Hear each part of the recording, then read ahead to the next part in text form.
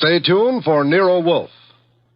If the chimes shudder a little on Sunday afternoon, well, they know there's mystery in store Sunday with men of action like Mike Waring, better known as the Falcon, who brings his fearless and romantic touch to the solution of another mystery. After the Falcon, it's high adventure. Then the big guy steps in. The new private eye Charlie Weil concludes with a few casual homicides. The chimes mean mystery and action this Sunday afternoon on NBC. Transcribed. My boss is the smartest and the stubbornest, the fattest and the laziest, the cleverest and the craziest, the most extravagant detective in the world, Nero Wolfe.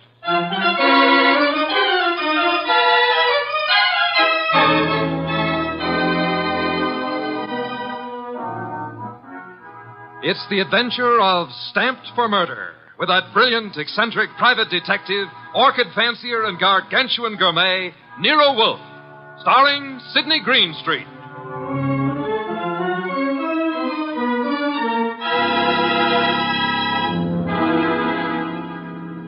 Instructions for this morning, Archie. Your notebook, please. First, Mr. Salinsbeck. Inform him that the Long Island peafowl he sent were most unsatisfactory. Peafowl's breast flesh is not sweet and tender unless it is well protected from all alarms, especially from the air, to prevent nervousness. Long Island is full of airplanes. Look, Mr. Wolfe, I shall want a dozen chickens that have been raised on blueberries and a fresh-killed lamb for tomorrow. Mr. Wolfe, please listen. There's... Mr. Goodwin, be quiet, and then dinner on the following day becomes a problem. Mr. Wolfe, dinner any day is going to be a problem if we don't pay Sausenbach's bill. Then pay it. With what? The bank account's empty. Ridiculous. There were $4,000 yesterday. But you bought that shipment of orchid bulbs from Weinhold Gluckner. Mr. Wolfe, we need money. You've got to stop eating and drinking beer long enough to earn some. You're an alarmist. Will you, for the love of heaven, stop turning down clients and turn an honest dollar? I've got a couple of prospects right outside the door. Send them away. No, sir. Send them away. Tell them I've gone to Egypt. Nothing doing, sir. Confound you, Archie. Obey orders. Send them away. Miss Kent, Mr. Rodman, come in, please. Thank you. Confound you, Archie. You're mutinous. Yes, sir, and you're stuck with it. This is Miss Gloria Kent and Mr. Rodman. They arrived as advertised with a pressing problem. Good morning. You people are here by sufferance only. I shall speak to Mr. Goodwin about it later. Yes, indeed. I don't like pressing problems, Miss Kent. What are yours? My father. Indeed, I'm not a court of domestic relations, Miss Kent. What did your father do? Beat you? Withhold your earnings? Discourage your suitors? Mr. Goodwin should have informed you this office does not undertake cases involving marital or family problems. But that's not... If Mr. Goodwin had not been beguiled by your pretty face, he might have warned you and avoided this embarrassment to you and annoyance to me. Now, take it easy. How many times have I told you you don't know how to handle women? Then suppose you let Miss Kent handle me. Well, it's simply this, Mr. Wolfe. I had some money my mother left me. My father's just spent it without my permission. I want it back without a scandal. Thanks, Miss Kent. How much? How spent? $10,000. Father bought a treasure map. Indeed, from whom? A pair of swindlers named Cross and Halleck. They've driven him crazy, talking about fortune salvaged from the SS this and the SS that. He's got a map and old letters he studies. He's childish. Many fortunes have been recovered. Many more await on the sea bottom. How do you know your father has been duped? Well, I know. You do, Mr. Rodman. Yes. Cross and Halleck bought some old letters from me, written by my grandfather from Hawaii. They used them to manufacture the map and evidence. And that's what they sold to Kent. Father thought he was being so clever. He had the paper analyzed. Of course, the document research laboratory said the letters were genuine. They were. But something new had been added. I'd have never known if Mr. Rodman hadn't told me. You're a party to the swindle, Mr. Rodman? I was not. I never knew what they were up to. Mr. Wolfe, you've got to help me. I can't do anything with Father. I can't convince him. Even Mr. Rodman can't. No, Miss Kent, I'm sorry. This is not for me. Oh, but you must. You must. Not in my office, madam. No tears. Please, Archie, stop her. Okay. Archie, when Miss Kent has finished her disgraceful exhibition, show them out. How dare he walk out on us like he was... Easy. I know him. You don't. He gets into a panic when women cry, or else he's curious about what Fritz is cooking for lunch. Now, just wait a minute, please. Oh, aren't you ashamed of yourself walking out like that on that poor kid? That hysterical gamma. She's lost all of her money. She needs help. I charge high fees, Archie. So charge a small fee. Do you want her to starve? Good heavens. Starve? How monstrous. I'm not kidding. While you'll be in here smelling your dinner, she and her father will be starving. I thought you were bringing me a paying client. Well, this is different. She's, beautiful. Archie, you're impossible. Oh, very well. Go back into them. Get names, addresses, facts. I am not committed to Miss Kent's case, but we'll see. Be a tribute I pay for your weakness for a pretty face.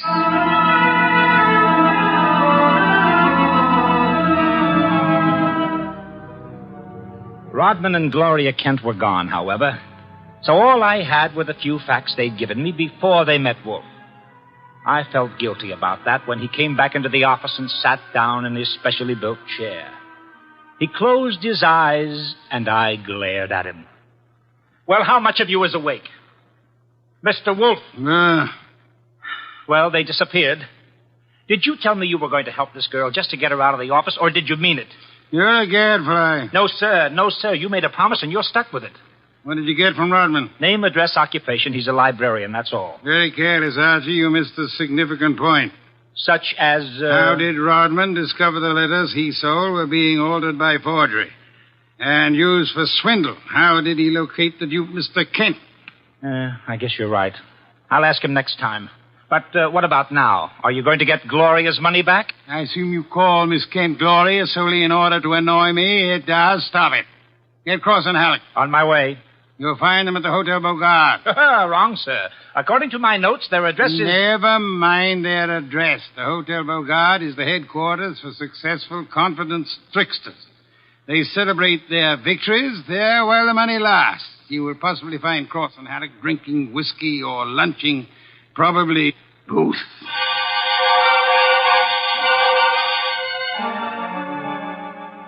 I located Cross and Halleck in the hotel bar and lured them back to our place on 35th Street. Wolfe was sitting behind his desk with his hands crossed on his impressive middle, at peace with his lunch and the world when I ushered them in. He sat bolt upright and scorched me with a look. Good afternoon, Mr. Wolfe. The tall one's name is Cross, the short one is Halleck. They want to help me invest my money. Gentlemen, Mr. Nero Wolfe. What? Who? Nero Wolfe. Hey, what is this? Confound you, Archie. How drunk are they? Not too drunk for business. Let's get out of here. Come on. Wait a minute. Duck decoy. You want me to keep him here, Mr. Wolfe? Not by violence, Archie. Come back here, gentlemen. Unless you want 7 years in the state penitentiary. Unless what? You got nothing on us, Wolf. Nothing. I have the Kent case. The Kent? That's a laugh. We're sitting pretty. You are not, sir. You imagine you possess legal immunity. Mr. Kent believes you are grotesque balderdash and will not sue for fraud. Miss Kent cannot sue because she is reluctant to accuse her father of wrongfully obtaining her money. Ergo, you think you're invulnerable. Now, listen. But you forget me. I'm a detective with a fee to earn. A big fee. Quiet, Archie. I am determined to get that fee. Therefore, as Miss Kent's agent, I can and will bring action against you. I'm indifferent to her tears or her father's disgrace. I'm indifferent to anything outside of money. You will return the $10,000 to me at once, sir, or you will be in jail by morning. You mean that? I do, Mr. Cross. Alex. Come here.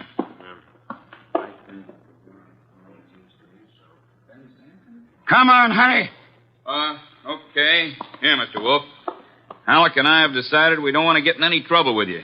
Here's your $10,000. Let's have it. Give the dough to Kent, Mr. Wolfe, and get the letters and map back for us. You've got a reputation for being tricky, but honest. We trust you. Come on, Halleck, let's go. Well, how about that? Preposterous. No, sir. Take a look. $10,000, genuine coin of the realm. That man Cross is a fool. Does he imagine I'm to be fooled so easily? What do you mean he left the money? He surrendered too quickly, Archie. Too easily. And that money in the envelope he was carrying all ready to refund. Why? Well, maybe he's got a better sucker. I heard him mention a Ben Sanford. Nonsense. Does he need Kent's forged letters and map to cheat this Ben Sanford? Couldn't he prepare another set? I guess you're right. Something's fishy. In any event, it's no concern of mine, thank heaven. Why not? I'm not committed to Miss Kent in any way.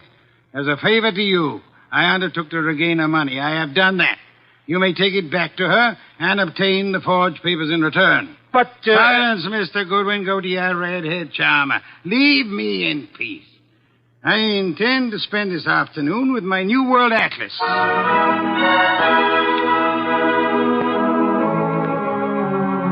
I left him 3,000 miles up the Amazon with his magnifying glass and drove up to East 69th Street. The Kent house was a broken-down little brownstone, and as I went up the stoop, the door opened and Gloria Kent burst out like a skyrocket. Hey, Miss Kent, easy, easy. Let go of me. Let go. What's wrong? What's wrong? Wrong. Nothing is wrong. Nothing at all. Well, how about seeing your father? You want to see my father? Come inside. Oh, for the love of heaven... Come inside, Mr. Goodwin. I'll introduce you. He's in a back room. Come right through the living room. What else came through this living room? A hurricane? No, Mr. Goodwin. Something else. There's my father, Mr. Goodwin. What in the devil? He's dead. His throat's cut. Father, this is Archie Goodwin from Nero Wolfe's office. He and his boss refused to help while they could. Maybe he can help you now. Stop it. All I'm good for now is revenge. That's all. Stop Father. it. Stop it and look at me. When did it happen? I don't know. When did you find him? Just now. Keep looking at me. Who went through this house like a hurricane? You? No. Where did you go after you left the office? To the laboratory. What lab? Document research. The place that checked the map. How long were you there? Until an hour ago. I was with Mr. Rodman. Keep looking at me. And then? I had lunch. With Rodman? Alone. And then I came home. All right. All right, now listen to me. I want you to go to Mr. Wolfe's house right now. Have you got a cab there? Yes. All right, take a cab. I've got to stay here, but I'll call Mr. Wolfe and tell him you're on the way. Now, get.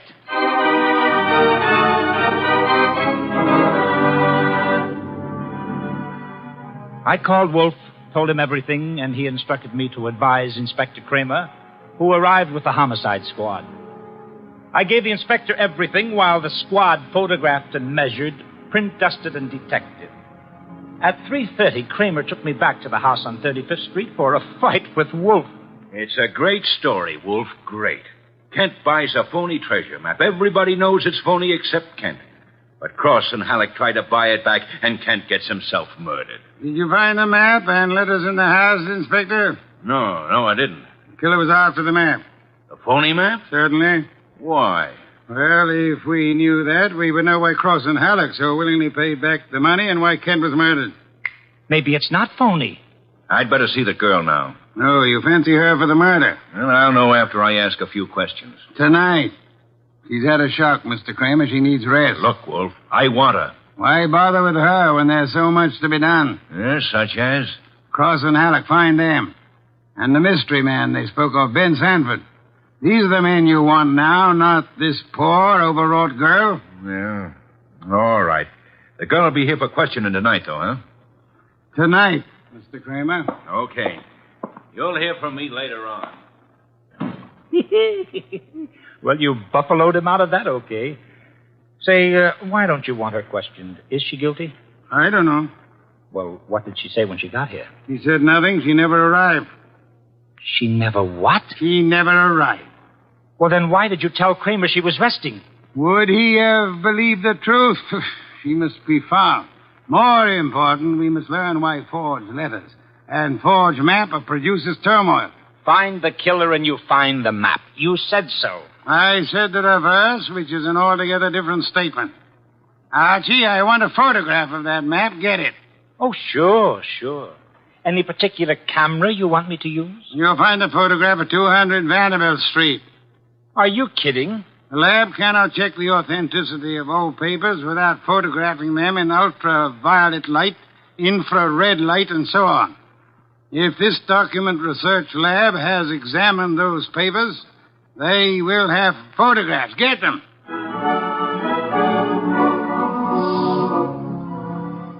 He got out of his chair and waddled back to the house elevator. It was 4:00 and time for his regular afternoon session with the Orchids. I drove down to the document research laboratory on Vanderbilt and got such a shock that I grabbed the office phone and dialed Wolfe at once.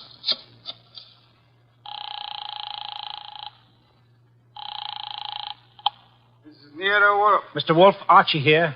What's the matter? You lost? No, sir. No, sir, but I found something. Photographs? No, Mr. Wolfe, I don't think you'll ever see any photographs of the Kent map. I don't think any were taken. Indeed. But guess who runs the document research laboratory? No. Don't guess. You probably know. A man named Ben Sanford, and he's sitting right here looking at me. Bring him home with you. Home? But it's 4 p.m. This is the sacred hour when you pray over your orchids. Then Mr. Sanford can join the ceremony.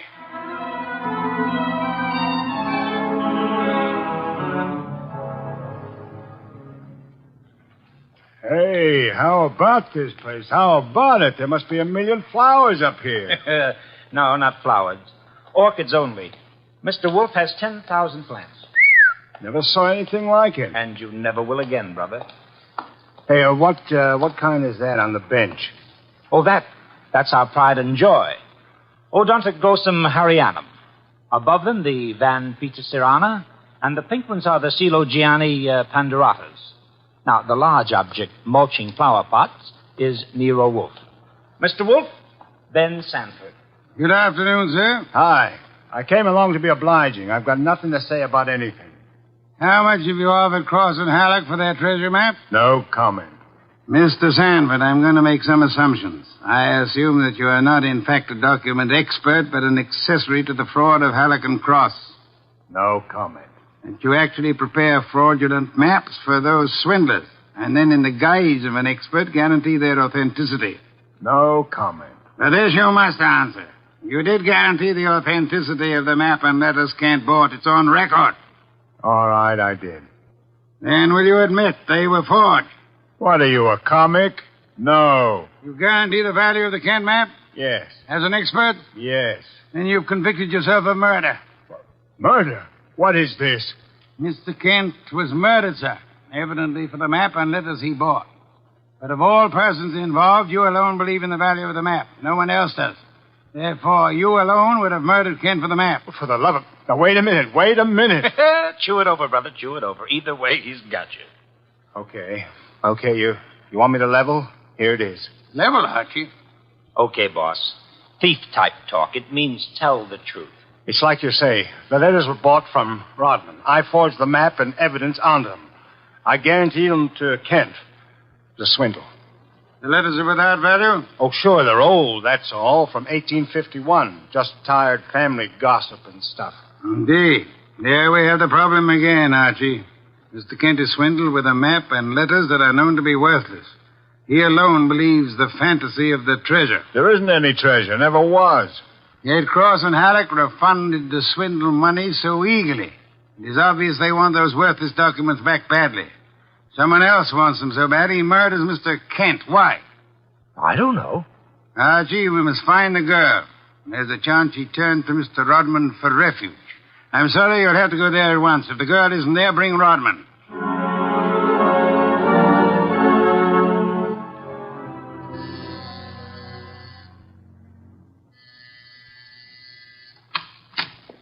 Yes? Hello, Rodman. Remember me? I'm Archie Goodwin from Nero Wolfe's office. Oh, yes, of course. I came to get Gloria Kent. There's been a change in plans. Tell her to come out, please. Gloria? Well, she's not here. Why should she be? Haven't you heard? Heard what? Well, I guess you'd better come down and see Wolfe. Mr. Goodwin, I'm afraid I can't. I'm rather busy. Look, Rodman, maybe you ought to know. Old man Kent was murdered. What? Yes, just after you and Gloria left us. Kent murdered? Well, this is awful, Mr. Goodwin. You want to see Mr. Wolfe now? Get your hat.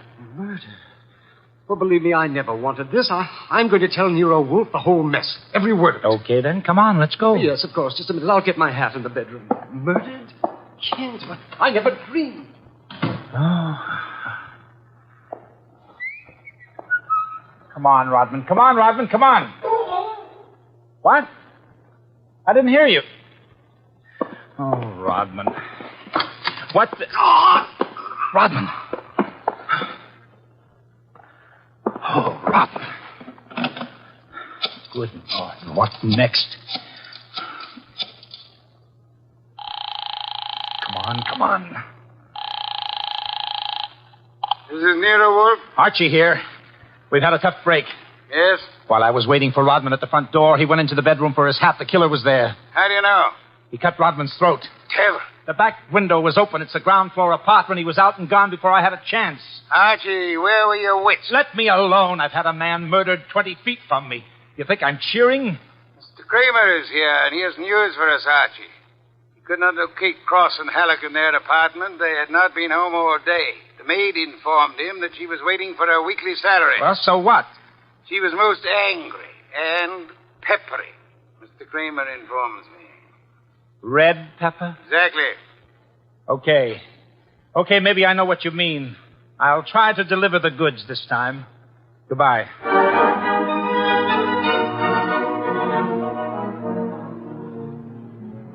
I drove down to the apartment house on Gramercy Square where Cross and Halleck lived, took the elevator up to the 10th floor, found the right door, and slipped in with a passkey.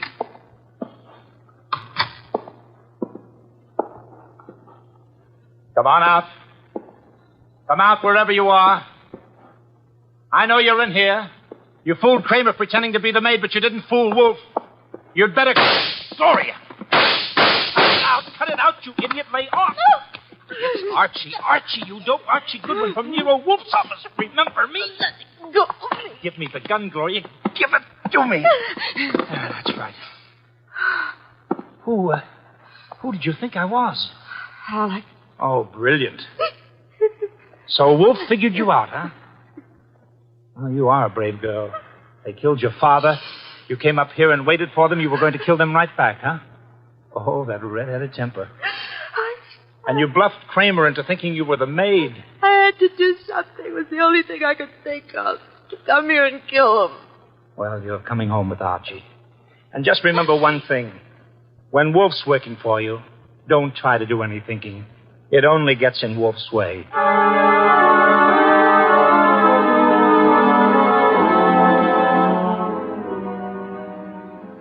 I got Gloria Kent back to the house at 7 o'clock. I parked the car, brought her into the office, and got the shock of my life. There was a convention on. Wolfe was there, with Inspector Kramer representing the cops. Cross, Halleck, and Sanford were there representing the crooks. When Kramer saw Gloria, he scowled first at her and then at Wolfe. So it was a slick one after all, Wolfe. You didn't have the girl. You had no intention of producing her. Please, Mr. Kramer, that can wait. There are other matters more important. I dine at 8. That leaves me 1 hour to solve your murders. Murders? More than one? Yes, 2. Elmer Rodman. By heaven, Goodwin, if you... Please, Mr. Kramer, not now. First, Miss Kent. Good evening, Miss Kent. I presume you have met these gentlemen, Cross, Halleck, and Sanford? Yeah, I'll take your purse, please. Well, why? Don't think me as naive as Mr. Goodwin, miss. When you left your home after the murder of your father, you took the map and letters with you. They are in your purse now. That's not true. Archie, the purse. Thank you. We have here an interesting situation. There exist some old letters and map, forged and fraudulent. They're worth $10,000 and more to Cross and Halleck, and worth 2 murders to a killer. Why? There must be something of great value in the letters. Such as? Something which Mr. Sanford could not see, although he worked on the document closely. Yet something which could be made manifest. What is the answer, Miss Kent? You know it? I swear I don't. Secret writing, Archie. Bring the chafing dish from the dining room. Right. Secret writing? I saw nothing when I worked on those letters. Naturally, Mr. Sanford, the writing is invisible. But heat is an agent. It makes most forms of secret writing visible. The chafing dish, boss. Thank you, Archie. Place it before me and light it. Right. Now, I open Miss Kent's purse. From it, you see, I withdraw these ancient letters which he took from her house after her father's murder. That's not true. Archie. That's enough, Gloria. That's enough. From now on, you just listen. We remove the letters from the envelope and toast them gently. The secret ink vintage 1851 will easily succumb to the agency of heat. Careful. Those envelopes will catch fire. Hey, they're caught. Don't be upset, Mr. Cross, Mr. Halleck. The envelopes. They'll burn safely in the dish. We can concentrate on the writing. Watch closely. I don't want to be accused of trickery. You fat fool. The envelopes are everything. Put them out, Sanford. Don't sit there. Put them out. Why, Mr. Halleck? Well, the stamps, the missionaries, are worth a fortune. The missionary. Of course. You know that. Mr. Cross knows. So does Mr. Sanford, right? Yeah. Of course, Sanford knows, you old fool. Let me... But Mr. Sanford is not alarmed. Why not, sir? I don't know what you're talking about. $50,000 or $100,000 is burning before your eyes, Mr. Sanford. Cross and Halleck are burning their fingers, putting out the flaming envelopes. And you sit there quite indifferently. Why? Well, You know the value of the missionary stamps on the letters you bought from Rodman. But you know these aren't the real letters. Isn't that it? Not the real letters? I told you I'm tough to crack, Wolf. You didn't fool me with those dummies. Dummies, how do you know? Mr. Cross didn't know. Mr. Halleck didn't know. How did you? Well, I'll tell you, sir. Only one man could know I was framing Miss Kent as a decoy. Only one man could know I prepared these dummy letters and pretended to take them from her purse. And that is the killer. The man who murdered her father and stole the map and letters this morning. You, sir, Mr. Sanford. Well, I'll be... Mr. Kramer, there's your killer. You'll find the missing map and letters on him or concealed in his home or office. You won't need the evidence anyway. Look at his face. He's self-confessed. Self-confessed like fun. He was booby-trapped.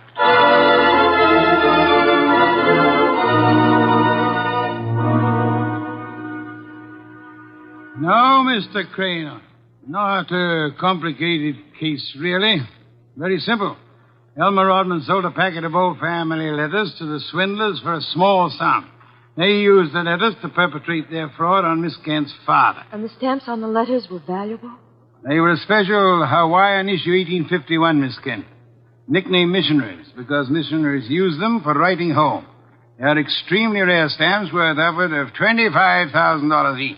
Hey, no wonder they were worth 2 murders. We found 5 of them on Sanford. Excellent. Somewhere or other, Rodman discovered the value of the stamps after he sold the letters. In his effort to get them back, he communicated his discovery to the swindlers, Cross, Halleck, and Sanford. So that's why they refunded the money so fast. Precisely, in an effort to have the sale rescinded. Rodman sought out Kent and tried to convince him of the fraud. Alas, he would not listen to the truth, Mr. Kramer. Oh, I get it. And while the others were hassling around, Sanford tried to steal a march and quietly resorted to murder. There you have it. Ha-ha! Great job, boss. Great job. So Gloria not only gets her 10 grand back, but 5 times 25, which is about 125,000 worth of goodies. Now, figuring your rates by the hour, that means you've done a gratis job worth about... Yes, Kent.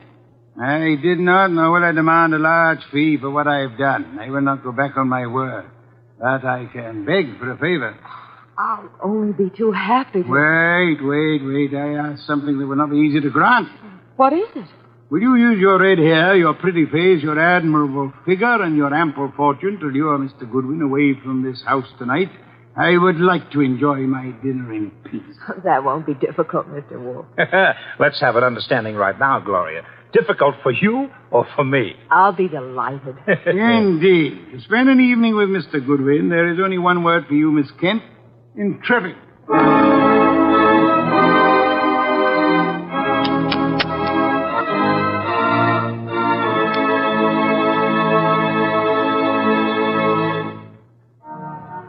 You have been listening to The New Adventures of Nero Wolfe, starring Sidney Greenstreet.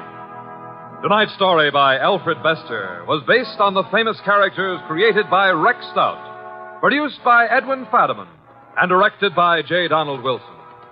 In the cast were Wally Mayer as Archie Goodwin, and Gene Bates, Howard McNair, Jay Novello, Larry Dobkin, Bill Johnstone, and Herb Vigran. Music by Joseph Enos. Next week at this same time, Nero Wolfe and Archie will bring you The Case of the Careworn Cup. Don Stanley speaking. The preceding was transcribed. 3 chimes mean good times on NBC. The chimes ring for Dennis Day and Judy Canova tomorrow night on NBC. Also, Judy Canova prepares to go operatic tomorrow because her special guest is Ezio Pinza. This is Chester William Bendix Riley. The Man Called X follows on NBC.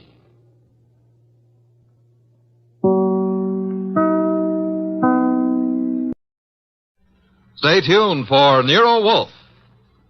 Saturday night chimes on NBC mean a full hour of fun with Dennis Day and Judy Canova. Dennis always appears perplexed and bewildered, But one thing that doesn't perplex him is how to make a popular ballad come to life in his thrilling tenor voice. And there's music also on the Judy Canova Show, plus comedy in the mischievous Canova manner. That's Judy Canova and Dennis Day, tomorrow night over most NBC stations. My boss is the smartest and the stubbornest, the fattest and the laziest, the cleverest and the craziest, the most extravagant detective in the world, Nero Wolfe.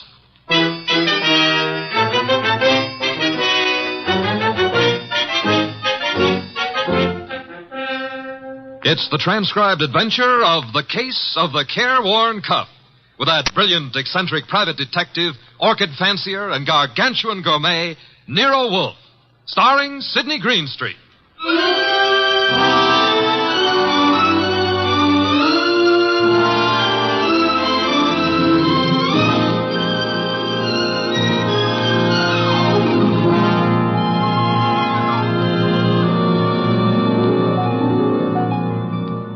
The place is Nero Wolfe's office. At the moment, the world's greatest motionless detective is sitting in the chair which was built especially to support his 300 pounds. His eyes are closed, and he's making sounds through his nose.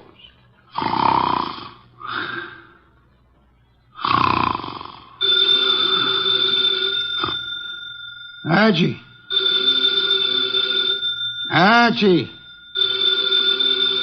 Archie! Yes, Mr. Wolfe, what is it? The phone, if you please, Mr. Goodwin. Well, it's on your desk, only 8 3/4 inches from your left elbow. All you have to do is lean forward. Found it, Archie? What do you think I am, an athlete? Hello. No, wrong number, mister. Well, I'm sorry, Mr. Wolfe, if that old phone awakened you. Wrong number, and I was not asleep. I was merely concentrating. On what? We're out of work. There's nothing to concentrate on. May have escaped your errant attention, Archie. But there are other subjects for thought besides murder. Mm-hmm. Sure, blondes. And blondes. You're right at that, brunettes. Phooey. That's not a nice thing to say about any girl, even if she does happen to be a brunette. Archie. Yes, sir? Go away. You annoy me. Suppose I did. It would get you beer for you. Fritz. Tonight happens to be Fritz's night off. However, you can always get your beer for yourself. Don't be an idiot. There are exactly 23 steps between here and the kitchen. As you very well know, I abominate strenuous physical activity. 23 steps times 2 is 46. You could walk very slow. Nonsense. Now that you mention it, I happen to be mildly thirsty, Archie. Would you... Now that I mention it, you'd better let the beer go for tonight. Why? Our stock is running low. You being careless? I've been careful, because something else is also running low. What?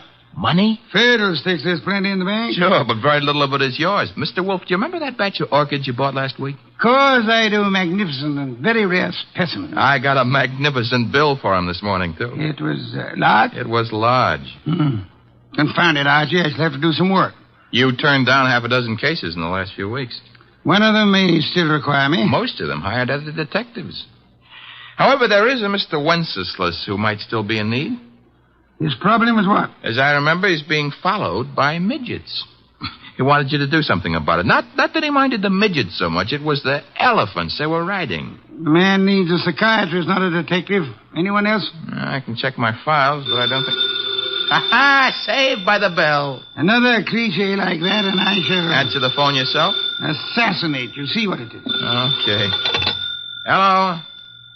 Yes, Mr. Wolfe is in. Yes, he'll be in. He always is. What? But... That was a Mr. Charles Porter. He was in a hurry. He's on his way over right now. Should be here in 10 minutes. Prospective client, I trust? $1,000 worth of prospective client. Splendid, Archie, my beer. Okay, but, look, I'm not sure you're going to accept his offer. Indeed? What does he want me to do for his paltry fee? That's the point. If I heard him right, he wants you to do nothing.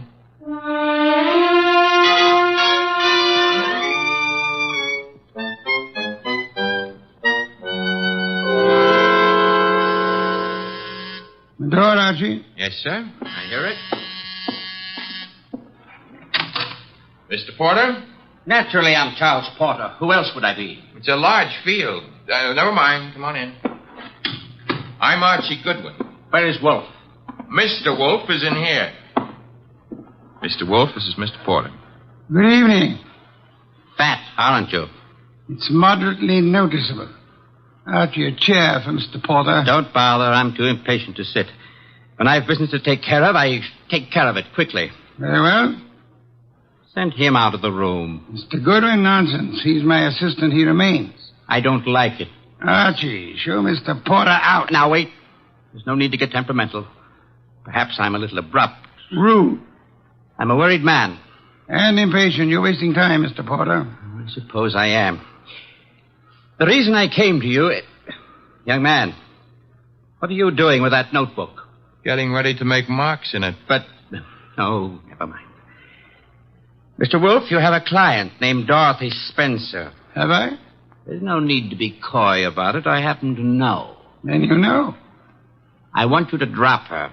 Drop her? Refuse to handle her case. Close the books on her. You know what I mean. Why should I? The girl has no money. I have. That doesn't answer my question. Perhaps this will. Appear to be a small package of dollar bills. It happens to be $1,000. Archie, will you? I will. It is $1,000. Thank you. Mr. Porter. Yes? You're paying me $1,000 in order that I refuse to act for Miss Spencer. Nothing more. That's right. What does she suspect you of? I said nothing about... Well, that is... You must know that as well as I do. Possibly, and nevertheless, what does she suspect you of? Being a blackmailer. Whereas your occupation really is? I'm a musician. Pianist. I'm appearing nightly at the Windsor Hotel. Archie, have you made out a receipt for Mr. Porter? Yep. Give it to him and show him to the door. Okay. Mr. Porter? Mr. Wolfe, I want your assurance that the entire affair is definitely finished. My association with Miss Spencer, you mean? You have my assurance that it is. You will forgive a classical illusion. The Cabo. Thank you. Good night. Mr. Wolfe, I have a secret about Mr. Porter. He smells. Some perfume or other. More important, his right coat cuff is more worn than his left cuff. And a carpet happens to be a musical term meaning start again from the beginning. Oh? Porter thought it meant finished. Therefore, Mr. Porter is a liar. His ignorance of common musical term indicates that he's not a musician. The worn right coat cuff, that he is an office worker. That's kind of leaping to a deduction. But even if Porter's a liar, Mr. Wolfe, there is something else. He paid you $1,000 to drop a client named Dorothy Spencer. Mr. Wolfe, you never had a client with that name.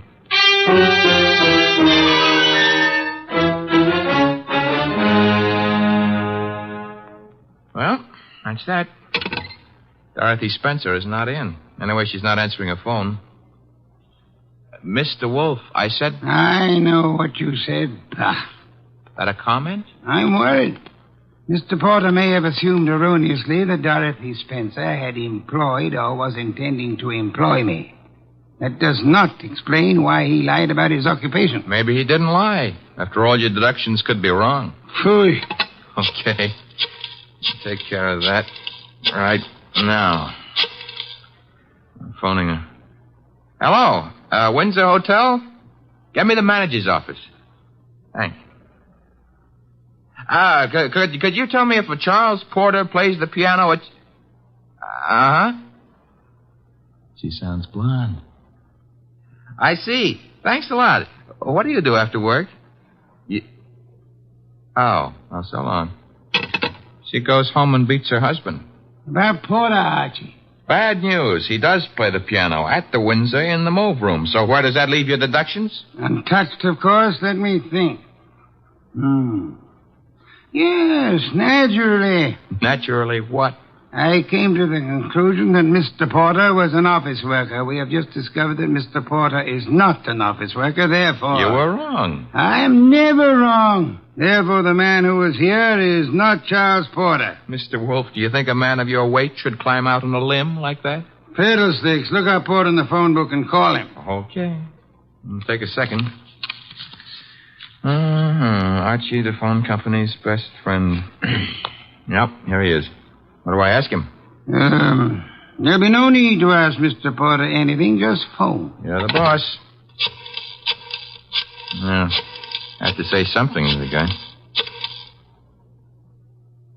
Hello. I'd like to speak to Charles Porter. So would you. Who's... Oh, Stebbins, huh? Yeah, that's right, Archie. Oh. No, don't bother why I called. It's a coincidence. Goodbye. You know who that was? No. That was Sergeant Stebbins, Sergeant Pearlie Stebbins. I might add, as though you didn't know, that Stebbins happens to be a sergeant in homicide. Indeed. You expected this. I still don't know what your conversation was about. It was about Charles Porter, who maybe was a liar, but who isn't going to tell any more lies on account of he was just shot to death.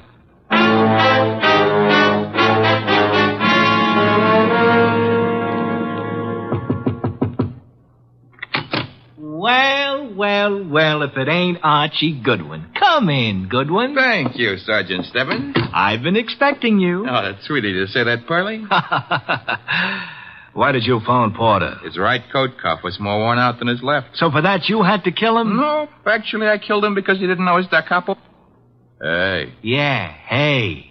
He don't look good anymore, huh? Guys who stop bullets with their face never look good. Pearlie, you've been robbed. I did. That corpse is not Porter. Now, relax, Goodwin, relax. His fingerprints were on file and they check. His girlfriend says he's Porter. If he could get up and talk, he'd tell you he was Porter. And what makes you think he isn't? Well, because when he visited us earlier tonight, he looked different. Not much, but... You said girlfriend? Yes, I said girlfriend. She's in the next room mopping up. She kind of broke down when we brought her here. You brought her here? Now, don't tell me what her name is. Why shouldn't I? It's Spencer. Dorothy Spencer. Ooh, that's what I was afraid of. Sergeant, Oh. Ignore him. He comes with the woodwork. His name is Goodwin, Miss Spencer. Archie Goodwin. Find what you were looking for? What I was looking... Somebody's gone through this place like a minor league hurricane. You? What business is it of yours? yours? Mine? None, maybe. On the other hand, Nero Wolfe might have other ideas. Matter of fact, I'm sure he'd have. Miss Spencer, why don't you go see him? The address is 601 West 35th Street. I don't see why. You want your boyfriend's murderer found, don't you? Now listen, Goodwin, the police are working on this. Sure, they'll see to it nobody harms a corpse. Goodbye, Miss Spencer. Don't forget that address, 601 West 35th Street. Believe it or not, you used to be a client of ours.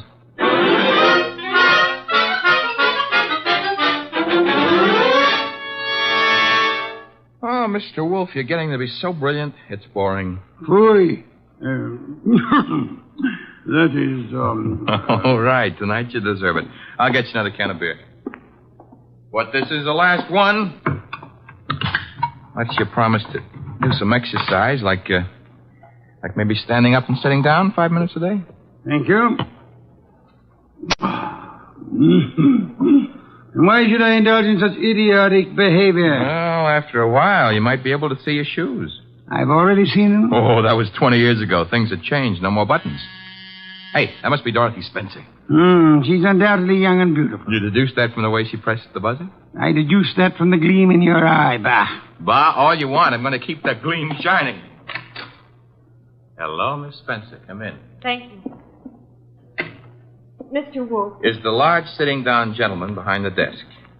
This is Dorothy Spencer, Mr. Wolfe. You will forgive me not rising. It is due to a necessary conservation of energy rather than rudeness. Archie, a chair. Sure. Here you are, Miss Spencer. Thanks. Now then, Miss Spencer, have the police found anything but dust in Mr. Porter's closet? Why, no. You were engaged to Mr. Porter? I was. That ring you're wearing, he gave it you? Yes. May I see it? Well, all right. Here. Thank you. Expensive. Very expensive. You may have it back. Miss Spencer, why are you marrying Charles Porter? I loved him. Phooey. Mr. Porter, according to Archie's description, was twice your age with considerably less than half your attractiveness. Love may perhaps be blind, but it is not astigmatic. I don't know what you mean. What were you searching for under the nose of the police? Nothing. Nothing at all. How did your fiancé earn his money? He played the piano at the... Phooey. What he earned there in a year wouldn't begin to pay for the ring he gave you. Would you like to try again? I don't know how he made his money. I suggest that you do. I suggest that he earned money by the same method that he induced you to consider marrying him. Blackmail. Oh, but Why was he blackmailing you? old letters I'd written when I was too young to know any better. Your motives for murdering Porter would be twofold, then. Recovery of blackmail material and the avoidance of marriage to a man you dislike. I didn't kill Charles. No doorbell, Archie. Get Miss Spencer into the kitchen once. Must be the police. Yeah, let's go, Miss Spencer. Right through that door. And stay there until I call you. Front door, Archie. Mr. Wolfe, do I know Dorothy Spencer's here? You know nothing. A simple role for you to play. I haven't got time to resent that insult right now, but wait until the next time you drop a collar button. Well, bless my soul, if it isn't dear old Inspector Kramer. How is the homicide department? Where's Wolfe? Big surprise. He's sitting. Mr. Wolfe? Good evening, Inspector. Where's Dorothy Spencer? This is not the Bureau of Missing Persons. The district attorney would like to talk to her. I shall tell her so the next time we meet. Yeah, that could be right now. She's in this house. I don't see her. Mind if I look around for myself? You have a search warrant, of course. It so happens no, but... Archie, the inspector's leaving. Okay, I'm leaving. I suppose by the time I get back with a warrant, she'll be in Hoboken. Hoboken? Where's that? Look, Wolf, you can go too far. One of these days you won't be able to talk yourself out of it. Trail me to the door, Goodwin, to show what a good detective you are. Ooh, Inspector Kramer doesn't love us anymore. Unfortunate. Archie, take Miss Spencer to a respectable hotel. Register her under an assumed name. She is to stay there until notified otherwise. Luckily, the good inspector neglected to inform us that she was the leading suspect in a murder case. Hence, we're not accessories after the fact, and I don't want her arrested for murder as yet. Her beauty has won you over. You will then return here immediately. Okay. What are you going to be doing in the meanwhile? I, Archie, shall be thinking.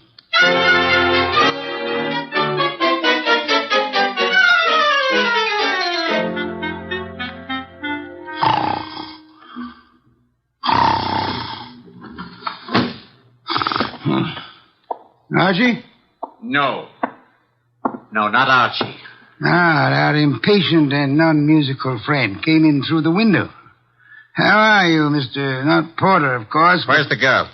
Question is beginning to bore me. I don't know. I think she's here. So did the police. I might add that they were slightly closer to the truth. Incidentally, what makes you think she was Porter's accomplice? She must have been. Nonsense, she wasn't. Porter was blackmailing her, just as he was blackmailing you. In her case, it was letters. In yours, a previous criminal record, perhaps, that your employers might be interested in. I want to know where she is.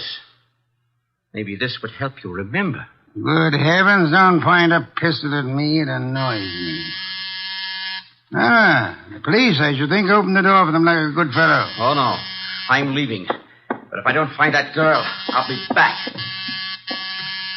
Knock the blasted thing down if it isn't open. All right, Wolf. I've got the search warrant. Also, no doubt, a fine tooth comb. Bah. By the way, Inspector. All right, boys, cover the house. All right, Inspector. Yeah, what did you want? As your men go through the house, will you have one of them shut the back window? I've just had a burglar, and I suspect he left it open. Unless the matter is attended to, the house might be filled with fresh air. Yeah, what's the matter with that? Fresh air, deadly poison. It clogs the lungs. And may I point out that the warrant you're clutching in your hot little hand is not a lease on the house. Finish your search quickly, if you please, and then, why not try Hoboken?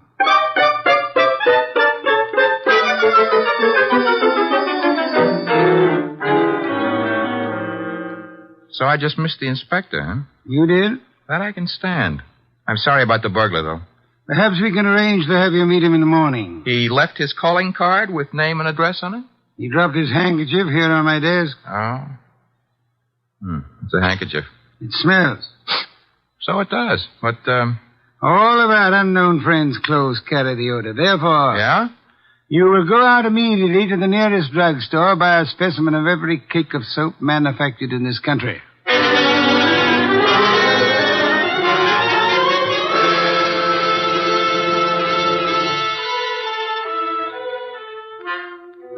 Mr. Wolfe? Be still. No. I never realized just how many different brands of soap are made in this country. You should listen to the radio more often. So far, we've sniffed at 37 cakes. None of them smell like porter. Let's see. 38. Hey. Let me have it, Archie. Yes, these soap. It's labeled orchid ovals. I should say basically mislabeled. Orchids have no odor. Our task for the evening is finished. Why? All we know is the guy washes with a basely mislabeled soap. No, the odor would not have been so persistent in that case. Unquestionably, our visitor works for a soap company that makes orchid ovals. Every employee of a plant in which perfume in large quantities is used inevitably carries the odor on his clothes. Oh. And you already deduced he works in an office. Uh-huh. I go see him in the morning? You do? You know, Mr. Wolfe, what with hiring rooms for girls and paying visits to a perfume factory, I'm beginning to feel like a maiden aunt. No one would ever mistake you for a maiden aunt, Archie. Thanks. Is that another deduction? Maiden aunts rarely need a shave.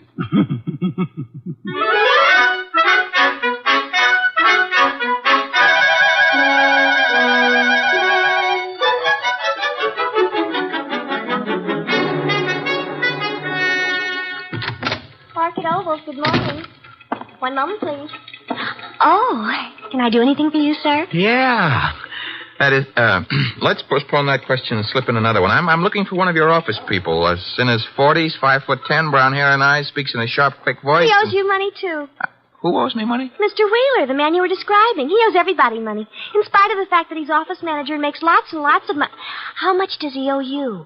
Oh, not an awful lot. It won't break me if I don't get it.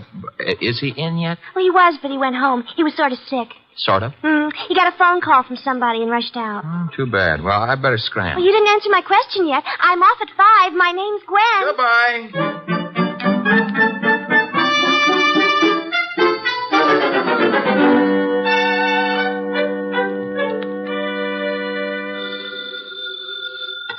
Wolf speaking. Archie here. Unknown's name is Wheeler. He left the office this morning sick after he got a mysterious phone call. Bad, probably. Get to Dorothy Spencer at once and bring her here. Right. I'm at Wheeler's house now. Thought I'd better check. His wife's here, too. Blonde? Uh-huh. How could you tell? Fatuous smirk in your voice. Get out of there fast, and don't stop to console Mrs. Wheeler.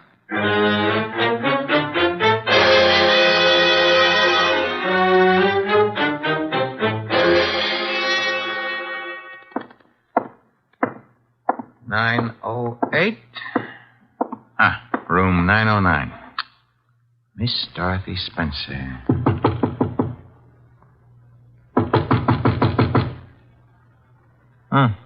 Nobody home. Shut that door behind you, Goodwin. Never mind pulling triggers. I'll shut it. Oh, Archie. I would prefer silence. Keep your hands high, Goodwin. It's unhealthy. All the blood had run into my head. Archie, he murdered Charles. He did. Tut, Mr. Wheeler. You really shouldn't have. It's against the law. Get into the bathroom, both of you. I already shaved. I phoned him. I thought maybe he had my letters. Porter couldn't keep his mouth shut about his other He victims. was going to force Dorothy to marry him. Did you find his material, Wheeler? Yes, in an office. He read it as a front. It's all burned. And why all the melodrama? You know about me, so does she. I can't trust anyone. Get into the bathroom, I said. Look, let's not lose our heads about this. Get moving, Goodwin. I like it here. All right, then. Here is where you'll get it.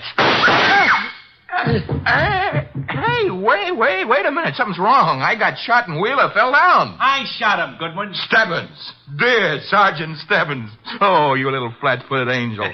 It's lucky for you my flat feet got staked out here in time. Just for that, I'll buy you a pair of arch supports for your next birthday. But I'm beginning not to believe this. You had it all figured out? Well, not exactly. Well, that is... Wolf sent you here. Well, he kind of phoned in and suggested one of us shoot down here and do some rescue work. That old devil. Hey, you're not kidding. What are you laughing about?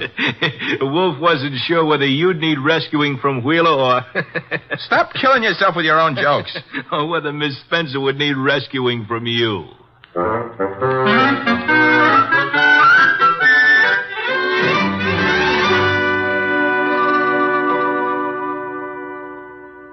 You've been a very foolish young woman, Miss Spencer. I suggest that in the future you exercise more care in your correspondence. Oh, I shall, Mr. Wolfe, but how can I ever thank you? Well, one way would be to listen wide-eyed while he explains how he solved the case. I have no intention. Oh, come on, Mr. Wolfe. Stop stalling. Please, Mr. Wolfe. Well, I'd be very happy to. As a matter of fact, I'd like to see anyone try to stop me. A man came to me, offered me $1,000 to drop a client I didn't have. Why? Because obviously he wished to direct my attention to that client. Me? You, Miss Spencer. Now then, he identified himself as Charles Porter, a musician. But I tested him and discovered that he knew nothing of music. Ha! The da capo routine. Precisely. Therefore, he was an imposter. His purpose? Yeah? To indicate by no means subtly that enmity existed between Porter and Dorothy Spencer. Huh? Thus, when Porter was found murdered, I would presumably be convinced that Dorothy Spencer, balked in her effort to enlist my aid against Porter, had resorted to most foul and bloody murder. Most foul and bloody murder is very fancy, Dorothy. Shows he likes you. I thereupon asked myself, why should an unknown seek to convince me that Dorothy Spencer was Porter's murderer? And you answered yourself? One reason only, because he himself intended to murder Porter, as he did. For which peccadillo he has, thanks to Sergeant Stebbins' accuracy with a revolver, already paid with his own life. Quodirat demonstrandum. Latin for that's what you wanted to know. I think you're wonderful, Mr. Wolfe, and I'm going to... Ah, be careful. Kiss you.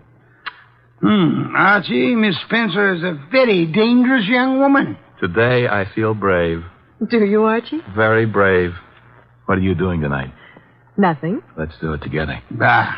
Oh, is that Mr. Wolfe? I said bah. Would you very much mind conducting your romance elsewhere? I would not. And do so at once. I have a very important matter to attend to. Goodbye, Mr. Wolfe. Goodbye. Night, sir. Very important. Very important.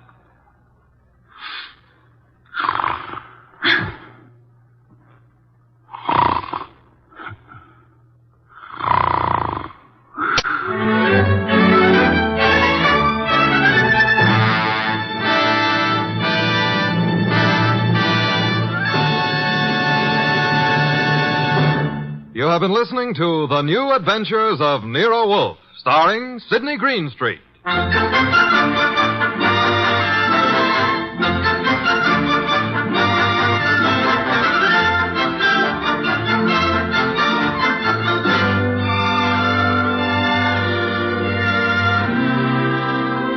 Tonight's transcribed story was based on the characters created by Rex Stout, produced and directed by J. Donald Wilson.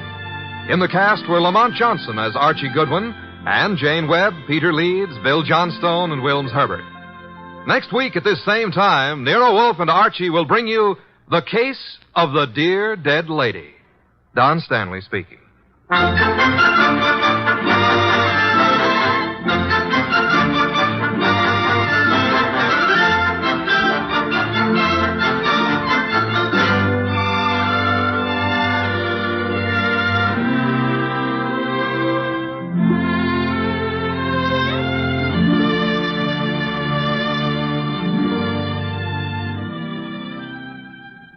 Three chimes mean good times on NBC. The NBC chimes are excited about the big show. An hour and a half every Sunday night with Tallulah Bankhead as Femme C. Comedy with stars like Jimmy Durante, Fred Allen, Jack Carson, Groucho Marx, and a host of others. Music with Meredith Wilson, Mindy Carson, and many more. It presents drama with Mr. Jose Ferrer and many more leading stars of Broadway and Hollywood. It's The Big Show. Starts Sunday, November 5th on NBC. This is Chester William Bendix Riley. The Man Called X follows on NBC.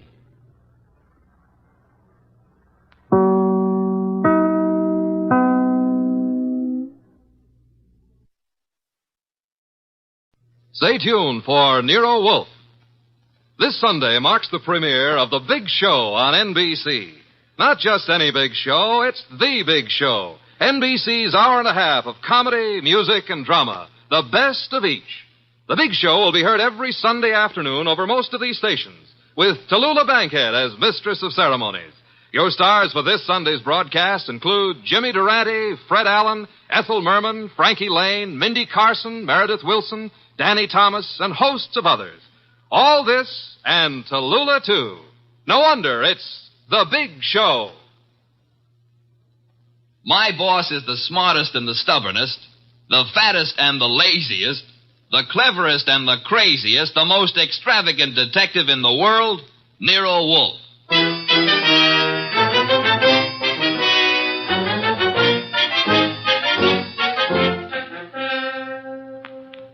It's the adventure of the case of the dear dead lady, with that brilliant, eccentric private detective, orchid fancier, and gargantuan gourmet, Nero Wolfe. Starring Sidney Greenstreet.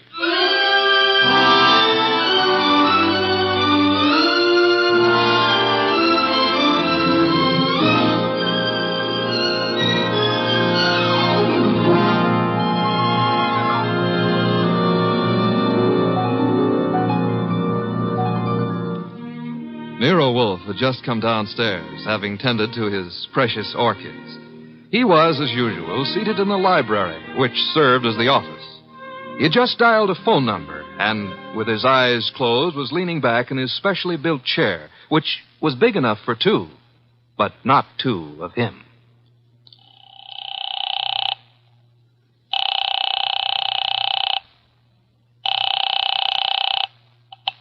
Halsbrecher's Market, domestic and imported delicacies. Mr. Halsbrecher, this is Nero Wolfe. Oh, yeah, Mr. Wolfe. I was just about to ring you. Well, I have need of 2 pounds of duck liver. I do not, of course, refer to the commercialized Strasbourg pâté. Well, I appreciate the order, Mr. Wolfe, but... Next, my cook Fritz informs me that we require 3 fine fat geese. Look, Mr. Wolfe, there's a little matter of an unpaid... You might add 12 cases of beer, a bushel of Vermont apples, green for stuffing, and a gallon of Marquesa Patricia Roman oil. Mr. Wolfe. In addition, Fritz has listed 6 dozen eggs, 4 braces of Sussex woodcock, and a few pounds of Westphalian ham. You have all that? Well, I can get it, Mr. Wolfe, but my bookkeeper... Thanks very much, Mr. Halsbrecher. That will be all. Now... Now then, Archie. Yes, boss? You seem to be worried. Oh, I am. This means naturally that I'm supposed to handle Halsbrecher's delivery boy when and if he shows. I had thought of leaving that simple matter to you. And what about the simple matter of the money? Money? I hate to bring up a vulgar subject, but where is it coming from? Oh, of course. You're right, Archie. I should have said... Said what? Charge it. Boss, look, you don't realize I know, but we're into that truffle broker for $500 bucks and change. All right. Then give him a check. Okay, I will give him a check. And I hope they'll let you keep the orchids in your cell. You're a wit, Archie. Mm-hmm. You know, I'm on the bank's mailing list. We got a notice this morning. Don't mean... Oh, but I do. Again? Yeah, you just can't take money out of an account, boss. Sometimes you gotta put some in.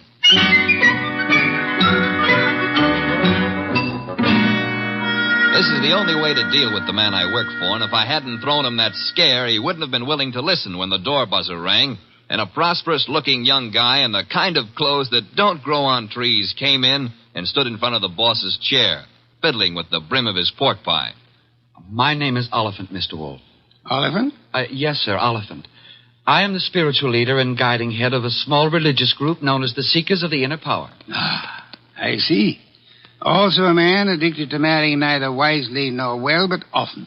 You read the papers? I do. Mr. Wolfe, I am as aware of my sin-ridden past as anyone else is. The point is that I'm no longer that kind of man. Even a person such as I can see the light in time. Good. Might I ask why you've come to see me, Mr. Oliphant?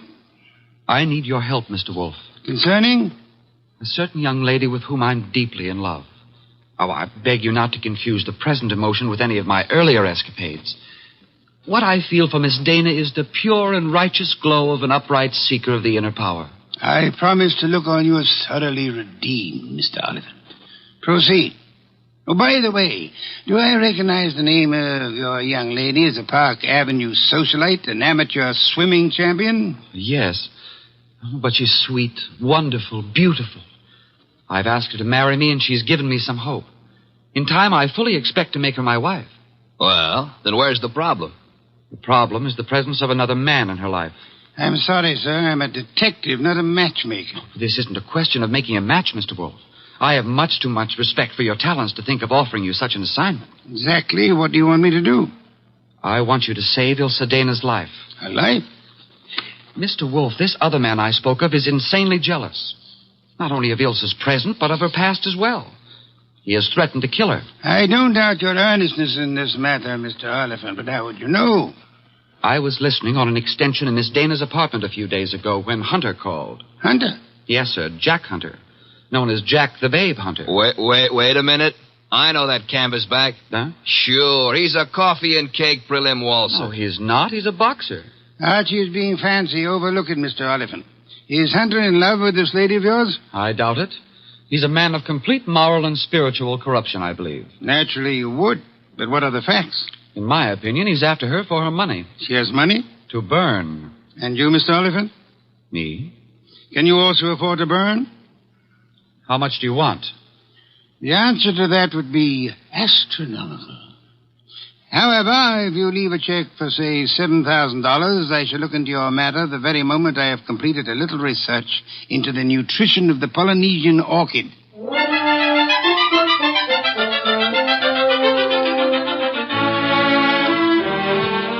Oliphant's check gave our bank account a slight blood transfusion. I think it was the boss's plan to spend a week or two in the plant rooms before he got busy on the case. And he'd have done it, too, if that phone call hadn't come in about a little after 9, just after Wolfe had polished off one of Fritz's dinners and was settling back with a stein of beer in his hand. Don't disturb yourself, Archie. I'll get it. Now, well, look out you don't strain yourself, boss. You got to straighten out an elbow to reach that receiver. You have an unfortunate flair for mixing humor with impertinence, my friend. Hello, Nero Wolfe speaking. This is Ilse Dana, Mr. Wolfe. How do you do, Miss Dana? We were discussing you only this morning. So I've heard. Through whom? Ted Oliphant. I see. The young man seemed to be quite worried about you. The young man should tend to his own affairs. Said you were in some danger. I know what he said, and not one word of it was true. Oh? I'd like to talk to you, Mr. Wolfe. I'm sure it'll be an immense pleasure. Where do you live? I have an apartment at 22 Blanton Street. Could you be here soon? I could be there in a quarter of an hour, Miss Dana. By proxy, of course.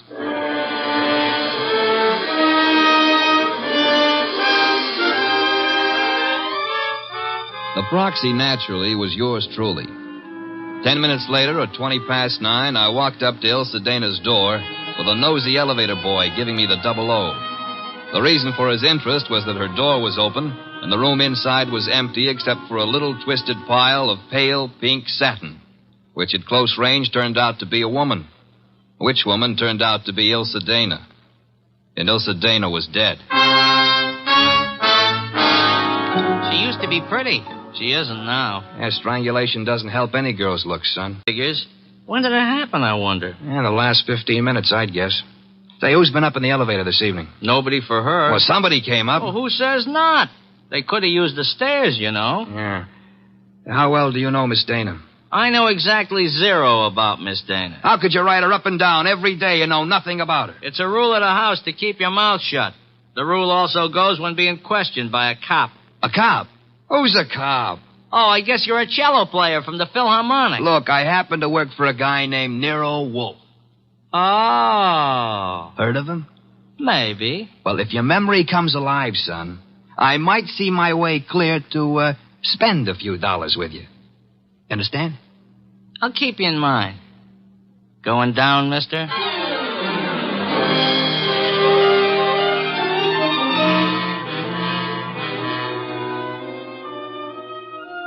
I spent time trying to get sense out of the superintendent and a set of chambermaids, but they were as quiet as a ballpark on Christmas Eve. Then I called the cops and told them about Oliphant and Hunter. By the time I got home, the house was dark and Nero Wolfe was sleeping.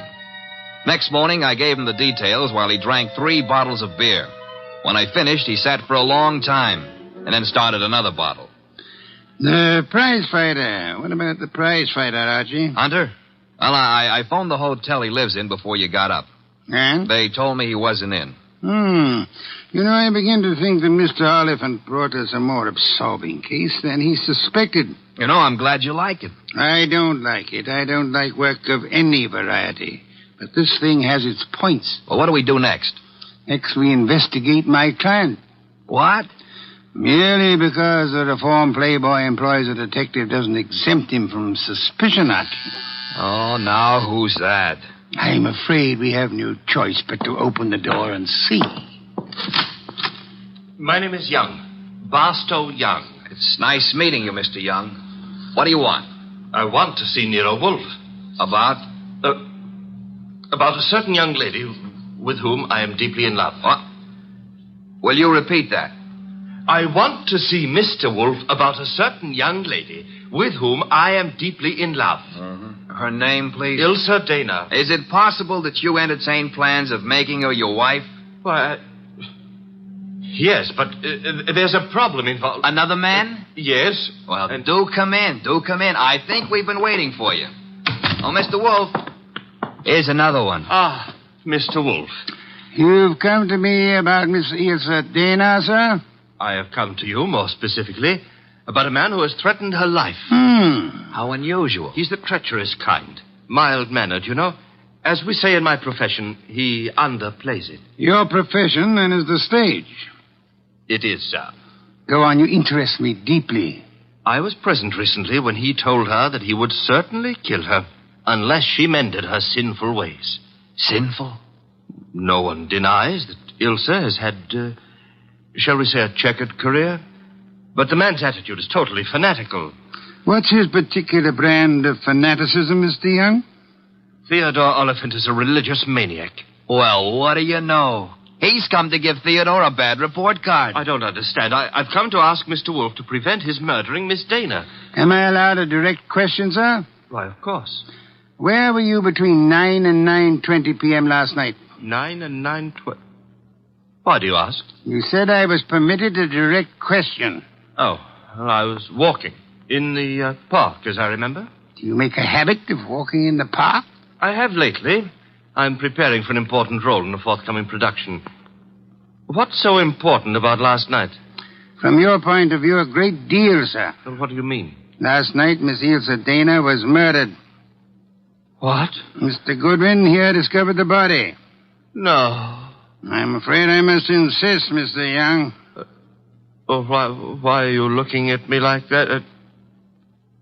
Are you accusing me of... I have accused you of nothing, my dear sir. Well, now, look, you're making a mistake. Oliphant killed her. You may be sure of that. I have your word. I know him. He was trying to reform her, wanted to make her a devout follower of his cult, the Seekers of Power. I heard him tell her to her face that if she refused redemption, he would see to it that she didn't live on in her wickedness. You could produce other witnesses? Do you know, in your own smug way, you're as detestable a character as I have ever had. All right. Let's everybody take 5. Yeah? Nero Wolfe?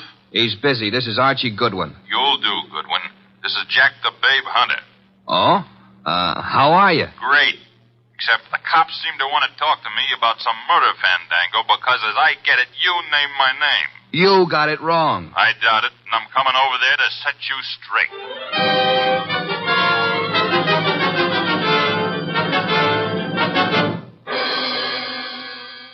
Why'd you ring me in on this mess, Wolf? You knew the girl pretty well. Me and how many more? Besides, what time was she murdered? Last night between 9 and 9:20. I see.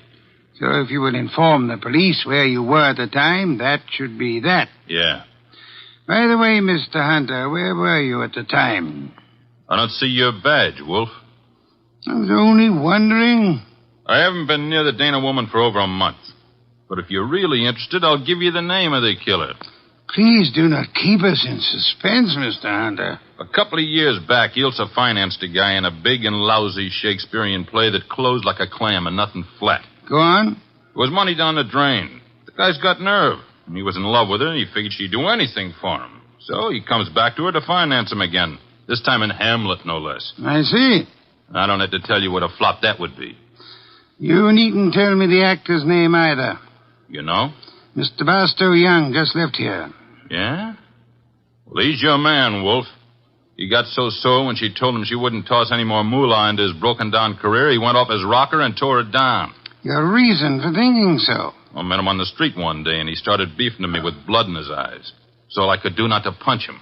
The results might have been less fatal if you'd followed your instincts, sir. I couldn't. Guy's built like a broomstick. He's weak as a cat. Hit him once, he'd crack like dry plaster. I see. What's on your mind? This man you're accusing of Miss Dana's murder, Mr. Hunter, he was very much in love with her. She was thinking about marrying him, he said. He said? Yes, he did. I heard him, too. He was talking through his skull cap. Ilsa wasn't going to marry anybody. No? No, she couldn't. Why couldn't she? Well, but she just couldn't, that's all. So long.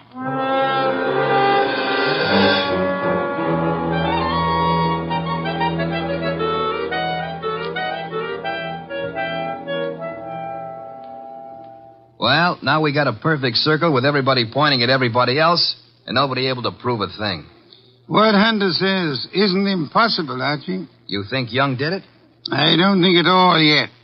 But if there's anything more dangerous than a woman scorned, it's an actor scorned. We have another visitor. Yeah, who are you expecting? At this point, anybody. Hi. Oh, you. Yeah, I told you might hear from me. Come on in. Who's this? Fellow runs the elevator at 22 Blanton Street. What do you got for me, kid? Postcard? Postcard? Yeah, the cops missed it, but I spotted the edge stuck under a rug. Nice of you to have delivered it. Or maybe he was just being curious. Curious? It's not every elevator boy who has a chance to see Nero Wolfe in the flesh. Oh, him? Come off it, High Pockets. I'm here because you mentioned something about spending a few bucks. Oh. I wouldn't cross the street to see the best gumshoe that ever breathed. Look, gumshoes don't breathe, and how would you like a sock? Archie, pay him and let him go. Yeah, pay me and let me go. Sure, Mr. Wolfe. Here you are. Thanks. Don't mention it. Anytime, pal. Anytime. How do you like that fresh little punk? Archie, the lad has done us nobly. Yeah? Typewritten card addressed to Miss Ilsa Dana. Well, what's it say? Rather peculiar message. Have you prayed tonight? It's signed with a single letter O. Have you prayed tonight? Yes. Signed O? Exactly. Weird, isn't it? Well, what's weird about it? What could be plainer? Have you prayed tonight? Now, I ask you, who is the man in this deal who's interested in praying? All of us, I hope, are God-fearing. All right. But I ask you again, what does O stand for? It could stand for O'Brien, Obituary, Omaha. What about Oliphant? Oliphant, too. What's with this indifference? The case is cracking and you slough it off. You remember what Young said? Oliphant threatened to kill her because she wouldn't join that cockeyed movement of his. Don't exhaust yourself, Archie. We have a hard night ahead. Yes, but I don't understand. But I don't mean to stifle your imagination, my friend. But if you'd reserve your deductions for a little while, you could lend me some much-needed assistance. What do you want? I want you to become a burglar. A burglar? I want you to hurry over to the dead woman's apartment on Blanton Street and ransack it. For what? How do I know? We need help. Anything may help us. Go through the place with a fine-tooth comb.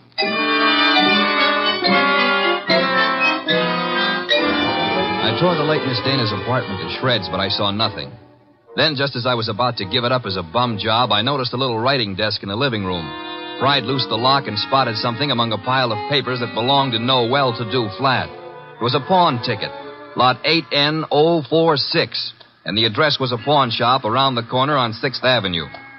It wasn't more than 90 seconds later that I walked into the joint and tossed the ticket across the counter. Oh, yeah, this, want to redeem it. And fast, huh, Pops? Yeah, it's nothing that's worth much, mister. No? No. Oh, what is it? This? Small steel filing box. Oh. Anything in it? I don't know. Come to me locked, never been able to get it open.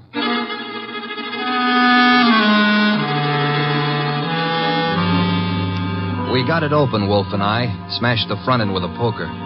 There were some odds and ends inside, old earrings, some thumbtacks, a cigarette lighter, just trash. Then the boss stuck his fingers in and pulled out a plum. This is it? What do you mean, this is it? You fail to recognize this classic document? Huh? A marriage license, Archie. A marriage license. Yeah, well, whose marriage license? The wording is self-explanatory. Listen. This is to certify, etc., thus licensing on this 3rd day of May, 1946, the marriage of Miss Ilse Dana to Mr. Johann Jaeger. Johann Jaeger? Exactly. Well, who in the world is Johann Jaeger? We'll soon see. I don't get it. I can understand. It's a befuddling little puzzle. It'll be very easy for one to make a fatal mistake here. But, of course, you won't. I won't. 3 hours later, I'd herded all the suspects into the office, and he sat in his chair and glared at them. Oliphant, Young, and Hunter. It was tense and tight, and the boss let it stay that way, saying not a word to anybody while he calmly sipped his beer. It was Oliphant who cracked first. I didn't kill Ilse. I couldn't have. Jealousy is a very compelling motive, Mr. Oliphant. And you came to me, remember, complaining that there was another man in Ilse Dana's life? Whatever I complained about, and jealous as I was, I didn't kill her as the sacred power is my holy judge. Being unacquainted with your sacred power, I'll have to ask you for a better authority. Sacred power. Oh, it simply wouldn't have been possible for me to have done it. Why not? Yeah, why not? Because I was at Mickey's Night Owl Club last night from 7 until 4 a.m. Contemplating the sacred power, no doubt. That can be proved, Mr. Oliphant? Let me call now. Let the head waiter tell you. Well, you take your embarrassment as an indication that you're telling the truth. Hey, wait a minute. You can't let him off like that. Don't be bothersome, Archie. Yeah, but we got that card he wrote, the one about have you prayed tonight, signed with his initial. He didn't write that card, Archie. Now, look. And the O is not his initial, is it, Mr. Barstow Young? I'm afraid I don't understand. On the contrary, I am afraid you do. But for the record, I'll explain. Oh, Archie. Yes, boss? Hand Mr. Young that large red volume off the shelf behind Mr. Hunter's head. This one? That one, thank you. Now then, Mr. Young, you will favor me by opening the volume to page 1133. But why? Open it, sir. Good. You will now count 6 lines down from the top and read what you see. Have you prayed tonight? Thank you, Mr. Young. What the devil is going on? Mr. Young has just given us a reading from a tragedy. The line, have you prayed tonight, is spoken by the hero to the heroine just before he murders her. The name of the heroine is Desdemona. And the hero, as I'm sure you all know, is Othello. Othello? Yeah, the O was not Oliphant, Archie. Othello, I think, was a Shakespearean play which Miss Dana financed for our Mr. Young. And knowing she would recognize the quotation as well as the threat behind it, he sent it to her to warn her that he meant to murder her.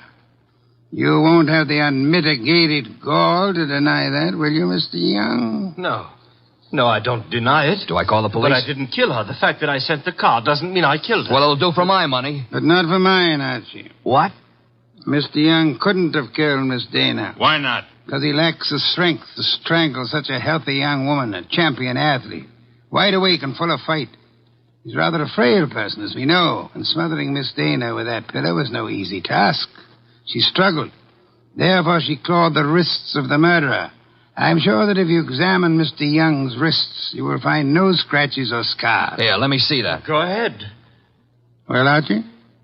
Yeah, you're right. Nothing. I was sure there wouldn't be. The person who actually killed Miss Dana was a powerful physical specimen. Yeah? Yes, Mr. Hunter. In all probability, a professional athlete.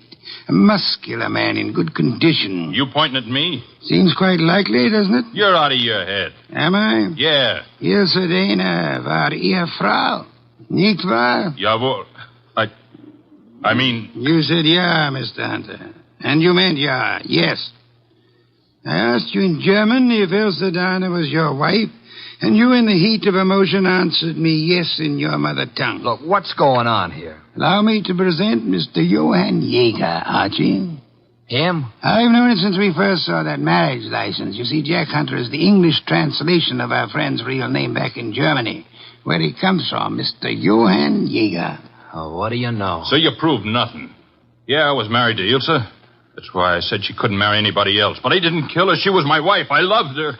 Oliphant told us you were insanely jealous of her. What if he did? You know better. Do we? Sure you do. Ilse told you herself over the phone that every word Oliphant said was a lie. Interesting. What is? how you could possibly know what Ilse Dana told me over the phone. I hadn't mentioned it to you or anybody else. Oh, well, you see... I see most clearly, Mr. Yeager, that you must have been in the apartment with her listening on the extension phone, or you couldn't possibly have that information. And it was only a few minutes after that telephone call that Ilse Dana was smothered to death. And I see it's about time I said good night. Wait a minute, Yeager. Wait a minute. Good work, Archie. I advise you to sit still, Mr. Johann Yeager Hunter. I was right. I told you he threatened to kill her. But why? I've only guessed at the story. Reconstructed it, so to say. But I think you and Mr. Young ought to be congratulated. On what, sir? On not having won your fair lady. You've always thought of her as a sweet, demure society girl. But actually, she was a vicious person, as bad as the man who killed her, if not worse. She tortured him cruelly for 4 long years. How can you say that about her? How can you doubt it, Mr. Oliphant? There must have been a great many men in her life. We know at least 2 definitely, you and Mr. Young. But she was in love with me. She was in love with me. I'm sorry to shatter your illusions, but she was not in love with either of you. She was using you for her purpose. What was her purpose? Tormenting the man she married. That was her preoccupation day and night. She delighted in tyrannizing over him, as one might in breaking a bull or taming a wild mustang. Do I come near the truth, Hunter? Yes. Until I couldn't stand it any longer. May I ask then why you married her? Why? Because I couldn't help myself. I crawled for her. I married her on the terms that nobody should ever know I was her husband. She was too good for me, she told me that to my face over and over. But we belonged to different worlds. But I was crazy about her, so I took it. What I've taken you wouldn't believe. Oh, I'm sure I would, Mr. Hunt. I'm a very understanding man. The question is, will a jury believe you? And that we must begin to learn immediately. Archie. Yes, sir?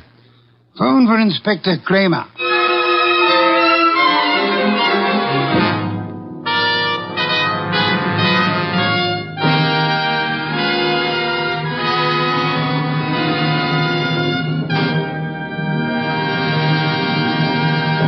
You have been listening to The New Adventures of Nero Wolfe, starring Sidney Greenstreet.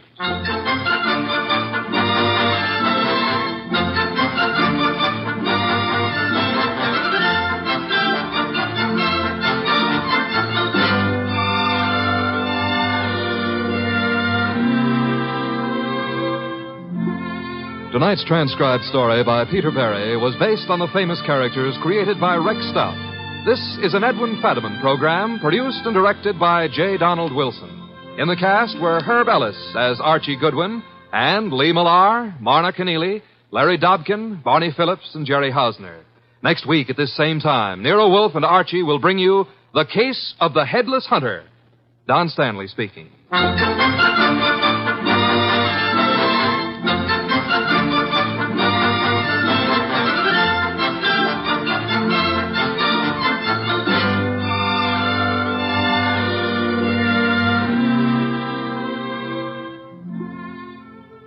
And don't forget, this Sunday marks the premiere of The Big Show on NBC. Not just any big show, it's the big show. NBC's hour and a half of comedy, music, drama, and the best of each. The Big Show will be heard every Sunday afternoon over most of these stations, with Tallulah Bankhead as mistress of ceremonies. Your stars for this Sunday's broadcast include Jimmy Durante, Fred Allen, Ethel Merman, Frankie Lane, Mindy Carson, Meredith Wilson, Danny Thomas, and hosts of others. No wonder it's The Big Show. And Theater Guild on the air this Sunday presents Judy Garland in Miss Alice Adams. So don't forget, Tallulah Bankhead brings you The Big Show Sunday on NBC. Stay tuned for Nero Wolfe, which follows transcribed in 30 seconds. What's on the menu at Duffy's Tavern tonight? Well, there's a full serving of laughs with Archie the manager, played by Ed Gardner, and his unpredictable friends, Miss Duffy, Clifton Finnegan, and Eddie the waiter. It's Duffy's Tavern later this evening over most of these NBC stations. And this Sunday, The Big Show comes your way once again with Bob Hope, Jimmy Durante, Perry Como, Jose Ferrer, Mindy Carson, Eddie Cantor, Meredith Wilson and his orchestra, and many, many more. And, of course, your MC once again will be Tallulah Bankhead. That's this Sunday for The Big Show.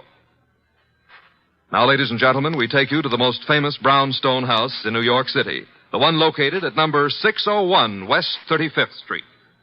Oh, Mr. Wolfe. Mr. Wolfe. Want something, Archie? Would you be interested in taking on a case involving a woman who was found stabbed to death in one of New York's fancier men's clubs? Can't you see I'm already occupied, Archie? My Oncidium hybrid is ailing. But, sir, cash. C-A-S-H. Remember, you need it to live on? Well, you're actually learning to spell. You'd better learn to count. We're broke. Thank you, Mr. Goodwin. Now, if you'll just go away and stop interfering. Oh, just a minute. Yes, sir? On your way out, switch on the fan.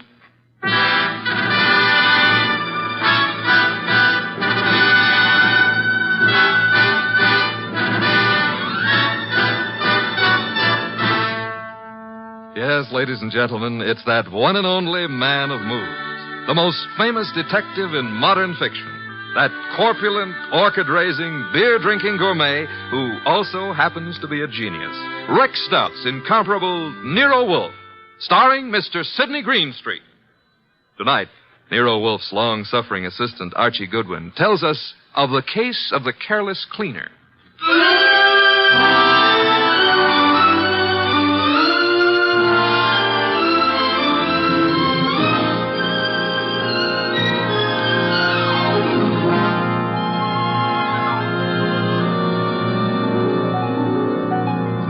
We didn't know Clay Michelson very well at the time, though Mr. Wolfe had hung one of the Michelson's paintings on the library wall.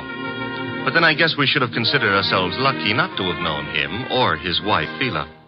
2 weeks ago, they had a quarrel. Oh, Clay, darling, I didn't expect you home so soon. I thought you were going to the museum to see the Van Goghs. I decided not to, Phila. Oh. Well, if you plan to paint this afternoon, I'll get out of the studio. I want to run some errands anyway. Why don't you make your phone call from here, Phila? Phone call? Who is he, Phila? He? Who were you waiting for this afternoon? Please, Clay, don't start that jealousy routine again. Don't try to kid me. You're being stupid, Clay. I'm stupid, all right, but I'm getting wise pretty fast. I'm through, Phila. I've had enough. I'm leaving you. So stay out of my way and keep your boyfriend out of my way, too, whoever he is, or I'll kill him.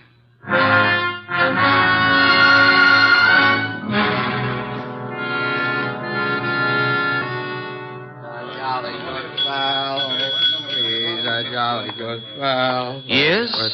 What can I do for you? Sleepy. I want to have a drink and go to bed. I'm sorry, sir. The Garrison Club's a private establishment. No rooms available to the public. You think I'm drunk? Oh, no, sir. Why do you suppose I came here? And I'm sure I wouldn't know, sir. I'll tell you why. I came here to see my old pal Lou Saunders. That's why. You know Mr. Saunders? Do I know? Look, I paint him. Lou sells them. Mr. Saunders is your agent? I'm Clay Michelson. Just call Mr. Saunders. Clay, what in the world? Lou, tell this guy who I am. But I'm sorry, Mr. Saunders. It's all right, Mr. Martin. You see? Let's go have a drink. Yeah, sure, Clay. Yeah. You know what, Lou? I left Phila. I walked out on her. Is there something I can do, Mr. Saunders? Yeah, have someone fix a bed in the other room of my suite. Mr. Michelson will be staying with me. At least for tonight.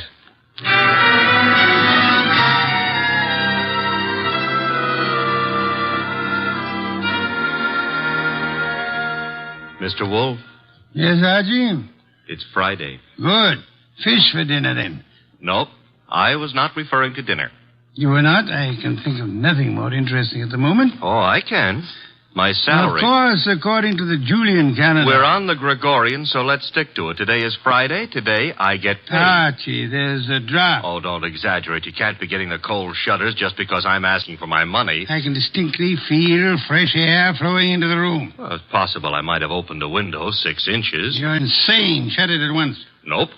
Are you trying to blackmail me? Think it might work? Never. And the window stays open. You're fired. I accept your offer. All you have to do is pay up.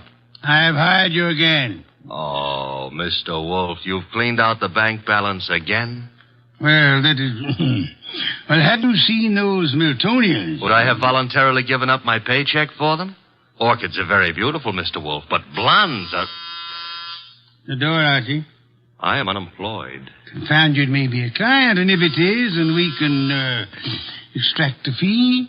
You follow me, Archie? I'm already on my way to the door. Mr. Wolfe, I've got to see him at once. Well, come in. Thank you. Mr. Wolfe, this is... My name is Saunders, Mr. Wolfe.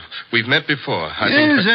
As a matter of fact, you sold me a painting of Michelson. Yes, well, that's why I'm here. It's about Michelson, Mr. Wolfe, that I've come. Frankly, I think the man's about to go mad. He and his wife have split up, and such a splendid artist, too. A pity. I don't know what to do. He's drinking like a fish. For 2 weeks, I've been letting him live in part of my suite at the Garrison Club, but he's just steadily getting worse. I try a hospital. I can't. The publicity. Mr. Wolfe, Clay admired you so that time we all had dinner after the painting transaction. I thought maybe you could talk to him. Maybe you could get him on his feet again. I'm not a doctor, Mr. Saunders. But I'm sure he'd listen to you. Excuse me a moment, Mr. Saunders. Nero Wolfe speaking. Inspector Kramer.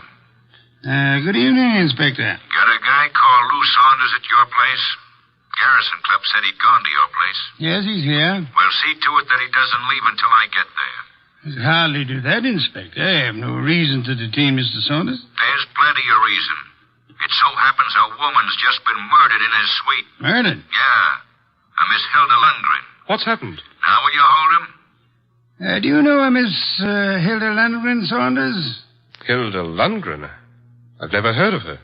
She seems to have chosen your suite to be murdered in. I'd better get right over there.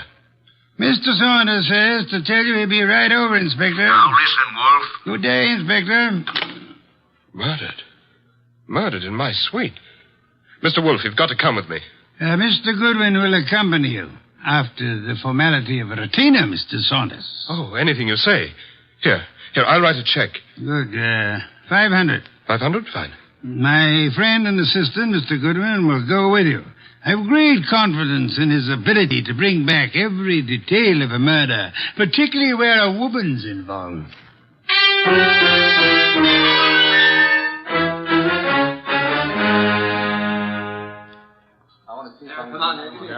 Okay, you photographers, picnic's over for tonight. Pick up your stuff and get out of here. You sound real mean today, Inspector Kramer. Well, if it isn't Nero Wolfe's favorite stooge. What are you doing here, Goodwin? I got bored with my knitting. Look, I wasn't asking for humor. I'm Louis Saunders, Inspector. Saunders? Ever seen that woman before? Yes, I believe I have. I can't remember where, but the face looks familiar. Lovely-looking woman. Blonde and really built. Well, she ought to look familiar. She's one of the cleaning women here at the club. She is? Cleaning? Well, since when have gals like this been reduced to cleaning floors? What's happening to the world? There ought to be a law. Yeah, there is. She was killed with a knife, or haven't you had time to notice? That's not a knife, Inspector Kramer. That's one of Clay's Chinese letter openers. What was that? Well, nothing. Nothing at all. Yes, it is a strange knife. What were you saying, Mr. Saunders? Just said that looked like one of the letter openers belonging to one of my friends. Who is this Clay? Clay Michelson, the artist. You can't possibly think he'd do a thing like this. I think everybody did it until we know otherwise. When were you last up here, Mr. Saunders? Me? Why, just a little while ago. I changed my clothes just before I went to see Mr. Wolfe. She wasn't here then? Well, I don't know. I didn't come into this room, just in my part of the suite. Your part? Who occupies this room? Mr. Michelson. He's been staying with me. Strange wound, no blood. What do you think you are, Goodwin, a medical examiner? Oh, but Yeah. The killer probably wiped the blood away. Saunders, have you any idea where your artist friend might have run off to? I haven't seen Clay all afternoon. He spends a lot of time down in the bar. Well, he'd hardly sit in a bar if he's killed somebody. But why would he pick on the cleaning woman? Oh, this is no ordinary cleaning woman. Get a load of that figure. Watch it, Goodwin, watch it. You're liable to stretch your brain. But you're wrong. In spite of everything, Clay's still terribly in love with his wife. He wouldn't... Hello, Lou. Where did you get in? Yeah, who's this? Clay. We're your friends, Lou. They won't serve me any more liquor down at the bar. I gotta find my flask. Mr. Michelson, may I introduce you to Inspector Kramer of the police? Who's this guy, Lou? He's Nero Wolfe's assistant. Wolfe? Police? Well, what do you all want? Somebody park overtime? Where's my flask? The one with my initials. I just bought it this morning. Mr. Michelson, do you know that somebody was murdered here in your room? Murder? Why don't you guys go away and joke with somebody else? Where's my flask? You better get hold of yourself. I said there's been a murder. Understand? You serious? Yep. And I wouldn't be surprised if Inspector Kramer here considers you top suspect. Me?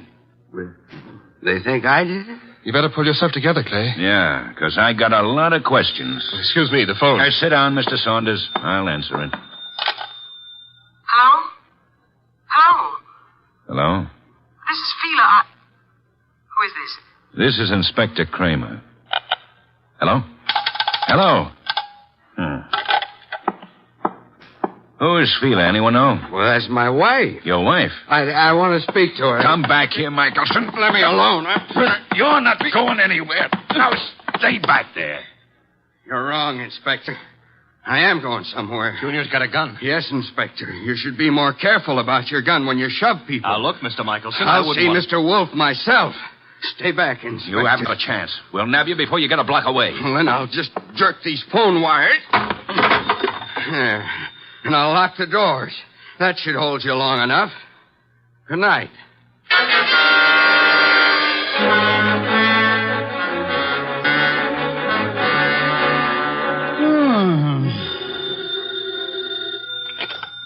Nero Wolfe speaking. Wolf, Kramer. Indeed. Clay Michelson may be on his way over there. Hold him until I get there. Hold him, why? Not more than 10 minutes ago, he held me up at the point of a gun. He carries a gun. It was my gun. Careless of you, Inspector. Goodbye. Come in. Mr. Wolfe? Yes? My name is Clay Michelson. Yes, I was rather expecting you. You've got to help me. They think I murdered someone. You shouldn't have run away from the police. I've been drinking a lot, but I wouldn't murder anyone. Fela'd tell you that. Your wife. Was she the model in that painting of yours I purchased? What difference does that make? I tell you, they're after me for murder. You obviously loved your wife deeply at the time you painted her. Oh, here you are, Mr. Wolfe. Michelson. Clay. Good Lord, man. The police are on their way over here. He came for my help, Mr. Saunders. Oh, I'm glad he did, Mr. Wolfe. But we left Inspector Kramer talking from a phone booth. He'll be here any minute. And we have only a minute to decide why anyone would want to kill a cleaning woman. I didn't kill anybody. She was a beautiful woman, Mr. Wolfe. I gathered that, Archie, from your unusual interest in the case. She was stabbed with a letter opener from Mr. Michelson's house. Which might add Mrs. Michelson to our suspect list. Fila? You can't suspect Fila. You're very gallant, Michelson. Just how was this beautiful young cleaning woman, this Miss Lundgren, stabbed? In the heart. Her eyes were wide open, pupils dilated with shock.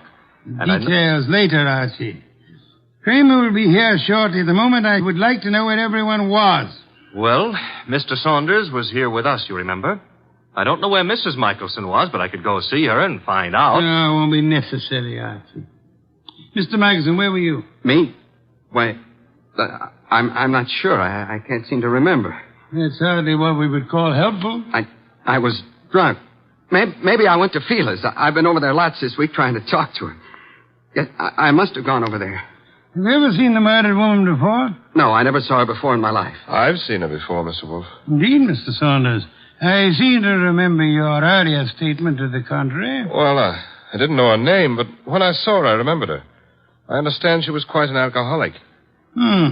Unfortunate woman. Beautiful and... Well, look who's here, Inspector Kramer. Oh, here you are, Michelson. And as usual, you didn't have the courtesy to ring the bell, Inspector. And give you a chance to get this guy out of here? Nothing doing, Wolf. Now, come on. We're going to headquarters. Mr. Wolfe, you can't let him take me. I didn't do it. I'm afraid there's not much I can do about it, Mr. Michelson. Come on. You come along too, Saunders. I got to get a statement from you. Of course. This way. Come on. Very well. All right. I just got an angle. Really, Archie? Sure, it's simple. Saunders been going for this beautiful cleaning babe. Clay worms in. Saunders kills her. Perhaps there was jealousy somewhere in this case, Archie. Nero Wolfe speaking. Mr. Wolfe, this is Fila Michelson. You don't know me, but you once bought a painting from my husband. I've got to see you, Mr. Wolfe. You've got to help me.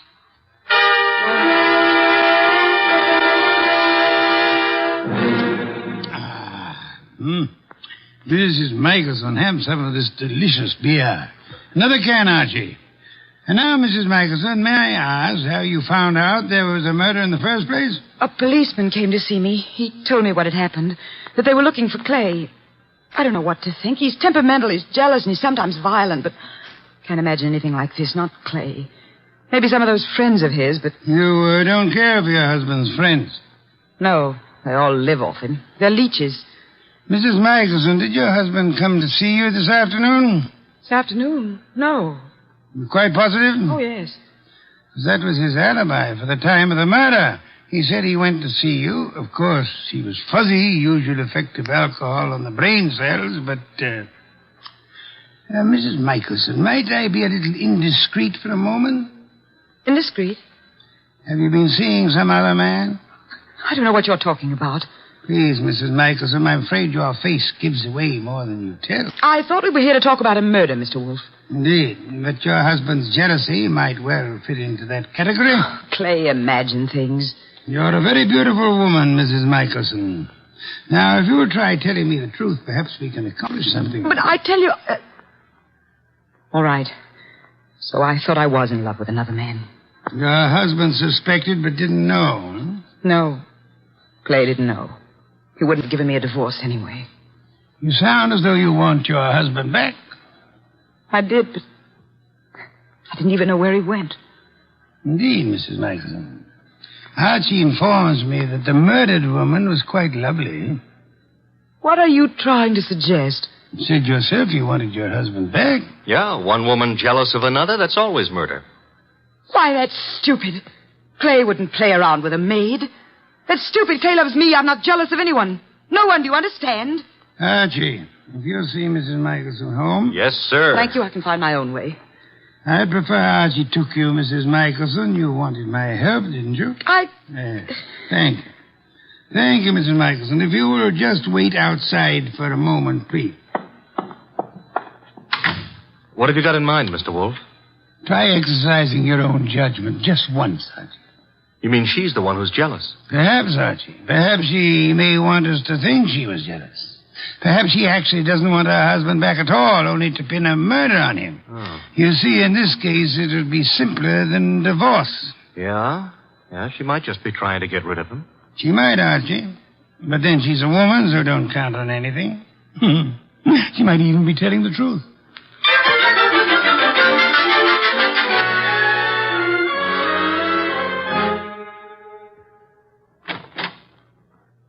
This is where I live, Mr. Goodwin. Nice. Very nice. I like Greenwich Village. I'm trying to figure out why Mr. Wolfe sent you along with me. I'm a sucker for beautiful women. I wonder. Archie. Huh? Does Mr. Wolfe believe me? He hasn't made an official statement yet. Nice furniture and things. You sound like an appraiser or someone looking for something. That's because it's November. Mr. Wolfe sent you to search my apartment. You could be wrong. I don't... Oh. What's the matter now? Thought you said your husband hadn't been here today. He wasn't. And what's his flask doing among these papers on the desk? Very prettily decorated with his initials. He was looking for it at the club. Flask? I don't know what it's doing there. Yeah, sure. You're trying to help, Clay. Right into the electric chair. His only alibi was his being here this afternoon, and you said he wasn't. Then what is his flask doing here? He said he just bought it this morning, so he must have been here today. I don't know what you're talking about. Where's your phone? Well, you've got things wrong. I don't know anything about that flask. Hey, the lights... Who switched off those lights? Fila, put those lights on. Put on those lights.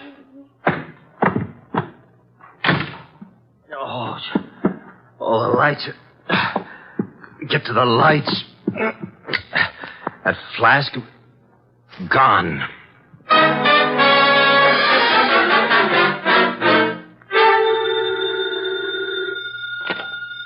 Nero Wolfe speaking. Wolfe, where's Fila Michelson? Fila? Perhaps you might try the lost and found, Inspector. Now, look, I know she was over at your place. I thought you were interested in Clay Michelson. Well, I let him and Saunders go, for the present. They're clean until I get the medical examiner's report. Oh, when will it be ready, by the way? An autopsy takes time, you know that. Where's the Michelson woman? I believe she had a date with Archie. Why do you want her? I'm sure it never dawned on you, Wolf, but this cleaning woman who was killed was some dish.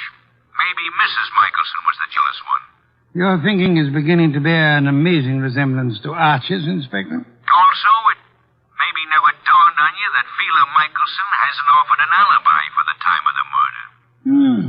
You're right, Inspector. Yeah, you are. Come on, Wolf. Quit stalling. Where's Fila Michelson? What? Oh, I really don't know, Inspector, but perhaps as a last resort, of course, you might try her home. Good night, Inspector.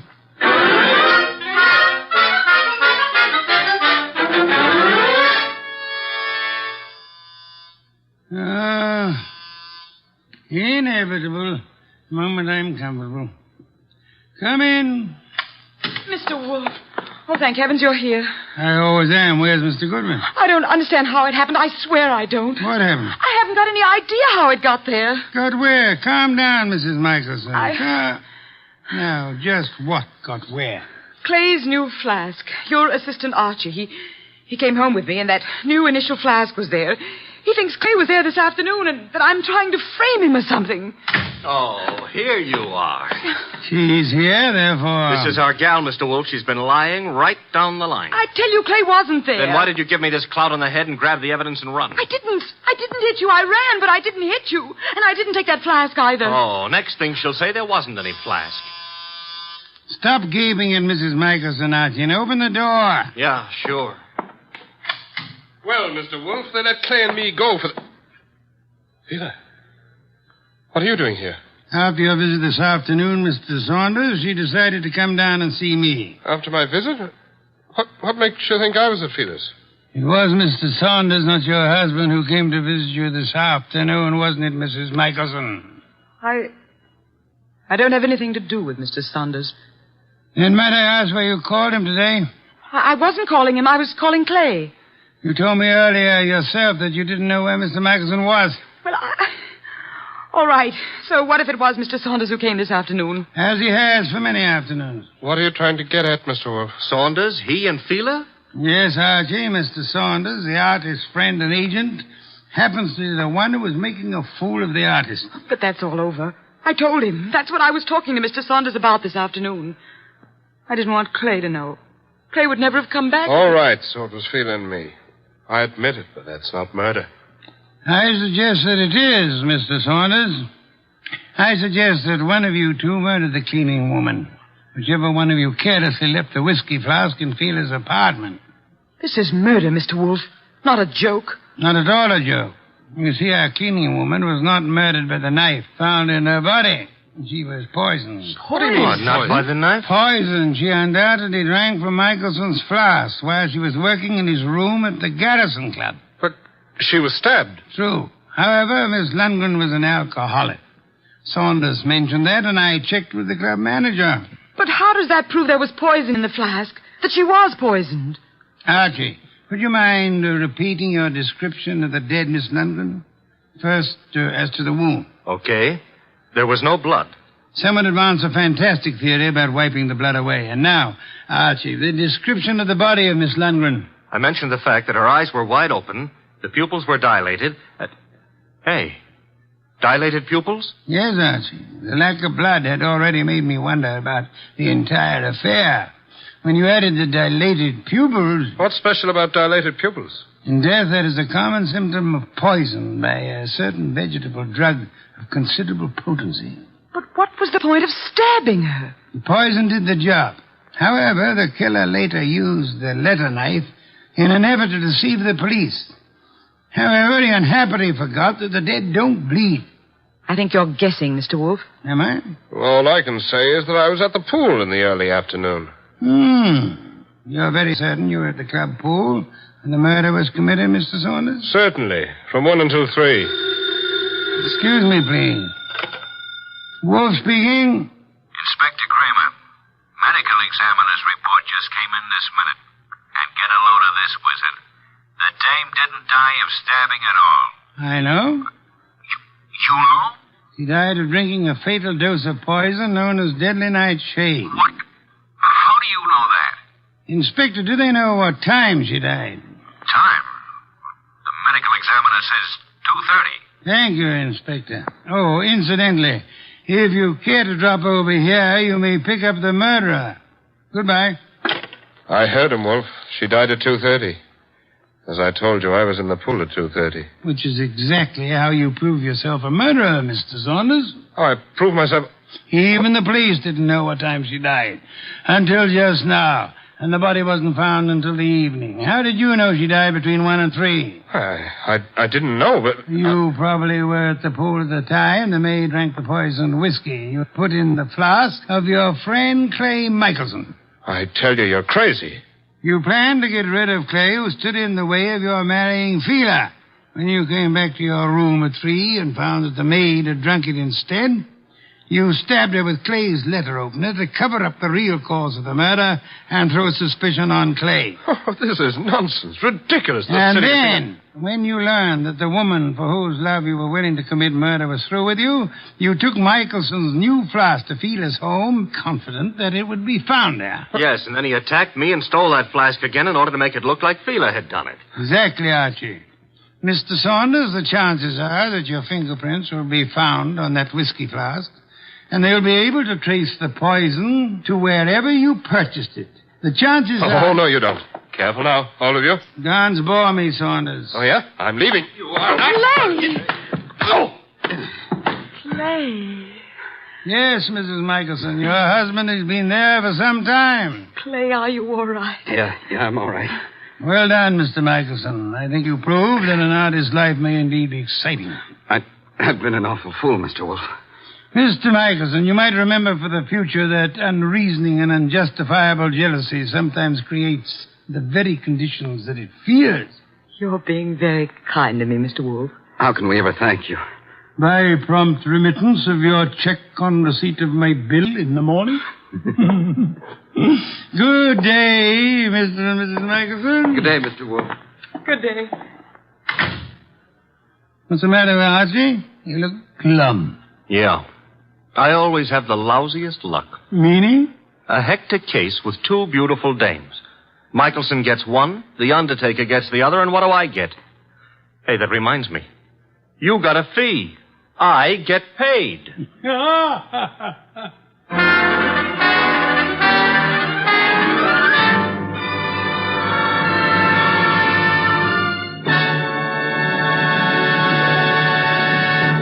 You have been listening to The New Adventures of Nero Wolfe, starring Sidney Greenstreet.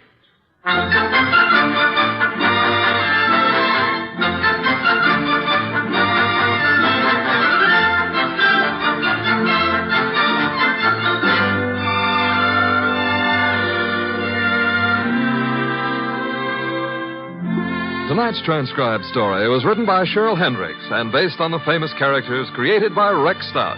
This is an Edwin Fadiman program, produced and directed by J. Donald Wilson. In the cast were Larry Dobkin as Archie Goodwin, and Betty Lou Gerson, Howard McNear, Dan O'Hurley, Vic Perrin, and Bill Johnstone. Next week at this same time, Nero Wolfe and Archie will bring you The Case of the Beautiful Archer. Don Stanley speaking.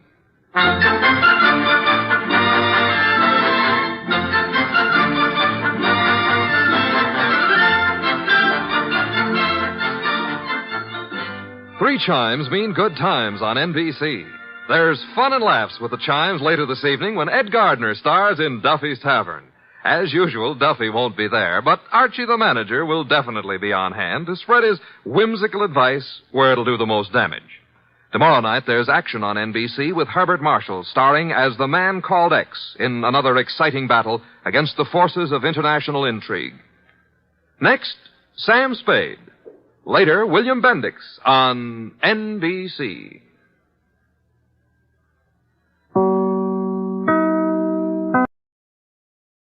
There's a full serving of laughs on the menu at Duffy's Tavern tonight with Archie the Manager, played by Ed Gardner. Archie's colleagues in comedy are Miss Duffy, Clifton Finnegan, and Eddie the Waiter. This Sunday, the big show comes your way once again on NBC. And just listen to a few of the stars who'll be with you. Fred Allen, Jack Carson, Mindy Carson, Ed Archie Gardner, Ed Wynn, and many, many more. And, of course, your MC will be Tallulah Bankhead. Listen Sunday for The Big Show. Ladies and gentlemen, that phone bell means exciting adventure. Hello?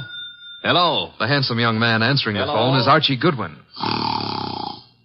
A mountain of a man engrossed in deep thought in the oversized armchair is Nero Wolfe. Hey, boss. Oh, Mr. Wolfe. Mr. Wolfe.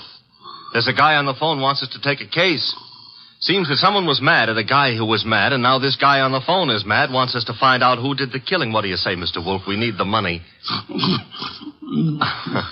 Hello? Yes, Mr. Wolfe says he'll be happy to take the case. Just present yourself and a check for $2,000 at 601 West 35th Street at 11 o'clock. Mr. Wolfe can't wait till you get here. He's dying to go to work. Goodbye. Greatest detective in the world. The only trouble is, he is.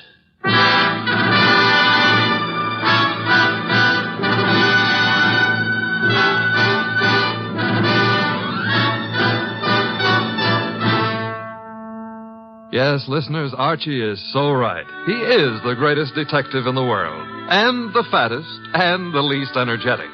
He's Nero Wolfe, created by Rex Stout and brought to you over this NBC network in a new series of adventures by Mr. Sidney Greenstreet.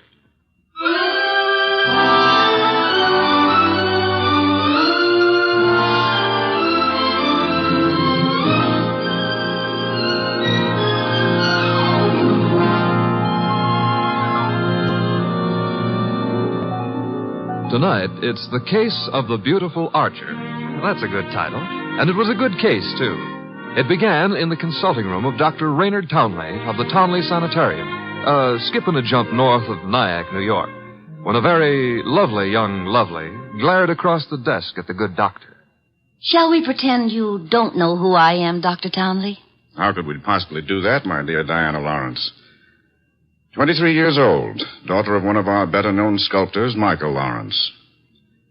You were born in Johannesburg, educated in London and Paris, and live at present 100 yards from here in your father's cottage on Berry Hill Lane. How's that? It's intended to be staggering, isn't it? You take no cream or sugar in your coffee, were winner of the Women's National Archery Tournament for 1947, and have an exceedingly high temper. Let's stop the nonsense. You have an inpatient here named Willard Garth. Well, Willard Garth happens to be my fiancé. Yes, he has mentioned the fact during his analysis. And, well, has he by any chance mentioned his reasons for suddenly refusing to see me during the past 5 weeks? He didn't have to, Miss Lawrence. Well, what do you mean? I mean that I recommended he give you up as a bad job. What? Yeah, well, I suppose you had some purpose in saying what you did. Of course. I'm the boy's doctor. You think you're in love with Willard Garth, I know, but actually, you're infatuated with the Garth millions. You take a lot on yourself, don't you, Doctor? I consider it important to relieve Willard of all painful external pressure. You've done well for Willard, Dr. Townley, relieving him of me. I think so. Now, let's see you relieve yourself of me. You, purchased the gun for this occasion, Miss Lawrence? Yes. And what exactly do you hope to accomplish with it? A quick and complete reversal of your decision about me. I'm not as easy to handle as Willard is, you see. And if you intend to ruin my life, then I intend to end yours, here and now. The phone is ringing. Let it ring. Just as you say. It's the house phone, Miss Lawrence. It may be Willard, you know. Oh, Willard? Yes, he usually phones me from his room at about this time every day. Oh. Well, all right. Answer it, but be careful what you say. You're in command, it seems. Hello? Oh, why, hello. I thought it would be you, Willard. Look, my boy, Diana Lawrence is here. I've had a talk with her, and I've reconsidered my opinion. Yes, I'm quite serious. If you're at all sensible, you'll see her regularly and plan on a marriage as soon as you're discharged. Yes. Oh, you do? Very well. I'll see if she'll talk to you. Miss Lawrence. Yes? Do you want to speak with him? Give me the phone. Of course. Here you are, and I'll take this gun. There we are. Now, stand away, Miss Lawrence. But Willard's on the phone. Willard is not on the phone. No one was on the phone.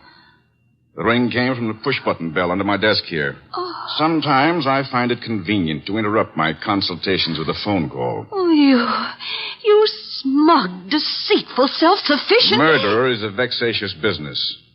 You'll be grateful to me one day. All right. Give me my gun and let me go. The gun, I'm afraid, stays with me. Here in this Majolica cabinet. I'd scarcely feel justified in trusting you with it. And now, with your permission, or without it, the interview is ended.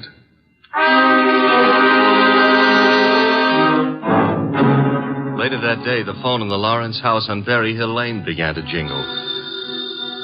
And this time it was no phony.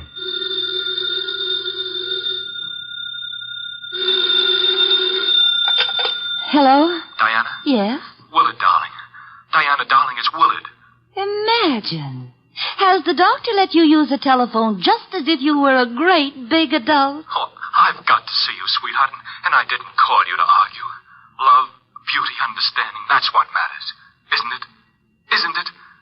Do I hear the overtones of a change of heart? Oh, Diana, what's happened wasn't my fault. He poisoned me against you. Then why don't you walk out of that amateur nut house and stand up like a man? I probably shall, Diana. Now, please listen to me. He's letting me have the limousine tonight from 8 until 12. I want us to go for a ride and talk and talk and talk until everything is clear. Clear as a bell, my baby. Don't tell me he's trusting you to drive. Oh, no. No, one of the handyman here will chauffeur us. Oh, say you'll come, Diana. Will you? Say it. Say yes. Say you will. Well, yes, Willard. I'll be glad to. Oh, 8 o'clock, then? 8. Oh, bless you. Bless you, my angel.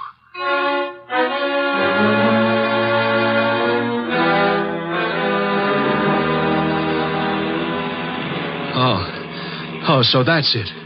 You want my father's money. That's what you love, not me. Willard, the chauffeur will hear you. It's the way Townley says it is. He's right. He's right. Oh, why did I let you talk me into this? What a fool I was to have come at all.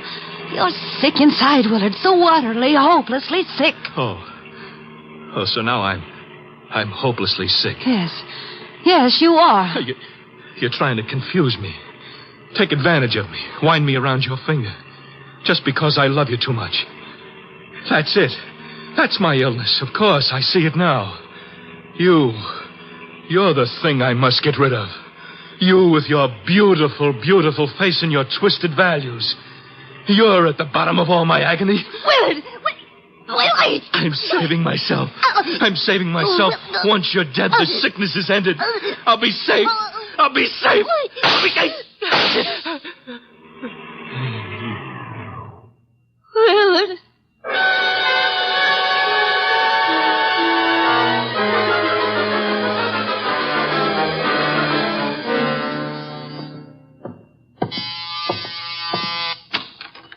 Dr. Townley? Yes. Come in. Mr. Wolfe's been expecting you. Come in, Dr. Townley. Come in. Have a chair. Thank you, Mr. Wolfe. I'm so happy you've agreed to take this case. Have a glass of beer. Oh, no. Never at this time of the morning, thank you. Well, Doctor, the newspapers checked with what you told me. The girl and young Garth went out for a ride in your limousine last night. The car was driven by one of your handymen. That's right. Haynes, his name is. And they never came back. Young Garth was found dead in the car with 2 bullets in him. The girl was gone, and also Haynes, the handyman chauffeur, huh? Correct, sir. Have you any idea where he could be? No, sir. And the young lady, tell me about her. She's Diana Lawrence, daughter of Michael Lawrence. The sculptor? The sculptor. She lives with him in a small cottage near my sanatorium on Berry Hill Lane. An extremely aggressive and self-centered female with more than a slight flair for violence. Your description might easily lead me to suspect her of this murder, sir. Well, I'm aware of that. And I don't think you'll be far off the mark. As I told you on the phone, she tried to murder me yesterday morning. The police have made no headway in locating her? No, the homicide division has contacted her father, but he's remained quite noncommittal. He simply says that he's sure she's incapable of killing a fly and that he hasn't laid eyes on her since 8 o'clock last night. Highly suspicious behavior. She was unquestionably in the car with young Garth when he was murdered. She wasn't alone in the car with him. You're referring to Haynes? Yes, but he can't be found either, remember? It appears that he failed to list his address on his job application.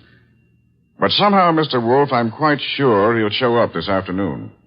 Somehow, Dr. Townley, if I were you, I wouldn't be quite so sure. We must begin by facing the initial problem of locating our suspects. Archie? Yes, sir? Get out the car and drive up to the house on Berry Hill Lane. And then? There you will ask Mr. Michael Lawrence to be sensible enough to cooperate with us in finding his daughter. And if the answer is no? I recommend, Archie, that you flatly refuse to take it.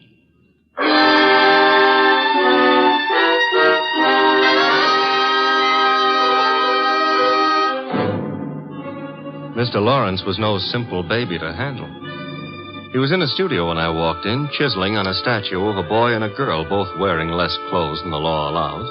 And before I got a chance to state my name, he commenced giving me a free lecture on the marble work of art. She's good. Really good. She's practically superb. The Ariadne. The what Ariadne? The girl in the statue. Oh. That's Ariadne, tragic nymph of Greek mythology. Don't tell me you're not familiar with Apollo and Ariadne. All right, I won't. The Apollo, on the other hand, is unfinished. The face, you see, it lacks something. The passion of yearning, Olympian desire. And yet, you know, the two figures have motion. Like your daughter? Eh? Your daughter, Diana, she's got motion also. As I hear it, she's been in motion ever since she murdered Willard Garth last night in the back end of a limousine. So you're another flatfoot?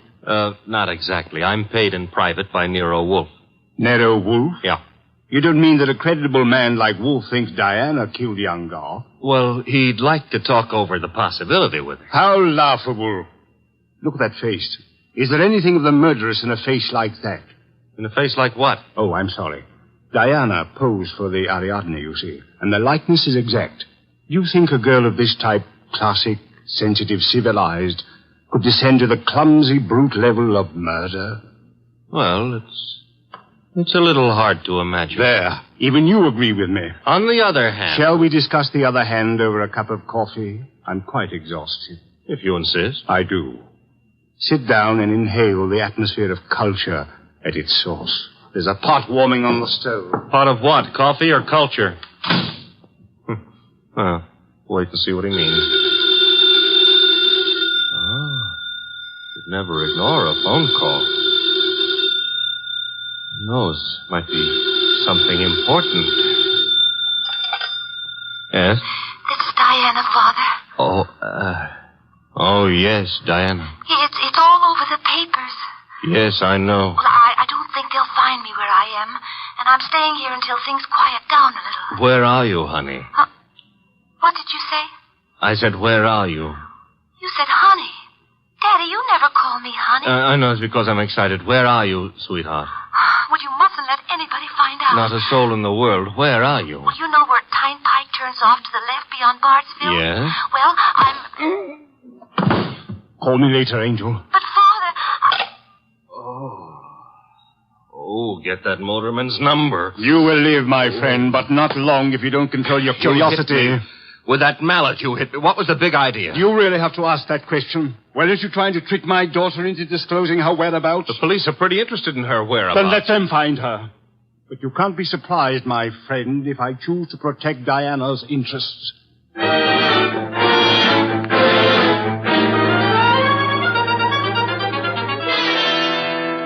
So he's working on an Apollo and Ariadne, is he, Archie? Who cares about Apollo and Ariadne? The point is how he worked on my gourd. That, of course, was unfortunate, my boy, but... Did you get that piece? Mm-hmm. Hello? Inspector Kramer. Hold it. For you. Here. Thanks. Yes? Wolf? How are you, Inspector? I hear you're in on the Garth killing. Not very deeply, I am afraid. We are still trying to locate the Lawrence girl. Well, you can forget about that. Yeah? Yes, we've already located her and released her on a habeas corpus. That sounds interesting. Her father had a lawyer on our heads before she was in here 10 minutes. Too bad you couldn't have held on to her. Oh, I don't know. I'm not so sure we want her. Why not? Well, first of all, it's not likely she did it. No? No. Ballistics stated that the bullets that killed Willard Garth were not fired from point-blank range. And she was sitting beside him on the back seat. I see. Also, we found the murder weapon in the grass near where the limousine was parked, and she admitted it was hers. That sounds like a poor reason to release her. Well, the point is she wasn't in possession of the gun when the killing happened. At least so she says. No, who what? That doctor. What doctor? Townley. The guy who runs that sanitarium. According to her, he took the gun away from her for safekeeping at noon yesterday.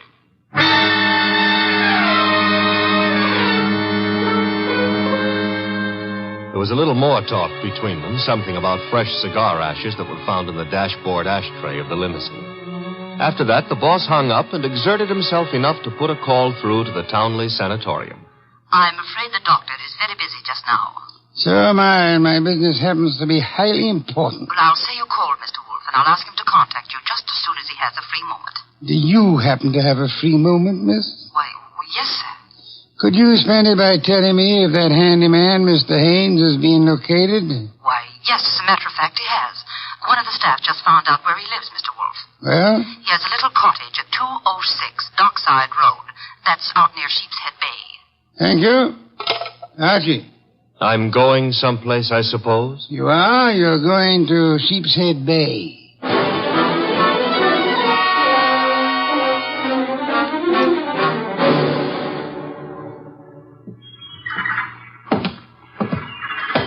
Hello there. Looking for a guy I can't find. Oh? Yeah, his name is Haynes. Stopped at the cottage up there, but there's no one there. I saw you here on the wharf fishing, so What did you say his name is?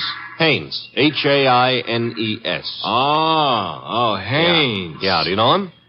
Well, there's a fella named Hines used to fish out here. No, not Hines. Haynes. Couldn't be Huntingburg? No, it couldn't be. The name is Haynes. Hain. Haynes, give me a hand here, eh? Well, what do you know? Funny, huh? That guy seems to think my name is Haynes. Yeah, so do I. You do? Yes, I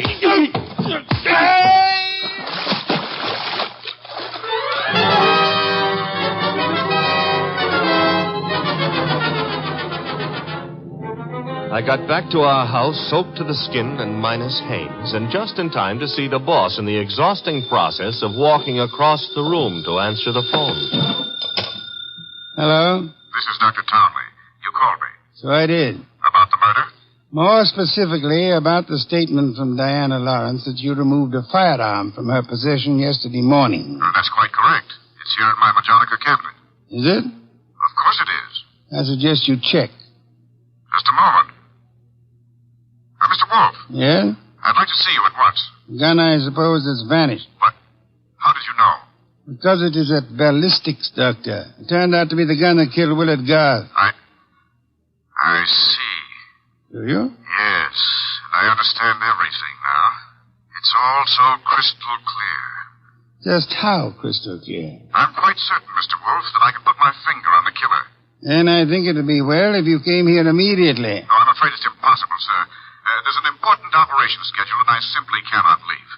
What do you suggest? Well, is it outside the realm of possibility that you come here? Is it, Mr. Wolfe?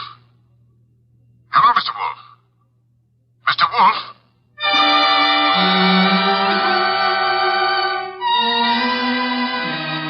When my boss has to leave the house, it's a major tragedy. Sometimes he rages, sometimes he curses the whole detective business, lock, stock, and barrel.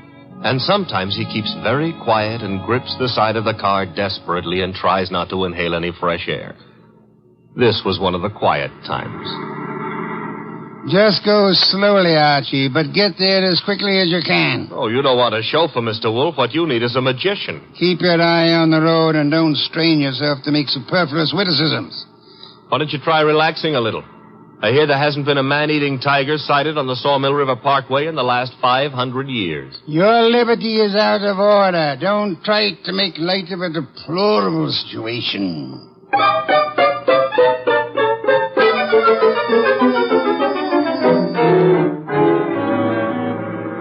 Here's the sanatorium.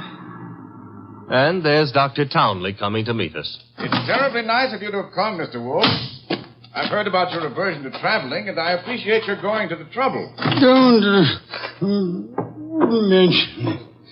Oh, Archie, help me out with my other arm. There we are.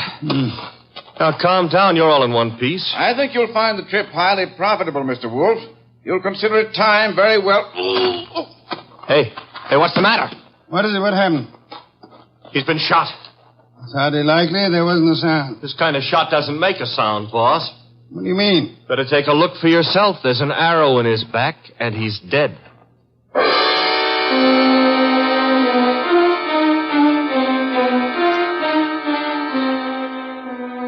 We remembered that Dr. Townley had said Diana Lawrence had won the Women's National Archery Tournament for 1947. The Lawrence house was visible through the trees 100 yards away, so we started for it and the sculptor's studio.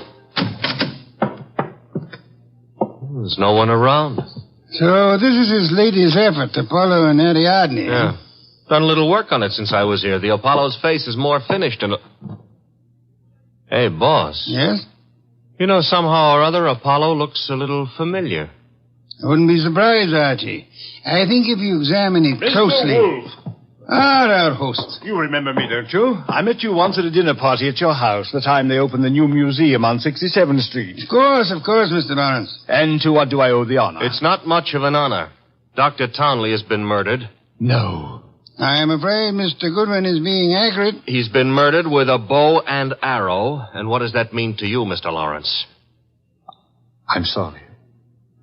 I've been a fool. An awful fool. You can't blame yourself too much. If you'd cooperated with the police instead of looking out for your daughter's interest, the man would still be alive. But I assure you... Where's the girl? She should be here now. She phoned me a while ago and said she was coming by for passage money to Rio. You were looking for me? Boss, Diana.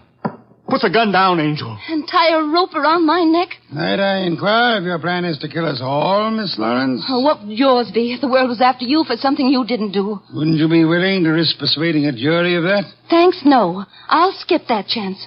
Father, get me the money. Diana, sweetheart, don't make me a part of your murders. That's asking too much of love. Don't you know I'm not guilty? No, Diana, I don't. Leave that gun away, Diana. Haynes. Looks like I walked in on the nose. That's him, boss, the guy who soused me. Take a little of your own advice. Relax, Archie. What do you want here, Mr. Haynes? I want to give up and try to straighten out this little deal. Mr. Lawrence. Yes? Here's your money back. You got a right to call me a welcher. I promised I wouldn't give evidence against the girl, and you paid my price.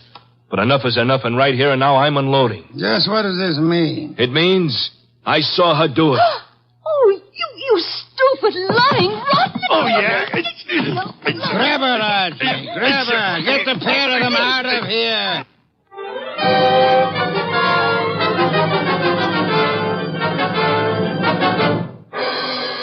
What can I say to myself now? What can I do? I'm sorry, Mr. Lawrence, but it's not necessary to eat your heart out. Many fathers before you have done their best and failed. But I had a special duty toward Diana. Special duty? Yes. Well, you see, you'll find it out sooner or later, so I'd best tell you now. I'm not a real father. I adopted her 9 years ago when she was 14. I see. And I should never have done it. I realize now that I wasn't equal to the task. Well, all's not lost yet.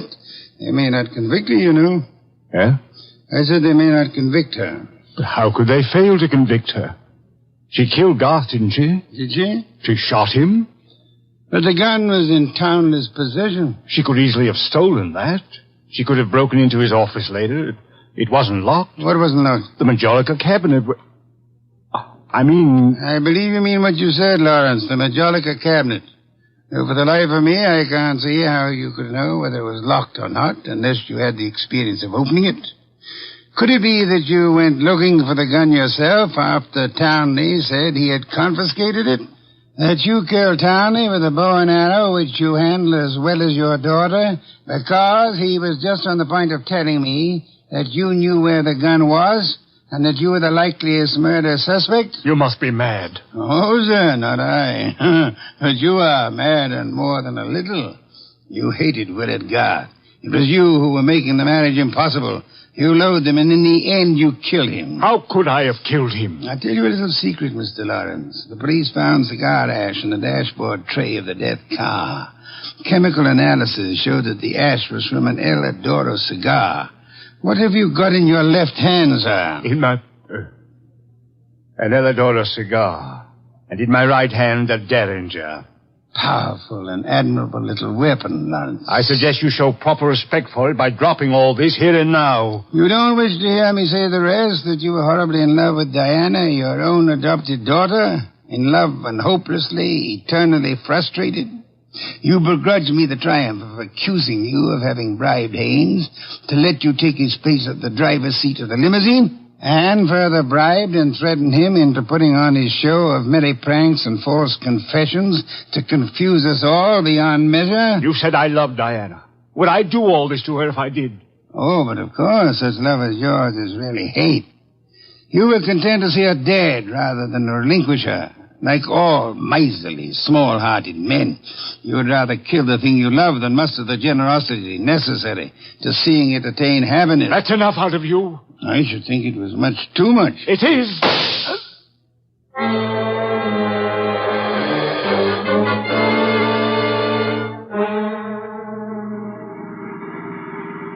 Archie, my boy, I'm grateful to you, both for coming back into the house when you did and for being such a good shot. Hope you remember that next time you feel like insulting me. Mm-hmm. Tell me, what's with that cigar ash routine? Who told you the ashes in the limousine were from an Eladoro, boss? I never heard anything about that. As a matter of fact, neither did I. No one could possibly have determined the brand by any chemical means in existence. I knew that, you see, and I took the long chance that Lawrence didn't. Oh. But I still don't get the mainspring of the deal. How did you know he was in love with Diana? That was genius. I have to admit it. You see, it all hinged on the statue of Apollo and Ariadne. According to the Greek myth, Apollo fell deeply in love with the nymph, but because they were of different worlds, he was condemned to pursue her always and never to catch her. Well, what's that got to do with the price of eggs? Isn't it perfectly obvious? Didn't he tell you that Diana had posed for the Ariadne? Yeah, but I still don't... And you yourself remarked on the fact that the finished Apollo looked somehow familiar, didn't you, Archie? Yeah, I did, boss. Don't you know why that was? You mean that... I mean that Michael Lawrence unconsciously revealed the true state of his heart. He didn't intend to, I suppose. But precisely and accurately, he chiseled the features of the tortured God in his very own image. Oh. And speaking of torture, Archie... Yeah? Will we be home in time for dinner? Oh, boss, you can't be that hungry. Oh, I am. Good heavens, Archie. Do you realize that I haven't eaten since lunch?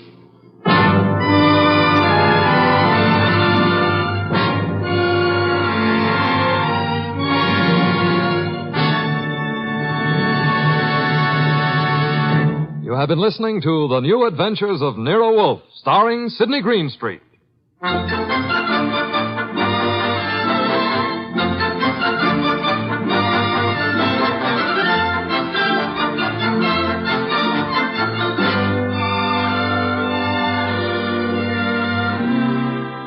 Tonight's transcribed story by Peter Berry was based on the characters created by Rex Stout. This is an Edwin Fadiman program produced and directed by J. Donald Wilson. In the cast were Larry Dobkin as Archie Goodwin and Gigi Pearson, Ted Von Elst, Bill Johnstone, Peter Leeds, and Jay Novello. Next week at this same time, Nero Wolfe and Archie will bring you The Case of the Brave Rabbit. Don Stanley speaking.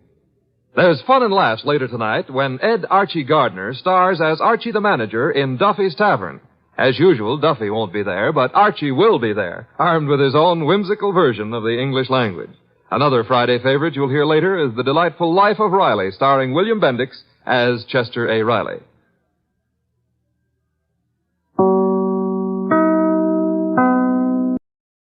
Stay tuned for Nero Wolfe, who follows transcribed in 30 seconds. Later tonight, over most of these NBC stations, Duffy's Tavern comes your way. And on the menu at Duffy's tonight, there's a blue plate special of grilled English language, served up by the delightfully ungrammatical Archie. Plus laughs garnished with chuckles, brought to you by Archie's remarkable crew. There's no cover charge at Duffy's Tavern. Just keep your dial tuned to NBC. And this Sunday means another broadcast of The Big Show. Your guests include Fred Allen, Douglas Fairbanks, Danny Thomas, and many, many more. Tallulah, of course, is your hostess on The Big Show. Ladies and gentlemen, that phone bell means adventure. Hello? Hello? The young man answering the phone is Archie Goodwin. The mountain of a man engaged in deep thought in the oversized armchair is Nero Wolfe. Mr. Wolfe, we've got a case. I'm not sure whether somebody's going to kill a rabbit or a rabbit is going to kill somebody, but either way, it's going to be murder. Please, Mr. Wolfe, even orchids have to eat. Phooey. Yes, sir, Mr. Wolfe will take the case. As a matter of fact, he's working on it right now. Money, work, bah. Greatest detective in the world. Only trouble is, he is.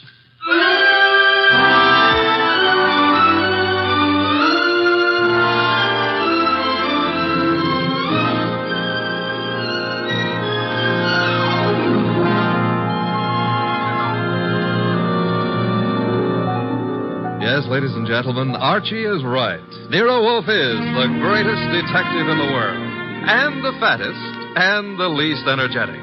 Nero Wolfe, created by Rex Stout, and brought to you over this NBC network in a new series of adventures by Mr. Sidney Greenstreet.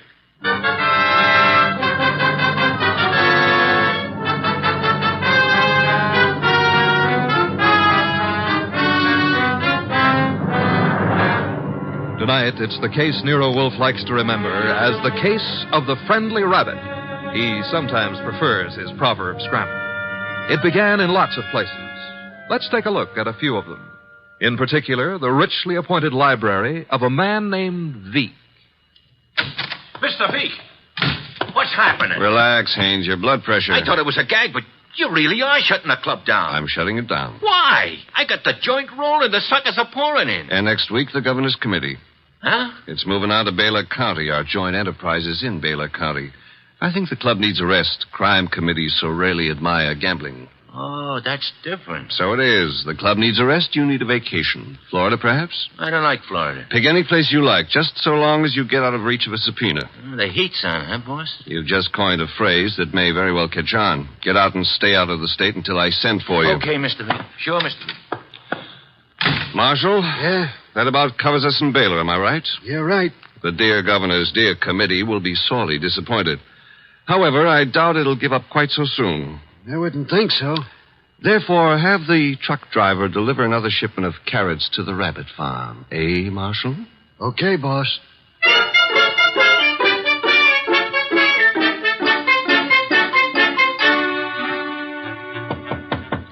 Come in, Williams. Good afternoon, Governor. Good afternoon. Williams, I'm disturbed. The crime committee, sir? It was doing well, very well. And then... I know, sir. There's a leak. Someone is passing on confidential information. Who? That's the problem. Who? Started 3 weeks ago. A three-man committee, Wilson, McCarthy, Tolliver. One of them, Williams? I'd stake my life, sir, no. Then who? You've forgotten Collier, committee secretary. You have reason to suspect him? No, nothing that means anything. Except... You do suspect him? Well, he's been watched, telephone calls checked, mail. I have no reason to suspect him. Except that one thing bothers me. What's that? He has a small farm in Greendale County. He rarely went near the place in all the time he's been up here at the Capitol. But that suddenly changed. 3 weeks ago? Yes, sir. He's been staying at the farm for 3 weeks. Is there anything unusual about that farm? Nothing unusual.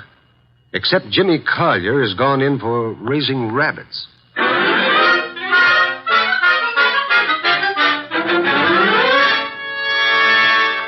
Jimmy, Oh, hello, Claire. you've been hiding from me. I've been out here with the rabbits. Jimmy, what's wrong? With what? You. There's nothing. You're lying. We grew up together, remember? We live next to each other, Jimmy. We were going to be married. Hey, wait a minute. We still are, last I heard. You haven't heard recently enough. What does that mean? It means we're not getting married. But, Claire, You've been avoiding me, and you've been getting money, lots of money from someplace. And in a shady way, I feel. All right, you know. So what? I've been concerned about your sudden devotion to these rabbits and the kind of men you've been seeing. What do you mean? Like the one up at the house now, waiting for you. Oh, there's somebody waiting? That's why I came down here after you. I'd better get up there. He's a crook, Jimmy. Look, all right. I sort of got myself in a mess. I needed money, but it's over, Claire. No more. Are you sure? Of course I'm sure. I wish I could believe you. For your own sake. But I feel I can't. Not anymore.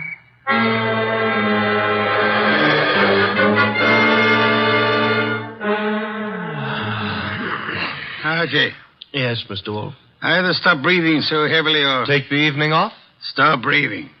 Old Dr. Tidmouse wouldn't approve of that. Who in blue and assorted blazes is old Dr. Tidmouse? My family doctor. Mavis keeps your puny mind, but you don't have a family.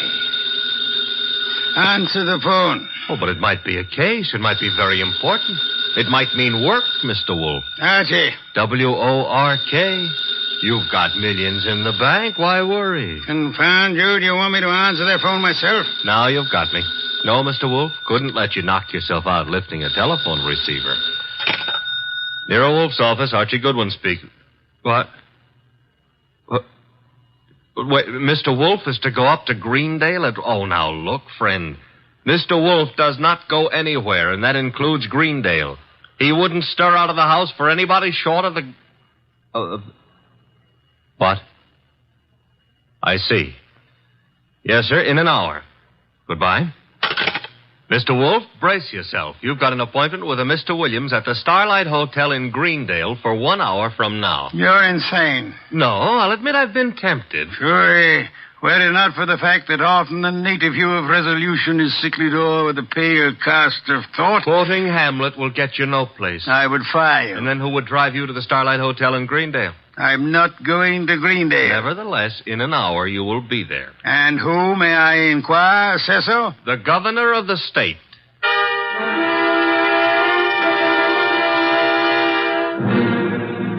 Is that all, Mr. Williams? That, Mr. Wolfe, is all anyone knows about the situation. Except the guilty man, of course. An admirably clear summary, Mr. Williams. Obviously, our meeting here at the hotel was necessary. I couldn't be seen entering your house, nor would it have been advisable for you to visit the governor. I can appreciate that. You're quite sure I need pay no attention to anyone on the committee except James Collier? Quite sure. Police surveillance of Collier is deemed unwise. He has suddenly taken interest in rabbits, but although keeping them may perhaps be considered suspicious, it is hardly in itself of value. You have no other evidence against Collier? I know we're clutching at straws, Mr. Wolfe. But there is a leak and work is being nullified. Something must be done. Hence the governor's call for you. Very well, sir. I shall attempt to be more than a man clutching at a straw. I said attempt. Archie, unpack. We shall stay at Greendale near Collier and his rabbits.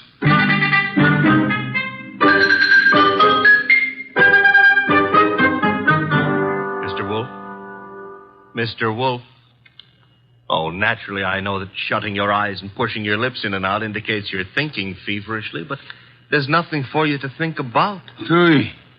Oh, I accept your correction. What are you thinking about? Hotel beds. They're notoriously flimsy. Oh, you gave up on the case so soon. Fiddlesticks. I already know exactly what role the rabbits play in our problem. Therefore... We're going to drive out to Collier's farm? You are. While you test the hotel beds. Fine. It'll be necessary for you to spend the night at Collier's place. You'll drive out there and pretend you've lost a cylinder or something. Oh, a lost cylinder. Oh, fine. Confound you, Archie. You can invent something plausible as a pretext, and if you are properly charming, Mr. Collier will, I hope, invite you to stay the night. And during the night I sleep, happily breathing the fresh country air. Trust not. Okay, Mr. Wolfe, I accept the assignment. I will learn all I can from Mr. Collier's rabbits. Incidentally, remember the play Harvey? I do? Why? Harvey was an invisible rabbit, a figment of a man's imagination. I hope this rabbit venture is more tangible, Mr. Wolfe. It is, Mr. Goodwin. Will you desist and depart? Okay. Oh, if anyone calls, just say I've gone out to Greendale to cross-examine a rabbit. Archie, I think you're going to be quite surprised. Yes.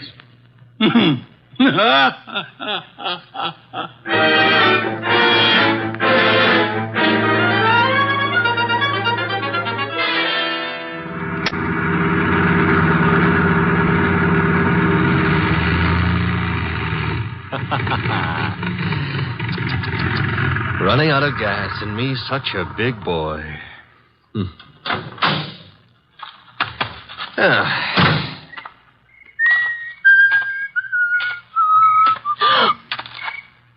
Hello.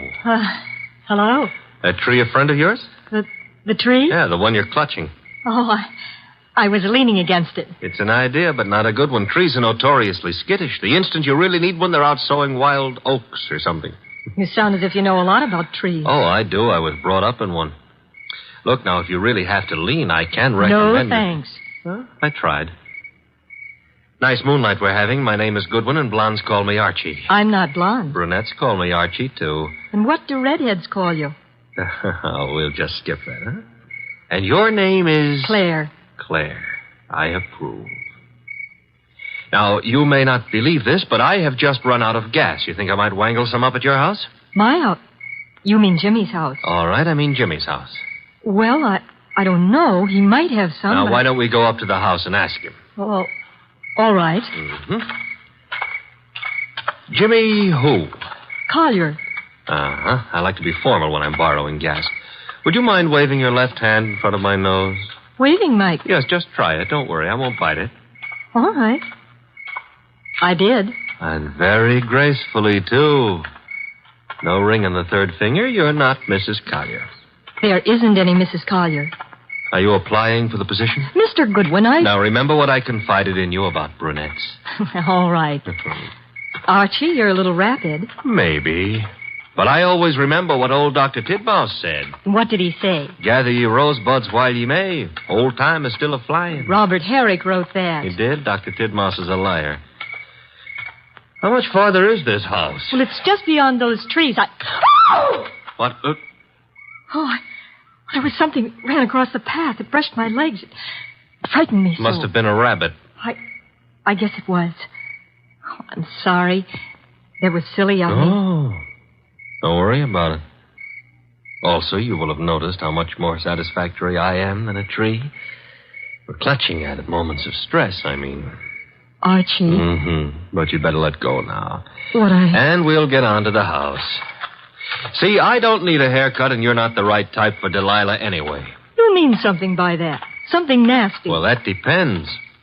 What I meant is you've already signaled whoever you're supposed to signal. Nothing frightened you back there. Why? That scream had a lot of carrying power.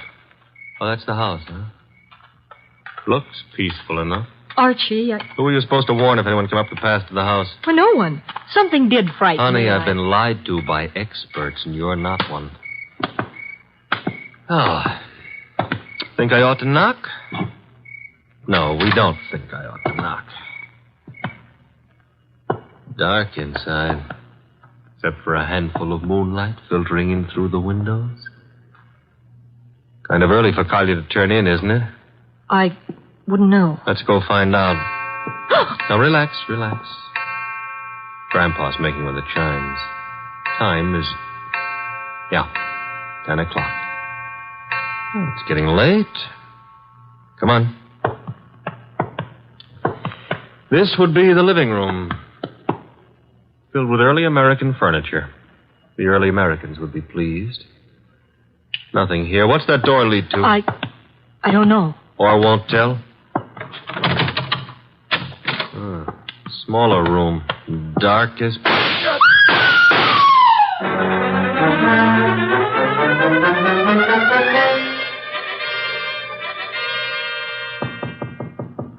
Come in.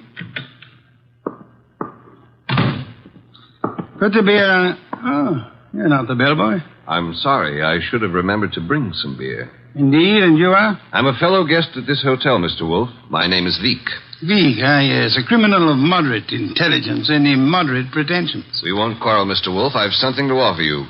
You and your boy Goodwin didn't drive up to Greendale for the exercise. I dislike exercise. Shortens life. James Collier lives nearby. The governor's committee on crime is unhappy. There's been a leakage of information. It hasn't helped them in their work. But it has helped you. You wouldn't have left your house in New York on any ordinary job. A request from the governor, however.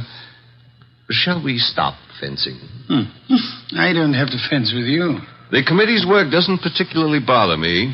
I've already made my arrangements for retiring from active business, shall I say. However, I don't want you messing around in the meantime. Indeed. In your effort to discover how the committee's information leaked out, you might also discover a number of things about me that I prefer to remain undiscovered. No one has employed me to do anything about you, sir? Not directly, but indirectly you might have to. I want to insure myself against any such possibility. I want to make a deal with you. I'm ready to supply you with the name of the man responsible for the leak and papers proving his guilt. I have them here. In return for which you expect? A quick conclusion to your activities and your return to New York, leaving my name out of your reports. I'm neither a public official nor a philanthropist. I should do nothing about you unless it becomes necessary. You may remove your hand from your pocket. You wouldn't dare shoot me. Now then, the name of the man. James Collier. Proof of his guilt? These. A series of reports on the committee's meetings in Collier's handwriting. Thank you. Good night, sir. Good night. And I hope for your sake that we do not meet again. Phew. Archie, answer it. Oh. Hello? Mr. Wolfe? Yes, Archie. I'm at the Collier place.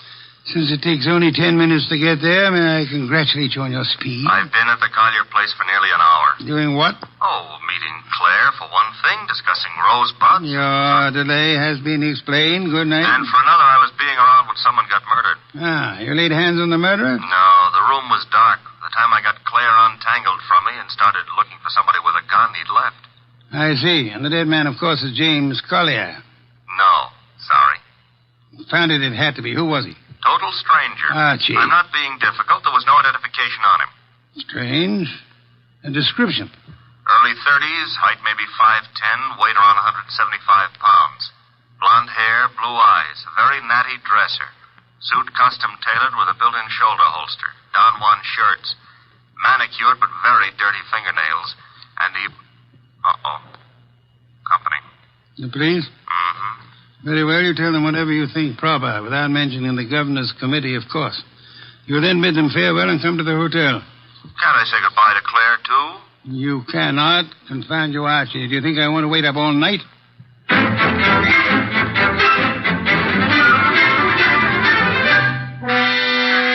Police were not happy about letting me go, but I threatened to tell you on them, so they gave up. You have told me the entire story of what occurred at the Collier farm, Archie? Mm-hmm. All details. If you like, I wouldn't mind repeating the parts about Claire. Phooey. You may call it phooey, I call it love. By the way, did you know that it was Robert Herrick who wrote that poem? Confound you, be quiet. Okay, push your lips around, but you've missed something. I have? Mm-hmm. The burning question of the day. Night, rather. Which is? Where is James Collier? Stop vying. The cops want him on suspicion of murder. The way it shapes up, he shot our unknown pal and then headed for the nearest border. Nonsense. Mean he didn't shoot our unknown pal? I mean Collier's whereabouts are not a mystery. You know where he is? I know where he is. I don't believe it. You couldn't know. You haven't been out of the hotel. You haven't had any calls. Archie, I use my intelligence. If you had used yours instead of voting the girl... I still wouldn't know where Collier is. Never mind. I'm impressed. What do I do now? You get Mr. Veek on the phone. Huh? He's staying here at the hotel. Oh, old home week. Operator. Mr. Veek, please. Hello? Hello, Mr. Veek? Who is this? Mr. Wolfe wants to speak with you. Just a second. Here you are, sir. Thank you. Mr. V, where were you at 10 o'clock? Why, on my way to the hotel. You checked in at... 10:15, then came directly to your room. One other question. You have an employee, a man in his early 30s, blonde-haired, blue-eyed, and well-dressed. Am I correct? Yes, that is Marshall. No, that was Marshall. Good night, sir. Having done that, whatever it meant, we now go to sleep? Phooey, we go to the Collier farm. Okay, but why? Because, Archie, the time has come to cross-examine the rabbits.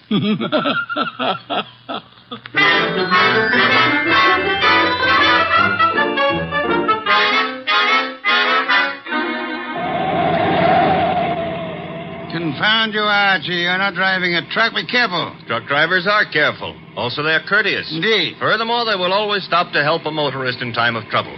Archie, are you training to become a truck driver, or have you fallen in love with a truck driver's daughter? Her name is Susie, her hair the color of wheat fields at high noon. Never mind turning purple. I'm about to change the subject. Boss, I have a theory. Stick to truck drivers. As follows. Our boy Collier had been selling information to Veek, had a change of heart, and decided to turn ethical. But Veek's man, Marshall, at Veek's orders, tried to apply pressure, so Collier shot him and headed for Canada. And the girl's roll? Was to brighten my life. Oh, you mean about her playing sentry? Well, she's in Veek's employ, too. Phooey. Don't like my theory. It's charming. It merely happens to be wrong. Merely happens to be... Why is it wrong? Because, Archie, of a dead man's dirty fingernails, Marshall's fingernails. Oh. Well, you made me bring you to the rabbit hutches. We have arrived. There are the rabbits. Go ahead, cross-examine them. A good many hutches. A large pen for the rabbits to run about in. Notice that they're all cowering at the far end of the pen, ran as we entered. That's because they don't like us, maybe, huh? One of them, however, seems to be friendly. The one up here. And at the corner opposite us. Oh, yeah, there is one here. He's not friendly, Mr. Wolfe. Indeed? He's dead. Somebody stove in his skull. Interesting. What's interesting about a dead rabbit? He may be dead now, Archie, but he was friendly. Too friendly.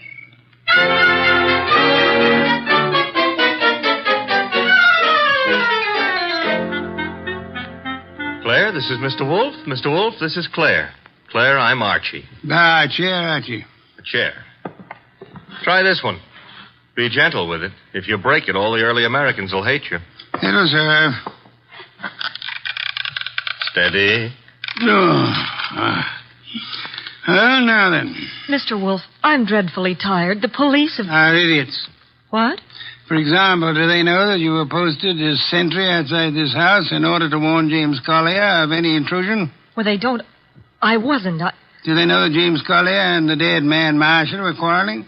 No. Do they know that James Collier had armed himself in preparation for this meeting with the gunman? That isn't true. It is true. I don't have to say anything. You've already said more than enough with your actions, my dear. What do you mean? According to Archie's report, and Archie is always meticulously accurate, when you and he opened the door of the room in which the murder took place, you screamed at the shots. Well, of course. Any girl would scream with... Then you clung to Archie with sufficient force and for sufficient length of time to prevent him from chasing the murderer. Why? Because you had seen and recognized the murderer as the man you loved. It was too dark to see anything. True. Therefore, you didn't have to see the man. You thought you already knew who the killer had to be. That's a lie. You're shielding James Collier, aren't you? I'll never admit any of it. Never. May not be necessary. Archie. Yes, Mr. Wolfe? Get hold of that policeman outside and remember what happened to one particular rabbit. Well, look around for freshly dug earth.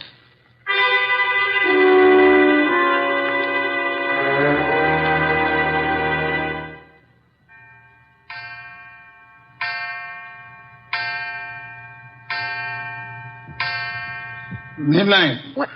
What are we waiting for? A return? Archie's? No, it'll take him longer. Well, then whose? Mr. Weeks, of course, complete with revolver. Come in, Mr. Weeks. It couldn't have been easier. No one outside, only the two of you here. I warned you, Wolfe. Fiddlesticks, you merely tried to use me as a prop for an alibi and a rationalization for a motive. I don't understand. Mr. Wolfe does. Indeed I do.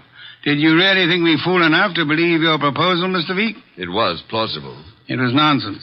You pretended you were handing James Collier plus the proofs of his guilt over to me in an effort to keep yourself out of the picture. But your proposition was silly. No matter how much I might have wanted to help you, I would have been powerless once James Collier went before a jury. You're too intelligent not to know that. That couldn't have given you enough to go on. It didn't. You yourself gave me more. I did. When you came to my room, you told me you knew Mr. Goodwin and I had come to Greendale, checked in at the hotel. I did. However, when I phoned you later and asked for an account of your movements between 10 and 10:30, you replied that you had driven to the hotel, signed in, and came directly to my room. Obviously, you already knew of my presence in the hotel. How? Only one way you could have known. You had seen Archie at some time prior to the time you checked in at the hotel, and the only place where Archie was here, at the farm. Yes, which told me Mr. Veek had been here at the time of Marshall's death. What was Veek doing here? Only one thing. Murder. Then he killed the gunman. No other possibility. But, Jimmy, I thought he did it. James Collier couldn't have killed Marshall because at the time he was killed, James Collier was already dead. Archie! What's this? Leave it. Let's play. Untap that gun first. My arm.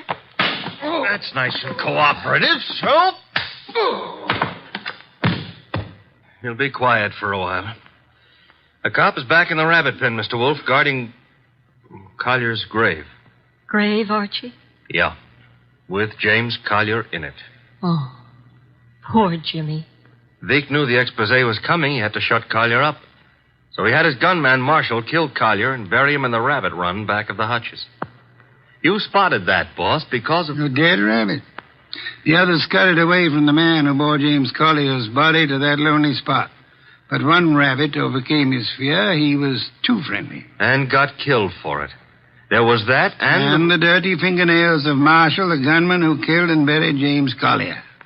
Your description indicated extreme neatness. The dirty fingernails were a wrong note. Yeah, indicated he'd been digging.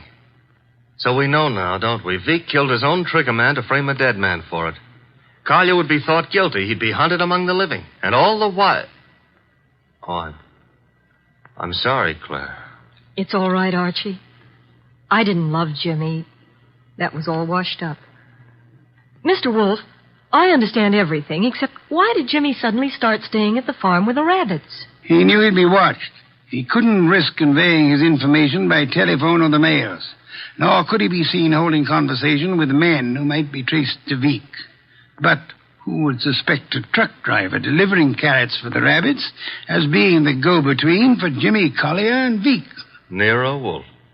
Which is why I hope there's an adequate bed in this house for Mr. Wolfe. I'm sure I'll be able to find one. Splendid, Archie. You will have the police remove Mr. Vic, and then... And then maybe Claire would like to go gathering rosebuds, huh? By moonlight? I would like to. Phew. I shall go up to bed now. I've seen the moonlight more times than I care to remember. However, while you and Miss Claire stroll through the moonlight, Archie... Yeah? You might remember that rosebuds have thorns.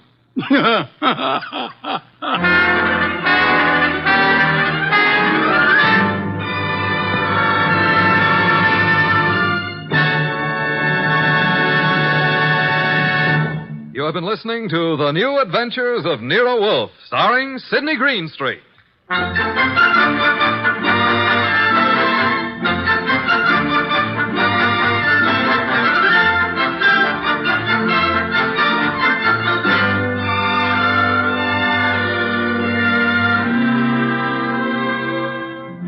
Tonight's transcribed story was based on the characters created by Rex Stout. This is an Edwin Fadiman program, produced and directed by J. Donald Wilson. In the cast were Larry Dobkin as Archie Goodwin, and Martha Shaw, Hal Gerard, Herb Butterfield, Howard McNear, and Bill Johnstone. Next week at this same time, Nero Wolfe and Archie will bring you The Case of the Impolite Corpse. Don Stanley speaking.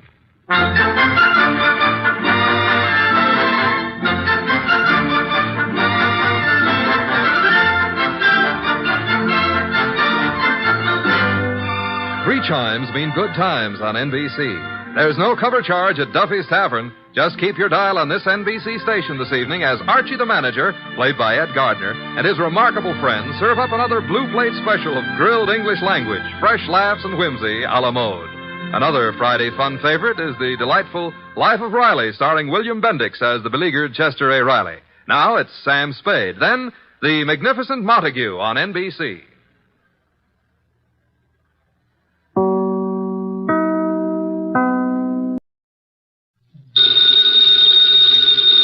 Ladies and gentlemen, that phone bell means adventure. Hello? Hello? The young man answering the phone is Archie Goodwin. And the mountain of a man engaged in deep thought in the oversized armchair is Nero Wolfe. What was that? Somebody's going to be murdered who has no manners? Well, what do you want Nero Wolfe to do? Teach him manners? Oh. Hold on. Mr. Wolfe. Yes, Archie? We've got a prospective client. In case someone she knows gets murdered, she'd like you to do something about it. Very well. However, advise her... Yes? Not to get murdered herself. I never take a corpse for a client. Greatest detective in the world.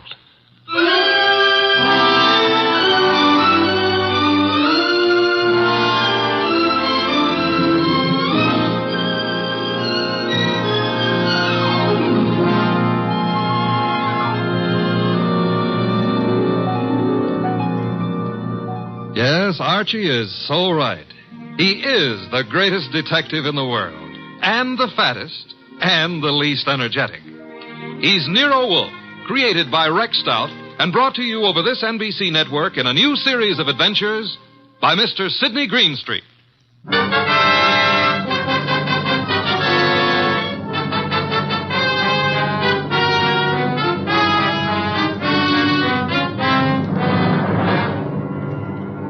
it's the case of the impolite corpse.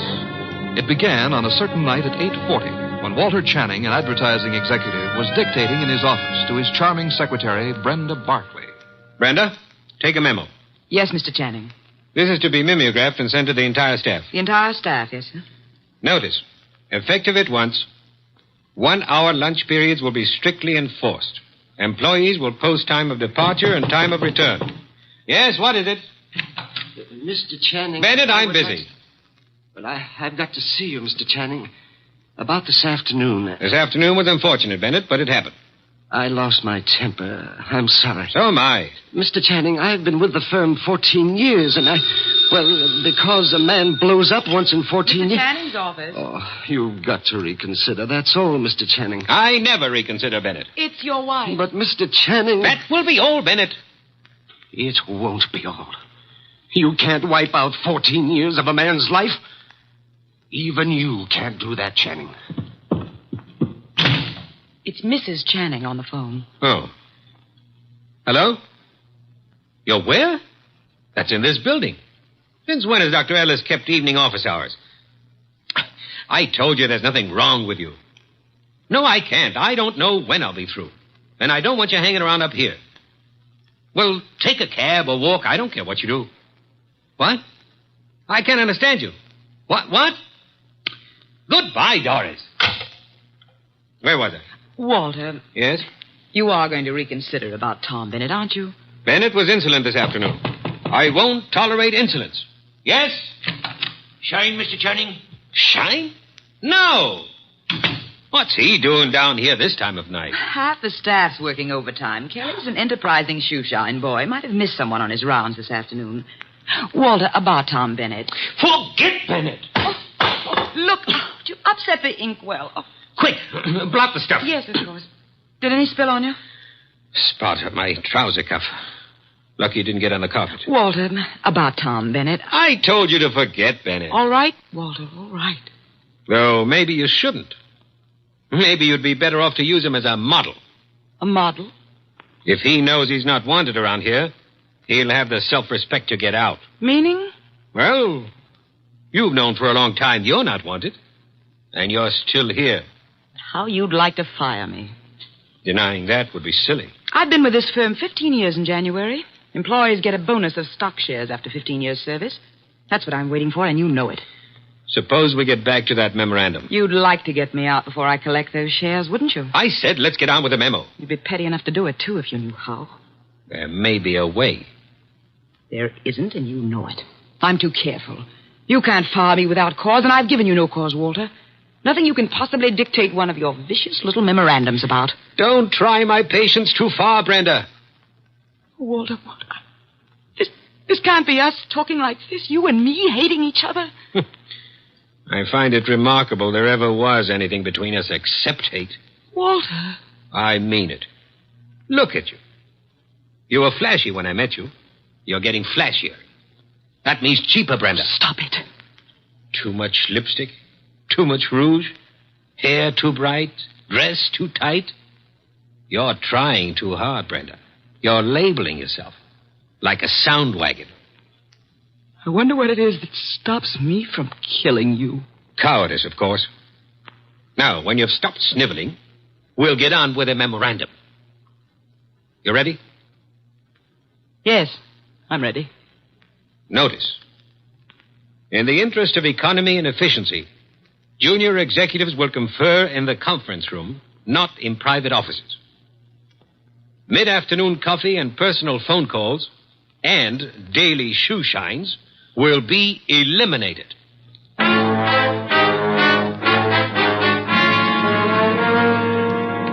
Your name is Barkley, Brenda Barkley. Very well, Miss Barkley. What can I do for you? Mr. Wolfe, I don't know how to begin. Well, maybe I can make this easier all around by briefing Mr. Wolfe on the Walter Channing case. Hey, that's funny. What? Violet eyes. I always thought they were something the poets made up. Archie? Huh? Oh, the the Channing case, yes. One moment. Miss Barkley, look this way, please. To me, an eye is functional object found in mammals, birds, fish, potatoes, and horticulture. Thank you. Go on, Archie. Walter Channing was the boy wonder of advertising. At 33, executive vice president of Winslow, Hart, and Straightmeyer. Just 24 hours ago, they found him at his desk, shot through the heart. They? Who is they? A night porter and a shoe shine boy, is that right? Yes. He'd been dead about an hour. The bullet went through Channing, his desk chair, and lodged in the windowsill behind him.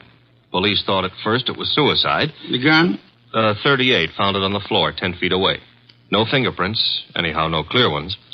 Seldom are on a gun butt. You say suicide was suspected. Why? The gun was 10 feet from the body. It was the smudges. Smudges? Powder burns. According to the papers, he was sitting at his desk. There were no signs of a struggle. The gun was held against his chest and fired. But it wasn't suicide, Mr. Wolfe. Walter Channing would never have killed himself. The police have already decided that, finally, according to the evening papers. And I presume you, Miss Barkley, are the suspect. No, not yet. But you expect to be. That's why you came to me. When the police talked to her, Her? Doris, his wife. I've been Walter Channing's secretary for 8 years. At one time, we thought we were in love. Mrs. Channing was aware of this? Yes. Oh, it was a long time ago. It was over. It was finished a long time ago, but she never believed that. Neither did Alan. Alan who? Alan Mielek, head of the media department at the agency. We were going to be married when Walter and I... Well, Decided you were in love. Miss Barkley, who finally decided you were not? You or Mr. Channing? He did. I see. Mr. Mielek believes you did not share this change of heart. Yes. Oh, he's such a fool. I dare say you fear Mrs. Channing or Mr. Mielek or both will reveal the ill-fated romance. You know what the papers will make of it, what the police will try to make of it. Miss Barkley, did you kill Channing? No. Oh, no, I swear I didn't. Oh, Mr. Wolfe, I didn't. Please, for heaven's sake, no tears. Archie, put her in a cab. Yes, sir. Then come up to the plant room. There are some things I want you to execute for me. Yes, sir. Women. Bah. Yes, Mr. Goodwin, I'm Abe Jackson, the night porter. I was working late that night. Mr. Channing, his secretary, Mr. Bennett, Mr. Mielek, and his secretary. About 10:30, I met the shoe shine, Kelly, on Mr. Channing's floor. There was a light burning in Channing's plate. We went in to turn it off, Kelly and me, and there he was, sitting at his desk, a hole this big in his chest. Tell me, Mr. Bennett, did Channing have any enemies in the agency? Channing was a slave driver, Mr. Goodwin. The girls hated him, and men were afraid of him. He'd send out memos like this one around. Here, take a look at it. It's typical. No coffee, no shoe shines, no office conferences. If you want my opinion, as one employee out of 150, whoever killed Walter Channing did the rest of us a favor. You're Amy Long, secretary to Alan Mielek. Now, what can you I can tell you plenty. How she jilted Mr. Mielek, took up with Mr. Channing, got thrown over by him. I wouldn't go so far as to say Brenda Barkley would murder anyone. But if she did, Walter Channing would be 1A. Channing get his shoes shined by you? I called the agency men, sir. You know, it was Jackson and me found him. Everyone else had gone and left himself, poor soul, sitting at his desk, dead.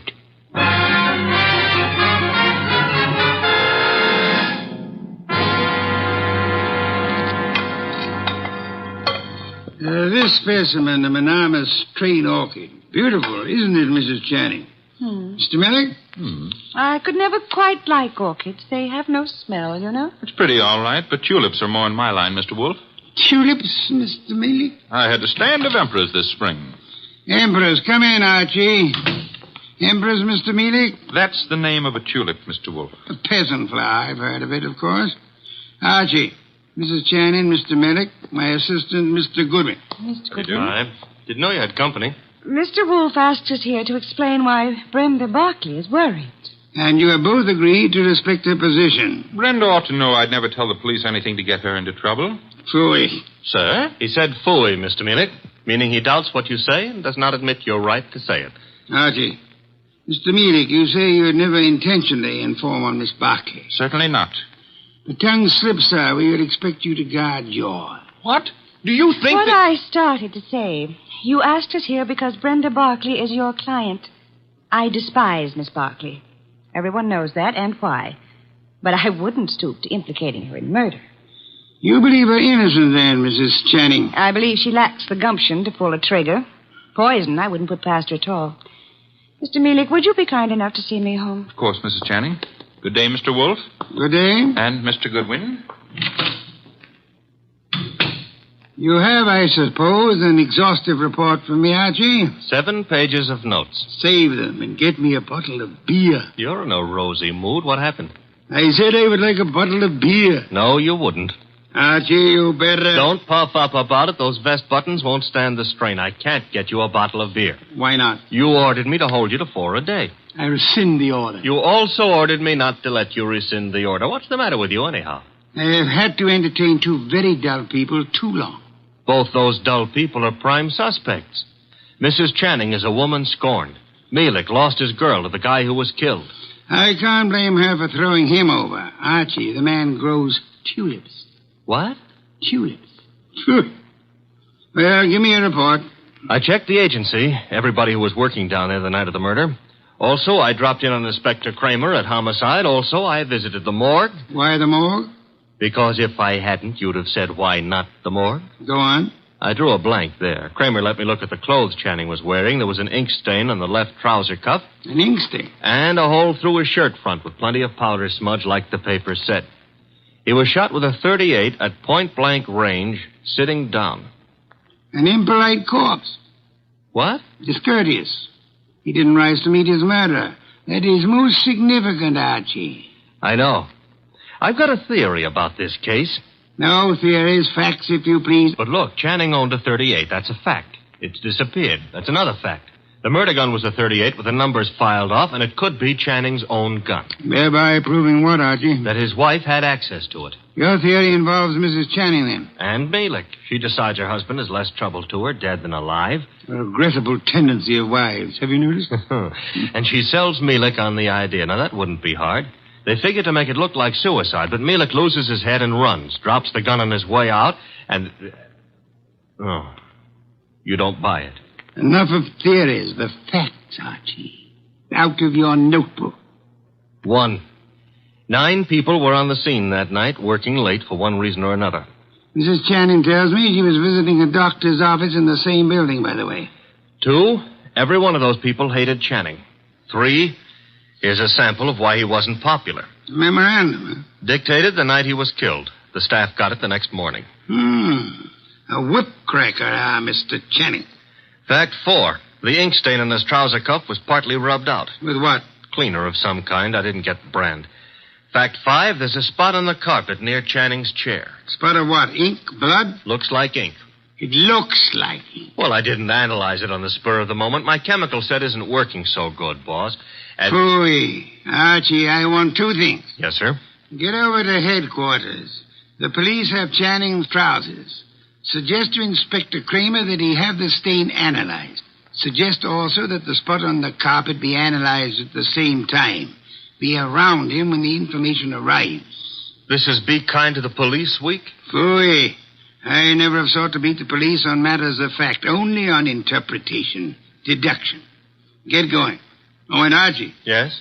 When you return, I should discourse upon the sanctity of deskhood. The sanctity of what hood? Deskhood. Now be off with you, and please remember you're tracking a murderer. Don't stub your toe.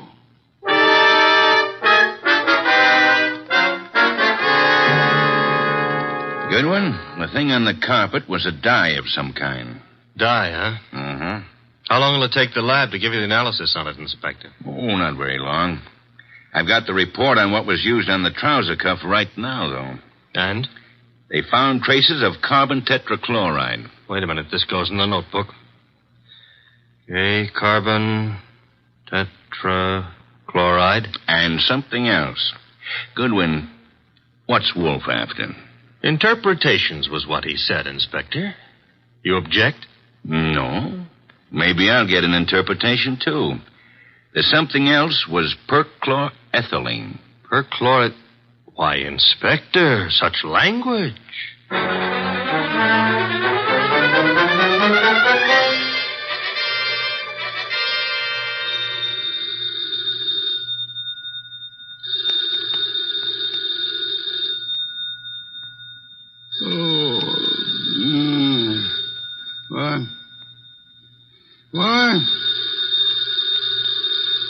Archie.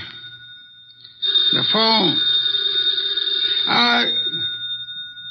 Oh, not back yet. Hello. Mr. Wolfe? Yes? This is Brenda Barkley. Oh, Mr. Wolfe. What is it, Miss Barkley? You've got to come to Mr. Channing's office right away, Mr. Wolfe. Mr. Goodwin has been to your office. Everything I need to know. You've got to come, Mr. Wolfe. Nonsense. I don't go out. My digestion disapproves of it. I disapprove of it. But Mr. Goodwin, he's in danger. What's that? Terrible danger. He needs you here at once. Archie, in danger? Let me talk to him. Please come. Hurry. What's happened? Hello. Sparkly.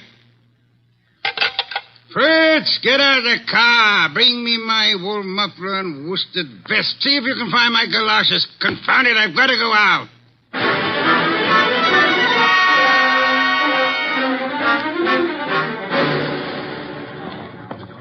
Going up. Step to the rear of the car, please. Mister, will you please step back? I'm back as far as I can go. You are?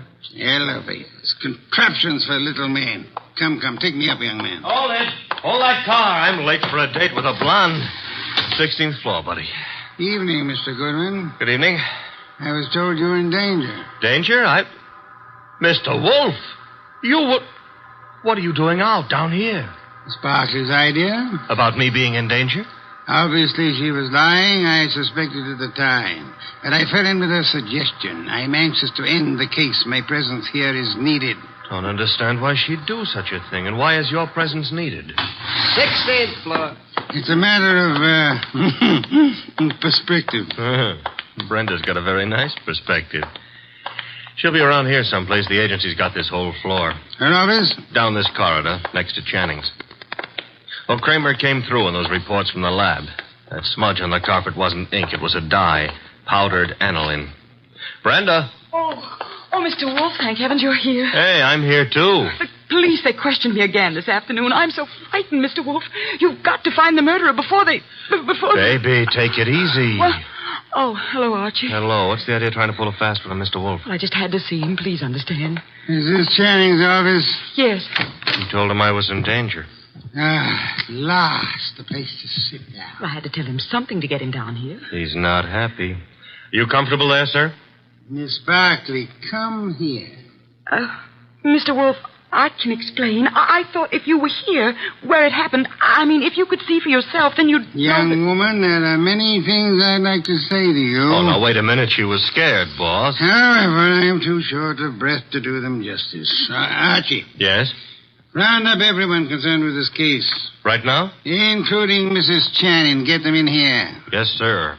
You help him, Miss Barkley, and close that window. Yes, Mr. Wolfe. Fresh air. I've had enough today, thanks to you, to last me a lifetime. If after all that exposure, I live a lifetime.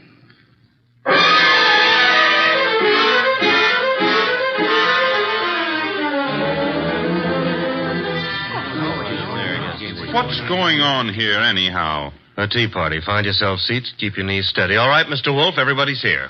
Mr. Shoeshine Kelly? Here, sir, here. It was you who found the body. Him and me, Mr. Wolfe. I'm Abe Jackson, the night man. You gentlemen can help us if you will. Oh, to be sure, Mr. Wolfe. I'd like to know the exact position of the body when you found it. Well, he was sitting up. That's it, sir. Sitting up straight as you please. You'll oblige me if you'll demonstrate. Sit in the chair, please. His chair, sir? If you please. Abe, you. Yeah. Oh, no, not me. Not on your life. There's no easy thing you ask, Mr. Wolfe. I'll oblige you.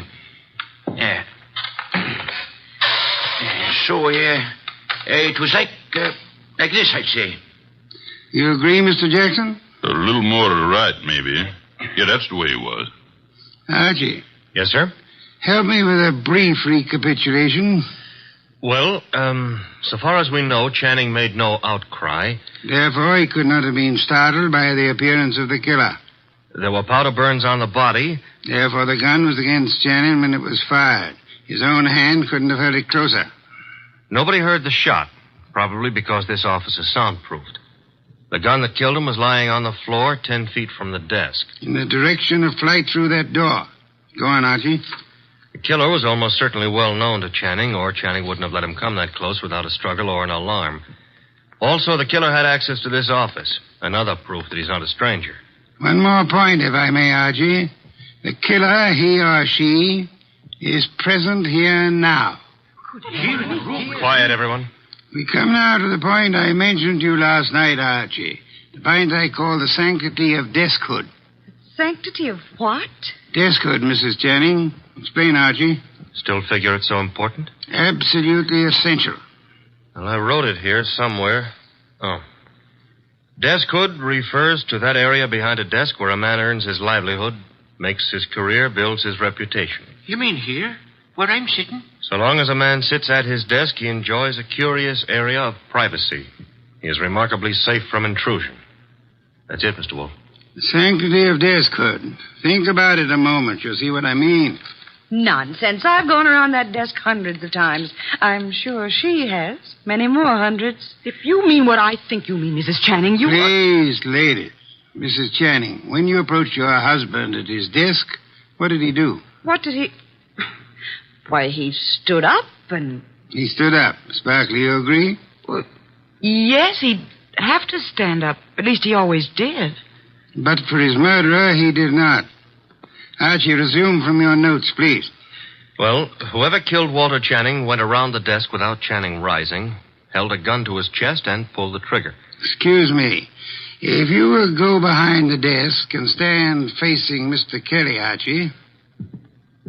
Here. This the way you mean? You know the angle of the body wound to the hole in the chair? There wasn't any angle. One was in a straight line with the other. From where you stand now in front of Mr. Kelly, if you wish to inflict an identical wound upon him, could you do it? Not from where I stand. I'd have to kneel. You'd have to kneel. Do so. Note, please, the murder tableau. The question now, who could kneel before Channing, get close enough to kill him from that position without alarming him in the least? Kelly. The shoeshine man. Hey, wait a minute now. Shut up, you, and sit there. His motive is crystal clear. The memorandum. Memorandum. You have a copy, Archie? In my notebook. Ah, yes. Miss Barclay, read the part which could explain Mr. Kelly's action. No, not now. The memo was all over the office. Kelly must have seen it. Oh, wait a minute now. Notice effective at once. Yes, here it is.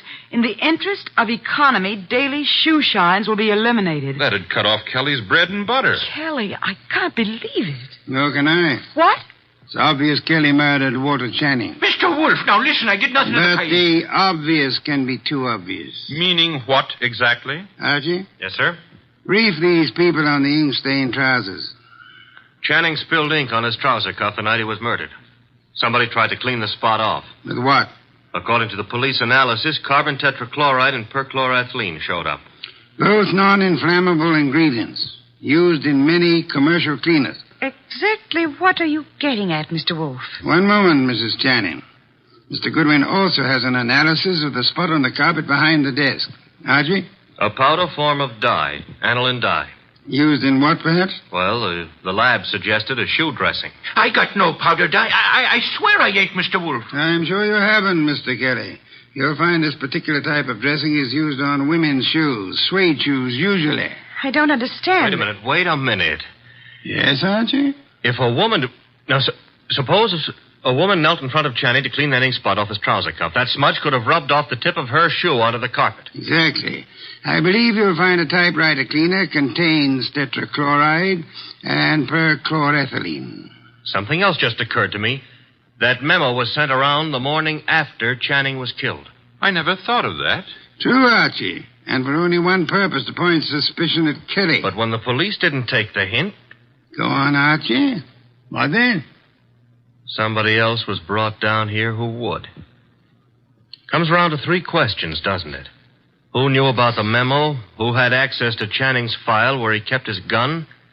And who made sure Nero Wolfe would see the evidence against Kelly? Three questions, Archie, with one answer that spells the name of the murderess. Our own client, Brenda Barkley.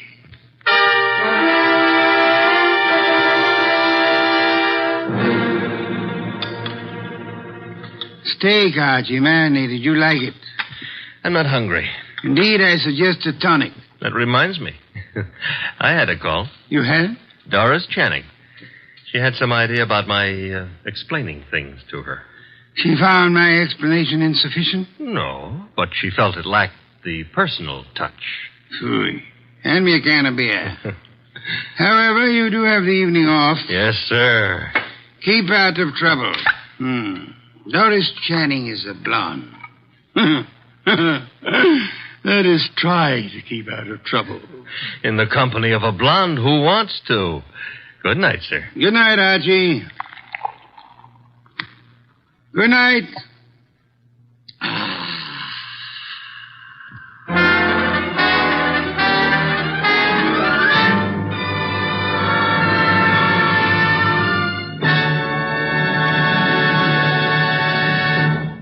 You have been listening to The New Adventures of Nero Wolfe, starring Sidney Greenstreet.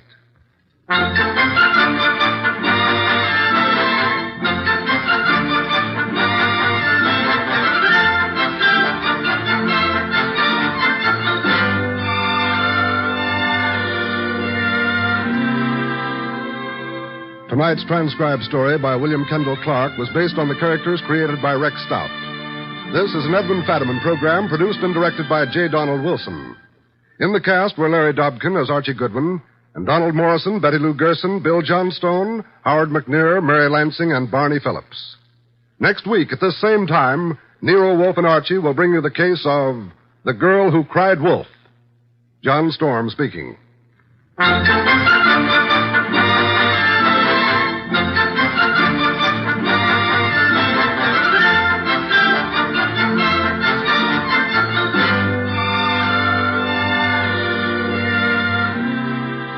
Nero Wolfe, Archie, and all of our cast hope that our listeners have taken time out from this busy Christmas season to help brighten some youngster's Christmas day. Be sure to send a thing, your choice of anything you think a child would like for Christmas, to the groups in your own town who are distributing these toy gifts to less fortunate children. 3 chimes mean good times on NBC.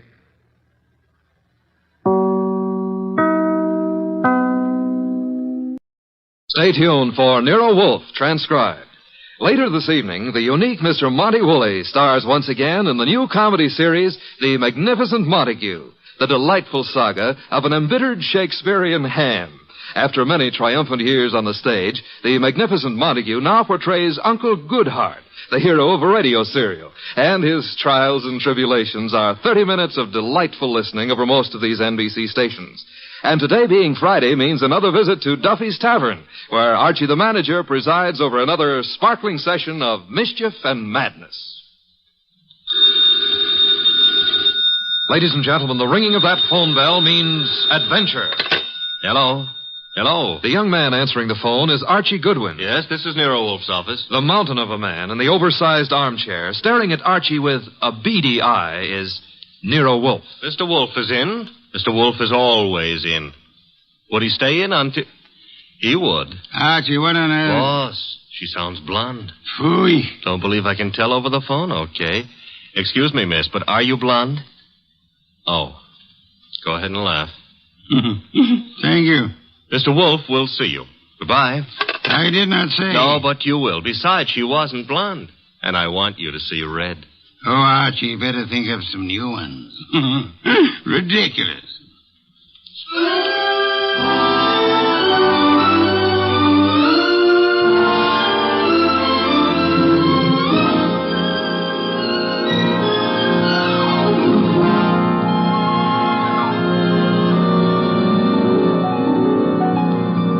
Ladies and gentlemen, it's the bulkiest, balkiest, smartest, and most unpredictable detective in the world. That chair-borne genius, Nero Wolfe, created by Rex Stout and brought to you in a new series of adventures over this NBC network in the person of Mr. Sidney Greenstreet.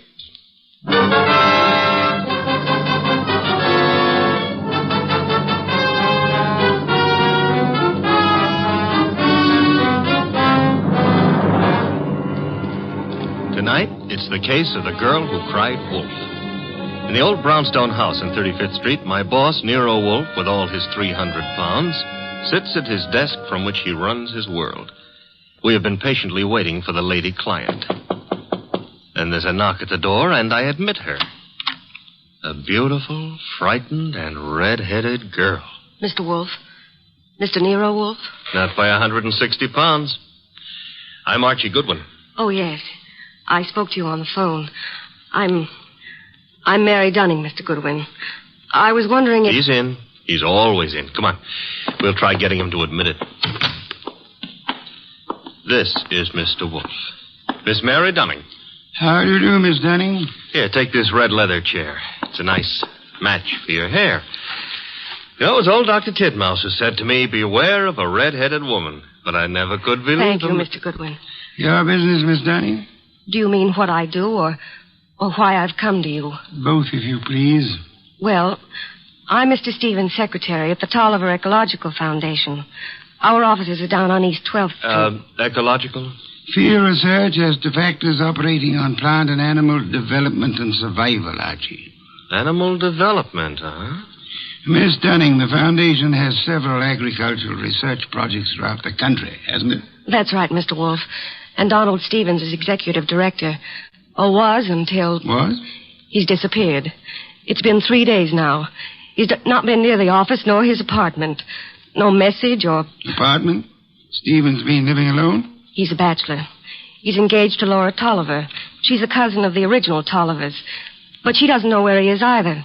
Have you come to me on Laura Tolliver's account or on behalf of the foundation? Well, neither, Mr. Wolfe.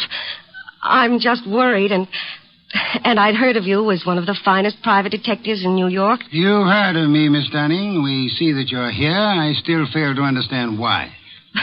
But I've told you. Mr. Stevens has dropped out of sight. And there's another thing. The last time I saw him, he had a caller with him in his office. Caller? Male? Female? I don't know. We're in a converted old brownstone house, and, well, the way the offices are laid out, I don't see all the people who come in unless they make a point of coming to my desk. I see. All I know is that Mr. Stevens stepped out for a moment, looking either scared or angry, I couldn't be sure which, and asked me to see if there was a policeman at the corner. Which corner? Archie, continue, Miss Dunning. Well, I started to go, and there were low voices arguing from the inner office. And then Mr. Stevens called me not to bother. Then what? He said I could go ahead and take my lunch hour then. So I did. And when I came back, he was gone. Leaving no message? Leaving no message. And you've neither seen or heard of him since? I've tried all over. By phone, going out myself. Miss Dunning, has Mr. Stevens been in the habit of making extended business trips? Well, once in a while to our research stations in Pennsylvania, or New Jersey, or up in Vermont, but not without letting me know. I have to make out his travel vouchers. Has there been any recent trouble at the foundation? Trouble? Financial trouble? Personal trouble? No, there's been no trouble. Miss Dunning, you're wasting my time and yours. This is a problem for the police, if there is a problem. Oh no, Mr. Wolfe. I'd have gone to the police, except, well, if there should be an innocent explanation, it didn't seem fair to the foundation to risk the unpleasant publicity I said for the police.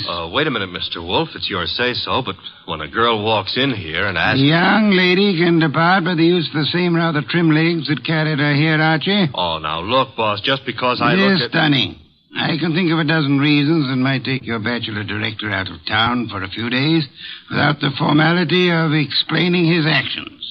Then you won't look into this? Despite Mr. Goodwin's frowns, no. Should Mr. Stevens not turn up tomorrow or so, I suggest you advise the police or whatever attorney acts for the foundation. There is such a person, of course. Yes. Jonas Dowd is counsel. He's also a Coke trustee.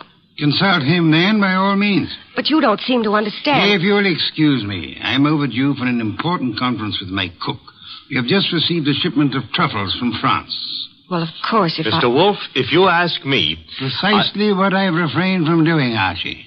Would you be good enough to escort Miss Dunning to the door? To the door, Archie. Good night, Miss Dunning. Good night. Good night. And thanks just the same. Look, Mr. Wolfe, it's your shop and you can get as surly as you please.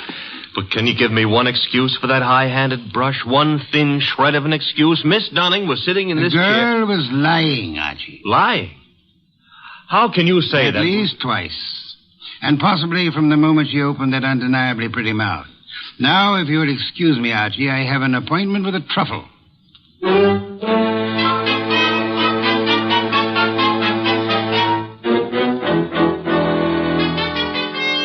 You say you have a surprise for me, Archie. Enough to yank you 3 inches out of that chair. Remember the girl who was here last night, Mary Dunning? You seem unwilling to let me forget her. Well, I took off on my own this morning to check up on that foundation setup. Good, Archie. I ventured a small bet with Fritz that you would. All right. See if your bet included this. I found Stevens down there right in his office. Missing executive director. Yes, and the missing Mr. Stevens claimed he had just been on a business trip. Delayed getting back because his car had been smacked by a hit-and-run driver in New Jersey. Now, here's the payoff. He even tried to make out that he'd been thinking of calling you in a problem. Hit-and-run accident? No, something about the foundation. But I didn't waste time letting him cloud it up for us. The point is... Archie, you brought him here, of course. Stevens? No, he's still down there. We'll want to grab him before the day is out, but I had something more important to run down first. It took me 3 calls on the way up here, but you can take it as confirmed. We've still got a disappearance case, and this one you're not sitting out. Indeed. And who has disappeared now? Mary Dunning. Stevens is back, but Mary's gone. Not at the office, not at her rooming house, and none of her clothes are taken. How'd you get going? Put a police call out on Mary? Back to 12th Street and get Stevens out of that office and up here as fast as you can. I'll phone him. You're on the way.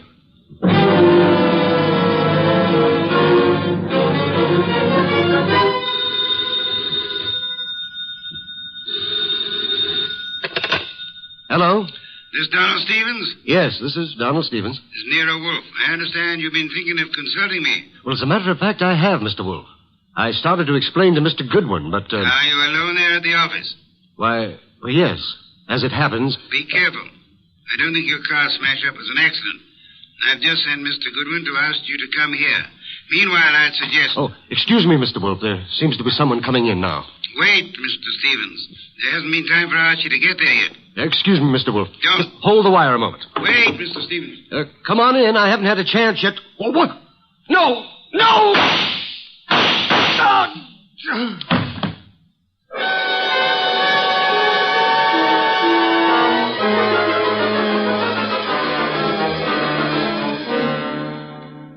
And that's all Inspector Kramer has been able to make of it, Archie? Not to hear him tell it, but that's all he's got. Stephen dead and the girl still missing. Did you find anything helpful at the office? I think the murderer started to tear up some account books and project ledgers, but I must have scared him away when I rang the bell.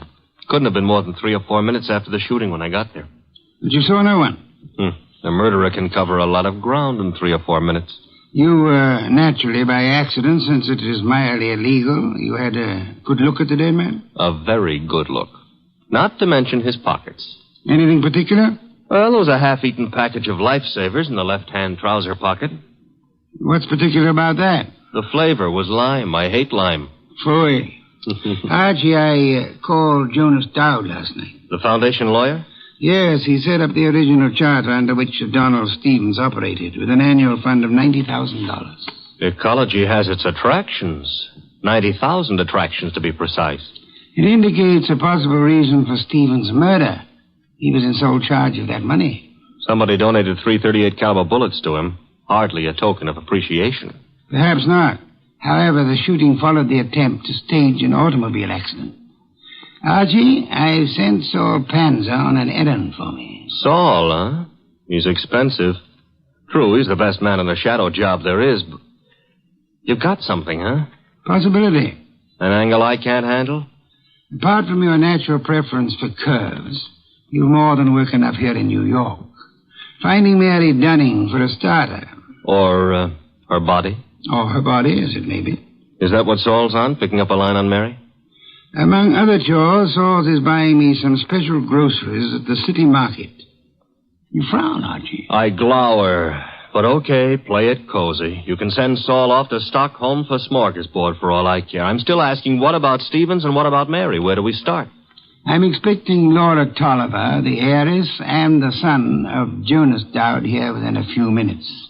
Jonas Dowd himself proved as difficult to pry from the office as... As you generally are from this one. Oh, good for old Jonas. Wait a minute, though. You said a son was coming. Would that be Peter Dowd? It would be. Could I trouble you to pass that second bottle of beer? It's your third. stop auditing me, Archie. You reacted to the name of Peter Dowd. May I ask why? Kramer is ahead of you on that pitch. He's had Peter Dowd downtown already. And learned? Playboy, used to be in love with Laura Tolliver, now in line to take over Stevens' tidy $20,000 a year salary as executive director. To take over phony. Peter Dowd's no ecologist. He's got more important qualifications. His old man and Laura Tolliver are co-trustees under the Tolliver will, and the director can be anybody they name. Archie, you sound prejudiced against young Mr. Dowd. Yeah, that's what Kramer said. I'm just naturally suspicious of anybody who stood to pick up $20,000 a year, plus a whack at the $90,000 a year in house money, just by throwing 338 caliber slugs into Stevens. Particularly after getting rid of Mary Dunning to clear the way. The police still have no leads on Miss Dunning? A for effort, Z for results. Now, the way I see it, boss... Legwork now, Archie. Guess it's later. You might try Miss Dunning's landlady again for one, and try Peter Dowd's apartment. Now? Yes. I'd say go along and keep after the missing girl. Instead of sifting through the names in Stevens' appointment book you were asking about? It's two legs of the same animal. The names may help on the girl. Now, Archie, on your way.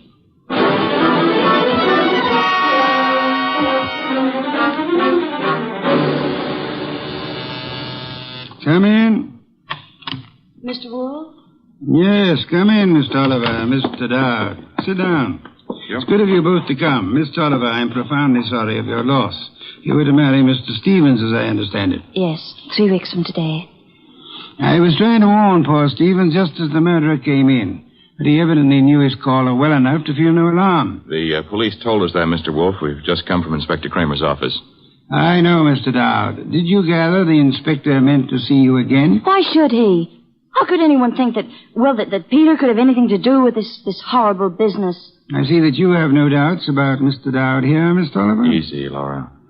Yes, Mr. Wolfe, I gathered that Kramer was interested in me. He's got a man outside here watching us now. You're alert, Mr. Dowd, or... Oh, what? Or aware that Inspector Kramer may have grounds for keeping you under surveillance. Look, Mr. Wolfe, I didn't come here to be put through the jumps again. First Kramer and now you. I'm acting for the Tolliver Foundation, Mr. Dowd. I have been since your father retained me last night. Well, why jump on me, then?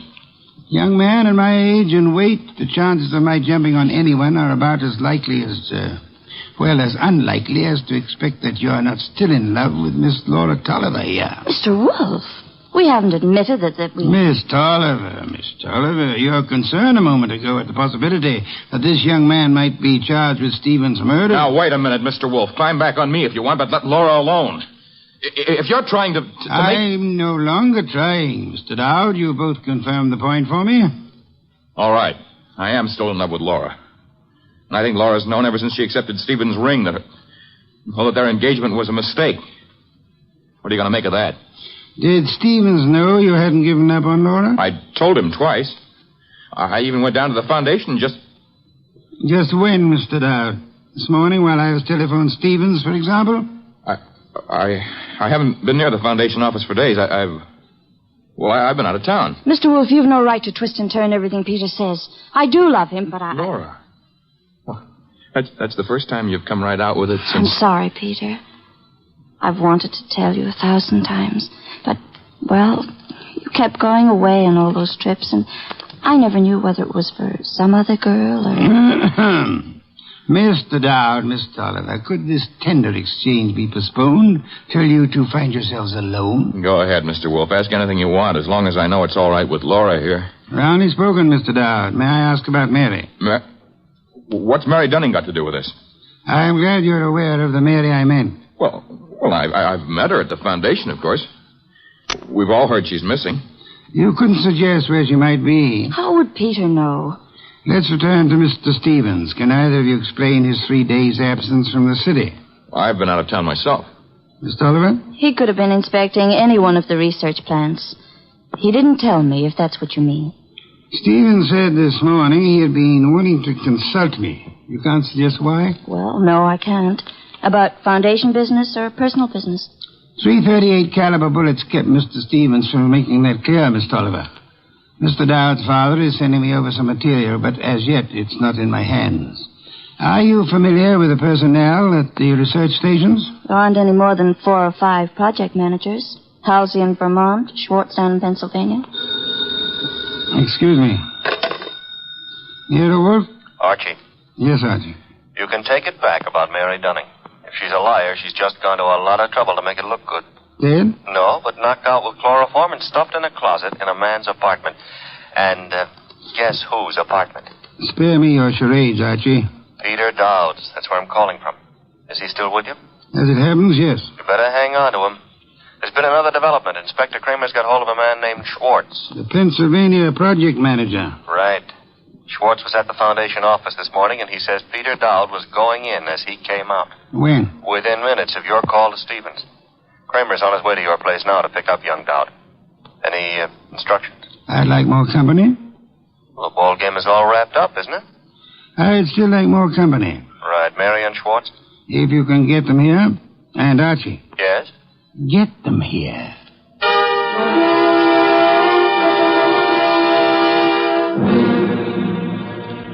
I'll have that 5th bottle of beer, Archie. 7th and quarter for the night. And when do you get around to calling in Mary and our friend Schwartz? In a moment, Archie, in a moment. After all that scramble to get him here. I've been studying these project reports that Jonas Dowd sent over. Fascinating field ecology. I know. The factors playing on the development and survival of living organisms. Too bad poor Stevens didn't figure on a factor named Peter Dowd. Archie, I'm ready for Mr. Schwartz now. No Mary? I'll risk you in the next room with Miss Dunning for the time being. Okay. One Schwartz coming up. Oh, come in, Mr. Schwartz. Mr. Wolfe? How do you do, Mr. Schwartz? My apologies for this long wait you've had. And I'll try to make our business brief. Yes, sir. Mr. Schwartz, you managed the Tolliver Agricultural Research Station in Pennsylvania for some time. 2 years. I am not sure I didn't once enjoy a shipment of mushrooms that came from your place. You've experimented with Maya arenaria. Maya arenaria? Yes, of course. Yes, we've done some work with mushrooms. They were excellent. By the way, I understand you saw Mr. Stevens just before he was shot down. If I'd stayed 10 minutes longer, he might still be alive. May I ask the purpose of your call? I was delivering the monthly reports. No special trouble you came to discuss? No, sir. You met Peter Dowd coming in at the Foundation as you were going out. How did he look? In a hurry. How so? He just pushed past with his face turned away. You're sure it was he? Yes, I had seen him at the Foundation maybe 2 or 3 times before. Were you aware that Mr. Stevens and Mr. Dowd were both apparently in love with the same young lady? I'm a research worker, Mr. Wolfe. I wouldn't know about Mr. Stevens' personal affairs. Just an hour ago, before Inspector Kramer took him from here, young Dowd admitted that he'd been there today. I didn't think I could be mistaken. But he said only because Stevens had phoned him to come. Were you there when that call was made? No, there was no call to Dowd while I was there. Excuse me, Mr. Schwartz. Yes, Nero Wolfe speaking. This is Saul Panzer. Yes, Saul, you're still... Yes, still down here at the city market. Looks as if you were right. Indeed? One of their trucks just pulled in with a load of full crates. Top quality produce. I'll try not to wince when you send in the expense sheets. Any other confirmation? Internal Revenue records show no taxes paid on income by the Tolliver Foundation. Thank you, Saul. Phone any information as you get it. You'll forgive me again, Mr. Schwartz. Archie. Yes, boss? Would you ask Miss Dunning to step in now? Coming up. Come in now, Miss Dunning. Good evening, Miss Dunning. You've quite recovered from the chloroform? Mr. Goodwin's been helping me. He's been rubbing my forehead, and I'm beginning Spare me any further details. Miss Dunnings, would you mind telling me again how it was you came to find yourself in Mr. Dowd's apartment? Well, it was the phone call that got me to go over. It was a man whispering. He didn't give his name, but he said if I came to that address, apartment 4C, I could learn something about Mr. Stevens. You went to apartment 4C, and then? That's really all I know. Just after the door opened, before I could see him, his coat was thrown over my head, and then he must have given me the chloroform. It was Peter Dowd, of course. Dowd? Who else could it have been? It could have been Mr. Schwartz here. Mr. Wolfe, you're joking. Am I, Schwartz? Joking or drunk? Why should I... For the ancient reason, Schwartz. Money. for the racket you had and wanted to keep. Racket? Mr. Schwartz was in... Schwartz is no more of an ecologist than Mr. Goodwin here. A moment ago, he accepted Mara arenaria as a mushroom. It happens to be a common clam, common on nearly any beach, rare in inland Pennsylvania. Stevens knew I didn't go in for all that Latin stuff. I could understand that you might be useful without it, Schwartz. But to get away from your station operations, you faked the scientific knowledge you never had. All right. Suppose I am more of a farmer than a fancy scientist. Our job at the research station is to raise vegetable crops, isn't it? As you worked it, Schwartz, of course. You turned the agricultural research project into a commercial farm. All expenses met from tax-free funds, and not a cent of return shown for the produce sold. So that's why Saul Panzer drew the rutabagus run. Stephen had the innocence of a specialist interested in his own field only. But even Stevens finally began to get onto those doctored reports of yours, Schwartz. And when was it the Internal Revenue men began asking questions? Look, Goodwin, is this fat guy out of his mind? You had to get rid of Stevens after the last inspection trip. Were you even counting on taking over his job after Peter Dowd was put away for Stevens' murder? Mary, if you'll just explain to this lunatic... Watch it, Archie, watch it. I've got his gun. Adroitly done, Archie. Wait a minute. This is a 32, and it was a 38 that did the murder. Mr. Wolfe, that's my bag. You can't... Take this pistol from it, I have, my dear. This extraordinary effort you put me to, of actually leaving my chair to secure this weapon, we'll add that to the score against you. Mr. Wolfe, if you aren't too tuckered to answer, that gun from Mary's bag. It's a 38. It may be the one used on Stevens. But Mary couldn't. She didn't. The ballistics tells us that this is the weapon. Then Schwartz must have passed it to her for safekeeping, till it could be planted in young Dowd's apartment or car or whatever. I didn't have anything to do with it. Miss Dunning, you had to do with more than you know. Do you realize that if Mr. Goodwin hadn't found you at the Dowd apartment when he did, that you might not be alive at this moment? You were the one person who knew Schwartz's crime. Mary, don't listen to him. She's listening, Schwartz. Miss Dunning, you thought the chloroform scheme was directed solely against Peter Dowd, and so you let Schwartz talk you into it. Mr. Goodwin tells me the door of that closet was sealed with Scotch tape. I didn't know that. Schwartz actually tried... Your chloroform sleep was meant to turn into a permanent one, Miss Dunning. And I was trying to cover for him. All right, here it is. Schwartz planned it all. He did try the hit and run, and he did shoot Stevens. He's a liar. Mary, you've been juggling those books since... Say the details for Inspector Kramer, Schwartz. There's guilt enough to be divided between you and guilt enough to burn you both.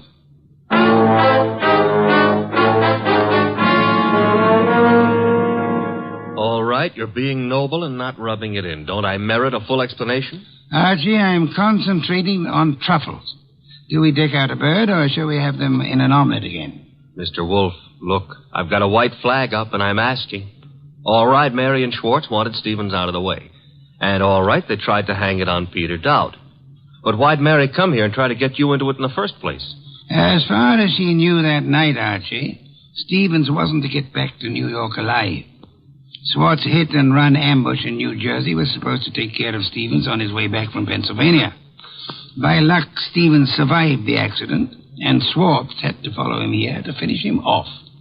Yes, but I still don't see why. Mary came here to establish her innocence by pretending to seek our help. Oh. And she thought to keep suspicion from Schwartz by creating the imaginary figure of a threatening caller at the office several days before. She knew Stevens meant to consult me about Schwartz, and she could guess Jonas Dowd would call me in eventually. Well, Stevens said he wanted to consult you that morning when I... That morning when you couldn't hear Stevens out because you were seeing him as Mary Dunning wanted us to see him. Oh, a trick operated with two vanishing acts to explain. Stevens's and Mary's. You have it, Archie. And both fake. A straight business trip branded a run-out or a snatch only by Mary's account, and then the chloroform act at Dowd's apartment. You have it in full. Mm-hmm. Except how you knew she was lying to start with. Point one, the girl offered no fee, no prospect of a fee. Mm-hmm. Stay at that. Could anyone claim knowledge of my reputation, Archie, and still seriously expect that I would take an arduous labor for the love of it? I'm ashamed of myself. Point two, she told us of a caller coming to see Stevens. Of Stevens asking her to fetch a policeman. then changing his mind. When asked to call a policeman, what woman's curiosity would be satisfied by being told not to bother? How utterly brilliant you are. Yes. Archie, a bottle of beer. All right. And now back to a serious problem, you know. I think I see a compromise on these troubles. Between bird and omelet? Archie, why not both? Ah.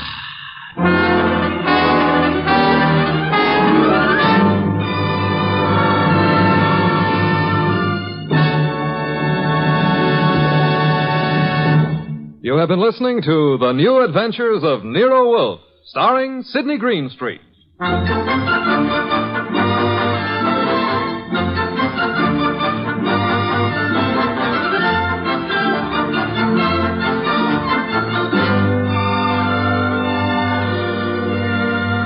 Tonight's transcribed story by Charles O'Neill was based on the characters created by Rex Stout. This is an Edwin Fadiman program, produced and directed by J. Donald Wilson. In the cast were Larry Dobkin as Archie Goodwin, and Charlotte Lawrence, Howard McNear, Monica Neely, Lamont Johnson, and Herb Butterfield. Next week at this same time, Nero Wolfe and Archie will bring you The Case of the Slaughtered Santa Clauses. Don Stanley speaking. 3 chimes mean good times on NBC. There's no cover charge at Duffy's Tavern. Just keep your dial tuned to NBC later as Archie the manager and his delightful friends cook up another mad and merry session at that remarkable restaurant, Duffy's Tavern.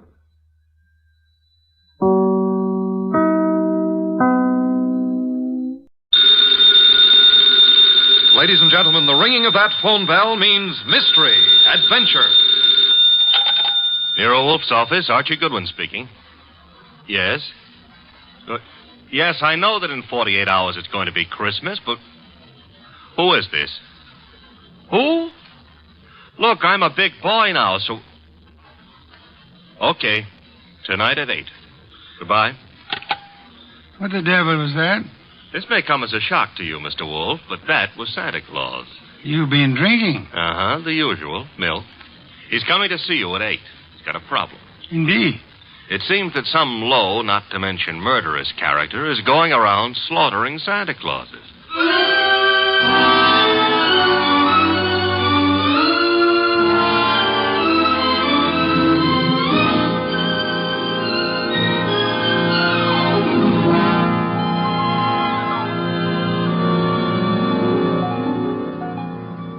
Ladies and gentlemen, it's the bulkiest, balkiest, smartest, and most unpredictable detective in the world.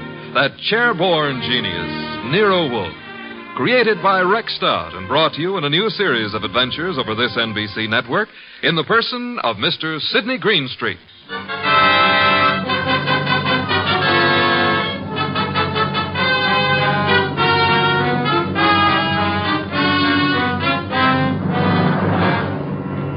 Began earlier than 8, however, the case of the slaughtered Santas.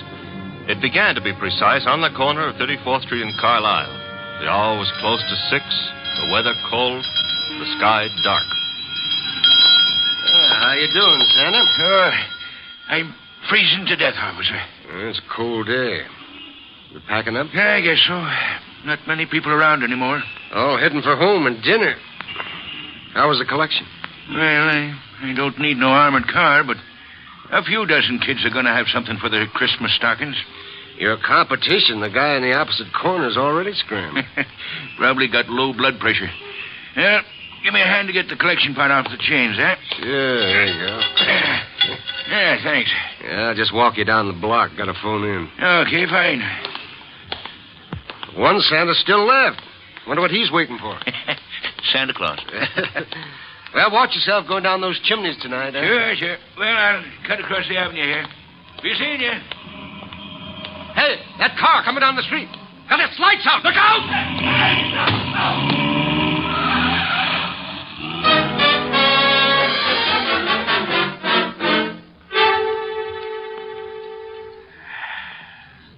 Hey, Peg. Huh? Ever tell you I love you? Oh, it's not me you love. It's the hot soup. Now, you're not the only woman who can cook a dish of soup. Huh? It helps, though. I'm just beginning to thaw out. Yeah, that's a cold corner you play Santa Claus on. Well, don't hurt to make a few bucks. I ain't done so good this past year. Well, maybe the next year will be...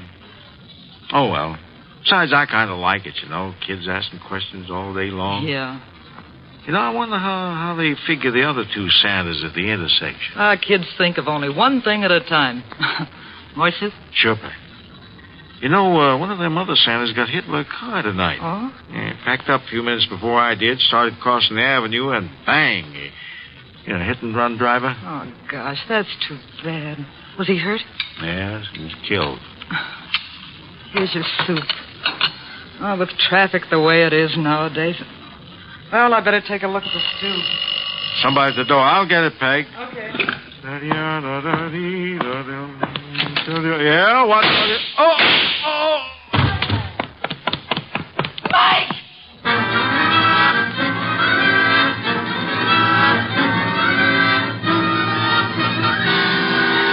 Mr. Wolfe?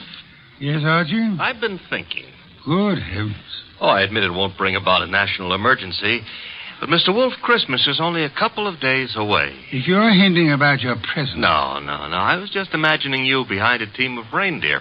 Your imagination is morbid. You'd make a wonderful Santa Claus. Phooey. You got the perfect build for it. Of course, as for character... Archie. Yeah? Can you picture me scrambling down a chimney? Well, they might have to build bigger chimneys, but... Bah. There's that, too. However... That is the front door. True. I was thinking... You might see who it is. Well, if nobody's been lying to me on the phone, that'll be Santa Claus. Let him in. But I haven't decided what I want for Christmas yet, Mr. Wolfe. For example, should she be blonde or brunette, tall or short? Archie. On my way. Good evening. I dislike dawdling on anyone's doorstep. Well, stop dawdling. Come in, please. Mr. Wolfe has been warned of my arrival? He has. Through here. Mr. Wolfe, this is Santa Claus? My name is Barton, John Barton. How do you do, sir? I have no time for the social graces, Mr. Wolfe. I'm about to be murdered. Howdy, in my house, I have objections. I'm a frightened man, Mr. Wolfe. Indeed. This costume you see me in is responsible for it all. Why are you in it? I had a notion it might be, well, entertaining to play Santa Claus in public. I'm a wealthy man, sir. I can afford to have whims. Therefore, I have assumed this masquerade. However, it apparently is going to be the death of me. Mr. Barton, you have adequately conveyed an atmosphere and an emotion. I suggest you concentrate on facts now. Very well. I have been acting as Santa Claus for the Tuberculosis Fund.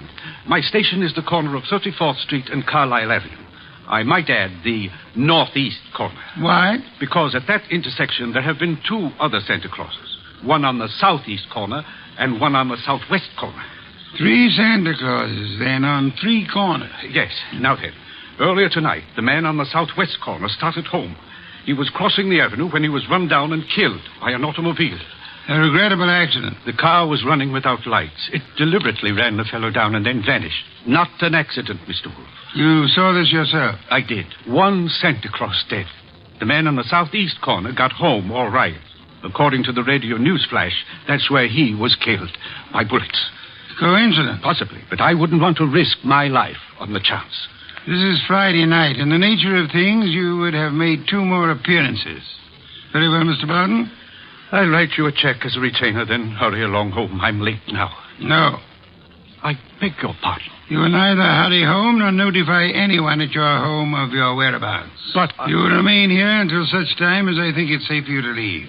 The house is well guarded. I can't do that. In which case, I cannot accept you as a client. I fail to understand. Mr. Barton, it is very easy to murder someone. Avoiding the consequences of such an action is something else again.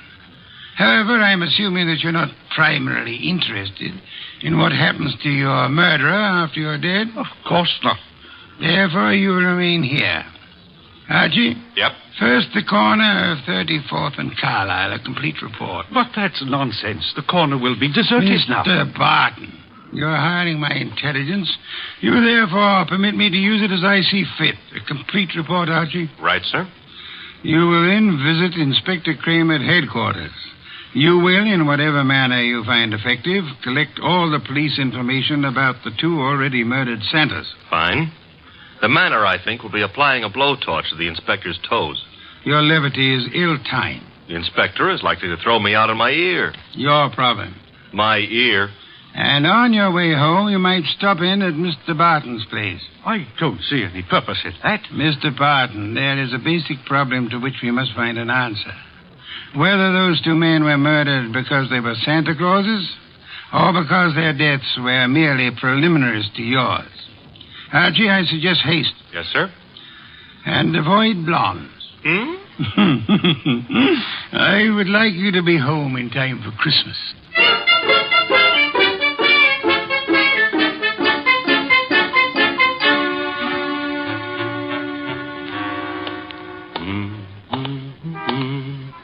Hey, Bud.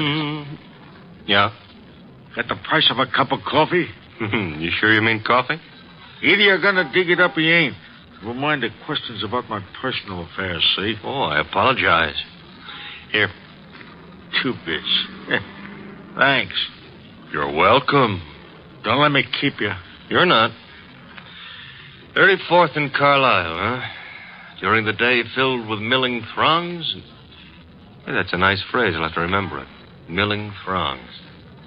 And now desolate and deserted. Well, that's life.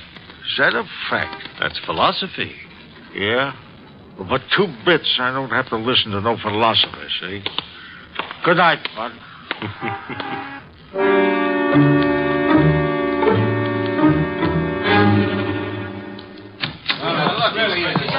Uh-oh. The inspector's got company. If all you reporters will shut up and ask your questions one by one, I'll answer. Inspector Kramer, it's true a couple of Santa Clauses have been knocked off tonight? It's true that 2 men who have been employed as Santa Claus by charitable organizations have been murdered, yes. Any connection between those 2 guys, or does somebody just hate Santa Claus? Well, so far as we know, there is no connection. That means it could be maybe some kind of maniac who decided he doesn't like Christmas or Santa Claus. Is that right? The department is investigating along those lines. Like how? Well, we're checking all the local asylums for possible escaped lunatics. Yeah, but, Inspector, suppose this nut has never been in an asylum. That'll be all, boys. Oh, but listen. I said that'll be all now. Anything new comes in, you'll get it, understand? Good one. Hello, Inspector. I spotted you coming in. What happened? You decided to reform and got a job on a paper? Nope. I'm a public-spirited citizen, that's all. Yeah, I could add a few things to that description with practically no strain at all. Mr. Wolfe and I are very sentimental about Christmas. We object to Santa Claus's being killed. Nuts. Oh, Inspector, aren't you in favor of Christmas? I'm in favor of Christmas. I'm in favor of motherhood. Leave motherhood out of this. Neither of us are mothers. Our chances of becoming mothers aren't too good either. And furthermore... Okay, you're not giving, so get out of here. Thank you, Inspector. But Goodwin, in case Wolfe decides to send me something for Christmas, you know what I wish he'd send me? What? Your head.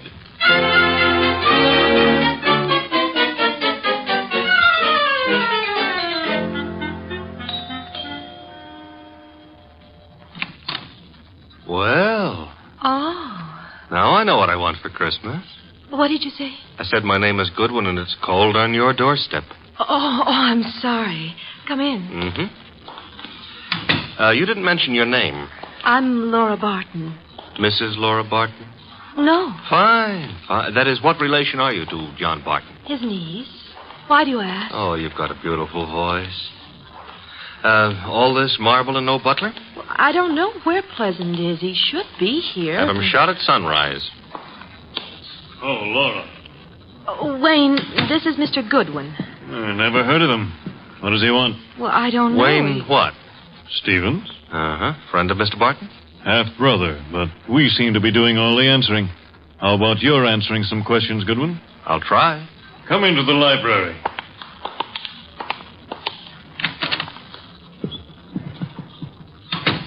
What do you want?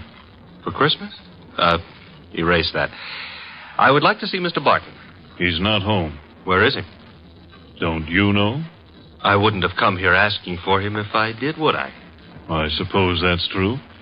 What did you want with him? Conversation. About? Anything. You see, I like to talk to rich men. Are you rich?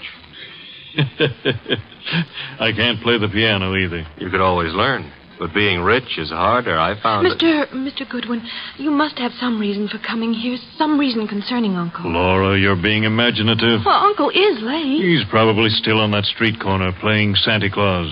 He enjoys it. Why bother about what... I don't know, except... He's never been as late as this? Well, no. Not since he started that masquerade of his. Would you happen to know where the butler is? Out getting drunk, I suspect. He was in the kitchen a little while ago. Disappeared. Pleasant likes to look on the wine when it's red. Or even when it's rye. No, I take that back. Oh, you do? He prefers Irish whiskey. We don't stock it. Therefore... Oh, too bad. I better run along. Good night, Mr. Stevens. Miss Barton. Good night. I'll see you out.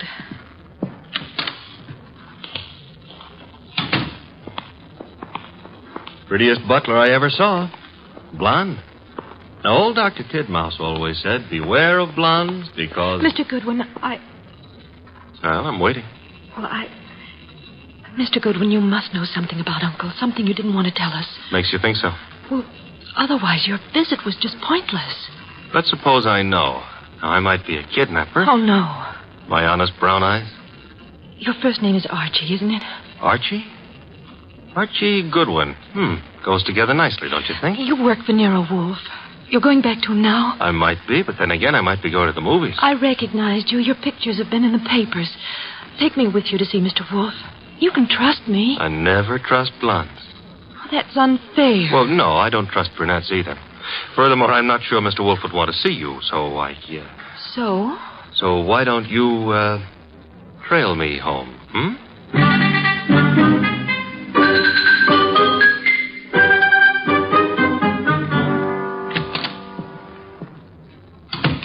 That you, Archie? Archie? Where's Santa Claus? Guest room. He was tired. What, I've been trailed home. Indeed? By a blonde. Phooey. All right, I admit I didn't make any strenuous effort to shake her off, but she trailed... Where is she? Outside. Good. Your report. Oh, but she might freeze to death out there. That's her problem. Your report, Archie. It's short and simple. It would be simple. I haven't got time to resent that. A blonde is dying. As for the report, corner of 34th and Carlisle is a very quiet spot at night. No one was around but a bum who got into me for a quarter. For coffee, he said. You will not put that quarter on the expense account. Stop worrying. That was a private gesture. There were 4 corners. Corner number 1 had a dress shop on it. Corner number 2, a drugstore with a beautiful redhead in the window making with a hair rinse. The ad said her name was Noreen, but it didn't give her phone number. Archie. 3rd corner was devoted to a shoe store, and the 4th corner had a bank on it. A bank? Kind of thought we'd have a pause at that point. Mean something? Inspector Kramer's information consisted of... Oh, you're being coy. Kramer furnished the information the police could find no connection between the 2 murdered Santas. Except for the fact that they were both playing Santa Claus. Isn't that a little on the obvious side? This is an obvious case. The Barton home, Archie. Marble and old lace. The butler, his name is Pleasant, was among those missing. Among those present, Laura Barton, the old man's niece, and Wayne Stevens, his half-brother. Ah. Yeah, only for Laura. Stevens was not at all pretty. It was Laura Barton who followed you here. It was Laura. Archie, go upstairs and... Oh, now, wait a minute. The girl, the weather, common humanity demands that you have... Louis, you speak for yourself, not humanity. I'm human. On occasion, a debatable point. Very well. Let her in. Oh, thanks. Laura, come in. Laura Barton, Mr. Wolfe. How do you do? How much money do you inherit on the death of your uncle? What? That is known as the shock treatment. However, I need an answer. Uncle isn't dead, is he? That, for the moment, is irrelevant. How much? Half his estate. The other half? Wayne, Uncle's half-brother. Very well. Archie, will you go upstairs and inform Mr. Barton that his niece is here? Uncle is here? On my way.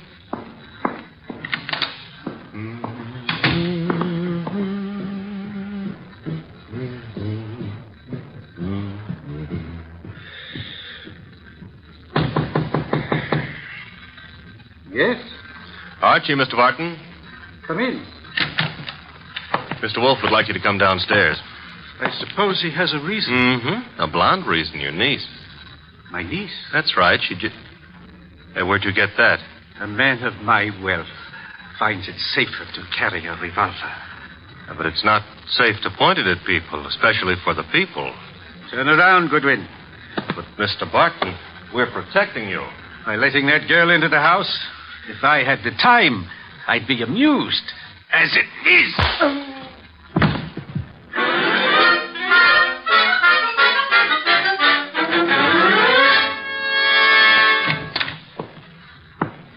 Archie, you been gone? Good heaven. Uh-huh. Santa Claus came early. Your head? Which one are you referring to, my own or the one Santa gave me? You had better sit. No, I had enough trouble getting up a little while ago. I'm staying out of any positions in which I might have to do that again. Mr. Barton is among the missing. Indeed? Mm-hmm. Hit me on the head and used the back exit. I checked with Fritz in the kitchen on the way here.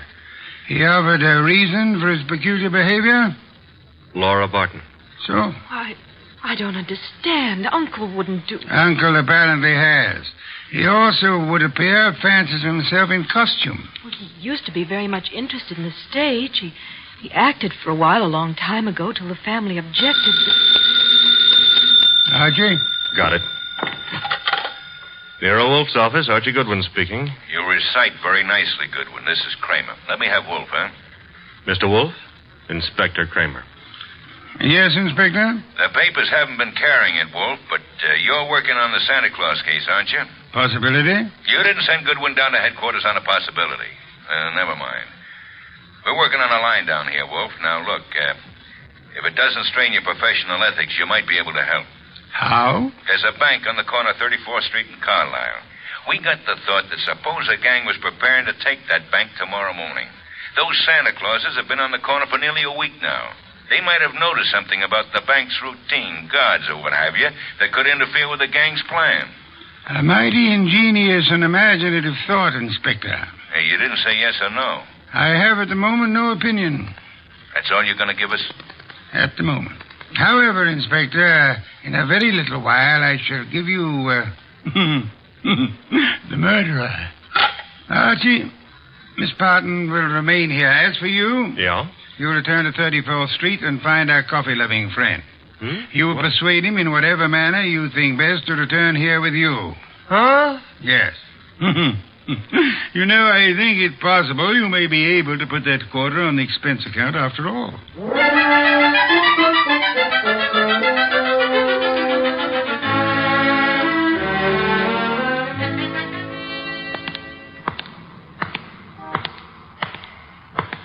You. What? Oh. Why, I've seen you before. Yeah, I've learned to love the neighborhood. That's why it's going to break my heart. What is? Leaving it with you. With... It's sensitive about having guns pulled on me tonight. Let go of me, will you? Not until I tell you that, McGill. Yeah. Will you? Gun looks in a lot better shape than you do. You're coming with me. Oh, where? Mr. Wolfe would like to see you. Nero Wolfe? Yeah. Well, why? He's trying to salvage a quarter.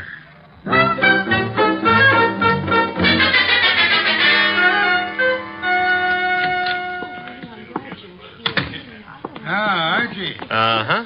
Complete with, he wouldn't give his name. He did have a gun to it, though. This one. Yes. Archie, you know Miss Barton, of course? Aye. And Mr. Stevens? He joined us a moment ago. Miss Barton thought she'd be happy if he were here. Hello, Stevens. That's not the only reason I came. My brother is still missing. I'm concerned. Yes. You, sir, will you sit down? Watching people stand makes me uncomfortable. I don't have to. You do. Archie is stronger than you are. All right. That's better. If you don't mind, Mr. Wolfe, I've never been here before, never met you. But you look as though you could handle things. I think my brother's been kidnapped. Possibility we shall have to consider. Miss Barton, perhaps you have a theory, too? Well, I don't know. Uncle's been behaving strangely for weeks now. What way? Well, I'm not sure. Wayne... Well, of course, John's always been a little peculiar, but I'm afraid I saw nothing especially strange. Outside of this Santa Claus stunt, of course. I see. Miss Barton, your uncle played Santa Claus all week on one of the corners of 34th Street and Carlisle. I know. On 2 other corners, 2 other men indulged in the same activity. Those 2 other men are now dead. Oh, no. Well, wait. Mr. Wolfe, you mean they were killed by mistake for Barton? It is true that one man, made up of Santa Claus, looks very much like any other man similarly costumed. But the answer is no. One of the 2 men was shot in his home after he had removed his costume. Well, then, what connection? Miss Barton, in the event that you wanted to hide a tree, where would you hide it? Hide a tree? Why, I wouldn't even begin to know. If you were very clever, you would hide it in a forest. If you wanted to hide a murder and were very clever, you would adopt the same principle. Wait. You mean that if someone wanted to kill Uncle and didn't want to be suspected, he'd go about murdering several people with an ostensible, if lunatic, reason. He would, let us say, go about killing Santa Clauses. I get it. Then people would think the man he really wanted dead for a special and private reason had been killed for something that didn't point to him. True. That was why 2 Santa Clauses were murdered tonight. The 3rd Santa Claus, however, the real object of the murderer's attention, was luckier or suspicious. He fled. Do I have to hang around here and listen to all this? You do, my unwashed friend. Mr. Barton fled, and the murderer was in a quandary. He had, so to speak, invested in 2 murders merely to make the 3rd one confusing. But he found himself unable to commit that 3rd murder. He couldn't find his victim. Could he ask the police to do so? Hardly. But he might try to inveigle a private detective such as myself into the job. That makes sense, Mr. Wolfe, but why would my brother have deliberately fled from your house? I mean, he was protected here, so... But do I make myself clear? Very clear, Mr. Stevens. Archie, that gun you took from the dirty gentleman, you still have it? I still have it. Then would you mind pointing it at Mr. Stevens here until the police remove him?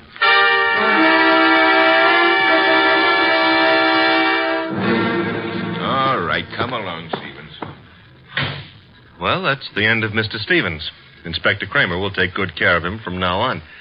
But now, Mr. Wolfe, Laura and me and the refugee from a washcloth over here would still like to know how and why and who was involved. I knew 2 people had a motive for John Barton's death. Laura Barton and Wayne Stevens. One of them proceeded to kill Santa Clauses in the hope that the police would assume those killings to be the work of a lunatic. The paper certainly hopped on that assumption. Yes. However, John Barton, aware that his life was in danger, escaped his murderer and hid. In this house? No. A man in Santa Claus costume came here and said he was Barton. However, he was an obvious imposter. He proved that by his flight when his niece came here. You mean he could fool you, but he knew he wouldn't be able to fool me, so... Precisely, therefore, was not Barton. Who was it? Who else had disappeared at the propitious moment? The butler, Pleasant. True. I distrust coincidence.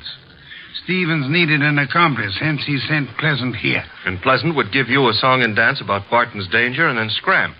You'd start investigating, discover Barton was missing, try to find him, and lead Stevens to his victim, huh? I frustrated that part of the plan by insisting on Pleasant's remaining here, which he did until... That part of it's fine. But how did you choose between Laura and Stevens? It was Stevens who knew, without being told, that Barton had been in this house and had fled from it. Yeah. You yourself mentioned that Stevens had only been here a moment, so you hadn't told him. Obviously, the butler phoned him as soon as he had hit you over the head and escaped. Furthermore, the butler masquerading as Barton had attempted to throw suspicion on Miss Barton.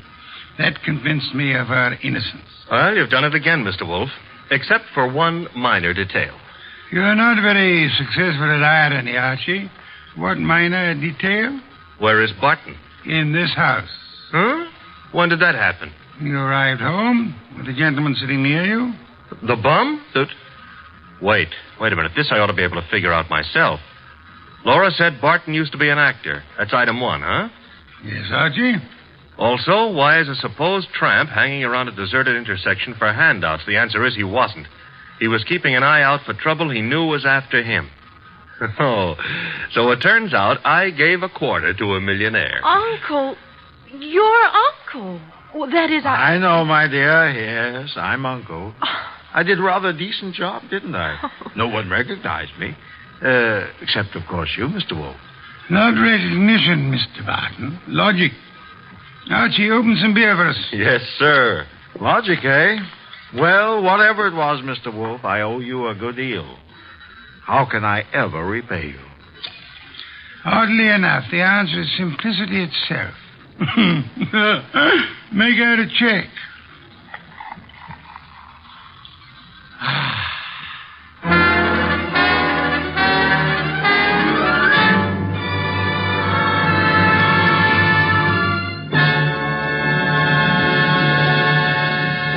You have been listening to The New Adventures of Nero Wolfe, starring Sidney Greenstreet.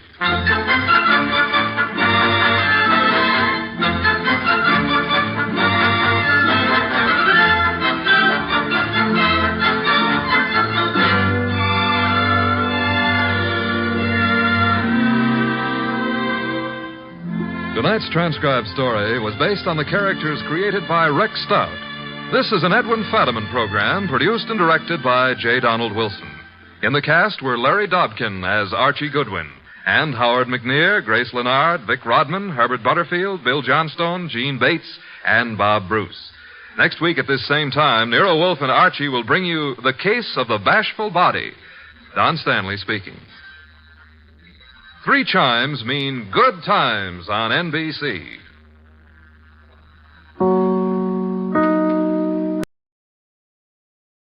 Stay tuned for Nero Wolfe, transcribed in 30 seconds. The chimes are all set to wish you a Happy New Year this Sunday with a gala broadcast of The Big Show. The unpredictable Tallulah will MC with a host of leading stars of stage, screen, and radio, including Ken Murray, Gloria Swanson, Margaret O'Brien, Jose Ferrer, and many more. And there's a carnival of fun with Theater Guild on the air also this Sunday when the sparkling Lockhart family, Jean, Kathleen, and daughter June, co-star with Van Heflin in Theater Guild's presentation of the exciting story, State Fair. Ladies and gentlemen, the ringing of that phone bell means mystery, adventure. Nero Wolfe's office, Archie Goodwin speaking. Who? Oh, I see. Oh, and you think Mr. Wolfe might be interested in going over and... Hold on a minute. Archie, I'm not interested in going anywhere. Ill-considered movement is the curse of our times. Not to mention the mania for fresh air. Phew. Bottle opener, if you please. Here you are. But that was Zabro's flower shop, Mr. Wolfe. Indeed. Got a new shipment of orchids from upstate. In that case... Mr. Wolfe, remember the curse of our times? Not to mention the mania? I'll be there. He'll be there. After all, a man must risk his life sometimes.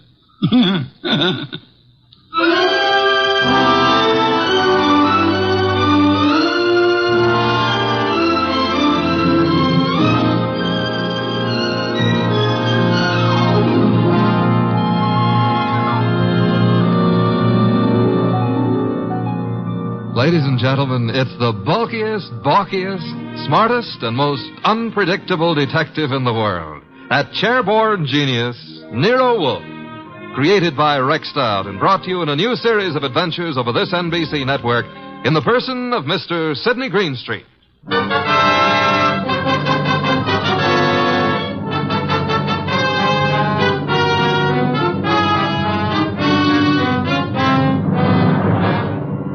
Orchids don't grow up overnight. They have to be carefully planted, tended, watered, and watched. And the same thing goes for murder. Take Zabro's flower shop minutes after we got that phone call. Zabro! Mr. Hansen, I did not notice you are here. I'm here, and what's more... You like the way I display your orchids, I don't like the way you've been avoiding meeting your obligation. Please, it is better not to shout. It'd be still better if you paid me what you owe me. Mr. Hansen, business has not been so good. I will pay. You'd better. I intend to... My lawyers aren't going to be satisfied by intentions.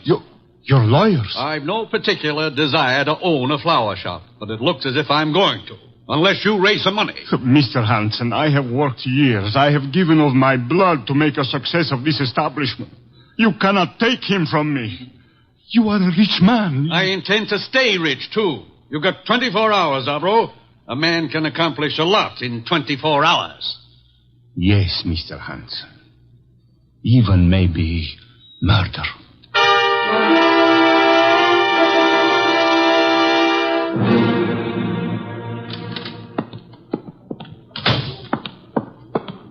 Mr. Zabro?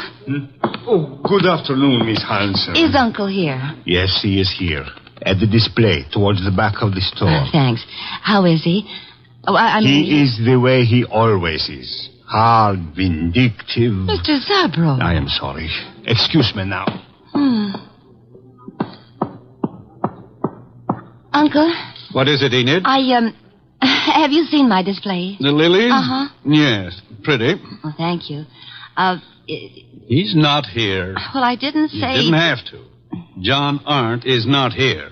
Why he is not here, I don't know. His job was to look after my display.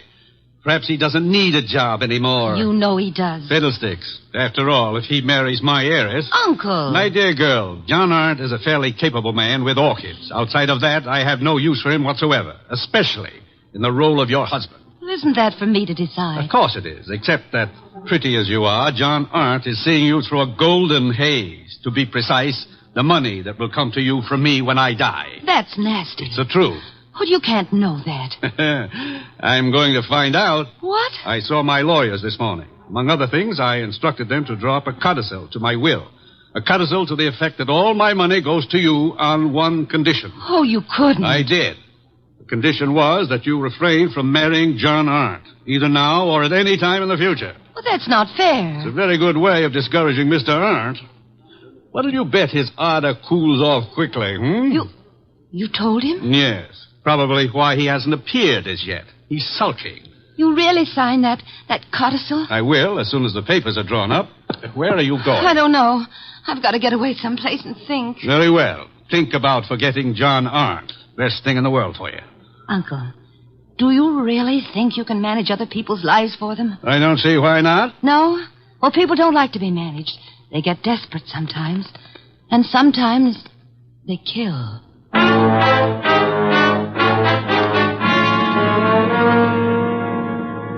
Mr. Wolfe, what are you doing? Getting up. I'm up. Well, that makes you eligible for the Explorers Club or something. My coat and muffler, Archie. I got him here. Thank you. You're really going out into that weather outside? Archie, must you try to be witty? It amuses me no end. Haven't you seen enough of those weeds yet? An orchid is not a weed. Another muffler, Archie, the woolen one. You've already got two on. Please, fresh air clogs the lungs, Archie. Sure, everybody knows that, but they won't admit it. Of course not. A conspiracy of silence. Archie, I'm ready. You sure? I can see a square inch of skin showing. Tom, you're driving me to Zabro's. Mm-hmm. All right, careful. And take a deep breath. I'm going to open the door. You ready? Yeah, very well. Open it. Be brave, Mr. Wolfe. We'll keep the car window shut, and maybe you'll make it. Careful. The risks one takes. In you go.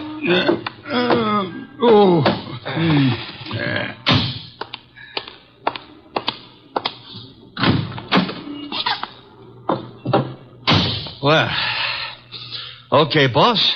Now, where is Zabro's? 45th Street. Gee, 10 blocks. Grit your teeth, Mr. Wolfe. We're off.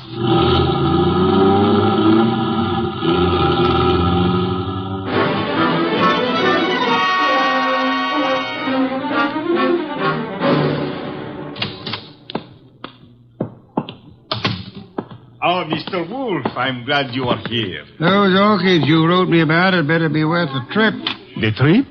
But I think you live only a little way from here. Don't forget it had to be made in the open air, Mr. Zabro. Where are the orchids? Towards the back. They are from Hansen's place. He is a fine grower. I have made an exhibit. Good. Oh, excuse me. Others are here. You go look for yourself, no? Very well. Archie. Oh, I was just noticing Did a girl just enter the store? A girl, a goddess, tall, graceful, Venus de Milo with arms. Arms that were made... Never mind, let's go look at orchids. Thank you. Very fine. The exhibit is laid out like nature, huh? Reminds me of a spot in Central Park that I spent some of my happiest moments in. Then you do like flowers. I don't go to Central Park to look at flowers. I went there to, forget it. Gladly. Now go away and annoy someone else. Venus? I want to concentrate on these orchids. Goodbye. Okay. I'll leave you alone with your loved ones. Let's see, maybe I can arrange to be left alone with something I could very easily learn to love.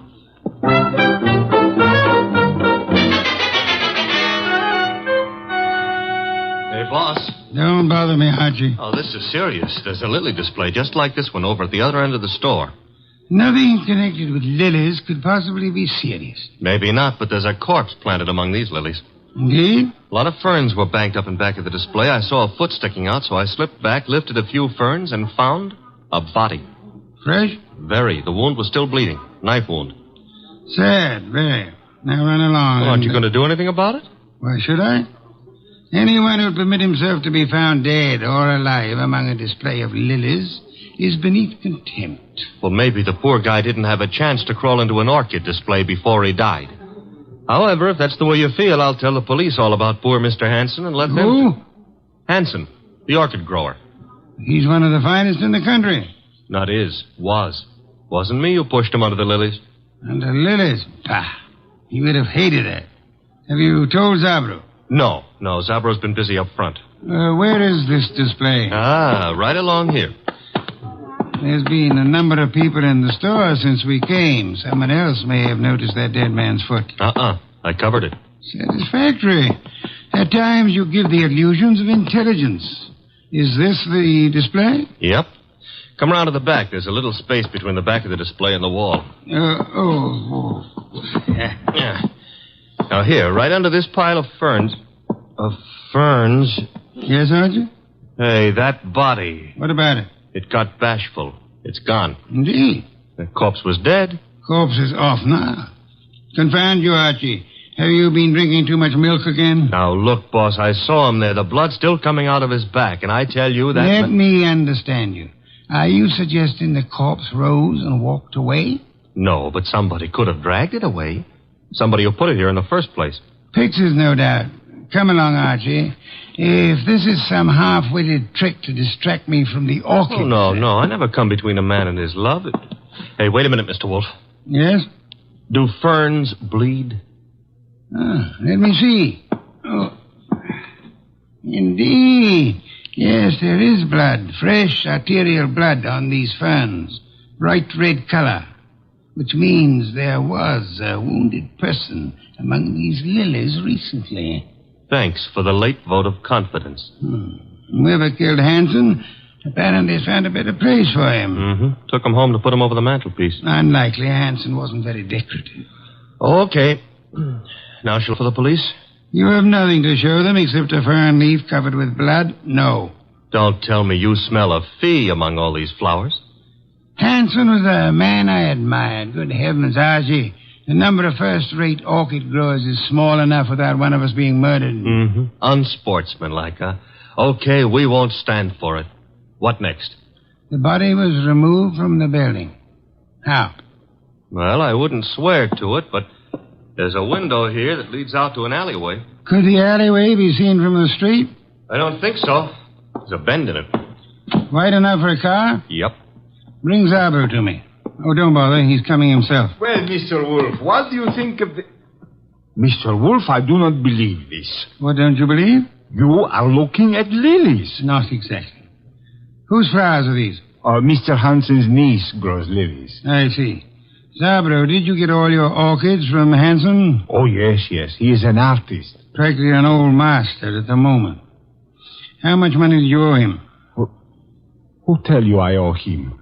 You do, don't you? Well, yes. Business has not been so good.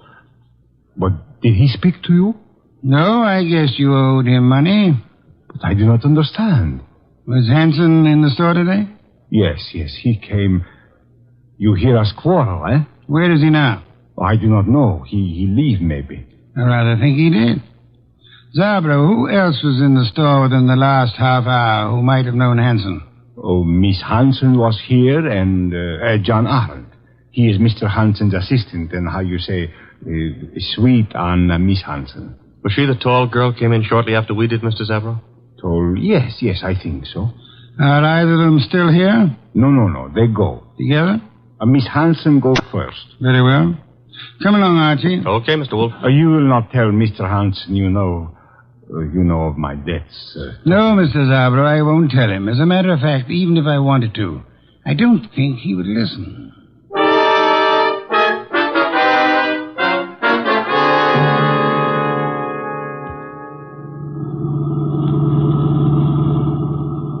I love these long drives in the country. Where are we going? Hanson's place. Oh. You think he returned to it to haunt it, huh? He was returned there, I suspect. Uh-huh. In order to cast suspicion on himself. Miss Hanson lives with him. Mr. Arndt works for him on the premises, therefore... Miss Hanson will be there? I imagine so. Why? Oh, nothing. Nothing at all. Boss, can we stop at the next town? Why? I want to buy a book on lilies. This sudden... You mean Miss Hanson, gruesome, and there. Uh-huh. You see, that way we'll have something in common. Perhaps, but Archie, is an interest in flowers what you want to have in common with her?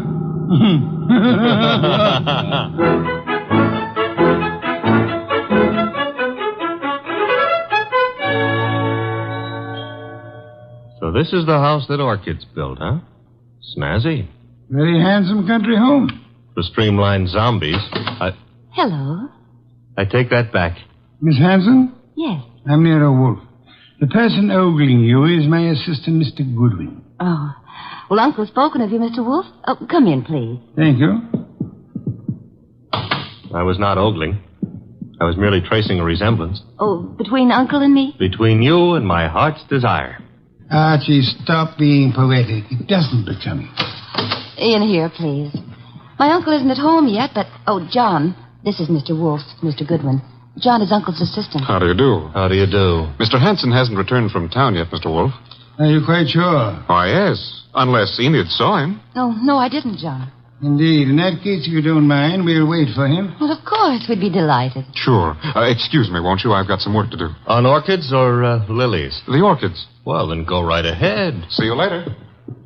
Oh, can I get you something to drink? Beer will do, thank you. I'd better help you bring the bottle in, Miss... Archie. On the other hand, maybe you can manage alone. Well, of course I can. I'm a big girl, Mr. Goodwin. I noticed. I mean, why not call me Archie? It takes less time. I'd like to, Archie. Swell. Remember what old Dr. Tidmouse said? I want a bottle of beer. Said, I want a bottle... Oh. No. Never mind, Enid. You better go gather some beer for Mr. Wolfe. All right. I'll be back in a minute. So much of her and all so nice. Archie, are you forgetting why we're here? I don't care why you're here. We're waiting for Uncle. Uh-huh. Mr. Wolfe, it's unlikely that Uncle is going to walk in through that front door. True. That is why you're sneaking out the back door to find him. How do you know he'll be around here? This is where he lives, isn't it, Archie? Yes, but if you'll remember, Uncle gave up living earlier this afternoon. You mean he was persuaded to? Nevertheless, I rather think he'll be around, body and all.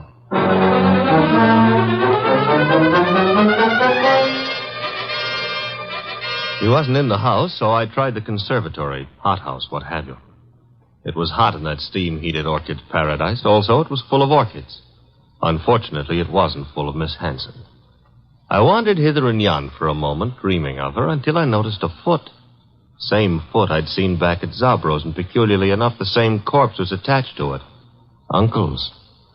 I was bending over to take a closer look when I felt a thud. I realized that thud was the sound of something hitting my head, and I began to realize, too, that I'd been knocked almost unconscious, which the second blow did.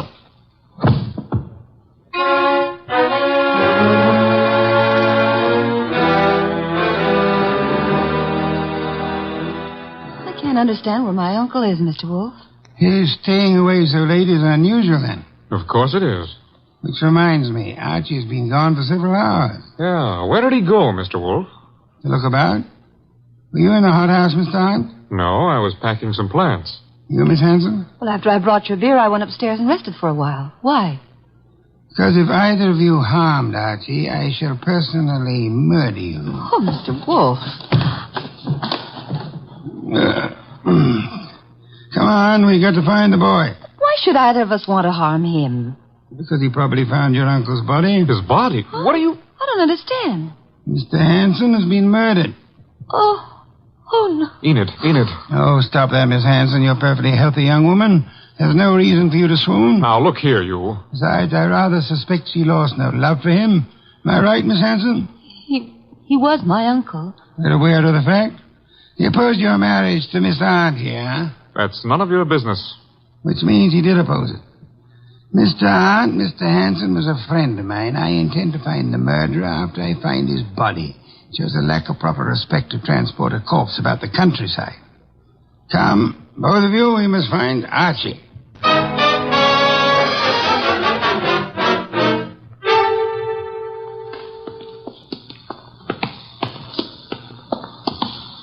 This whole thing's like a nightmare. Since you can't wake up from it, let's go on with the search. Oh, look, they're on the ground. Archie. I'll see if he's all right. Why, this is fantastic. Mr. Hanson stabbed to death, and now Goodwin. He's just been stunned, thank heavens. He's coming to. Oh, I died. Oh, correct me if I'm wrong, but I'm dead. Archie, speak to me. Oh, I went to heaven. Are you all right, Archie? Uh-oh, the other place. Get up. Sure, if somebody will hold my head. Oh, are we having an earthquake? You poor boy. Take my arm here. I'll take both. Wait, he's normal. What happened, Archie? Somebody hit me when I wasn't looking. Yeah? Why? I don't know. Oh, yes, I remember. Yes? I found Uncle lying right there. Right there. The poor boy's delirious. Don't tell me he's gone again. I'm afraid he has, Archie. Are you sure you saw him? I'm positive, and then somebody slugged me. That corpse is the shyest one I've ever met. Blood would have dried. There'll be no signs of his having been placed here. Bad. Why? Your testimony would be valueless, especially since you were found unconscious. The jury would suspect you of having hit the bottle.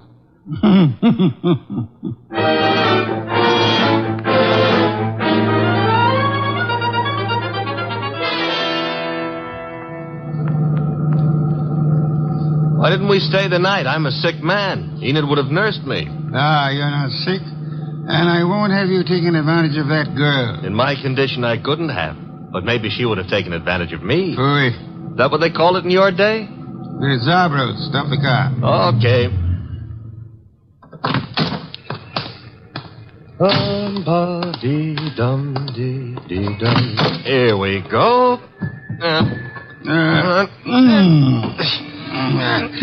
Oh, I can manage. I'm not entirely helpless. Place is closed. Dark. I was afraid it might be. Don't tell me Zabro's gone traveling, too. Possibility, Archie. You mean he killed Hanson to cancel the debt he owed him, and then followed us out to the country house and dumped Hanson there, hoping to pin suspicion on Enid and John? Perhaps. Uh-huh. Slugged me when I found the body too soon, and then... Guess we better get into the joint. Door's locked? A guy I know got out of jail the other day. Yeah? He's reformed, so he gave me all his skeleton keys. You have them with you? Mm-hmm. And we'll find out in a minute just how good a burglar he was. Very good. Will you come in? Shut the door. Okay. Now. What's that? Somebody's been hurt. The lights. Nothing up front here. Back of the store where the exhibits are. I'll go see. Maybe you better stay here. Nonsense. Oh, where? Uh-oh, among the lilies again, but this time there are two bodies there. Sabro. Quick, Archie. Mr. Zabro? Mr. Zab? He's been shot, boss. Bad. He's trying to say something. In the lilies. Mr. Hanson. Yes, we know about him. Who shot you? From the window. Alleyway. Came in.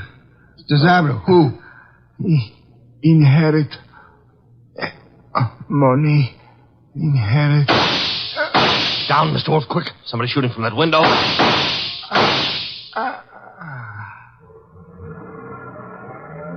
Archie. All in one piece. Are you all right?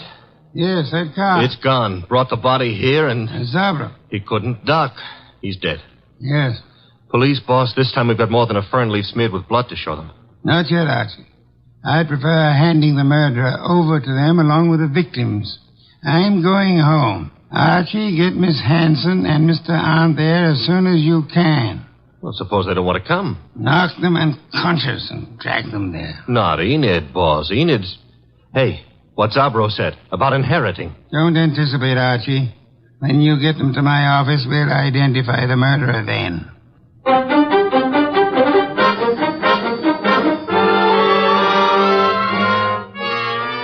Mr. Wolfe, don't you think this is all a little high-handed, dragging us here in the middle of the night? Murder is even more high-handed, Mr. Arndt. Please, John. Miss Hanson, do you inherit? Well, I guess so. I'm Uncle's only relative, so I suppose. Wait a minute, Enid. Mr. Wolfe, are you suggesting that she had anything to do with this invisible corpse? The corpse is no longer invisible, Mr. Arndt. You've seen Uncle? Yes, dead in Zabro's establishment. Lying with a knife in his back in his own orchid display. Now you're trying to pin something on me. You know I set up that orchid display. Indeed. The police will be interested in that information. But he wasn't found in the orchids. He was... Yes, Mr. Arndt. He was found where? I don't know. You were about to say the lily display, weren't you? I wasn't going to say anything. You're a little late. You already informed us that you knew his body was not placed in the orchid display. How did you know? I just guessed. The jury will be very much impressed by your remarkable clairvoyance, especially since, Archie asked Mr. Zabro to come in. Mr. Zabro? Okay. Don't bother, Goodwin. John, that gun. Shut up, you little fool. Enid's a big girl. I don't know how you tumbled, Wolf. Lucky guessing, maybe. Oh, come now. Neither of us has indulged in guesswork. You killed Hanson, placed his body in the lily display to attract suspicion towards Miss Hanson. You felt sure she wouldn't be convicted, so you were safe. She would inherit, you would marry her, a marriage which your uncle opposed. But when you saw that Archie had discovered the body too early for you to establish an alibi for yourself... Then he sneaked the body out of the window into his car and then dumped it in the hothouse. For time. Go on, Mr. Wolfe. He didn't intend it to be discovered there, which was why he knocked you unconscious, Archie. Oh, I'm so glad he had a good reason for it. He had a body on his hands. He decided to double back, put the body in its original place, and carry through his plan. But Zabro caught him at it, poor fellow. I thought Zabro was in the other room. Lost you fool. Do you think I, too, am addicted to carrying corpses about? Zabro is dead. And you've given yourself away unnecessarily. Archie? All right. Archie, quick. Let go, Edith. I've got his arm. I'll give him mine with a fist attached. Very satisfactory, Archie. Now call the police. Inform them you have 2 corpses and a murderer for them.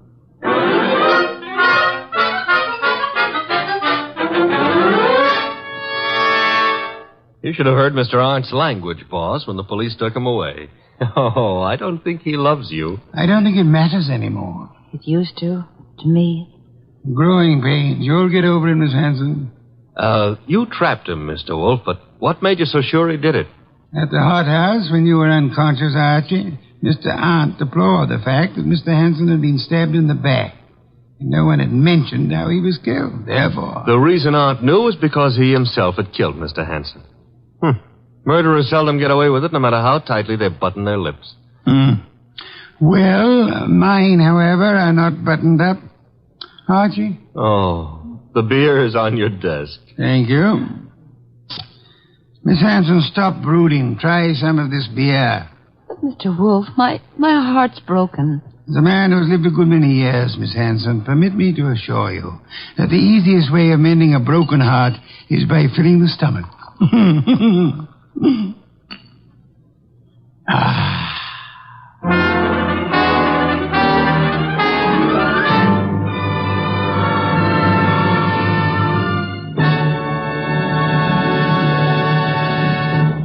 You have been listening to The New Adventures of Nero Wolfe, starring Sidney Greenstreet.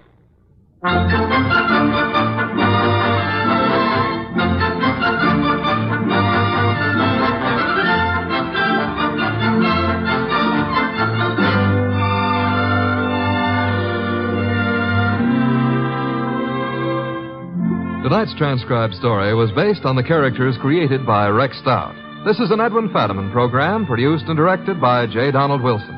In the cast were Larry Dobkin as Archie Goodwin and Gigi Pearson, Jay Novello, Herb Butterfield, and Byron Kane. Next week at this same time, Nero Wolfe and Archie will bring you The Case of the Deadly Sellout. Don Stanley speaking.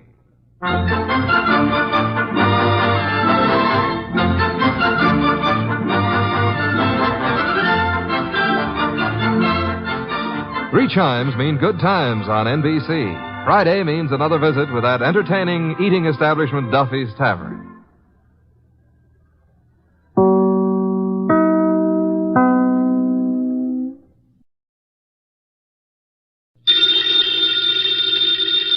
Ladies and gentlemen, the ringing of that phone bell means mystery, adventure. Nero Wolfe's office, Archie Goodwin speaking. You're up. And you've lost your... Oh. Archie, the answer is no. Hold on a second. The answer to what is no, Mr. Wolfe? I shall not attempt to find a blonde for anyone. You've got the man on the phone a little wrong, Mr. Wolfe. He's not looking for a blonde. He's looking for a prize fighter. Indeed. Have him come here. Okay. Mr. Wolfe will see you at 8. So long. I was all set to argue with you about taking the case. You gave in too fast. Nonsense. I'm fascinated by the thought of anyone misplacing a prize fighter. They're usually quite large, aren't they? They are. But what this guy is worried about is not only finding his boy, but finding him alive.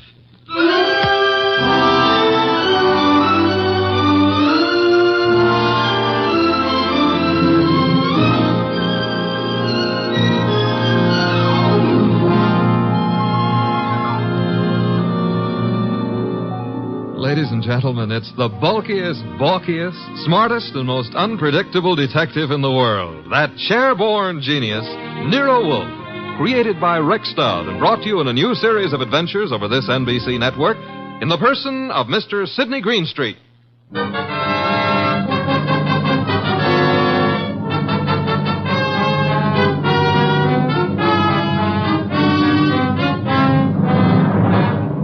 The case of the deadly sellout. That's what my boss, Nero Wolfe, called it. And it almost meant curtains for the firm of Wolfe and Goodwin.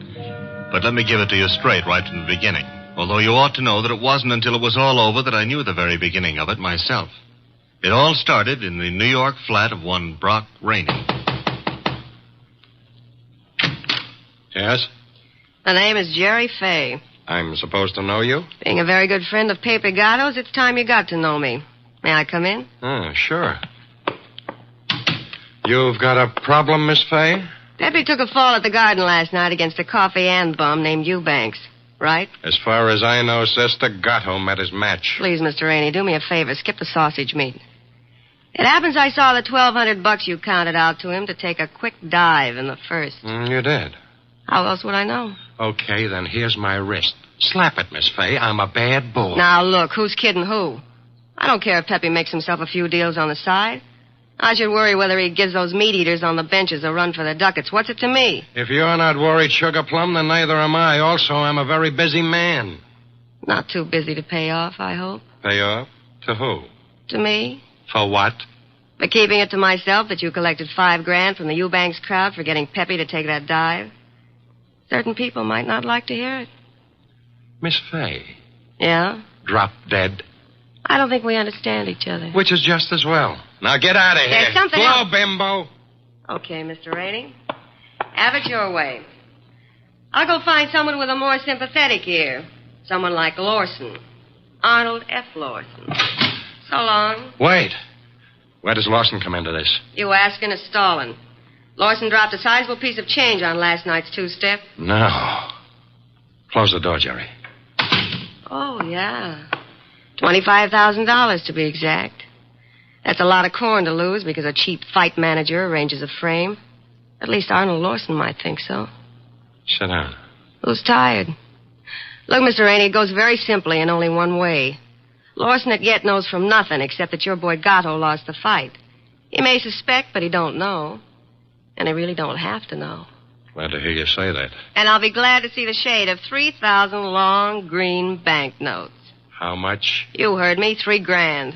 Get out. Okay, I'm going. To the next phone and call Lawson. Look, Jerry, give me time, huh? I haven't got that kind of dough right now. Tell it to Lawson. When he gets through with you, you won't need any kind of dough. You know, I've got Gatto set for a go with Mellish, the title contender. Gatto can take him. Please believe me, he's going to take him. So? So after what happened in the Eubanks fight, the odds on Gatto will be like a war debt. We can clean up. Listen, we can make Heel, I wouldn't trust you from 11:59 to midnight. Get it up. Now. I'll give you 6 hours. After that, Lawson. So long.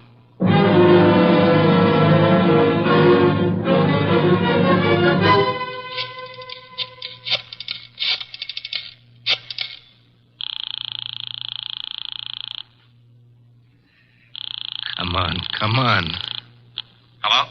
Hello, Rainey, this is Gatto. Hiya, Pepe. Look, the boys dropped in on me at the office at Mindy's. Lawson wants to see me. What? Lost? Look, Bum, I'm the one with the cauliflower ears. You heard me, and what do I do? Nothing. But... Don't go near him. Stay home. Let me take care of it. How? What do you do? I don't know yet, Pepe, but I'll find a way. How did he find out? Your girlfriend. What? She wouldn't do that. She hates the guy. Hate him or love him, she told him.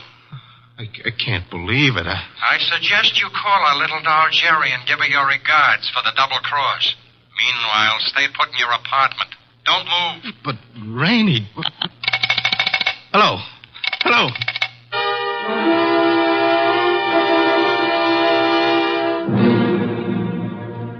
75, 3. 319, 3... Archie. What on earth are you mumbling about? The high cost of blonde. Indeed. Oh, you can say that again. I have no intention of doing so. Okay, be smug. But there must have been a time even in your life when knickknacks from Tiffany figured on the budget. Phooey. Not to mention steak dinners and champagne.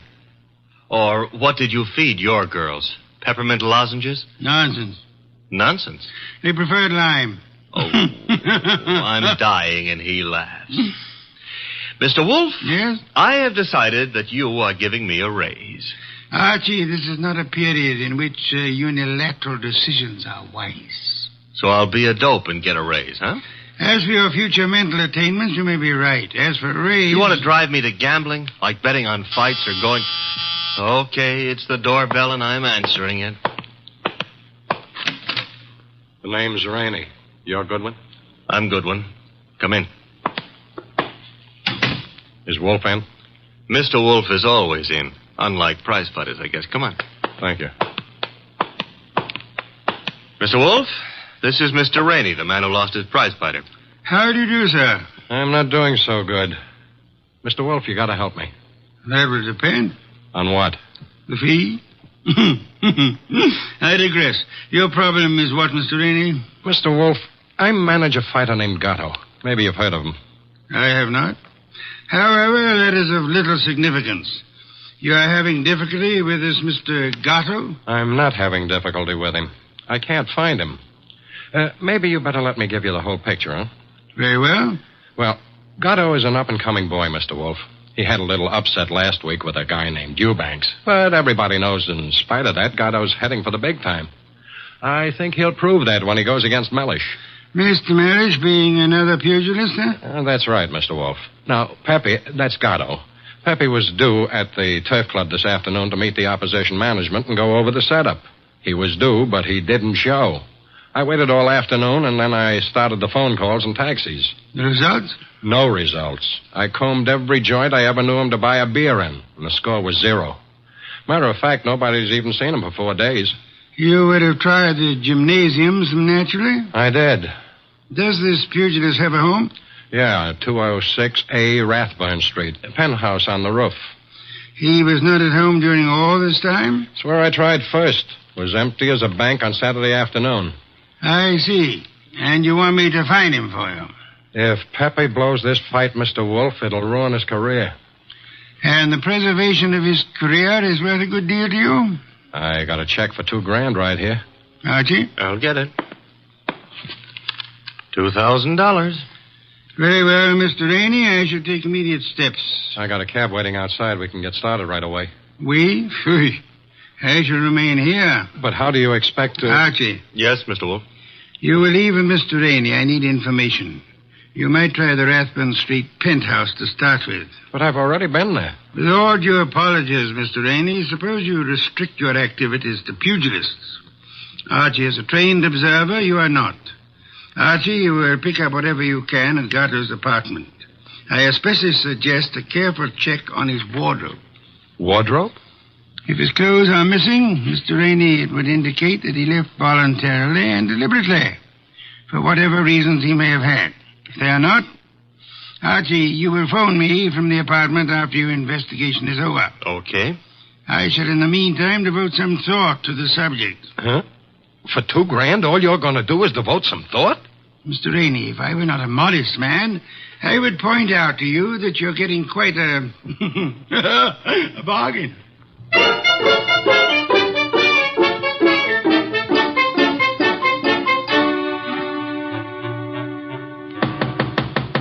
Gatto? Gatto? He's not here, I told you that. I was up here before. He left the door unlocked? I had a key. Guess I forgot to lock up after I left. Now, let's look around. Bathroom? Yeah. Empty. It's a nice penthouse. That a closet? Yeah. What do you think? He's playing hide and seek? Try it. Okay. Anything in there? Nothing I'm looking for. What's that you found? A hat. Well, let's see. Lady's hat. Yeah, smart and expensive. Label reads a Madame Yetta original. That bunch of lace and feathers cost somebody a fast $50. Yeah, probably one of his girls left it behind. And maybe she'll call for it. Come on, we'll take a gander out on the roof. I took a gander out there. It's bare as a bone. What have we got over there with the chimney? Where? Over there. Just an old awning. Got blown down in the storm last month. Be right with you. What are you doing? Looking under it. Oh, brother. You found him? Yeah, we found him, chum. A little late. 2 holes in his dorsal development and dead as a clay pigeon. Yeah. Well, what have you got to say? Well, now at least the bookies will cancel all bets. We both save our dough. Yeah. I got to phone Mr. Wolfe.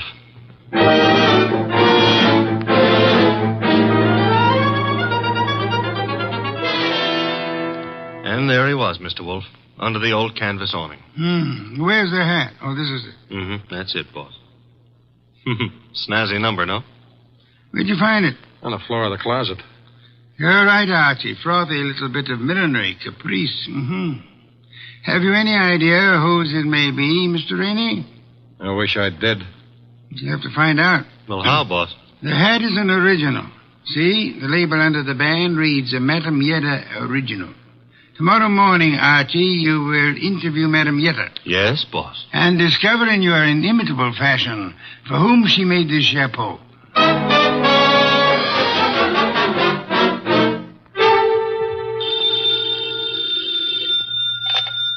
Hello? Archie again, Mr. Wolfe.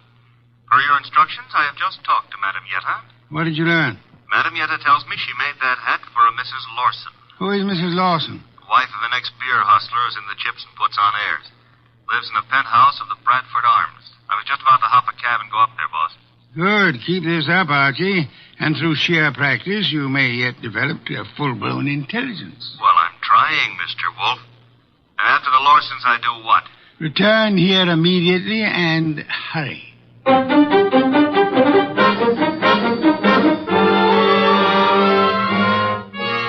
do you do, Mr. Lawson? Oh, Mr. Goodwin. My secretary tells me you're a detective. My boss might argue with you on that, Mr. Lawson. Your boss? It happens I work for Nero Wolfe. I see. And you wish to see me about... About this hat. Hat? Oh, I see, yeah. Well, Mr. Goodwin, please believe me, I never wear hats like that. Would your wife be likely to say the same? My wife? Just what are you getting at? Would I seem too nosy if I asked how well you and your wife know Pepe Gatto? How well do we know who? Pepe Gatto. The pug? No, not such a pug. No, huh? I lost $25,000 on him in the Eubanks fight. If you ask me, he laid down like a dog. And did you talk it over with him? Talk it over with him. Never seen the man in my life. Not even at the fight? No, I placed the bet over the telephone. I'd scarcely have anything to do with a character like Gatto, Mr. Goodwin. You surely won't from here on out, Mr. Lawson. What do you mean? Gatto is dead. You don't say. He was murdered last night. Murdered? And what would you say, Mr. Lawson, if I told you that this hat is your wife's and that it was found in a closet in Gatto's apartment? Now, wait a minute. Let me get this straight. Are you implying... Not implying. Facts are sticking out. What time was this dumb brute done away with? Oh, I'd set it at somewhere between 5 and 7 p.m. last night. Well, you said it very conveniently. Thanks. Why? My wife and I drove out of the city at 4:30 yesterday afternoon. Didn't get back until 2 this morning. And this hat? It took wings and flew into Gatto's closet? Is that the answer? No, that's not the answer. Then what is? This is. A month and a half ago, I was with Celia on a bus top. She was wearing that hat, and the wind blew it off her head. I see. And from there, we figure that somebody picked it up, and it finally wound up at Gatto. You can figure anything you please. Personally, I don't feel in any way obligated to figure anything. Darling, I was just on my way out and... Oh, I'm sorry. I didn't realize you were busy. Yes, I am busy, Celia. Wait a minute. He's not all that Run along busy. now, dear. You'll be late. But I want to talk to you. Run along, Celia. Yes, darling. Sorry. I'll see you later. Beautiful. Really beautiful. I've always thought so, Goodwin. You, didn't give me much of a chance to talk to her, did you, Lawson? If I didn't, it's for your own good. My good? I don't get it. Celia's a sensitive person, and I won't have her bothered.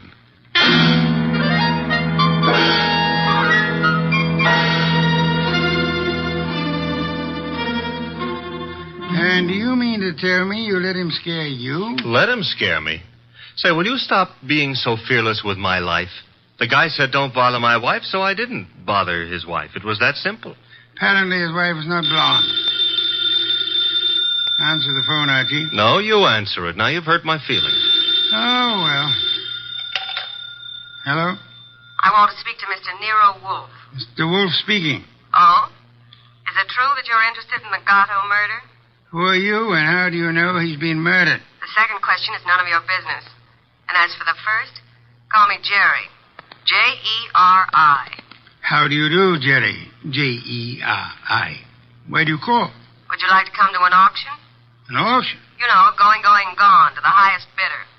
And what are you placing on the auction block, Miss Jerry? A few facts. All in good condition and guaranteed to make it a cinch to snag the Gatto killer. Sounds promising. Only you'll have to bid against real money. May I have the address of the auction room? You'll have no trouble finding it. Your assistant was there last night. Where? The penthouse on top of 206A Rathburn Street. The big item goes on at 4 bells.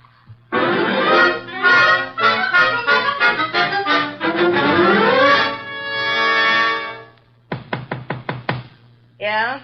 Who is it? Man named Wolfe sent me. Just a sec. You're Jerry, huh? I was expecting the man named Wolfe. Unfortunately for me, honey, when he's expected, I usually show up. Come on in. You? See, I'm the legs of the combination. He's the brains. It makes a nice division of labor. I see. You came in plenty of time. On the nose is our custom. Where are the rest of the bidders? Any second now. Mm-hmm. How many besides me are coming? 1. Small auction. But big action. How'd you happen to decide on this?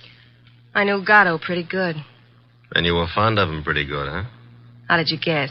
Well, you've got a key to this place of his, or you couldn't let yourself in. It adds, no? Gee, you should have been a detective. Just what I keep telling Mr. Wolfe.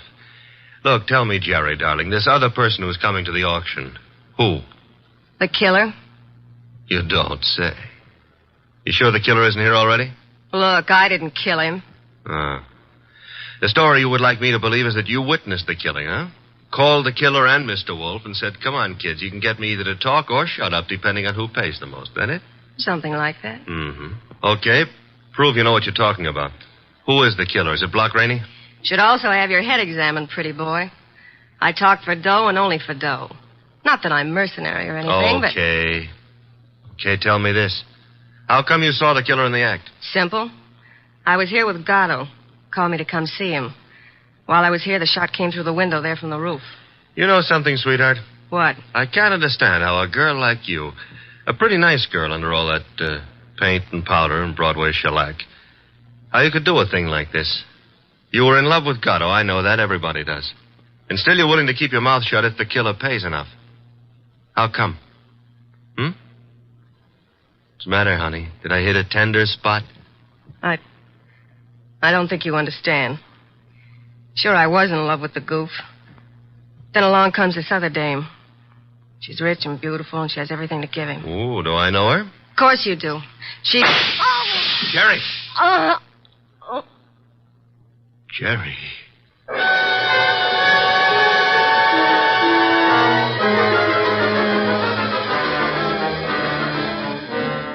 She was just about to tell me, and then the shot came through the window from the roof, boss.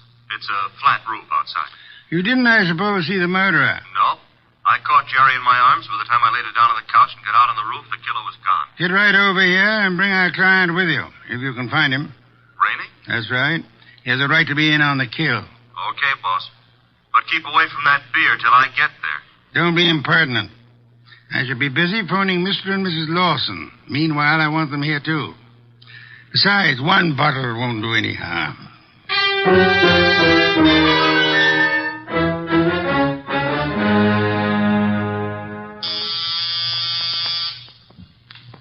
There they are. Let them in, Archie.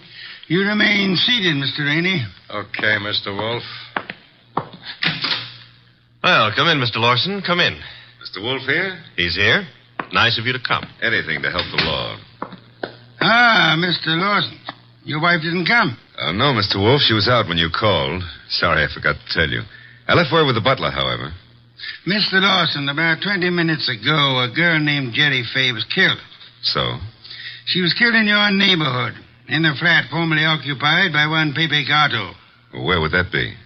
Maybe your wife knows where the flat would be. How dare you, sir? No histrionics, please. Where was your wife when the girl was killed? I'm advising you that if there is an alibi, now's the time to state it. I wouldn't humiliate Celia by alibying for her. Then the police will pick her up. But she didn't kill this girl, Mr. Wolfe. You have reasons for that opinion? The best of reasons. I'd be grateful if you'd state them and let me be the judge of their excellence. One should do. This one. Celia's out in the country visiting her mother. Oh? Does that settle it? Possibly. What's her mother's telephone number? Why, Merely a routine check. Well, can't you take my word? I'll take her mother's number. Well, Mr. Lawson? I'm sorry. I hoped you'd buy this story. What do you mean? Her mother's been dead for 10 years. I see. Well, I don't. What's the idea? It's known as marital devotion, Archie. I suppose you realize, Mr. Lawson, that in shielding your wife, you're aiding and abetting a murderess? I haven't stopped to realize anything. When Goodwin brought me that hat, I didn't know what to say. Oh, you pitched me a curve then, too. Well, I suppose you might call it that, but... And she didn't lose the chapeau off a bus top. No, but you've got to understand.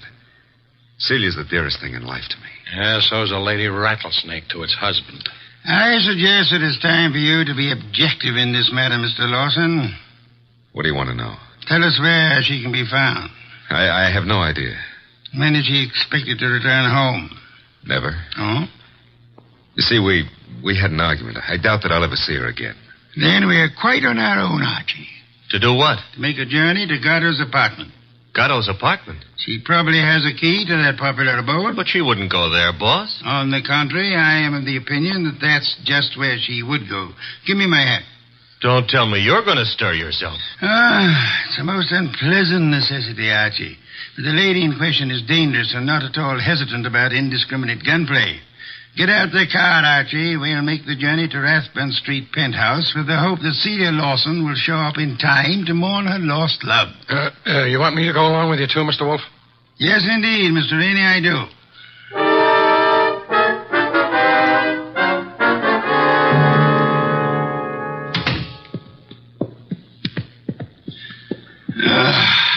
I trust this chair will hold me. Should. Biggest chair in the house. Mr. Wolfe. Yes, Mr. Rainey? Mr. Wolfe, am I to understand that the way you have it figured is that Mrs. Lawson killed Gatto, and then to keep the girl from pinning the crime on her, she killed her, too? What's the matter, Mr. Rainey? Don't you think the theory holds water? Well, yes. I mean, of course it does. Thank you. On the other hand, there is room for doubt. I'm glad to hear you say that, Mr. Wolfe. Would you mind explaining? I'll explain, Mr. Lawson. Mr. Goodwin was in this room when Jerry Fay was killed. Right, Archie? Right, boss. He ran as quickly as he could out onto the roof, but your wife was nowhere in evidence. What difference does that make? A good deal, I'd say.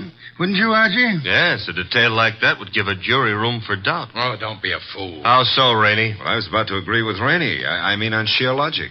I'm afraid I miss your point, Mr. Lawson. Well, what if Goodwin didn't see her? That proves nothing. She fired the shots, and then she ran down the fire escape. What fire escape? The one a few feet beyond the chimney. Mr. Lawson. Yes? Who told you there was a fire escape there? Why, Yeah, who did? You can't see it from here, Lawson. Well, I just imagined there might be. Sensationally accurate imagination, Mr. Lawson. Allow me to congratulate you. I don't know what you have in mind. You have in mind to see your wife convicted of the murder of Pepe Gato, and so punish them both for having dared to fall in love. I love Celia. I worship her. Yes, that's what you expected me to believe, hoping, meanwhile, that a hat would convict her. You worshipped her until she became fascinated by a young savage animal known as Pepe Gato. No. At that point, the worship shifted into reverse, and you went green with hate. Hate that drove you to climb that fire escape that you know so much about and shoot him in the back. You're dreaming. Jerry Fay saw you in the act, and when she was about to divulge your identity to Archie, you killed her too, meaning to hang her murder on your wife along with the other killing. That's a lie. Mr. Lawson, I didn't bring you here to apprehend your wife. There's really no reason why she should come here. I suggested this visit in the belief that you'd betray some guilty knowledge of the place and circumstances, as you have so obligingly just done. You're clever, aren't you? Monumentally. But a little hasty. So, why? This gun in my hand, haven't you noticed? Of course, sir, but yours is not the only gun in the world. What? Sit still, Arnold, and don't turn around. Your wife, Mr. Lawson. Come in, my dear. Celia, what are you doing here? I came to get a hat that I'd left in Pepe's closet. It suddenly was clear to me what was in the wind, and I thought I'd better remove all evidence that you could possibly use against me. Celia, listen, you must understand I it's for you. understand one thing only. Pepe's gone, and you took him away. Listen, please, if you let me explain, you'll understand. Yeah? Please, honey, help me. Sure, I'll help you. Celia. Well, that's all, Mr. Wolfe. What now?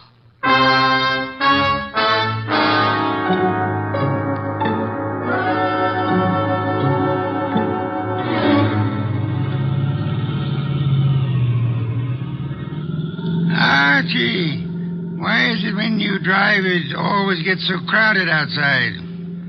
Will it go tough on her, boss? Why not? She killed a man in cold blood. Though she actually saved our lives while doing so. I hope that helps her at the trial. I hope so, Archie. After all, if she hadn't done what she did, what would have happened to the lobster bisque? What lobster bisque? The lobster bisque that Fritz is making for dinner. Hurry, Archie. It really can't be appreciated unless it's eaten hot.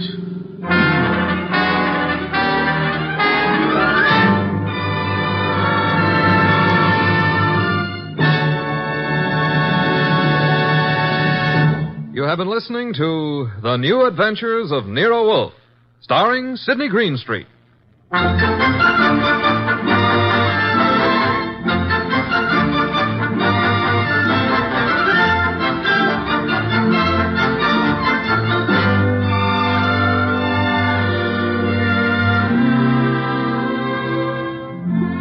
Tonight's transcribed story was based on the characters created by Rex Stout. This is an Edwin Fadiman program, produced and directed by J. Donald Wilson. In the cast were Larry Dobkin as Archie Goodwin, and Ann Diamond, Charlotte Lawrence, Gerald Moore, Don Diamond, and Eddie Fields.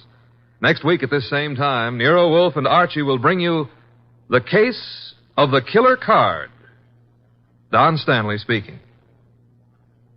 3 chimes mean good times on NBC. Saturday night is date night, and NBC has a lively lineup of music and fun to help your courting along. Tomorrow, Dennis Day brings you a melodic and mirthful 30 minutes, and then Judy Canova gets together with her gang for a sparkling session of mountain-style song and laughter, followed by singing MC Red Foley and his friends on that exciting parcel of Western tunes and mayhem Grand Ole Opry. Here's Sam Spade. 3 chimes mean good times on NBC.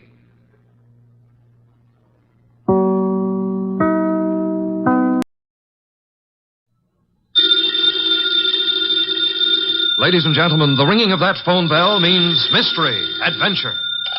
Nero Wolfe's office. Archie Goodwin speaking. You want Mr. Wolfe to what? Mr. Wolfe will do nothing of the sort, Archie. Mr. Wolfe is thirsty. Hold on for a moment. The bottle opener's in the left-hand drawer of your desk. Thank you, Archie. Mr. Wolfe, I've got a man named Denby on the phone. He wants you to umpire a card game. Man is insane. He's offering a fee. The answer is no. I know nothing of card games, nor do I wish to learn. Okay. Well, the answer's no, Mr. Denby. Sure, I'll ask him again. After he finishes the beer he's working on. Goodbye. People appall me. The fantasies they indulge in. Bah, what on earth made that maniac think I might consent to preside at a card game? Well, seems he expects one of the players to be death.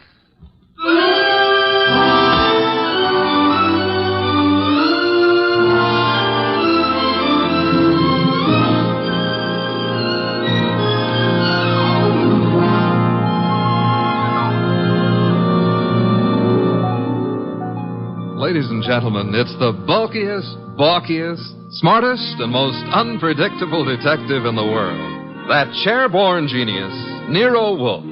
Created by Rex Stout and brought to you in a new series of adventures over this NBC network in the person of Mr. Sidney Greenstreet.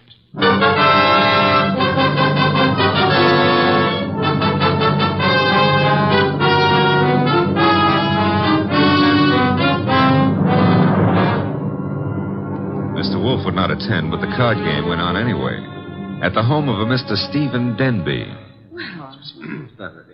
Jean? Yes? Lacosta? Mr. Piper? I think we're ready to begin, eh? I'm ready.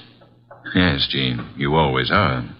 How I like that remark, I'll have to decide later on. Yeah, please do. Lacosta? It's all right with me. And Mr. Piper? I brought a deck. No, as host, I shall supply the cards. Before we play, I examine them, yes? Of course. Here you are. Chuck? Yeah, Mr. Denby? You will remain outside the door until called. No one is to enter this room under any circumstances. Got it. Lacosta? The cards look all right. Thank you. Now then, shall we make things absolutely clear? You mean, should you make a speech? I don't mind. But make it short, huh? I shall. The four of us seated at this table are joint owners of the Candy Club, a rather successful institution devoted to the sale of food, liquor, entertainment... And the gambling. And games of chance. For some time now, we have all resented sharing the profits. Some of us have attempted to buy out the others. Denby, you needn't babble on. No one wants to sell. We know that. True, Mr. Piper. Which is the reason for this little game of cards. One hand shall be dealt to each of us. A hand at poker. Whoever wins gets the club. The others retire as gracefully as they can. Agreed? That's why yes, we... Agreed. Very well. The cards are shuffled. I'll place them in the center of the table. Lacosta, would you like to... I cut. Good. If nobody minds, I'll cut them too. After Mr. Lacosta. Nobody minds? Happy now, Mr. Piper? Let's get going, huh? Very well. Unless Jean would care to... Oh, thanks. We're all crooks here, which sort of cancels out any funny business with a card. Very well. We shall all draw a card in turn until 5 cards are drawn by each player. Shall we start, Jean? Sure. Lacosta? Okay. Mr. Piper? Yes, of course. And myself. We just keep going in rotation. This is fun. Fun? No. There's too much money which rides on these cards. That's what makes it fun. Would you mind keeping quiet? I'm nervous. We all are, one way or another. I think we all have our 5 cards now. We all got them. Very well, then. In the same order that the cards were dealt. Jean? A pair of 3s. Lacosta? Nothing. Mr. Piper? Kings. 2. The lights! Piper. Well, what?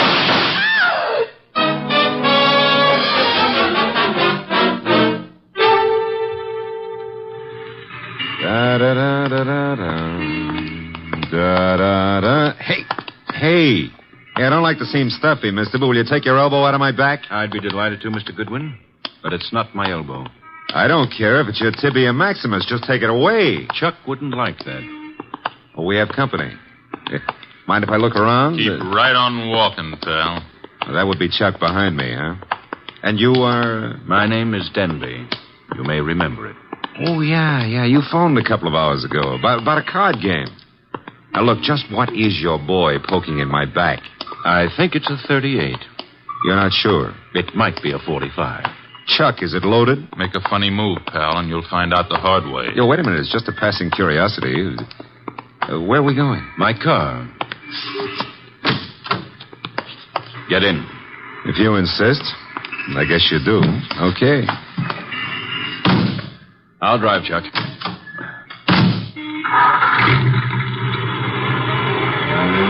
car bulletproof?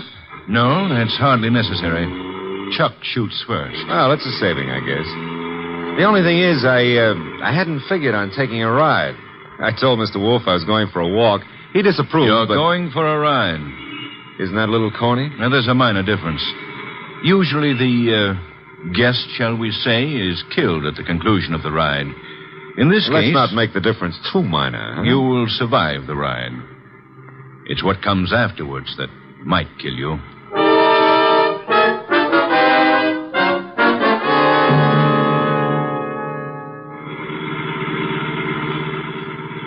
You see, Mr. Goodwin, my friends and I have a little mystery to solve. You want me to solve it? No. We want Mr. Wolfe to solve it. In order to do so, he must leave his house and come to mine. He has to in order to find the solution quickly. Why? Neither my friends nor myself have any desire to improve our acquaintance with the police. Therefore, we want the mystery solved before the police are even called in. Hence our need for Mr. Wolfe. Hence our detaining you. Detaining is a pretty word in the circumstances. Now, this is my home, Mr. Goodwin. Oh, well, I don't like the architecture. I think I'll stay out. Get going, pal. On second thought, Mr. Denby, what makes you think Mr. Wolfe is going to leave his house and come here? You. Unless he does so, he will lose you. Forever. The door, Chuck. Okay.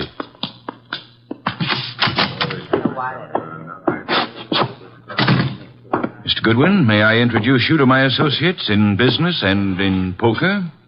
To your right, Mr. Lacasto, a charming but impulsive fellow. Hello. He's only the stooge. Where's the fat fellow? In time, Lacasto.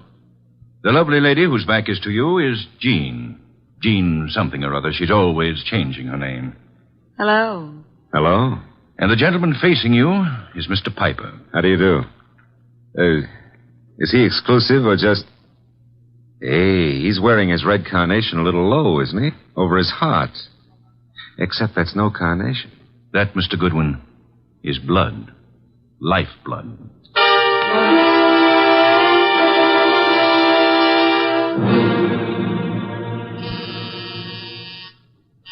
Archie.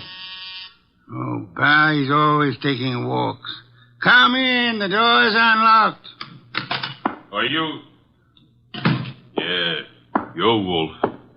Having made a magnificent discovery, suppose you remove your hat? No, come on. I beg your pardon? Mr. Denby wants to see you. Mr. Danby can see me here. Here ain't where he wants to see you. Here, at the risk of minor monotony, is where he'll have to see me. Don't you want your boy Goodwin to keep on living? No one has ever been able to discourage him. Mr. Denby will. Archie's in custody? No, in Mr. Denby's house under a gun. I don't have to believe that. Take a look at this. A wallet. Archie's wallet. I shall accompany you. And permit me to warn you that if Mr. Goodwin has been harmed, nothing short of murder will satisfy me.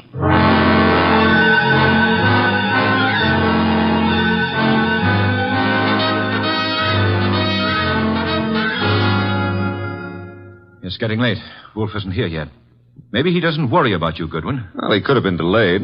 Maybe an orchid needed a pollen transfusion or something. Besides, only the good die young. Then you must be very, very good, Archie. That remark I didn't care for. We sit here and wait for the fat one, but in the meanwhile, the police... The police will come when we notify them. But they will not like the delay we make to notify them. I say we waste time. I say the fat one will not risk coming. You say entirely too much. Is that so? Maybe I kill you myself. Picasso, put that gun away. Yes, darling Archie should have a chance to live. Not long if Wolf doesn't come. Stop looking so pleased. Are you afraid to die, Archie? Yeah, well, I'm not looking forward to it. It's so final. Besides, I didn't eat a hearty dinner, and Oh, the Marines have landed. Who is it? Chuck, with Nero Wolfe. Let him in. Shut the door, Chuck. Stay outside. Archie? Hello, Mr. Wolfe. Oh, am I glad to see you. I regret I cannot say the same thing. Blast you, why couldn't you stay at home instead of taking those confounded walks?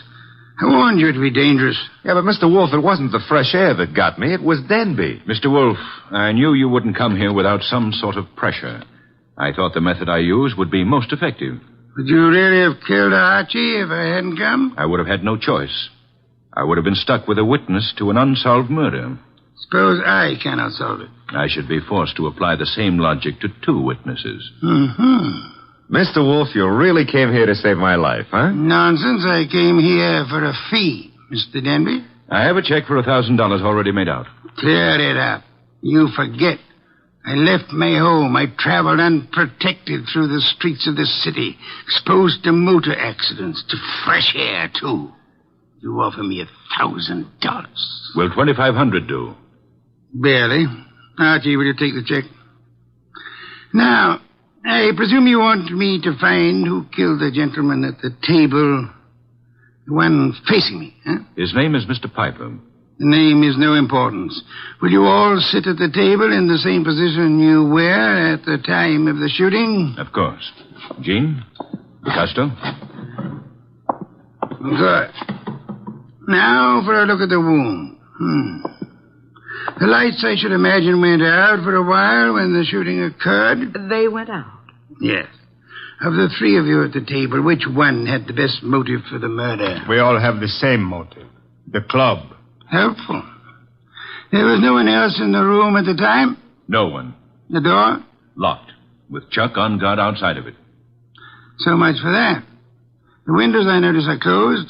They were closed when the murder took place? They were closed. The window panes are all unbroken, which eliminates the possibility of the shot being fired from outside of them, unless one of them was raised and lowered. That wouldn't have been possible. The windows are secured by catches.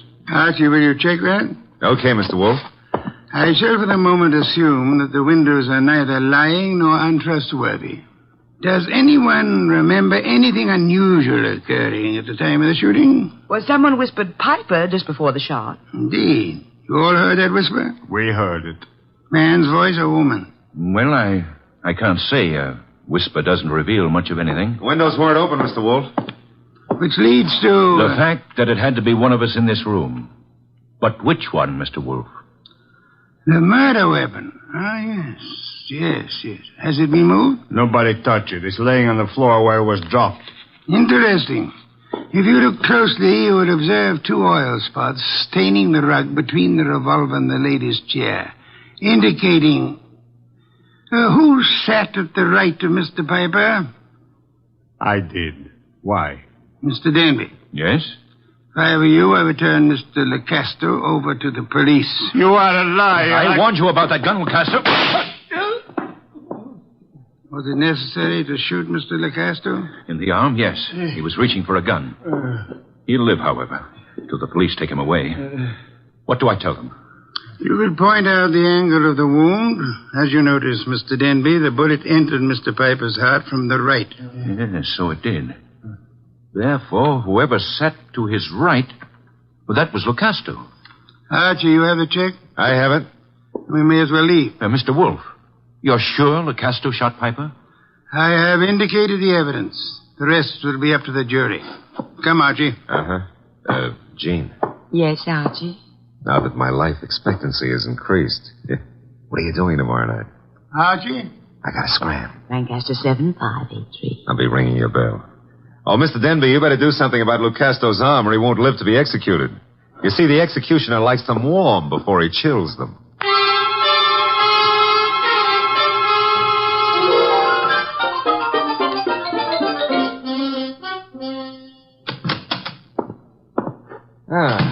The old homestead looks very nice, Mr. Wolfe. Yes, Archie, you should stay in it more often. Yeah, but you never get to meet babes like Jean that way. You never get kidnapped either. Nor would I have had to leave my home in order to rescue you. Well, you earned a nice fee, fast. Indeed? You seem doubtful about it. Positive, Archie. I know. I have not as yet earned my fee. Huh? You mean Denby might not turn Lucasto over to the cops? Of course he will. The trouble is, you see, Lucasto did not murder Piper. No? He just thought a bullet in the heart might be good for Piper's rheumatism, huh? As it happens, Piper suffered from asthma. But that's beside the point. Fine.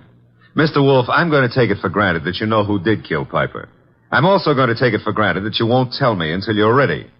But why turn Lucasto over to the police? 2 reasons, Archie. First, I had no proof against the real killer. Secondly, we had to supply a scapegoat in order to be permitted to leave the Danby home.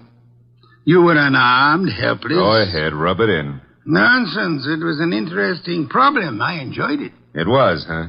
Well, to me, it's still in the present tenses. Which reminds me, as old Dr. Tidmouse said, there's always a future tense. And in that future tense, Jean. No, Archie. Oh, Mr. Wolfe, stop. That girl's got a love for blood that appeals to the ghoul in me. Besides, did you notice what she does to her dress? Archie, I was merely about to say that I have no objections to your dallying with the girl. Oh, I don't believe it. My ears need overhauling. I objected only to the future tense. Why not call her now? Yeah, well, I won't pretend I understand this sudden enthusiasm on your part about my love life. Probably there's some foul, scheming motive at the bottom of it. But who am I to look a gift horse in the mouth? Now, let's see. Her number was, Lancaster 7583, of course.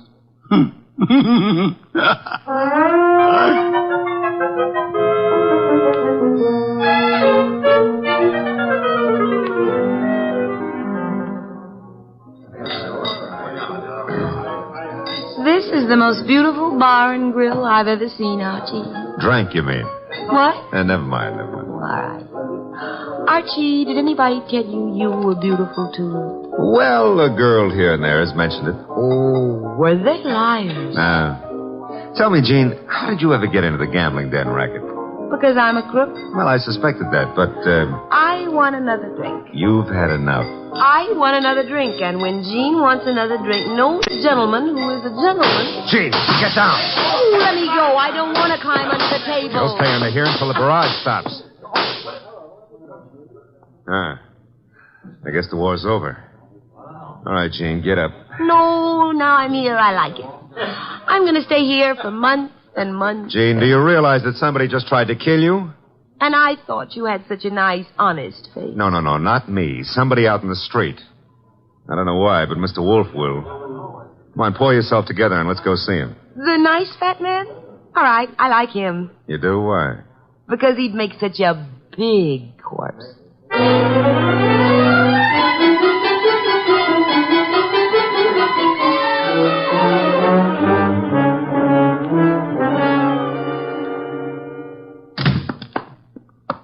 Is that you, Archie? Plus Jean. What made you think I wanted her here? Well, she's one of your fans. She thinks you'd make a lovely corpse. What was the reason for bringing her here? She was shot at.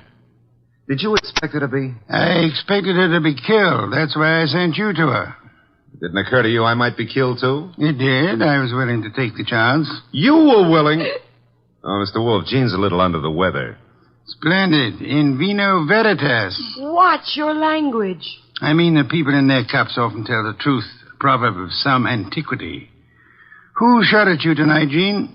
Oh, I don't know. I didn't see. Has it occurred to you that you might just as easily have murdered Piper as not? But Lucasto killed Piper. You said so yourself. I lied.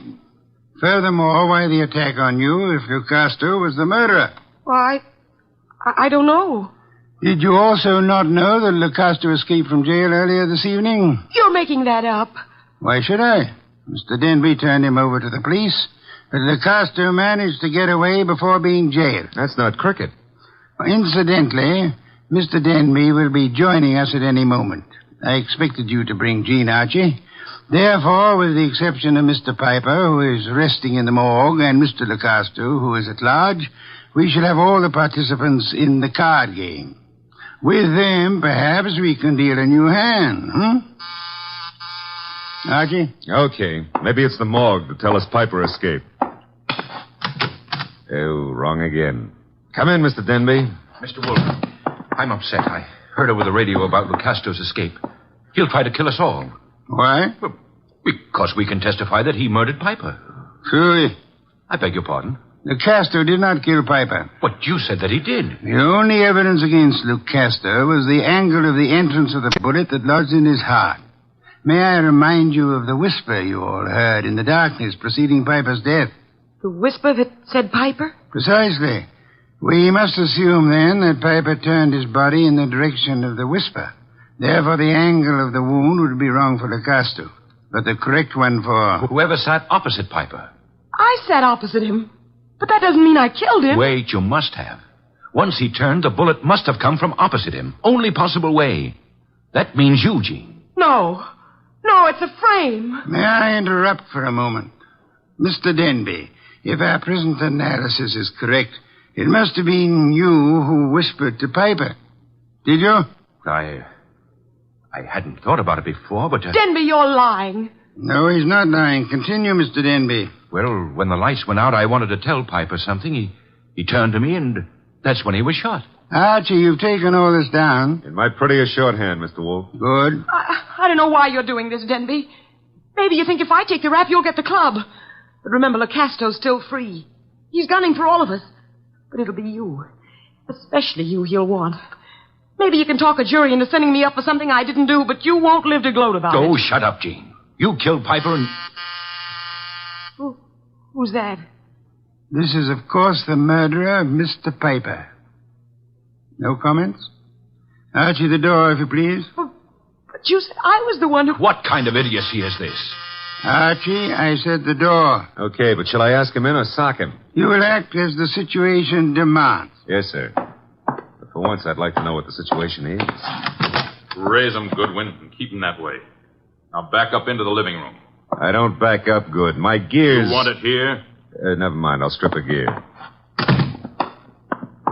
Archie, what are you doing? Just what the situation demands, backing up. In case your knowledge of armaments has failed you, our little friend Chuck here is pointing a .38 revolver at me. Won't save him from the chair. Maybe not. But it could give me quite a pain in the stomach. Chuck, what do you think you're doing? You double-crossing louse. Gentlemen, if you So please. you thought you'd run to the fat dick and pin it all on me, huh, Denby? You don't know what you're talking about. We haven't even mentioned you. You sure of that, huh? Then why did Wolf phone me and tell me you were about to sing? Wolf phoned you? Yeah. Said you were getting ready to feed me to the electrician up the river. Oh, he was making a stab in the dark, Chuck. Trying to start something. That's so, Wolf?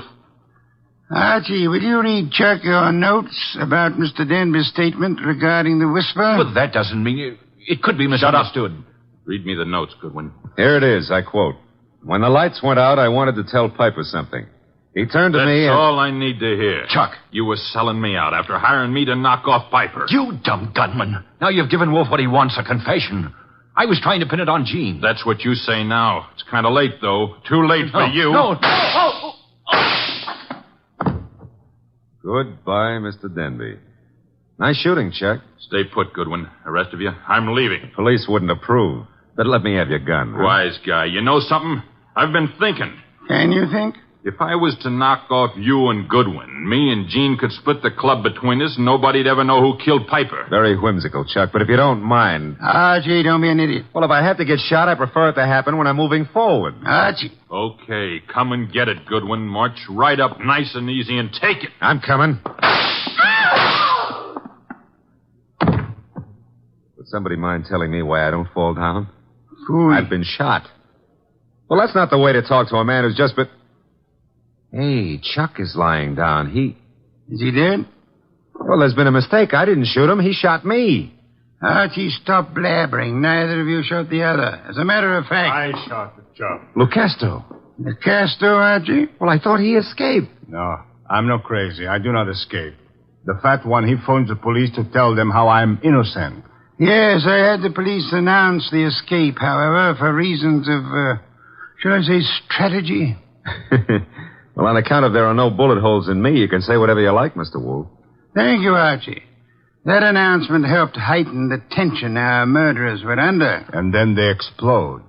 The fat one, he says to me, "Look, Astor, wait in the next room. Watch careful. Maybe there's trouble." I watch. And now? Now there's no more trouble.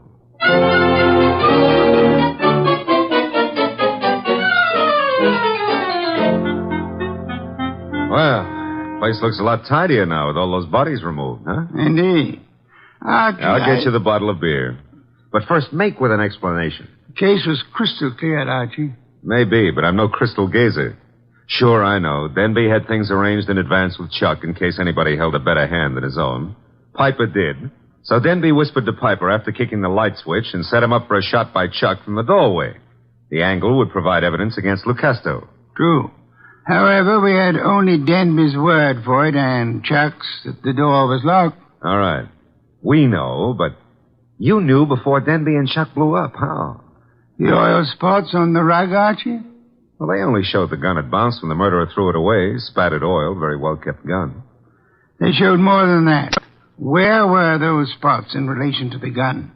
Think back, Archie. Spots in relation... Oh, sure. They were between the gun and the door. Therefore, the gun must have been thrown from the door. Bounced twice, staining the rug before reaching its final destination. Ah, I get it now. That told you who'd fired the gun. But there wasn't proof enough, so you set up a nice atmosphere of suspicion and had the boys give each other away. All right, Mr. Wolfe, you're a genius, and, you may have your beer. Thank you, Archie. As for me, I'm not a genius, but I remember a phone number. So if you'll excuse me, Mr. Wolfe. You're excused, Archie. Thanks.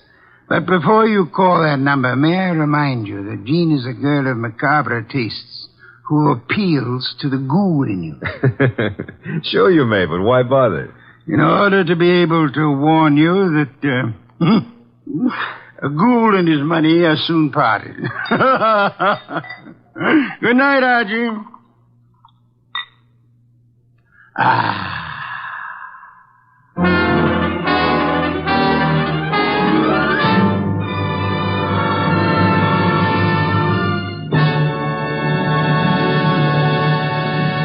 You have been listening to The New Adventures of Nero Wolfe, starring Sidney Greenstreet.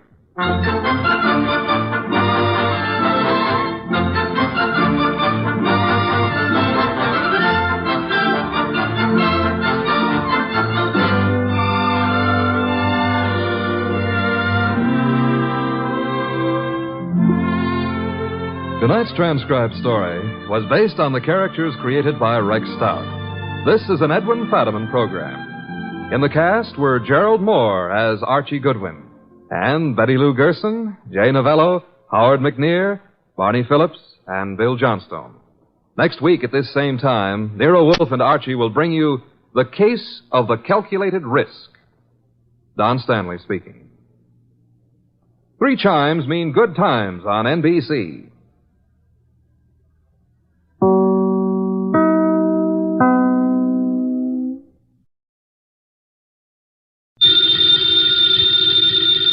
Ladies and gentlemen, the ringing of that phone bell means mystery, adventure. Nero Wolfe's office, Archie Goodwin speaking. Mr. Wolfe? Yeah, he's right here. Who's this? Archie, hang up. Don't ask questions. You have a what? Archie, it's past your bedtime. Well, I'm afraid, Mr. Wolfe, it's past his bedtime. Your bedtime. It's a client, boss. That's what I was afraid of. Foolish. Hello? Hello? Well, why do you look so bewildered? He's coming right over. He says he's got a date with murder.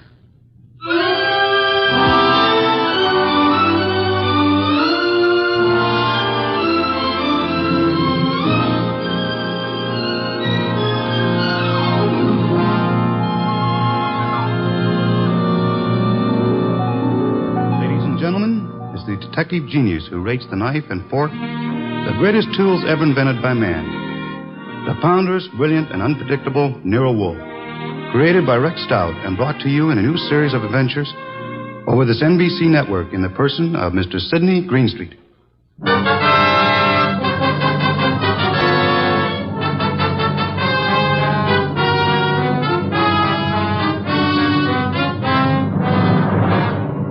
Tonight's story, The Case of the Calculated Risk, was as strange and baffling as any Nero Wolfe had to deal with.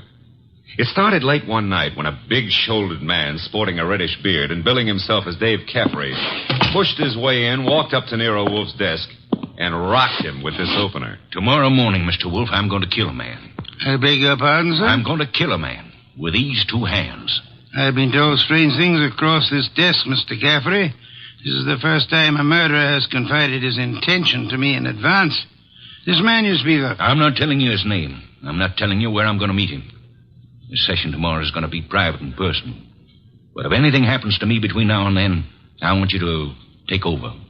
Mr. Caffrey, do you seriously think I could assist you in a matter of private vengeance? That's not what I'm asking. This guy deserves to die. I plan to kill him with these two hands, me, myself. But if I slip up, if he gets me first, I want you to see that justice is done. And I assure you, sir... I told you this guy deserves to die. Let me tell you why. Years ago down south, there were three men in business together, partners. Me and two others. Your notebook, Archie, if Mr. Caffrey doesn't mind. You're wasting your time, Wolf. The names I'll use will be phony. I won't give you anything you can check back on. We'll take our chance, sir. Please proceed. It happened in a town about 40 miles from the place where we had our business. We'd gone there to collect some money, the three of us. Carl, Mitch, and me. Dave Caffrey. But all we collected was bad news. So bad that Carl hadn't even given our right names at the hotel. Said he was scared some of our creditors would come hitting up on us for what we owed. Three of us had some drinks, and we'd been pacing around for nearly an hour. I can still remember the way Mitch stood and looked at me. And then up at Carl, when Carl suddenly pulled to a stop and came out with this idea of his. So, Dave, you got 6,000 cash on hand. You counted it, Mitch. Well, didn't we make it 62.40, Carl? Whichever. We've got this 6,000 odd, plus some slow accounts receivable against debts of 38,000. With three of us trying to live from the business, we haven't got a chance. Well, we ain't got much of a one, Carl, but... It's hopeless, Dave. With two partners, though. Two partners? You reckon on pulling out, Carl?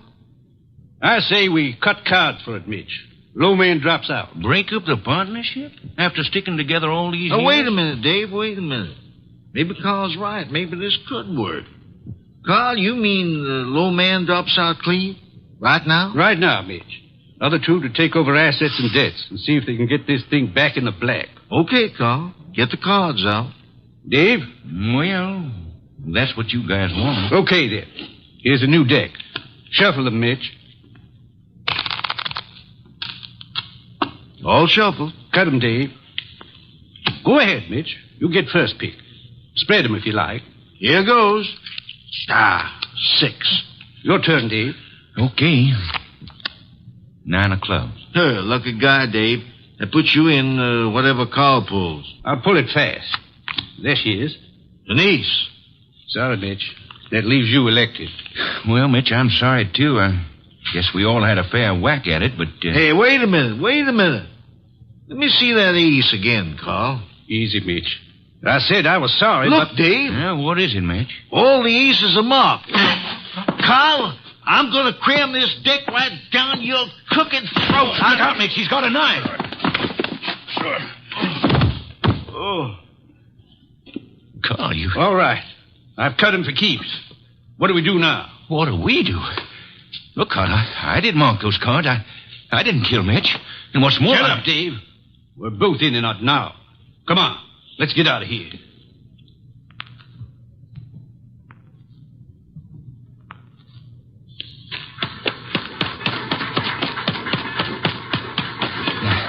Now what, Carl? Look, Dave, this is where we split up. Two men together, easy to trace. You head one way, I go the other. Yeah, but the dough, I got no money. Here, I'll split up the 6,000. This is your head. Here, stick the envelope in your pocket. Now, grab that freight. Get set. I'll catch the next one going the other way. Get going, Dave!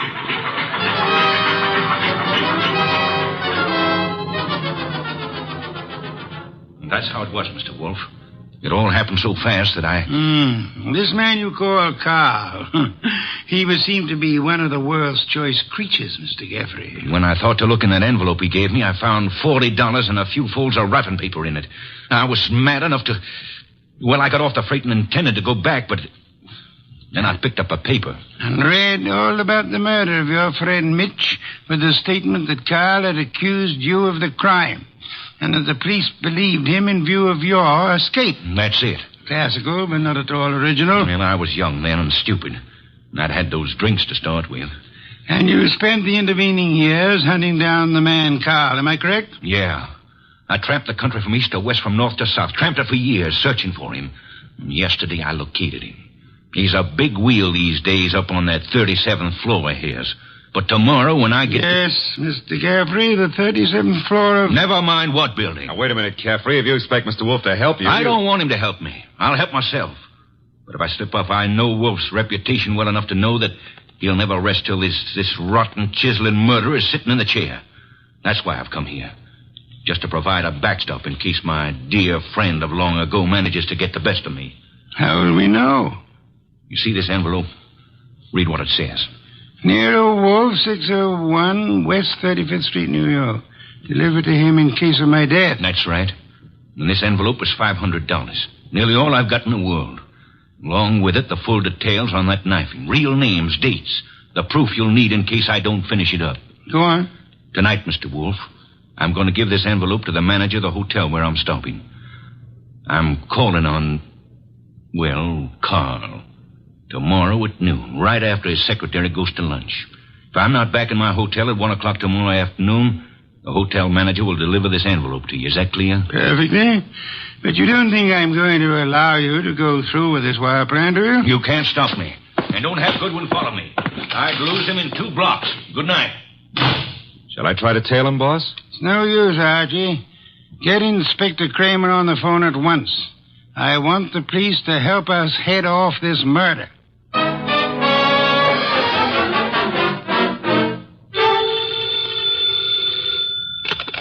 Nero Wolfe speaking. It's Archie. I'm calling from the morgue. And? They found Caffrey's body in a subway washroom, mugged and stabbed. Wallet gone, pockets cleaned out, no envelope. Just 2 hours ago he was here. No envelope, eh? Gone. Witnesses? None so far. Homicide's calling it straight mugging and robbery. As it well might look, except for... Except for a guy named Carl. How much do I tell Kramer? All of it. Ask the inspector to start queries throughout the South on the original killing. The original killing? Look. It's our best chance of getting a description of the man called Carl. The original killing and the partnership. Starting from, say, 8 years ago and working back to the middle 20s. Tell him to concentrate on towns on railway lines. Putting out pictures of Caffrey and... Pictures and dentistry. Fingerprints to Washington. Kramer will know. And if I come across a haystack, do I keep my eye out for needles? We are going to find Carl, Archie. We are going to find him if it takes from now till doomsday.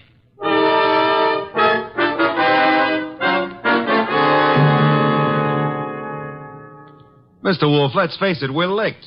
Licked, Archie? 3 days now. We found Caffrey's hotel here in New York. No traceable phone calls. Not a witness has turned up on that subway washroom party.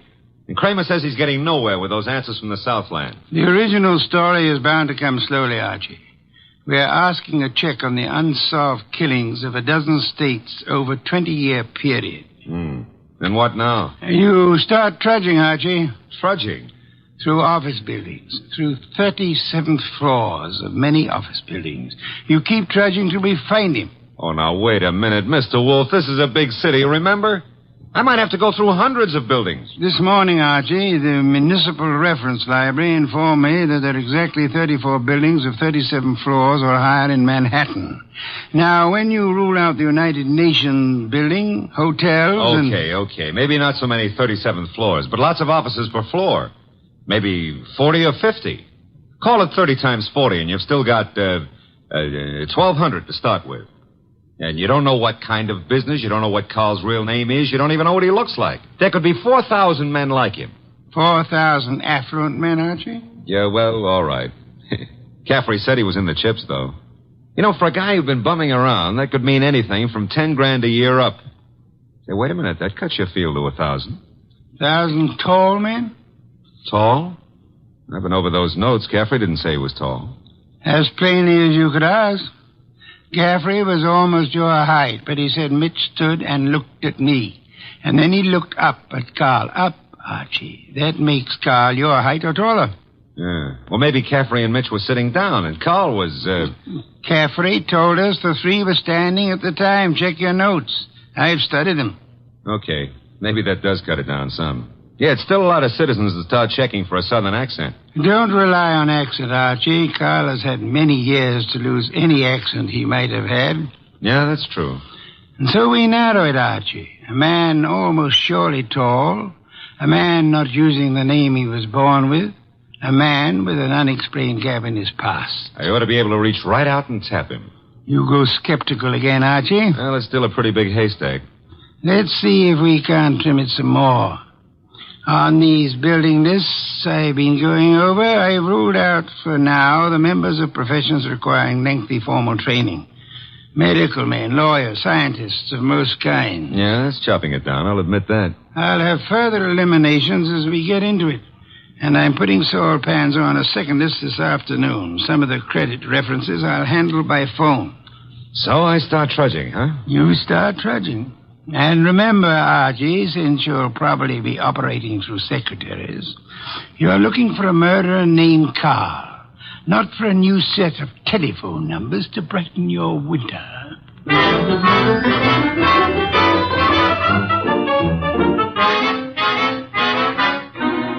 Tall? Well, I don't know what you're peddling, Goodwin, but if my boss put his elevator shoes on and stood on a box, he'd still be down somewhere around my necktie. If he stood on his money, though, we'd need a helicopter to get up near his shoelaces.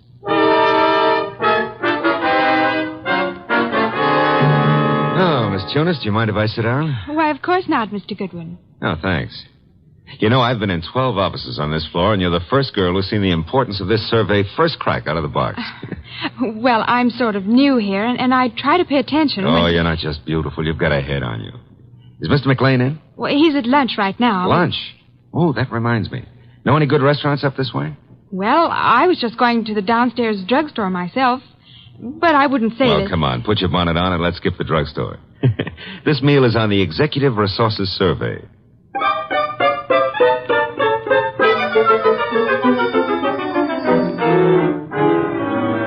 Yeah, boss, the boil down.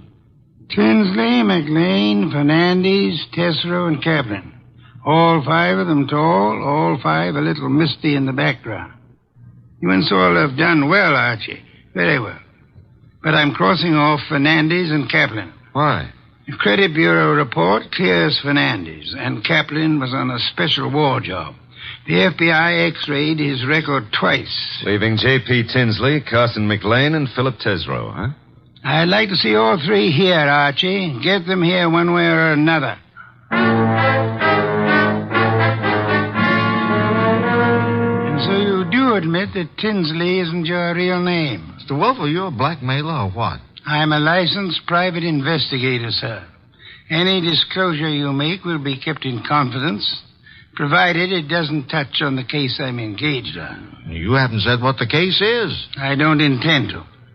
If you prefer to explain this mysterious gap in your background at the district attorney's office... Well, I'm using the name Tinsley because I've got an undivorced first wife out on the coast. We broke up 20 years ago, but she said she'd see to it that I never married again. And she knew where I was today. Well, I don't say I'm a saint, but she's a vindictive woman. I see. May I have names, dates, and places starting 1924?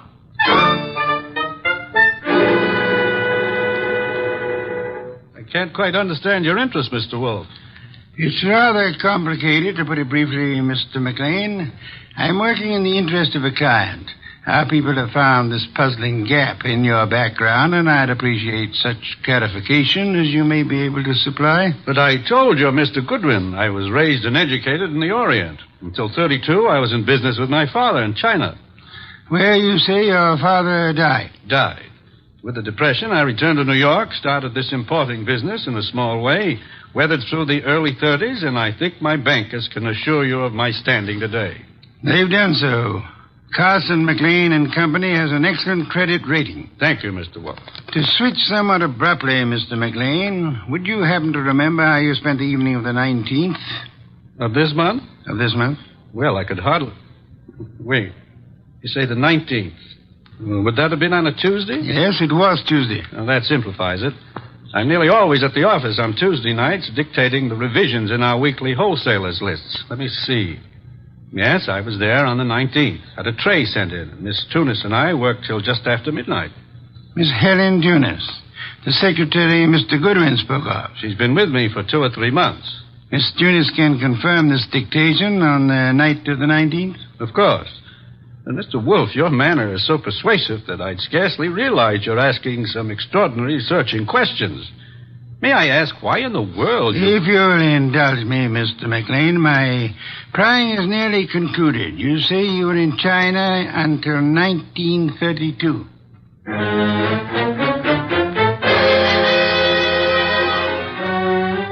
Mr. Tesreau, I'll be brutally frank. We know that your name is not Tesreau. And we know that you served a prison term from 34 to 38 for arson. I'd like some straight answers. I didn't say I wouldn't answer your questions. The past can remain your own, provided... Now, look, Mr. Wolfe, I've been going straight for 12 years. And this business of mine is on the level. Now, if this is a shakedown... I'm asking where you were on the night of the 19th. And I'm telling you I stayed in town. I ate alone. And I went to a movie. I caught the 11:35 for Sanford. And that's all there is to it. You're denying that you were ever in business in the South? I was born in the South, but I haven't been back there since I was a kid. What about the arson? I put in 4 years squaring for that mistake. Let's start again, Mr. Tesreau. You say you were in Cincinnati in 1931.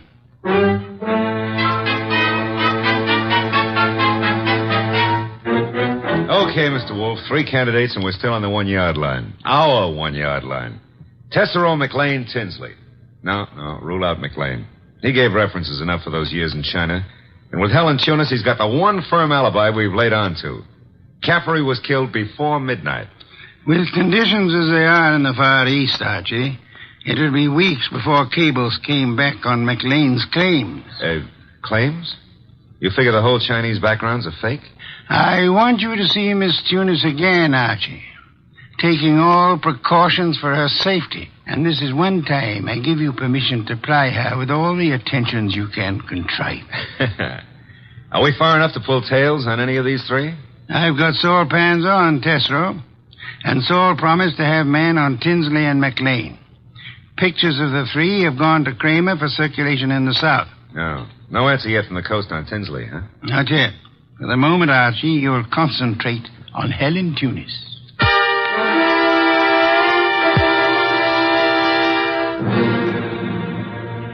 Helen, I've got to see you tonight. I'd love to, Archie. Now, look, Helen, I phoned you to come out in the corridor this way because I didn't want McLean to know we're talking. Do you still say you got that new mink coat on your own money? Mr. Goodwin, I don't know what right you Helen, have if you get 5 guys to buy you stuff, it's your business. Mr. McLean said his wife might be sent detectives around. You can go right back to your old Mrs. McLean and tell her that I... Easy, Helen, easy. He was dictating to me. You know, baby, the harder you lie, the prettier you look. But if this is a fake alibi, and if you keep propping it up, you're going to find yourself in trouble. Bad trouble. Now, how about it? Do I see you at your apartment tonight, or would you rather come down with me to Nero Wolfe's right now? Archie, All right. I can't go with you now, and I've got a dinner date with my aunt tonight that I can't break, but I'll try to be back at my apartment by 11.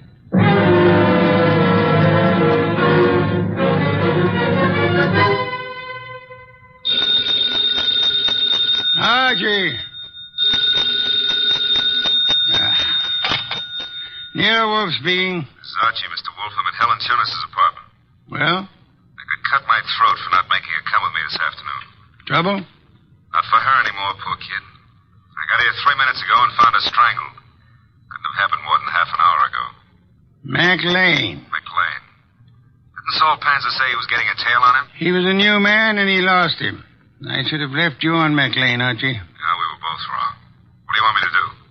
Phone the police immediately. This is 32nd Street. I'm only 3 blocks in a job from the office. What if I come back and call from there? Come back then. I'll phone Kramer myself. Mr. Wolfe, I'm still kicking myself for that. Look out, Archie. Too late, Mr. Wolfe. Keep coming right in, Goodwin, with your hands up. No, I wouldn't try that. McLean. And keep your hand out of that desk drawer, Wolfe. This time you're too late, McLean. My hand's in the drawer, and I think I'll leave it there. You don't think I'd shoot? I'm sure you would. But you've got two of us to cover now. No, Archie, don't try to draw yet.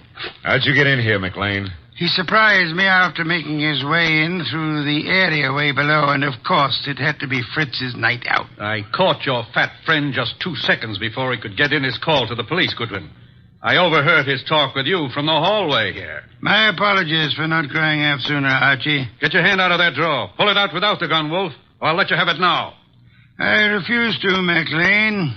Seems obvious that you mean to kill us in any case. I'm afraid that's true, Wolfe. But when you called me here and Goodwin started making dates with Helen Tunis... Poor kid, I told her not to talk to you. She didn't, Goodwin. I've been scared of you and Wolfe since I followed Colby here that first night. Colby? You knew him as Caffrey. I caught up with him afterward in that subway washroom. No, keep that hand up. And watch that gun of yours, Wolfe. When I found that envelope on him and read the letter to you contained in it, I knew he hadn't spilled the whole South Carolina story to you.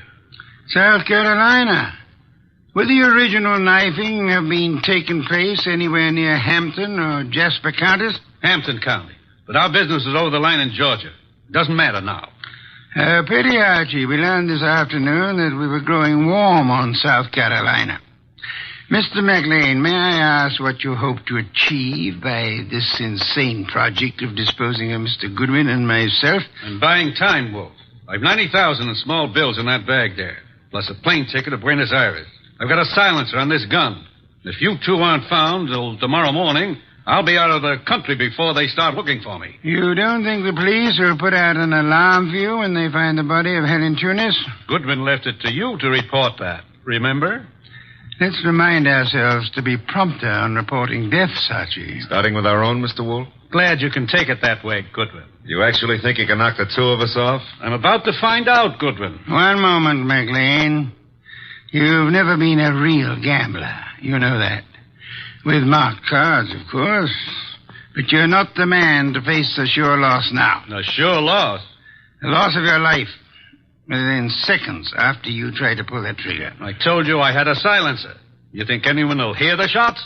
There'll be more shots than you count on. My hand's on a pistol now in this drawer, and Mr. Goodwin has a .38 in his shoulder holster. You can't shoot through the desk, and Goodwin won't get a chance to draw. You're an intelligent man, McLean. Vicious, but intelligent.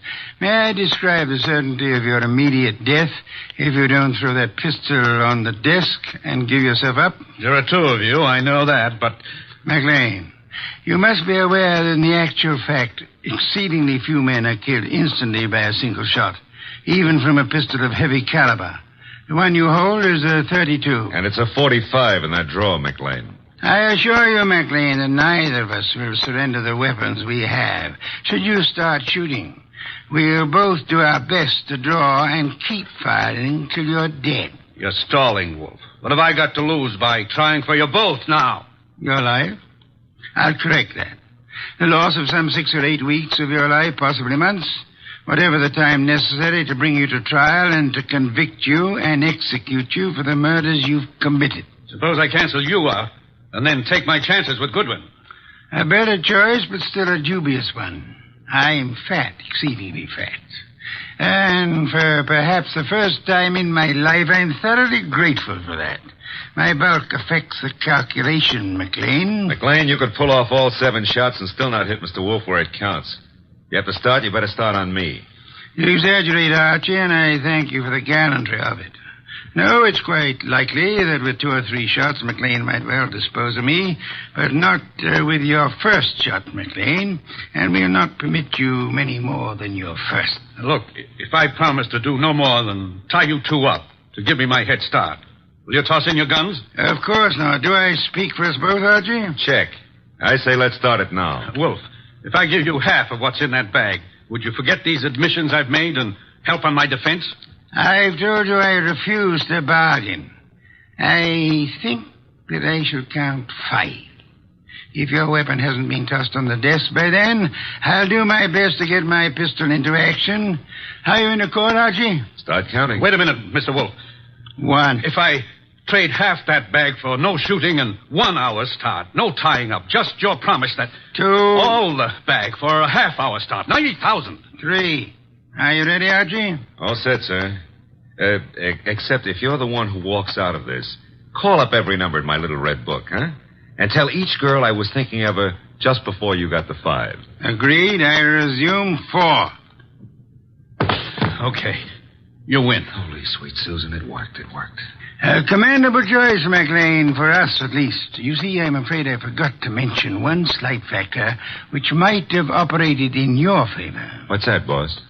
I must confess, Archie, that my 45 is in the upstairs den where I took it to oil it last night. Holy cow, you didn't have a gun? Why, you dirty... Take it easy, McLean. I've really got one. Oh, by the way, Mr. Wolfe, signal's off on those women, huh? When my heart gets back down out of my throat, I'll call them myself. I'll trouble you for a beer first, Archie.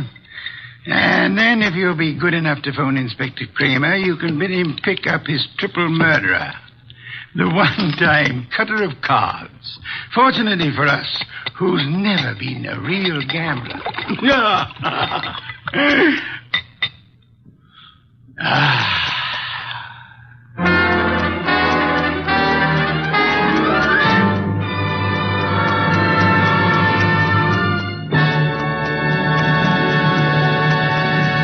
You have been listening to The New Adventures of Nero Wolfe, starring Sidney Greenstreet.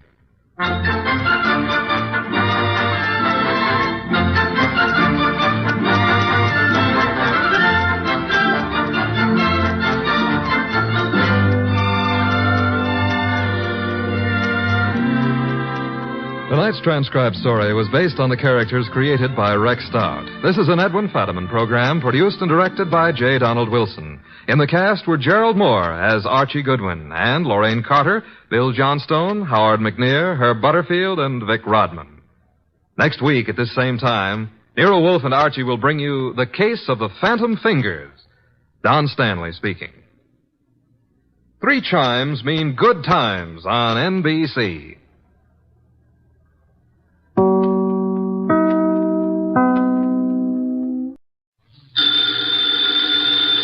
Ladies and gentlemen, the ringing of that phone bell means mystery, adventure. Nero Wolfe's office, Archie Goodwin speaking. What? You're expecting Mr. Wolfe at your place in 3 hours? Your place is where? Yes. Well, I'm expecting Hedy Lamarr in 15 minutes. Yeah, but, mister, we're both out of luck. Archie, what are you babbling about? There's a character on the phone who's laboring under the naive delusion that you're about to make a trip upstate. His name? Finley, he said. In that case, he's quite correct. Yeah, he's quite... yes, Mr. Finley. Mr. Wolfe will be there. Yeah, goodbye. I shall need some beer, Archie. The bottle opener's in the right-hand drawer. Thank you. What one of us needs is a psychiatrist. You're voluntarily leaving your happy home, exposing yourself to the elements, entrusting your only life to a savage automobile? I am. Oh. Somebody's offered you the United States Treasury, huh? Mr. Finley happens to grow orchids. Among them, he has developed a plant possessing spurred labilli. I have an opportunity to purchase a couple of the plants, therefore... I don't believe it. But, Archie, according to the reports I have received, he has produced a strain of black cypripedium. Oh, well, in that case. But, Mr. Wolfe, while it's true that black may be the color of your true love's hair, it is also true that black is the color of funerals.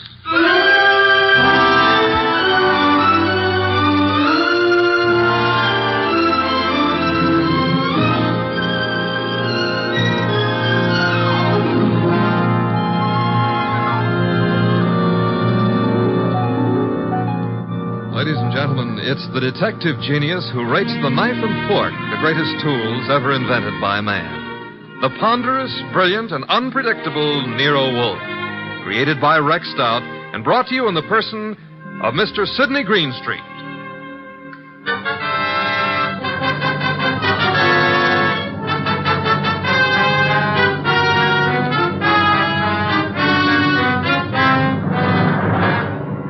The beginning of the case of the Phantom Fingers actually had nothing to do with black orchids. The first act was played in an old house at the end of an old dirt road. It was short and simple. As short as life. And as simple as murder. Joe, I didn't believe the letters I got. Didn't believe them until now. I've been a lonely man. No wife, children. Joe, it was all coming to you after I died. There was no need for you to steal from me. All you had to do was wait. Joe, that gun. Put it down. No.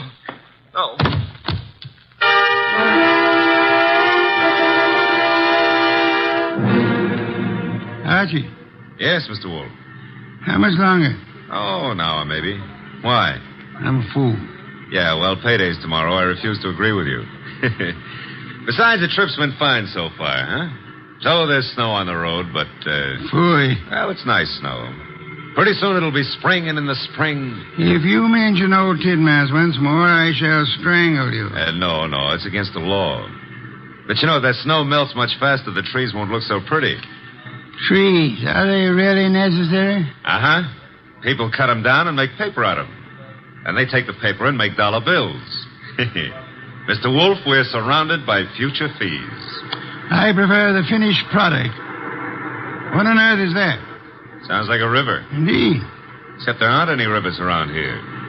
Hey! Yeah? Up ahead. What? Huh? It's a river. Only it isn't a river. It's wet. It's wet and it's got waves on it. Had to start raining, too. Nature. Phooey. The road behind us is covered with water. We'll just have to keep going onward and upward. Would you like to recite Excelsior to me? Why, sure. Shades of night were falling fast when through an alpine village passed... An idiot of your caliber, no doubt. Oh. That infernal engine has died. No, the road dips up ahead. And where it dips, there's a junior Mississippi growing up. Splendid. Not so splendid. We can't go back and we can't go forward. Why not? They didn't build this model to swim. No foresight.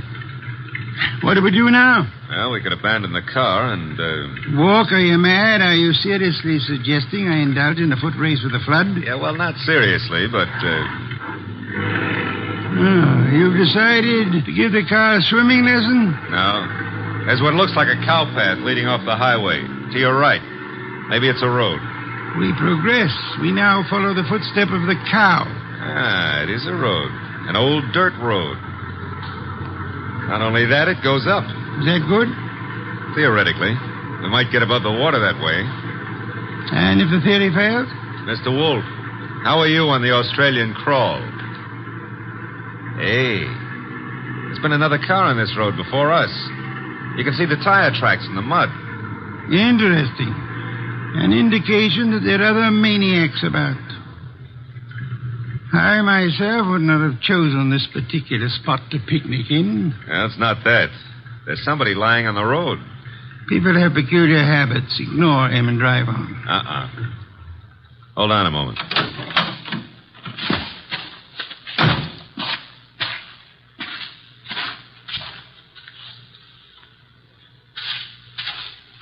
Mr. Wolfe, you better come out here.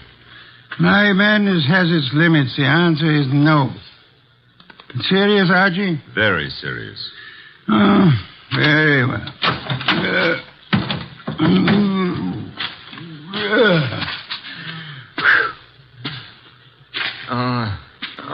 Good heavens.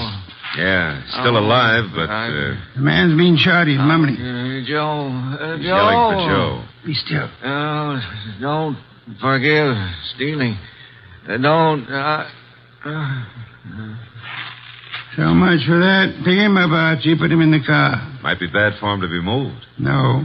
There is nothing that can be bad for him. He's dead.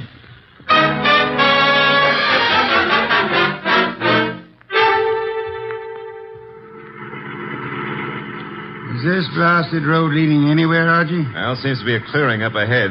Maybe... Hey, it's a house. Splendid. I'm not so sure. It's perched up on top of a cliff, surrounded on three sides by nothing. On the side facing us, there's a deep ravine and a small wooden bridge. An island in the air. Yeah. High enough to keep above water, maybe, but... Now, that bridge doesn't look too good. Rain may have weakened it. I have no choice, Archie. I have no intention of being drowned in these barbaric surroundings. The bridge, Archie. Okay, hold on. No, the thing's collapsing under us. How momentum, sir? Well, if it doesn't, 37 blondes are going to be wearing black. Correction, 38. I forgot the one in Gimbel's bargain basement. Hey, we made it. The bridge will never be the same, though. There's a car ahead of us in front of the house. The car from which our dead friend, was thrown. Only one set of car tracks in the mud along the road, and here... And all we have to do is walk in, ask for the owner of the house, and, Possibly, and possibly not. Archie, go through the corpse's pockets. Oh, that's not cricket. Yeah, all right. I'm going through. There's not much on him. Handkerchief, silver, driver's license. The name was, James Miller. Address Garner Lane. Walden. Now, I've got an idea this is Garner Lane, Mr. Wolfe. In which case, someone named Joe was looking after the house for him, committed theft, and murdered Miller. Miller's body was then dumped on the road in the hopes that the floods would wash the body away. No one at the house seems to have noticed our arrival. Nope. Well, let's go in and ask for Joe, huh? Very well.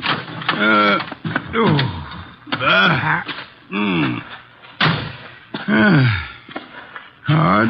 With the bridge down, there's absolutely no way of getting on or off this place. Except for a mountain goat.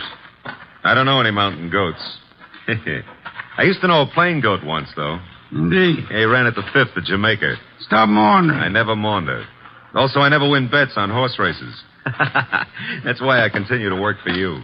That is also why you had better ring the doorbell. Okay. Nobody's going to break a leg rushing to open the door. I suppose you try. I have had more than enough of the weather. Is that polite? Besides, the killer may have some more bullets in that gun. Are you afraid? Sure. Phooey, the door, Archie. But old Dr. Tidmouse would say... Well, never mind. Hey, somebody was careless leaving the door open like that. On the other hand, has a spider ever shut its web? The answer is no. Are we flies? Yes. Out of my way, Archie. There are lights up ahead. Must be the living room. Excuse me. Sure. You're excused. Do you live here, sir? Do we? No, don't you? Of course not. This is very strange. I came out to see the people who live here, or the person. I found the door open and no one about. I've been sitting in this corner now for a long time. Well, it's a pity no one offered you a plum pie. Then you could have stuck in your thumb. You saw no one enter, sir? No one at all. I didn't want to go any further. It would have seemed like prying. Perhaps you had better come along with us. Well, all right. You know, this place, it has an evil atmosphere. Certainly has. What it needs is fresh air. Phooey. This would be the living room door. Ajar a bit. It is. Looks as pretty as a picture. Oh. Hello. Well, just think of it. 5 minutes ago, you know, I didn't know you existed. And you didn't know I existed. And now... Archie, your existence would have a sudden end unless you keep quiet. Excuse us for intruding, Miss... Intruding? Oh, but I really should ask you to excuse me. You do not live here? I wish I did, but... You see, I've been out walking. I live maybe a mile from here, and then when the flood began, I thought I'd come in here and stay for a while. And you found? An empty house. That's not what I found. As old Dr. Tidmouse has often said... Go through the rest of the house, Archie. Go through the rest... Yeah, well, never mind. I'll, That sound? Somebody's walking. Coming downstairs. I'll go and see. Hey, you! Come on into the living room. Meet your guests in one or several pieces, as you prefer. What? Oh. Hiya, folks. Host at last. That's very funny. I think I'll laugh. May I ask why? Because this here ain't my dump. I was just casing the joint. I was just taking a stroll. Through the house? I'm eccentric. Oh, clever. However, I think you'd better stay. Why? Because you may turn out to be the owner of this house after all. I rather think introductions are in order. Well, I'm Peg Shirley. My name is Wagner.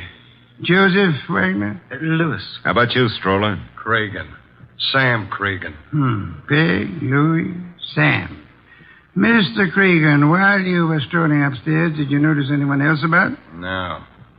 There was no one outside when Archie and I entered. The bridge is down, effectively cutting us off from further visitors. We may assume, therefore, that we are the only people in or about this house. Yeah, it's cozy, ain't it? Which further means that one of you three is a murderer. What are you The murderer is the person who owns or lives in this house. All three of you denied being that person. Conclusion, one of you is a liar.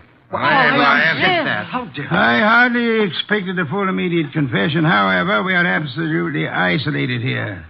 No one is going to come or leave until we have our killer. You know, you can't really keep us here. The flood can and will. Remember, the bridge is no longer. So you see, just the five of us alone. No one else inside the house, no one outside. Therefore... Correction, Mr. Wolfe. Maybe it's a branch or something tapping against the door. Unlikely. Archie. Okay, I'll go see who or what it is. Hey. Who in the world is that? What? I got him. Somebody shut the door. Yeah, all right, I get it.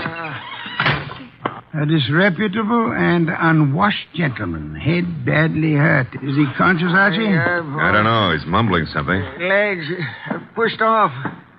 Fell from the ledge. He's passed out. I guess he was trying to say that somebody pushed him out on a ledge. On the side of the cliff, maybe. He must have regained consciousness and crawled to the house. Where'll I put him, Mr. Wolfe? Bedroom, I suppose. We'll need first aid. We can't get a doctor. Cregan, where are the bedrooms? Yeah, one right up at the head of the stairs. And don't ask me how I happen to know. We shan't, Archie. Okay. I'll need somebody to help me carry him up without shaking him too badly. Cregan? Okay. Let's go. As for the rest of you, Mr. Wagner, Miss Shirley, I suggest we return to the living room. But I don't see any reason why we should take orders from you. One of you is a murderer. I include Mr. Cregan, of course. Oh, but that poor man wasn't dead. Not for lack of trying. However, I was not referring to him. You mean someone else has been killed? Precisely. That is why I hope we shall not hear another knocking at the door. It could only be a corpse.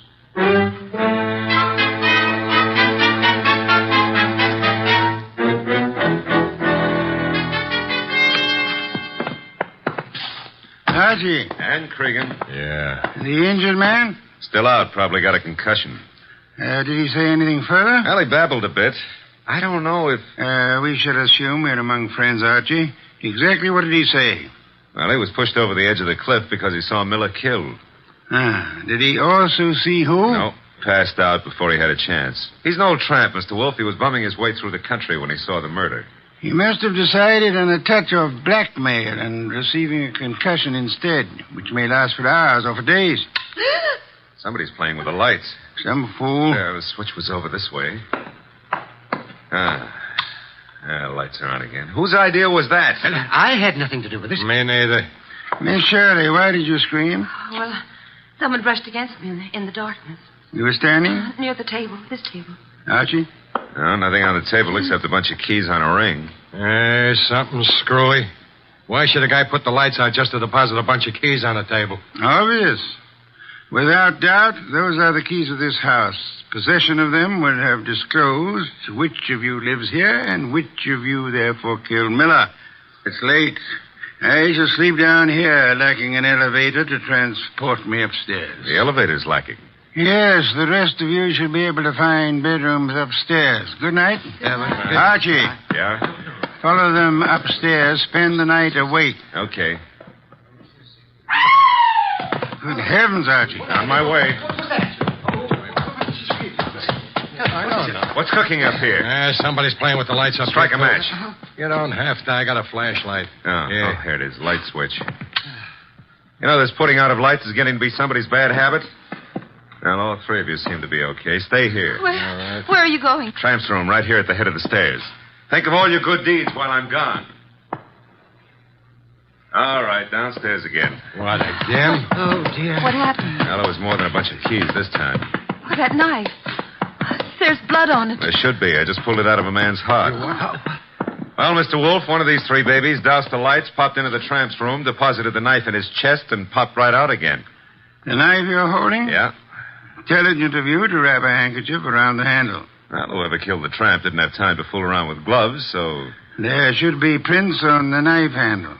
Satisfactory, Archie. That's mild enthusiasm. Archie, on that desk, an ink pad. Yeah. Miss Shirley, you carry face powder, of course? Yes, I do. Archie will need it to bring out the prints on the knife. He will then fingerprint each of you. Compare your prints with those on the knife, and we shall have a murderer to hand over to the police. Archie, will you begin, please?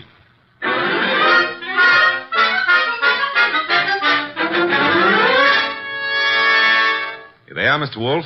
3 cards labeled with Miss Shirley's name, Cregan's, and Wagner's. Their respective prints are on each card. Good. I have the knife here. Several quite distinct prints on it. It should be child's play to, Archie. Yeah? Take your own prints and mine. What? Do as I say quickly. Yes, sir. All right, give me your thumb. Thank you. That's it. Now mine. Thank me. That's it. There's something wrong. Something wrong and deadly loose in this house tonight. Well, there's a card with your prints and mine. Thank you. Now you got 5 cards altogether. So I have. Archie. What now? Take the ink pad and a fresh card with you. Where am I going with them? Upstairs? But, Mr. Wolfe, there's nobody upstairs except the corpse. Precisely. It is his prints I want.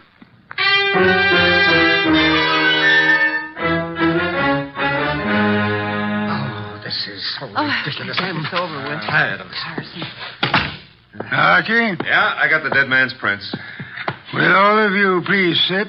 All right, but it's... Good heavens, young woman. Be careful. We want no accidents. Sorry, I caught my high heels in the rug.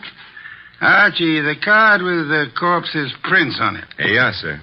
Thank you. You know, I've had quite enough of this nonsense. Have you, Mr. Wagner? Yeah, and so have I, Mr. Wolfe. Also, I don't think you know what you're doing. Perhaps not. However, I have something rather interesting to tell all of you. There is no one in this house besides yourselves, except, of course, for the dead man upstairs. There is no one on the rock on which this house stands, except for another dead man in our car. Look, we already know all that. Bear with me. We may rule out secret passages, unusual hiding places, or anything of that esoteric and childish nature. We may also rest assured that no one has come to or left this house or rock within the last few hours. Well, that means we're kind of hermetically sealed here, huh? Meaning also that whoever was here when the tramp was killed is still here. Still here in this room. Correct, Archie. Now then, I have checked the dead tramp's prints against those on the knife. Theoretically, suicide was possible. However, the prints do not match. That guy was in no condition to kill himself anyway. True. And I checked Archie's prints and mine against those on the knife. No similarity. Oh, but no one suspected either of you. Thank you, but I had to be thorough. That left only the 3 of you. I compared your cards and the prints on them with the prints on the handle of the knife. And? I want you to remember one thing very clearly. We are the only living people in this house or on this rock of land. No tricks are possible and may be ruled out. All right, so what? This. The prints on the handle of the knife that pierced the heart of the man upstairs do not match his prints or the prints of anyone in this room. Yeah, I knew mine wouldn't match. Would you mind saying that again? He doesn't have to. And those cards, Mr. Wolfe, has the prints of everybody here. And yet none of them match the prints on the knife handle. But, well, in that case, who or what killed him? Why, there must be someone else in the house. I give you my word there is not. Hey, you thinking about ghosts or something? Ghosts never leave fingerprints. I've got to get away. I can't stand this. Me too. Come on, lady. But I'll come along with you if you don't mind. Mr. Wolfe. Let them go. The bridge is down. They can't get far. Okay. I don't get it. Get what? Well, the fingerprint business. And who killed Miller plus the tramp? The identity of the killer, Archie, is quite obvious. It is? To who? To whom? Who's whom?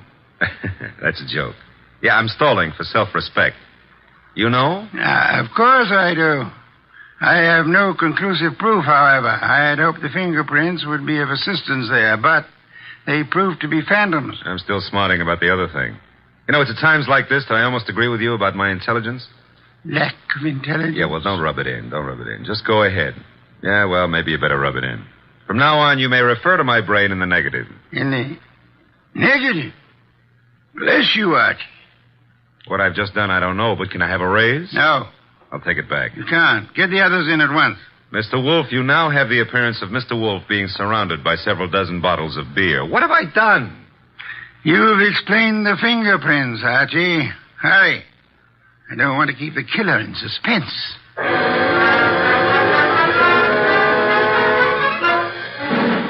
I don't care. No, I'm very nervous. I don't like this. Archie. They're all here. Yes, but they're all making a noise. Stop them. Miss Shirley, Mr. Cregan, Mr. Wagner, will you please shut... Mr. Wolfe, they have. Thank you, Archie. Now then, I have known for some little time which of you killed the tramp and Miller. I lack proof, however. And you have it now? I will admit for a while I was flummoxed by the negative evidence of the fingerprints. They seem to indicate that the tramp was murdered by a phantom. However, the word negative itself has solved the minor problem. Minor to who? To whom? Never mind. Shh. Archie, what is the salient feature of a film negative? Well, I suppose it's the fact that the darks are light and the lights are dark, huh? Precisely. A reversal, then, of the actual appearances. Now, are there any similarities between filmed images and fingerprints? Oh, in a way. You could call the whorls and hollows that determine the individual characteristics of a fingerprint the lights and darks, huh? You could. I shall. Miss Shirley, would you help in an experiment? Well, of course. Thank you.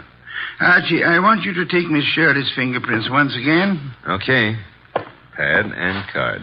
Here you are, Miss Shirley. All right. Archie, quick. Huh? Grab her arm. I got it. Well, usually I don't have to be coached, but... Let go of me. What are you trying to do? Miss Shirley, you already had pressed your fingers on the ink pad once. Why were you about to do it a second time? Well, I just wanted to make a better impression. Phooey. Archie, wipe some of the ink off her fingers. Oh, but then it won't be any good. It'll be very good, Archie. I've done it. And take the print. No, let go of me. Maybe. I never hurt women if I can help it, but right now I won't be able to help it. Mr. Wolfe wants your prints all over again, so down on the nice white card. No. There, thanks. Will you let me have that card now, Archie? Sure. In the meanwhile, hold on to Miss Shirley. A pleasure. Indeed? Would you continue to think so, Archie, if I told you that Miss Shirley's first name is not Peg, but happens to be Josephine, for which the diminutive is Joe?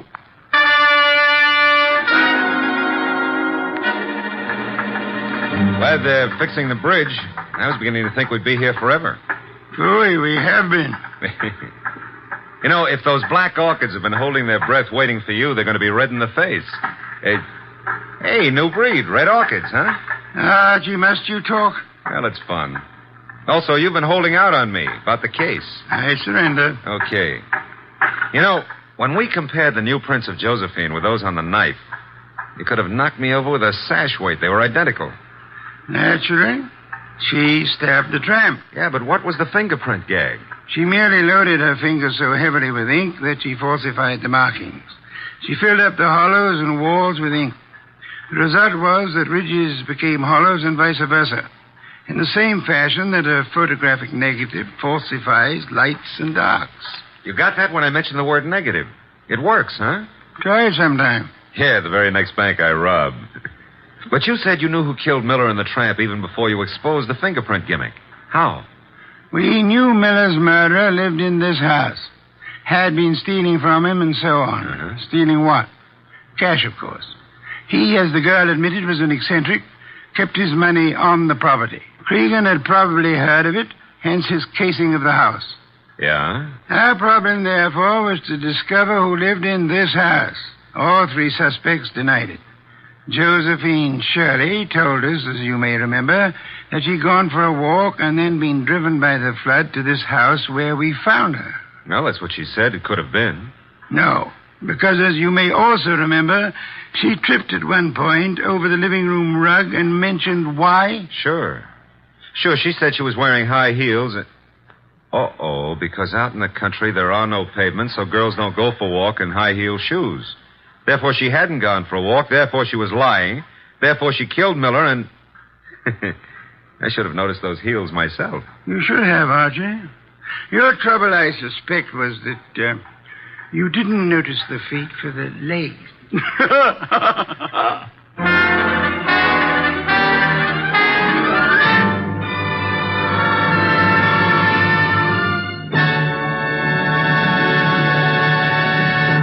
You have been listening to The New Adventures of Nero Wolfe, starring Sidney Greenstreet.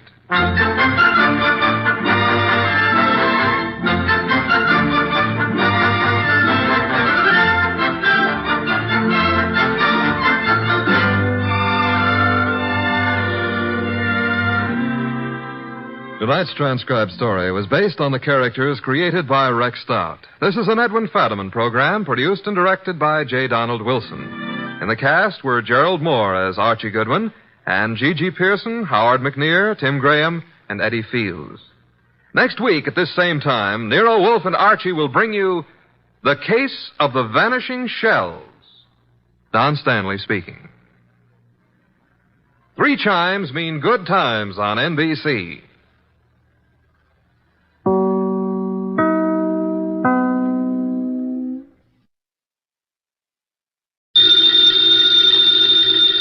Ladies and gentlemen, the ringing of that phone bell means mystery, adventure. Nero Wolfe's office, Archie Goodwin speaking. Mr. Wolfe? No, he isn't. Huh? Oh, well. For you, maybe he is. I'm not here. Oh, yes. He's always here. I've gone out. No. He seldom ever goes out. I won't start on anything tonight. Well, sure, he'd love to start on a case tonight. What's your name? Oh, that's a beautiful name. Address? Archie, it's another woman hang-up. No, honest. I'm not Mr. Wolfe, but I'm his agent. Yeah, I'll be right over, miss. Goodbye. What's her trouble? Where are you going? Well, she said she's received some threatening notes and she's afraid to leave her hotel. So long, boss.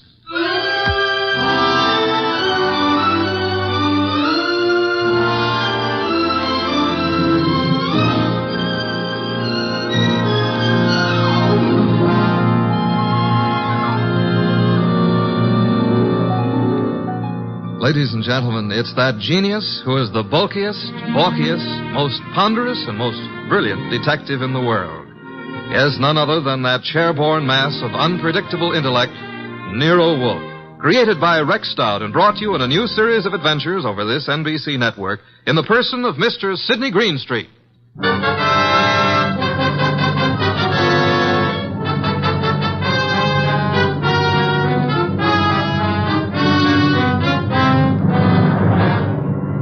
We prefer to call tonight's story The Case of the Vanishing Shells. It didn't seem to be difficult at first, but, well, I'm not a stupid individual, but so often I allow myself to become mesmerized by beautiful women. Heaven bless them. Doris Murray was such a woman. She phoned us first late one afternoon about 5 o'clock, then again at 5:30. Very well, Mr. Goodwin, but I would prefer to see Mr. Wolfe. Well, I said I'd be there at 6, Miss Murray. I don't want to talk any longer on the phone. Please hurry. There's someone at the door. I'll see you in the cocktail lounge at your hotel. At 6 o'clock. That's half an hour. Don't fail. Who is it? Emil Stoner. Oh, come in, Emil. You got my call, darling. Here, let me take your briefcase. I'll just put it here on the piano, Doris. Oh, I'm terribly upset about those threatening notes, darling. I know it's upset you, too, but I'm determined to find out who it is. I'm not going to let them bluff me out of my first chance to play the star part in one of your shows. But look, Doris, there's that other part. Is that all I mean to you? Well, what can they divulge that'll harm us? What? Several things. And I can't afford... I mean at this time... You're frightened, Emil. Doris, I'm going to give the star part to Paula. Paula? You've been divorced for 4 years. Why? Because I feel she can play it better. Is that what you're going to say? Well, I can act rings around her. Now, look, Doris. I know it's a big disappointment to you, but that's the way it is. Get out. Get out. Go on across the hall to Paula. Give her the part. Louse up your show. She and that playwright of hers. Get out, Emil. But Doris... You frightened little... Get out!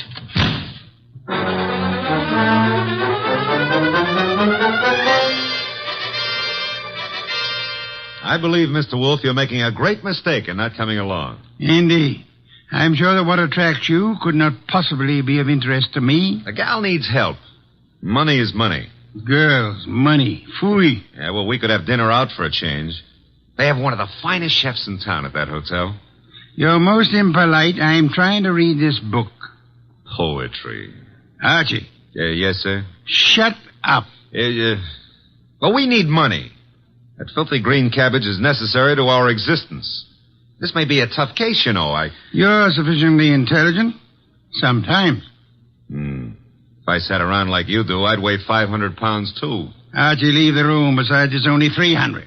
What a way to run a business. Orchids, beer, books. Don't keep the charming client waiting. Okay, I'm going. And always remember there is a telephone.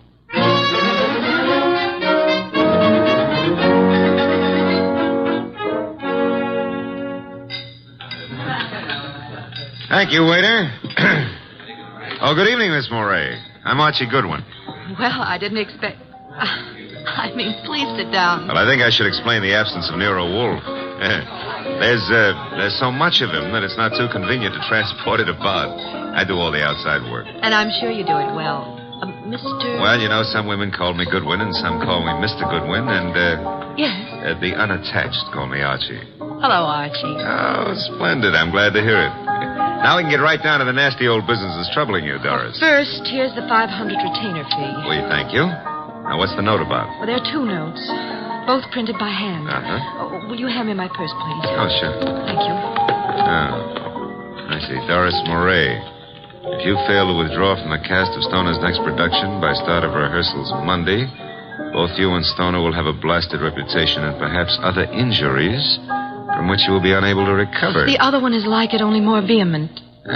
Someone or a group of someones are intent on keeping you out of Stoner's shows, huh? It's too bad. His next one is said to be a sure smash hit and a star-making part for the leading woman. Yes, Emil Stoner wants me to play it. He's been planning on it ever since David Banning wrote the play. What does David Banning think of you playing the part? Well, I don't think he's too enthused about it. You see, Mr. Stoner and Paula Kenyon have been divorced for 4 years, but she has continued to be his top leading woman. Now she's engaged to David Banning, who wrote this play. Oh?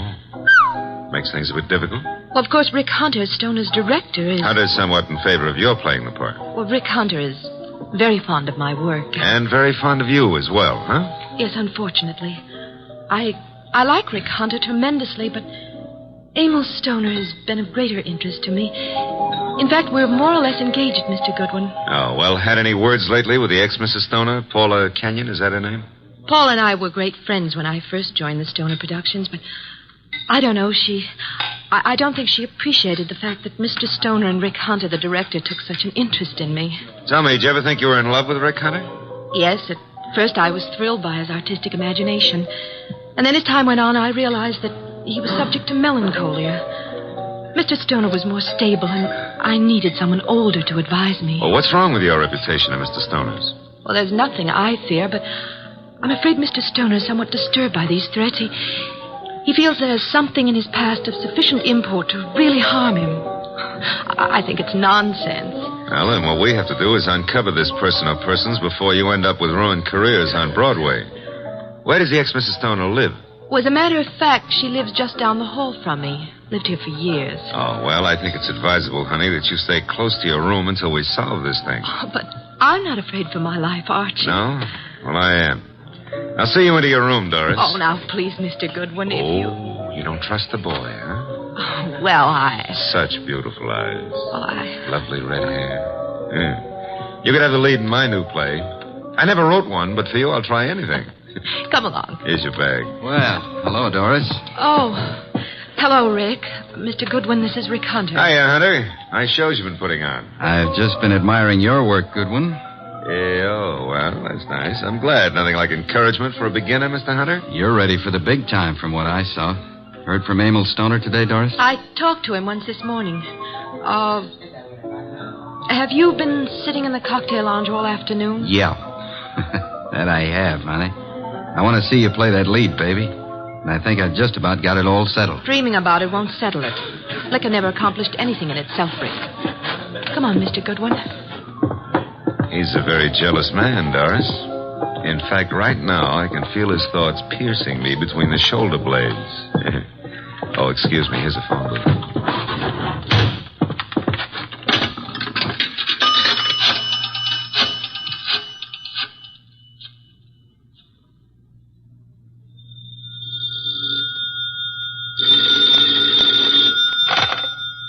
Yes, Archie? How do you know it's Archie? I felt the time was exactly right for you to call. I wish you felt it was time to earn some money. Is this a worthwhile case? Well, she's a beautiful redhead, and, That, of course, makes it very worthwhile. Yeah, well, I got 500 as a retainer. Phooey, a pittance, and probably all you'll ever get. What do you mean by that? She's probably guilty. Now, look, boss, she's the victim. Received notes threatening her reputation and her health if she plays the star part in Emil Stoner's new production. Also, they threatened Emil Stoner likewise. The playwright, Dave Banning, is engaged to Paula Kenyon. Incidentally, she lives here at the hotel, too, just down the hall from Doris. I remember her. And the playwright wants Paula Kenyon to play the part. Well, Archie, you have only the beginning. It is probably too late to prevent whatever is going to happen. Like what, for instance? Have you found a body yet? Call me after you find the body. What body? There's no body. But there will be, Archie. There's always a body where you're concerned. Either a body beautiful or a dead one. Right?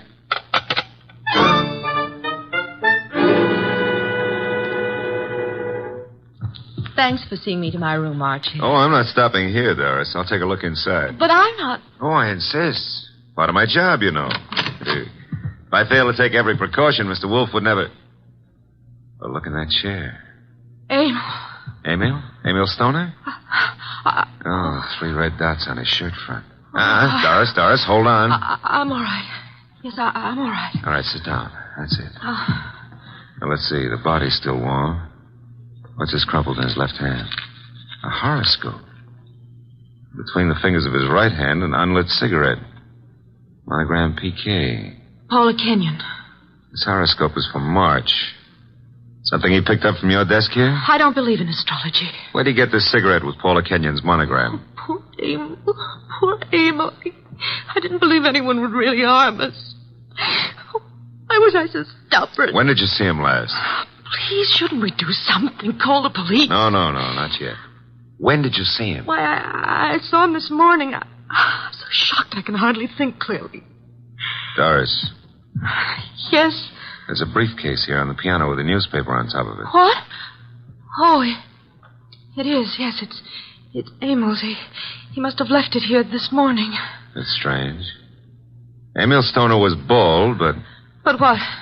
Well, I'm sure he's a man who always wore a hat, but I see no hat. He must have come up the elevator as I went down to meet you.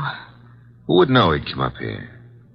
Your director, Rick Hunter, he said he'd been in the bar all afternoon. What else was it he said? Thought he had everything just about settled. Oh, no, Rick couldn't. He just... Oh, Mr. Goodwin, I couldn't believe that. I can believe anything about anybody. I learned that the hard way. In my book, everybody's guilty until proved otherwise. Even you, baby. What? Even you. Yeah. A Herald Tribune newspaper. Are you sure you haven't seen him since this morning, Doris? What are you doing? Absolutely nothing. Someone came in here and shot him. Call the police. I insist. Maybe... What? Maybe I did leave my door unlocked. Why did I do that? Well, he couldn't have opened the door otherwise, could he? No. Give me the check room, please. Oh, hello. Do you know Mr. Emil Stoner, the producer? You do? Well, tell me, did he check his hat with you this afternoon or this evening? He didn't, huh? All right, thanks. He must have carried it up here to this floor. Doris, do you have a gun? I own a gun. A small .25 automatic. But it's not here. Where is it? I had the handle repaired, and it's been in my dressing room for a week or 2. I hate to do this, Doris, but I'm going to move the body away from the back of that chair. There. Yeah, 3 wounds. 1 bullet went through the upper part of the chest, out the middle of the back. I'd say right through the heart.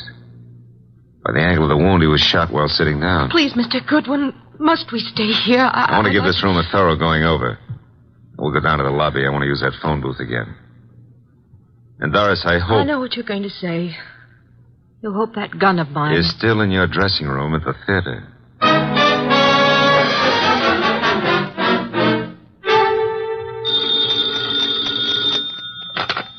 Nero Wolfe speaking. Oh, Mr. Wolfe, may I have your autograph? I'm taking a correspondence course on how to be a detective, and I think you're a wizard. It's so kind of you to say so. I would be just thrilled to have your autograph on the bottom of a paycheck. Why are you calling from a phone booth? What? Who said I was? It's obvious. There's no room tone reverberation. Well, you shouldn't have to ask. You know everything before it happens. You found the body then. Happened just before you got there. Oh, now, look, I took the girl up to her room to be sure it was safe for her to go in, and... Okay. And there, sitting in a big leather chair, was Emil Stoner. Shot 3 times with a small caliber gun, dead about an hour. 1 shot went through the body from the upper part of the chest to the middle of back. Therefore, he was shot while sitting down. The killer was standing, huh?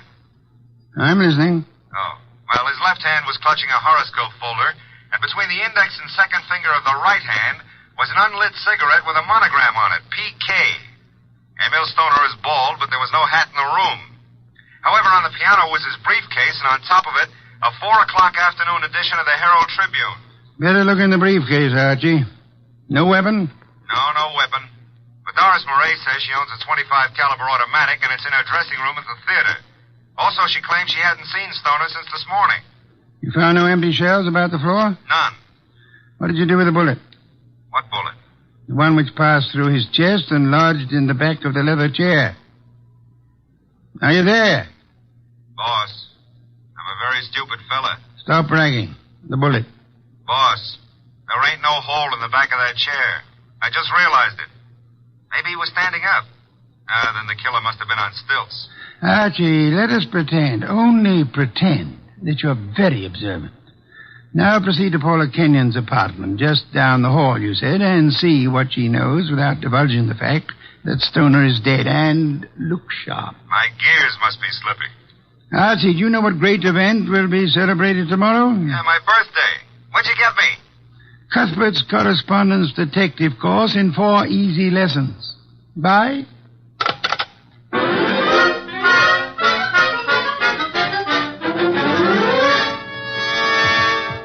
This is Paula's apartment.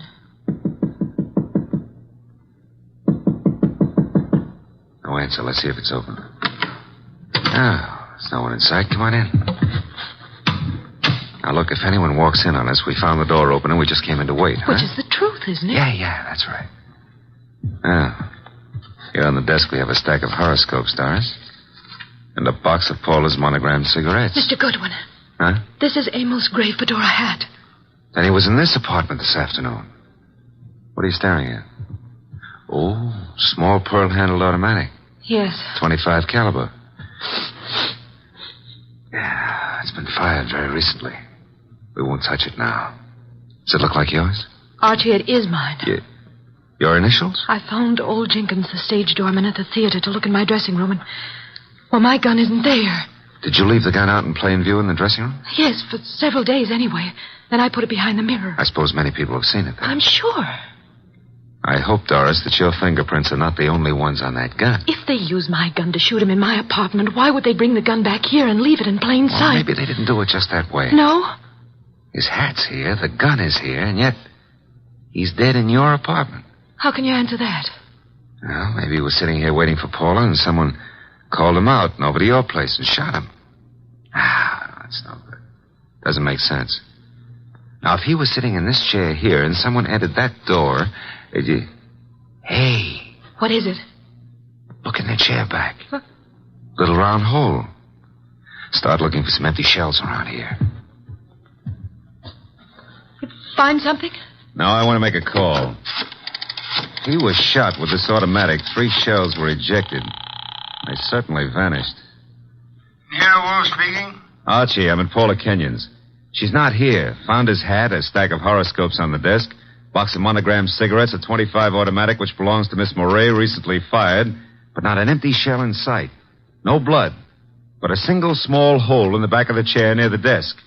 Doris Moray is with me. I will call Inspector Kramer now about the body and have ballistics check the bullets for the gun. And the bullet in the chair back? Did you find anything of particular importance in Emil Stoner's briefcase? Yes, I found... Never mind. Bring the girl here at once. Okay, boss. Say, don't you think I better wait for Paula Kenyon? Uh-oh, here she is. Bye. Bring her along, too, if you can. Goodbye. Hello, Paula. Well, Doris, what are you doing here? I wasn't aware that I left the door unlocked. Seems to be contagious this evening. I left mine unlocked, too. Hello, Dave. Miss Kenyon, Mr. Goodwin. Hello, Doris. Hello. Archie, this is Dave Banning, the playwright. How are you, Mr. Banning? How do you do? I've heard all about your new play, and I wanted to meet you. Doris thought you might be over here, and the door was ajar, so we, well... I just walked in. I hope you don't mind, Paula. Certainly not. I'm used to people just walking in. We were here a while ago and went down to the cocktail lounge for a while. When does the play open, or have you cast it yet? Mr. Stoner handles that part of it. Are you a prospective investor, Goodwin? Oh, I've had a number of flings in the business. Matter of fact, I expect to see Mr. Stoner tonight. You do? Tonight? Here? I don't understand. What's this fencing all about? Doris, you're not just visiting me. We've hardly spoken for... Oh. Is that your gun, Miss Kenyon? It's yours, Doris. Yes, that's right, Paula. It was in my dressing room. When did you see Mr. Stoner last? But I haven't seen him today. I had lunch with him. Why? What hat did he wear at lunchtime, Mr. Banning? Why, the gray fedora. How did it get here? That's Amos's. What is this? What are you two doing here? Where is Emil? Come on, cut out the melodramatics. Mr. Stoner is dead. He's what? Paula. And without any further explanation, I shall have to ask you to accompany me downtown. Police? If you will, please.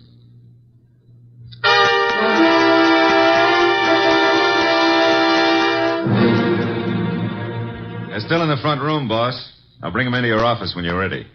Yes, Archie. I'm sure they're all anxious to talk. They've been sitting there for an hour now. Maybe we ought to make some sort of explanation to them, huh? Why? This sort of technique should work very well in this particular instance. Yeah, but I don't know about that director, Rick Hunter. He may be difficult. Does anyone know that you found the completed and signed contract in the briefcase? No one. Mm-hmm. Good. Now we have the threat notes, the contract, the afternoon newspaper, the briefcase, the fedora hat, the gun, no ejected shells, the horoscope, the cigarette, and the two chairs. One with a small hole in it. Come in. Ah, Inspector Kramer at last. What have you? Well, we covered every inch of that place and didn't find a single empty shell. There were 2 bullets in the body and the one that passed through him into the chair back in Paula Kenyon's place. They were all 3 fired from Doris Moray's little automatic. Any fingerprints on the gun? None but Doris Moray's. Not unexpected, to say the least. The bullet that was lodged in the chair in Paula's place went through his heart. Now, he was apparently shot in her room, but... But how did he get into Doris Moray's place? I'll be able to explain that when we locate those 3 empty shells, Inspector. Bring our guest in, Archie. Come in, please. Ladies and gentlemen, Mr. Nero Wolfe. Miss Paula Kenyon. Hello. Miss Doris Moray. Hello, Mr. Rick Hunter, the director. How do you do? David Banning, the playwright. How do you do? Won't you be seated, please? May I present Inspector Kramer of Homicide? How do you do, Inspector? Mr. Wolfe has asked you here to give such details as you recall, which might be of assistance to him in the solution of the murder of Emil Stoner. Mr. Hunter, as the director, whom did you favor as the star of your next production? Why, Doris Moray. You have been deeply interested in Miss Moray? Hasn't done me much good. But you do love her? I do. And you are deeply interested in the progress of her career? I am, most assuredly. Did you know that Mr. Stoner had made out and signed a contract for a certain woman to play the lead in the new show? No. You knew that Doris Moray had a gun in her dressing room? Yes. You were in the hotel cocktail lounge all afternoon until you met Doris and Mr. Goodwin? Yes. And you could have seen Emil Stoner into the lobby and go to the elevator? I could. Could you prove that you never left the cocktail lounge until you met Doris and Archie? Maybe not. Did you see Mr. Stoner go into the elevator? I did. Mr. Banning, you wrote the new play. Were you in favor of Miss Moray playing the part? Why, no. I felt Paula Kenyon was better suited for it. You and Miss Kenyon are engaged to be married. Yes. If anything happened to Mr. Stoner, you, as next in line, could assign the role as you saw fit. That's correct. Did you know that Mr. Stoner had made a final decision on the part? I did not. He didn't tell you anything about it at lunch today? No, I made a strong plea for Paula. You know about the gun in Miss Murray's dressing room? Everyone did, apparently. Very well. Miss Kenyon, did Emil Stoner visit your apartment often? Not often. We were not on too friendly terms. Did you phone him to visit you this afternoon? No, who said I did? No one? I merely asked. Were you, by any chance, still in love with Emil Stoner? Now, see here, I don't appreciate that kind of talk. Relax, Mr. Banning. I was not in love with Mr. Stoner. That was over. You and Doris Murray were at one time very friendly. Yes. Well, I found out how two-faced she was. Emil was a fool to fall for her, but you couldn't tell him anything. All she's interested in is a career. You're not interested in your career, Miss Kenyon? Well, yes, in a way. You wanted the star part. You phoned Stoner this morning. Yes, but he said he was going to give it to her. You knew about Doris's gun? No, I didn't. You recognized it immediately, boss. Well, yes, I knew. What if I did? Then you wrote these threatening notes to Miss Murray. I did not. I did not. You didn't know the contract had already been signed? No. Then you still had a motive to kill him. I wrote those notes. She had nothing to do with it. You can check them on my typewriter. We know, Mr. Banning. We've already done it. I know how it looks, but Paula didn't do it. I knew he was coming to her place. I called him. I knew Paula was out. I did it. If so, what did you do with the ejected shell? I threw them away. How many? 3. Oh, no, David, please don't. I don't believe you, Mr. Banning. Miss Murray, did you know the contract had been made out and signed? No. You're lying, Miss Murray. You said you didn't see Stoner this afternoon. I didn't. You called him and asked him to visit you. You did get the threat notes and they frightened you. But you didn't know they would frighten Stoner. I did not phone him, nor did I see him. Yes, you did. His briefcase was on the piano. And he was there in the late afternoon because he brought with him a 4:00 edition of the Herald Tribune. What if he was there? I didn't kill him. He told you then about his decision. He left Holiday. We got the briefcase and went to Paula's apartment to wait for her. That's not true. That's not true. Filled with rage, you got your gun, which you said had disappeared from your dressing room, then calmly put it into your bag, walked across the hall, and shot him as he sat reading a horoscope. No. Archie, her handbag. Thank you. Notice, I run my finger through a hole in the corner. She fired through the bag. And see, 3 empty shells. No. And here's the contract made after Paula Kenyon. Too bad, Miss Murray.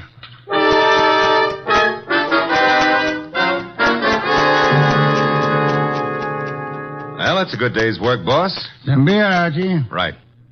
Say, tell me, how did Stoner, if he was shot in Paula's room, get back to Doris's room? She couldn't carry him. Oh, now, Archie, that's not too difficult. He walked. Shot through the heart? Impossible. That's a fallacy, Archie. Official medical records show that people have walked a block in such instances. No wonder Doris was so shocked when she saw him back in her room. The shooting took place after she called us, and it seemed unbelievable that anyone would leave the gun and not the ejected shells. Ergo, the gun must have been concealed when fired. Yeah. Paula would have no reason to do that, because she was in her own apartment. And these men are not the type who would have fired through their coats. And Doris, before she started down the hall, would naturally conceal the gun, huh? In her handbag. Where else? Boss, midnight.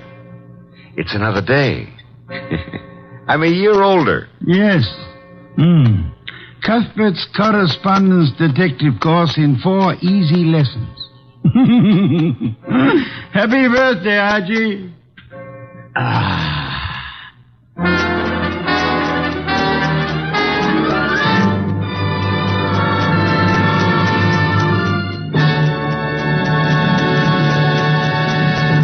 You have been listening to The New Adventures of Nero Wolfe, starring Sidney Greenstreet.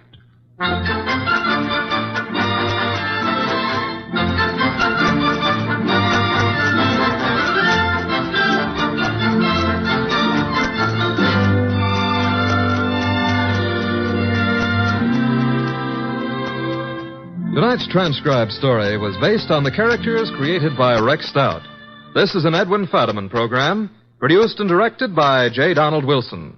In the cast were Gerald Moore as Archie Goodwin, and Gene Bates, Betty Lou Gerson, Bill Johnstone, Peter Leeds, and Vic Perrin. Next week at this same time, Nero Wolfe and Archie will bring you The Case of the Party for Death. Don Stanley speaking.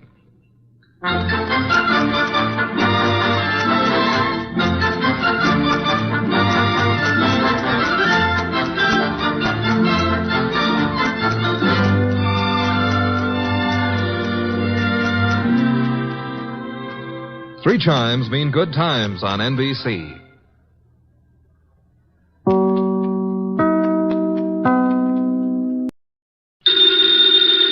Ladies and gentlemen, the ringing of that phone bell brings you mystery, adventure.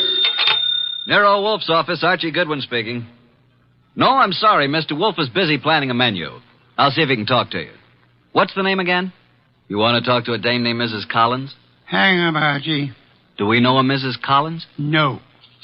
I don't suppose you care, but I think her voice is very charming. Doubtless. Every female has a charming voice to you. Hang up. Okay. I'm sorry, Mrs. Collins, but at the moment, Mr. Wolfe is too involved with his digestive system to be interrupted. However, if I may introduce myself, Archie Goodwin, Mr. Wolfe's assistant, if I can be of any help. Archie.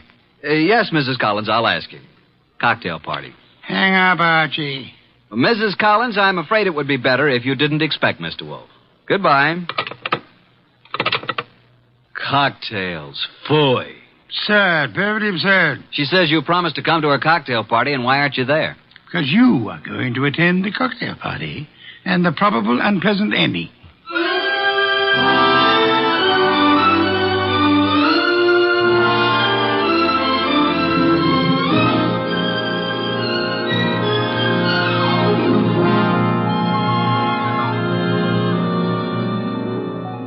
Ladies and gentlemen, it's that genius who is the bulkiest, balkiest, the most ponderous, and most brilliant detective in the world.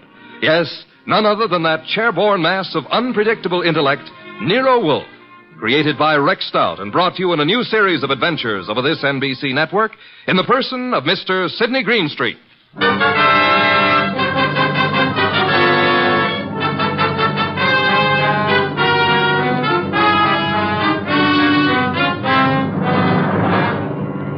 Mr. Wolfe and I refer to this as the case of the party for death.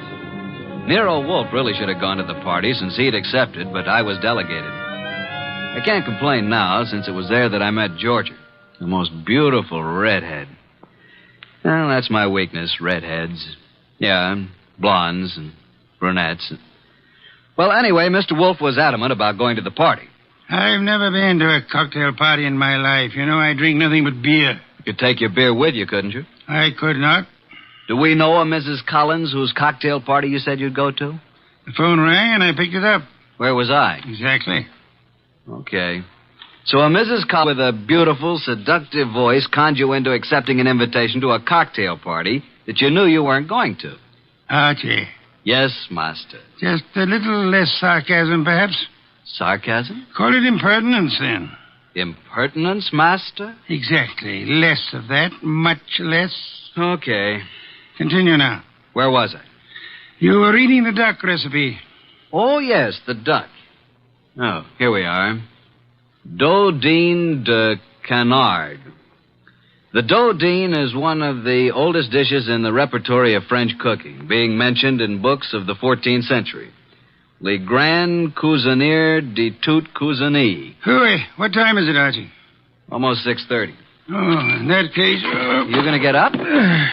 Here on this card are your instructions, Archie. If you are still alive tomorrow, you may make your report. I helped the huge bulk that was Nero Wolfe out of his specially built desk chair and walked with him to the elevator that would take him upstairs to his orchids. I stepped back to the desk and found the card which bore my instructions. In his small, perfect handwriting, I read, Mrs. Albert Collins, Empire Towers. Arrive at 7, say I sent you. After the murder, telephone me before the police arrive. At exactly 7, I rang Mrs. Collins' doorbell.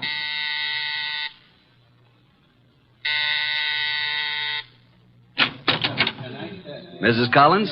I'm Mrs. Collins. I'm Archie Goodwin. We talked on the phone a little while ago. Oh, Oh, yes. Well, come in, Mr. Goodwin. Mr. Wolfe begs to be excused. At the last moment, he was unable to attend. Well, I'm glad you could come. You're not disappointed? No, I don't think so. I'm rather upset. I'm afraid, Mr. Goodwin, for my life. That's why I called Mr. Wolfe. Oh, just drop your hat and coat there, Mr. Goodwin. May I tell you something, Mrs. Collins? Well, of course, Mr. Goodwin. Archie will do. Archie? When I spoke to you on the phone, I thought I knew what you'd look like. And? You do. Well, is that good? It's not bad, Mrs. Collins. Janie will do. Janie will do. Archie, I think it would be best if I say you're an old beau of mine. From where? In Hollywood. When I went to Hollywood High School and you went to USC. Okay, but don't expect me to remember much about it. I'll be flattered if you remember anything about it. I want you to keep your eyes and ears open. Observe everything tonight. Well, now shall we join the party? Oh, Albert, this is Archie Goodwin. Archie, this is my husband, Albert. How do you do? Hello. And this is Joe Boyce, my husband's partner. How do you do? Boys? I've told you about Archie, Albert, but I guess you probably don't remember, do you? No, I don't. When I was in high school and he went to USC. Oh, yeah, sure. What'll you have, Goodwin? I'd like a plain lime and soda. Oh, now, really? A teetotaler now? Yes, I used to overdo it, remember? So you knew my wife in Hollywood? Quite a while ago, though. Uh-huh. Been here long? Oh, a while. Did you and my wife run into each other again just lately? Yeah. A few days ago? About.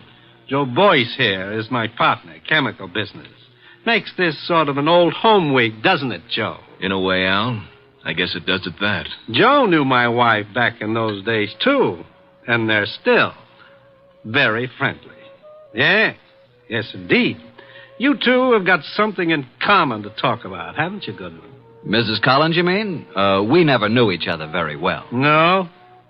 Okay, Goodwin, let it go. Why, look. Look what I found. A new man. Just what I need. I'm Georgia. Archie. Archie, dear, will you fix up my drink, please? Anything for a lady. Let's go to the bar.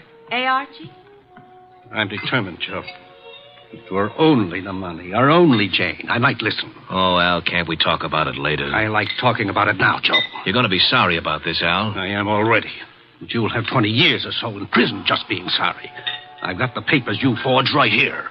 You're hysterical, Al. Let's face it. The firm went broke, but I suffered too. So let's forget it. Yes, Joe. The firm went broke, but you didn't. And I don't think my wife did either. The two of you had everything figured for yourselves. Well, I'm turning the papers over to the DA tomorrow.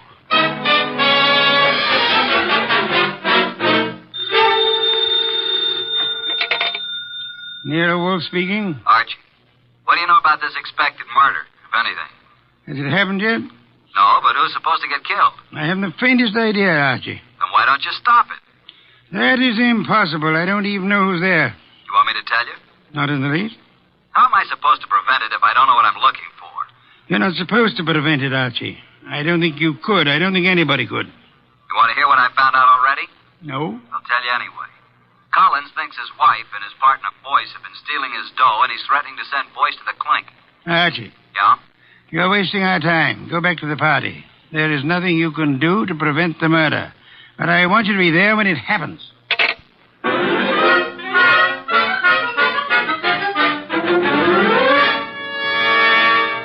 Now that all the guests have gone, let's sit down here, Georgie. When Janie was in Hollywood, she must have had more good-looking boyfriends. Let's get personal about this, Georgie. Yeah, let's. When you say good-looking, do you mean me? I don't mean anybody else, Archie.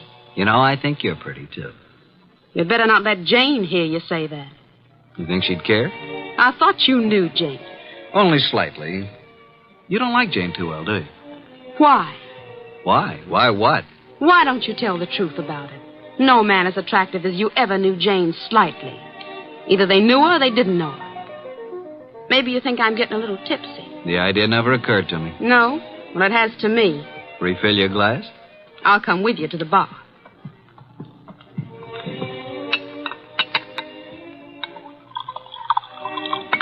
Well, here's your drink, Georgia. Oh, I find there's no ice left in the ice bucket. Janie. Hey, Janie, no ice.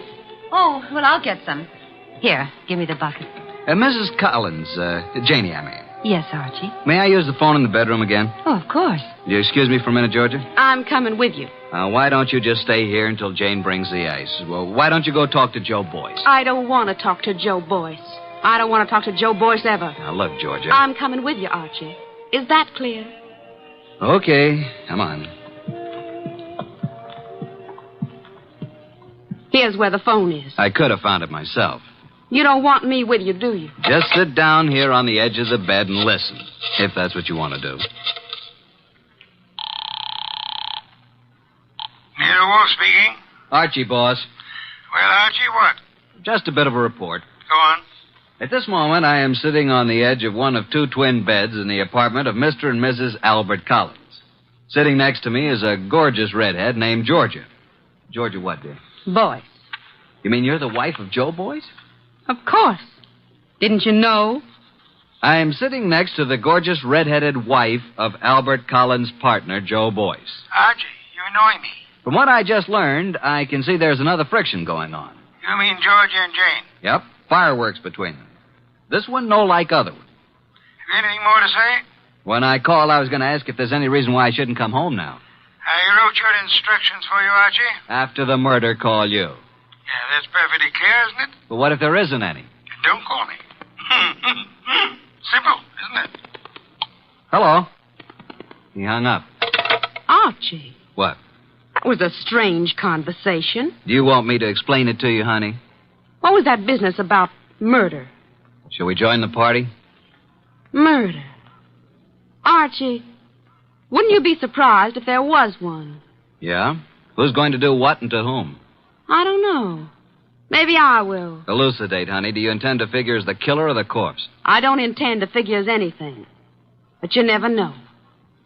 Archie, do you think Jane Collins is better looking than me? Nope. Honestly? Honestly. Then what's the matter with me? Nothing. Nothing at all. Oh, yes, there is. Look, do you want to kiss me? Well, I'll tell you. When I graduated from Sunday school, I took a vow. That's what I mean. But if I were Jane, you'd want to kiss me, wouldn't you? No, frankly, no. Why not? Well, when I graduated from Sunday school, Okay, Archie. Let's go back. You boys have such happy faces. Where's Jane? In the kitchen getting some ice. Where have you been? With Archie. Is he an old school chum of yours, too? Do you care, Joe? No. Mr. Boyce.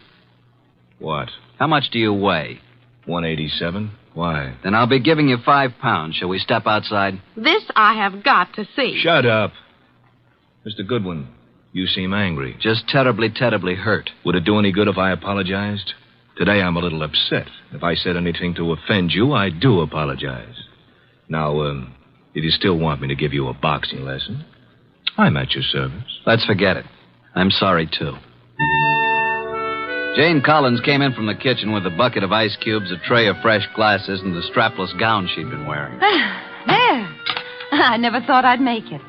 Now I'm going to mix my own drink, and you can take care of yourselves. Ice first. Huh? Whiskey. And soda. It's a simple recipe, isn't it, Archie? All it needs is the ingredients. I drink to the ingredients. Nice. Janie, darling. What, dear? Would you mind very much if I took Archie away from you? Haven't you done that already, dear? To listen to those girls, you'd think, wouldn't you, Goodwin? Me, I never think. What do you do, Archie? I concentrate. On what? On not thinking. I did some serious concentrating on not thinking about Nero Wolfe, or about the conflict of the partners, Albert Collins and Joe Boyce, about the jealousies of Jane and Georgia. The next 5 minutes hardly seemed an hour. Jane and Boyce murmured to each other. Collins drank gently but firmly. Why can't you be honest, Archie? What's the matter with me? What, Georgia? You weren't listening, were you? To every gorgeous word you said. What did I say? I want to hear it again, just the way you said it before. I said, why shouldn't there be a murder? Why not? It's an order. It's just not considered the thing to do. Thing to do. Can you think of anything better? No, frankly. I can. My glass is empty. My glass is empty, too. Jane. Jane! Oh, I'm sorry. I'm not much of a hostess, am I? Oh, don't answer that. Oh, you're all empty. But I've only drunk half of mine. You don't usually drink so slowly, Jane. I'm just not in the mood tonight. I usually drink faster to keep you from drinking mine. See, Albert always gulps his and then reaches for mine. What's the difference? And I'll fix you some fresh drinks, but put my drink over there by you, Georgia. And lay off, Albert. I only had about 3 swallows of it. Besides, you don't need any more. I suppose we know what dear Jane is going to do, don't we? Lay off, will you? Lay off. It's my husband who said that, Archie. Archie, meet my husband, Mr. Boyce. I will now explain why dear Jane took our glasses away to the kitchen when she could have bought a drink right here. Listen, Georgia, will you... Mr. Boyce is speaking, Archie. What, Mr. Boyce? Nuts. Mr. Boyce says nuts, Mr. Goodwin. What do you say, Mr. Collins? I think Joe has covered the field. We were talking, weren't we, Archie? Possibly. We were talking about dear Jane. She's got to be always the prettiest, always devastating. Right now, she's putting on a completely new face.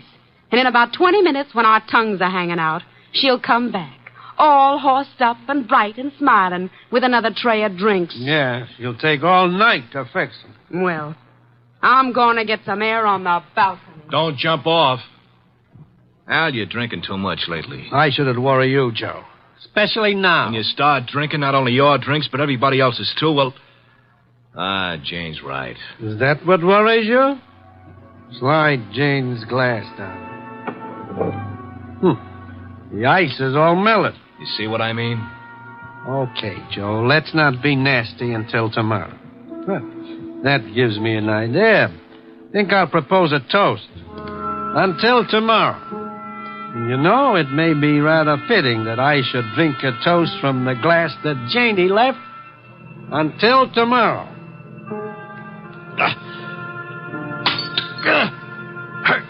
Go!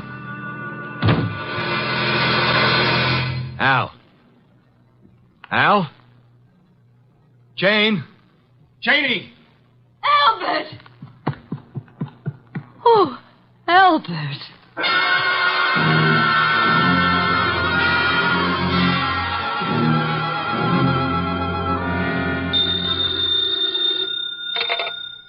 Nero Wolfe speaking. May I come home now? Oh, hello, Archie. I said, may I come home now? Have you sent for the police, Inspector Kramer? Of course. Who was killed, Archie? Albert Collins. How, Archie? I don't know. You were right, though, weren't you? Naturally. About what? Murder. Oh, that. We can talk about it tomorrow. Good night, Archie. Come home when you can. What do you mean, come home when I can? You'll be held as a witness, won't you? Try not to wake me with the elevator when you come in. Well, Inspector Kramer, you've had me here at headquarters for a long while. For quite a long while. Haven't you asked me enough questions? Goodwin, you say you never saw these people before, Collins or Boyce or their wives.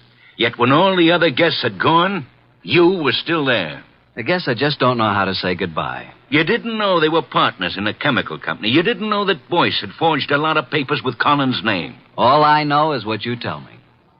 Goodwin. Yes, sir? I'm trying to be nice. Yes, sir. Now, I know, of course, that you went to that party because Nero Wolfe told you to. Do you? My question is, how did Wolfe know it was going to happen? Why don't you ask him? I already have. He told you? He says he never heard of Collins or Boyce. Did he say he'd ever heard of me? He says he isn't responsible for you or your shady friends. Maybe he knows I found a poison pellet in George's bag. Inspector, may I make an important call? Go ahead.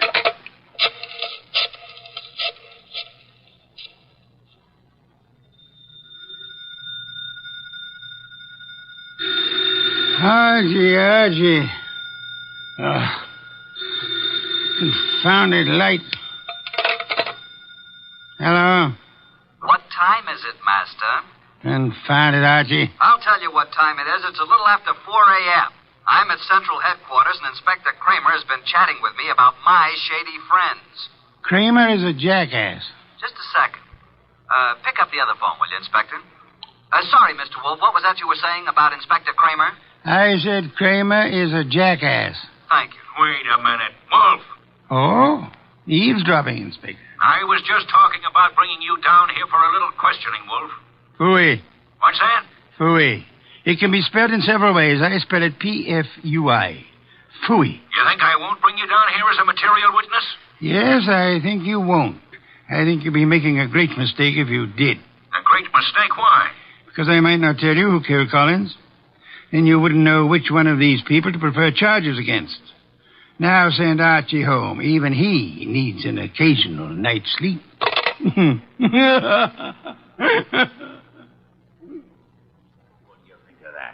He hung up. So it seems.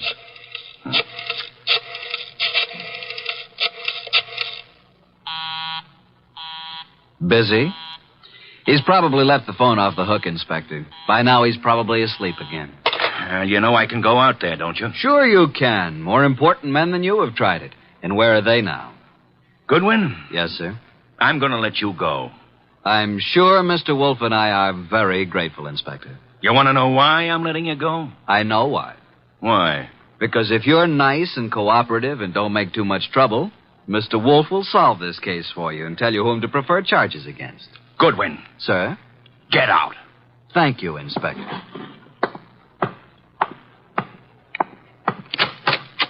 Good morning, Inspector.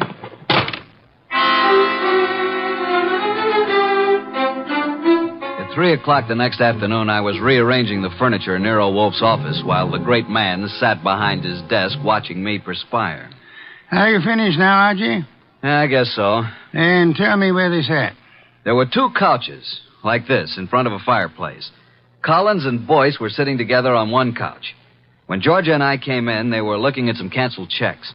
Where was Mrs. Collins? I told you she was getting ice and fresh glasses. Why was she getting fresh glasses, Archie? Where were the empty ones? I don't know. Maybe they were the same ones she brought back, washed and polished. Archie, I trust your powers of observation absolutely. That's why I sent you to Mrs. Collins' cocktail party. Okay, how did you know there was going to be a murder? If it was a murder. It was a murder, Archie. But isn't it obvious? How is it obvious? Suppose Collins slipped a few drops of the poison into his drink himself. It's very strong, very deadly poison, with a remarkably strong odor. Like almonds, I know. I smelled it when I picked him up. Archie, was anything found on the body that might have contained the poison? A fountain pen? Whatever? Not even that. Inspector Kramer found a poison pellet in Georgia's handbag. He thinks she poisoned Collins' drink. Say, could be. But it wasn't his drink, it was his wife's. Then Georgia was trying to kill Jane, and Collins got it by mistake. We shall soon see, Archie. I was expecting a murder because you told me to expect it. I watched every move that everybody made. There's no possibility that Jane's glass, the glass with the poison in it, was tampered with by anybody. Yes, I believe. Okay. Archie, you're sore, aren't you? Have you ever spent the night with Inspector Kramer? He's really a good man, too. Why did you say he was a jackass? Because he didn't know who killed Collins. Do you? Of course. Was there ever any question about it? Just a moment, please. The only trouble is it may be difficult to prove. That's why we are giving this little cocktail party this afternoon with the help of Inspector Kramer. By the way... Yes? Call Mrs. Collins and tell her to bring a bucket of ice from her refrigerator. Why? Because our refrigerator's broken down. No, it hasn't. I was just out in the kitchen a minute ago. Our refrigerator has broken down. And it'll be very helpful if Mrs. Collins would bring a bucket of ice cubes. What makes you think she'll do it? She will. Call her. 6:45. There we were in Wolfe's office doing a repeat performance of last night's smash hit. 2 couches faced each other, a cocktail table between them. On one couch, red-headed Georgia and me. On the other couch, there was a big one. Joe Boyce, Jane Collins, widow of the lately defunct Albert, and Nero Wolfe. Jane had been drinking a little slower than the rest of us. Our glasses were empty. Hers was still half full. Wolfe said... Archie. Yeah? At this point in last night's party, Mrs. Collins got up and left to get some fresh drinks. Repeat what she said. Approximately? Approximately will do. I think she said something like this. She said, put my drink over by you, Georgia. Lay off, Albert. I've had about 3 swallows of it. Besides, you don't need any more, Albert. Am I right, Jane? Close enough, Archie. But what of it? Now, what is this nonsense all about, Wolfe? Mr. Wolfe is trying to make something out of nothing. I think Mr. Wolfe is going to turn up something mighty interesting. Don't look so perturbed, Joe. Since I'm playing the part of the late Mr. Collins, pass me Jane's glass. I'll keep my glass, Mr. Wolfe. I haven't finished my drink. You're a very clever woman, Mrs. Collins. Would it be too much if I ask what this is all about? What worries you, Archie? You make it sound as if that drink she's holding is poison. But it can't be, because as yesterday, she's already drunk half of it herself. When our freezer broke down, she was more than willing to bring a bucket of ice cubes, wasn't she? So? What would happen, Archie, if you froze a gelatine-coated pellet of poison in the center of one particular ice cube? Mrs. Collins hasn't finished her drink. Notice the ice is all melted now. She hasn't taken one sip since the ice melted completely. She came prepared in case she was exposed. Smell it, Archie. No, Archie, stand back. I can easily swallow this before you can reach me. Mr. Wolfe, in a few seconds, I'll drink it. But tell me something first. Tell me how you knew. Jane, listen to me. I knew there was going to be a murder last night because you said so. I knew that it was you who would commit the murder because it was you who invited me. You hoped an expert witness would prove that you couldn't have killed your husband. So I sent Archie Goodwin, whose observations are always exact, even when he doesn't know the import of what he's observing. She brought back clean glasses. She poured the drinks out of bottles already open. And if anybody had put anything in or touched one of those glasses, I would have seen it. Exactly. The poison pellet was frozen in a certain ice cube. Mrs. Collins put that cube in her own drink, drank it until the ice had almost melted down to the poisonous pellet center. And then she took all the other glasses away, leaving only hers half full. And as usual, her husband drank it. No, Jane, don't. Too late, Joe. Too late.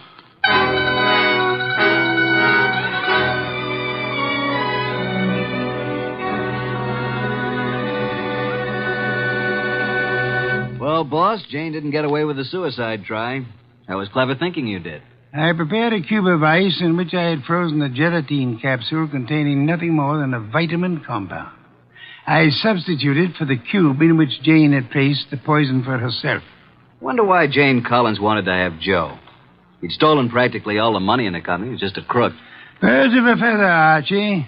I don't believe Joe Boyce had any idea that Jane was planning a murder. And he still had all the money. Well, the forgeries will put him away for a long time. And poor Georgia could have had it pinned on her if it hadn't been for me. Yes.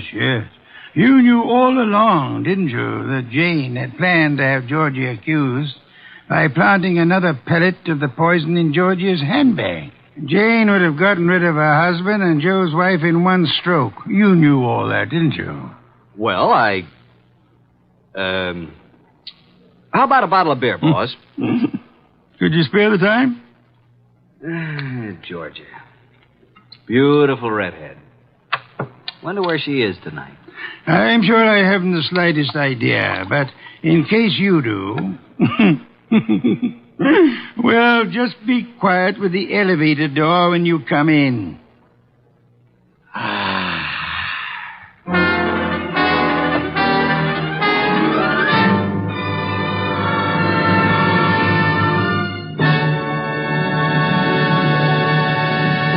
You have been listening to The New Adventures of Nero Wolfe, starring Sidney Greenstreet.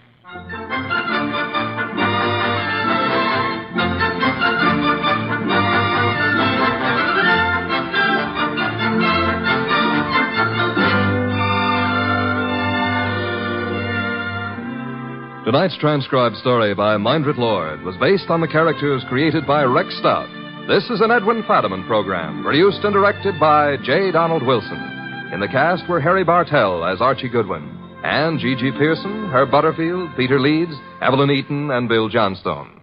Next week at this same time, Nero Wolfe and Archie will bring you The Case of the Malevolent Medic. Don Stanley speaking. 3 chimes mean good times on NBC.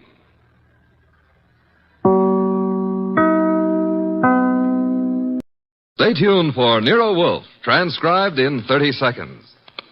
Tomorrow, you're invited to a 1-hour concert by the renowned NBC Symphony. The orchestra will be under the direction of Bruno Walter for tomorrow's performance, and celebrated violinist Joseph Szigeti will be featured soloist.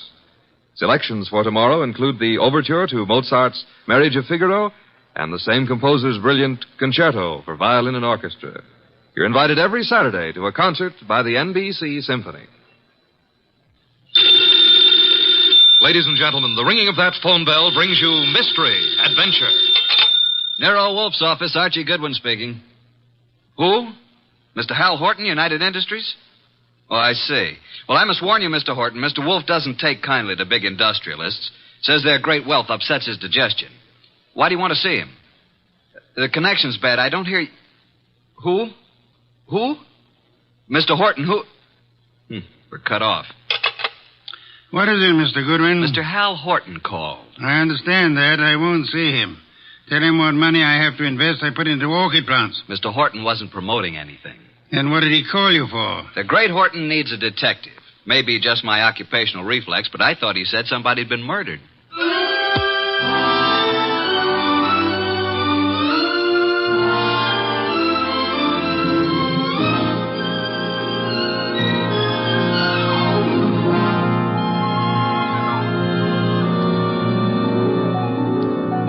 Ladies and gentlemen, it's that genius who is the bulkiest, balkiest, most ponderous, and most brilliant detective in the world. Yes, none other than that chair-borne mass of unpredictable intellect, Nero Wolfe, created by Rex Stout and brought to you in a new series of adventures over this NBC network in the person of Mr. Sidney Greenstreet.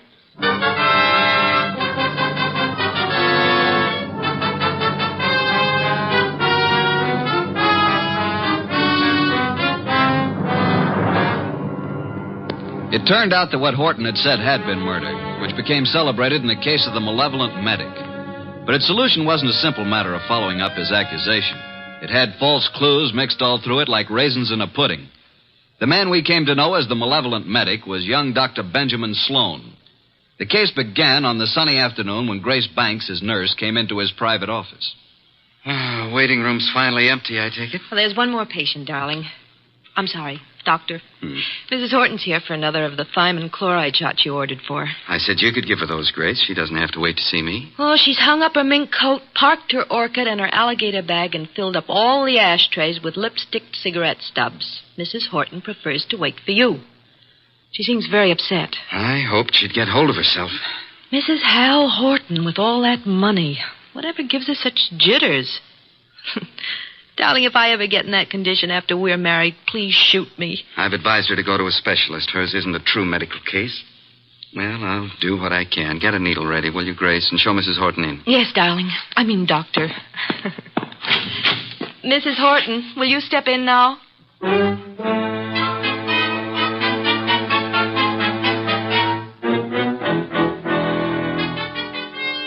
Been in that waiting room for hours.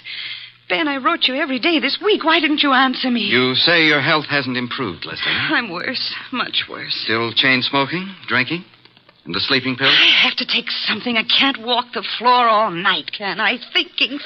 Why are you so unhappy, Leslie? You have what you always said you wanted. Money, clothes, excitement. You have the right to say that. But don't. Please don't. I'm only pointing out facts you should face. I told you from the beginning you need a nerve specialist. I need you. Nobody else can help me at all. Leslie, you went over this the last time you were here, and in all those letters you've been sending. Now, let's cross it off for good, shall we? Don't talk like that. You don't mean I'm no longer a lovesick dope, and you're the wife of one of the biggest industrialists in the country. Yes, Hal Horton. I despise him. He thinks his money makes him God. He thinks he can buy anything that he bought me. He made me think I was getting the world with a fence around it. Everything I want is on the other side of that fence. You don't know what you do want. I want us the way we used to be, happy in love together. Leslie, please be quiet. Why? Miss Banks is in the laboratory. She can hear you. What of it? I'm not ashamed. I'll tell her. I'll tell everybody. Imagine Hal's face when he finds out I'm leaving him, but I'm coming back to you. He already knows about you. I told him you were in love with me, that you're jealous. He doesn't like it. Leslie, you're raving. Now stop it. You always said I was the most attractive woman in the world. You made your choice. Now get this into your head. I'm really in love now. In a few weeks, I'm going to be married. Now I'll get your medicine. So it's really true. You are going to be married. Yes. I'd heard it, but I didn't believe it. going to marry a nurse. All my friends have known and been laughing at me. Please, now that's enough. I made a plan, a wonderful, beautiful plan about us. Ben, you love me. Ben, say you love me. Mrs. Horton, that is all over. Don't love me. No longer. You're here as my patient, and that's all. After this treatment, I must ask you to get another doctor. A wonderful, beautiful plan for us. And now she threatens to step in and spoil it. Well, maybe I'll spoil a few plans. How would you like that? Threats will accomplish nothing. I can ruin things for you, Ben. All those fancy ideas of yours about having a fine practice, being a great doctor. Do you want to give those up? I can arrange it so that maybe there won't be any wonderful future for you. Are you prepared to face that possibility? Because I'm prepared to make it a reality. And I mean it. You'll regret this day as long as you live. I'll get your medicine, Mrs. Horton. Hand me my bag. Thank you.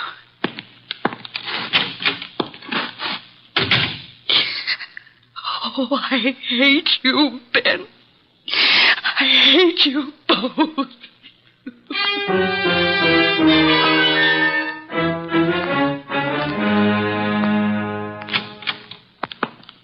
Sorry to have kept you waiting, Mrs. Horton. Miss Banks had to do a repair job before she could use the sterilizer. Alcohol, Miss Banks? Yes, Dr. Sloan.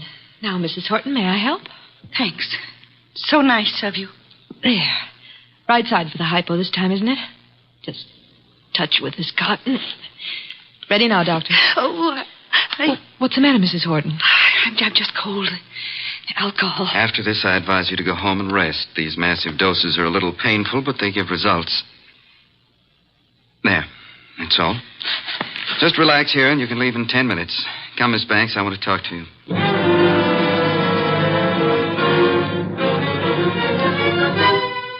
Doctor! I feel sick. I feel very sick. You might as well stop acting. I can't get up. My feet. Ben, look at her. Something's happened. Hysteria. No, her face. Oh, Ben, she's falling. Mrs. Horton, hold on to me. I've got you. Hold her up. Leslie, what is it? Pain. Terrible pain. Where? What from? Sick everywhere. Pain. Everything's pain. Pain in my head. Pain in my feet. My feet. My feet.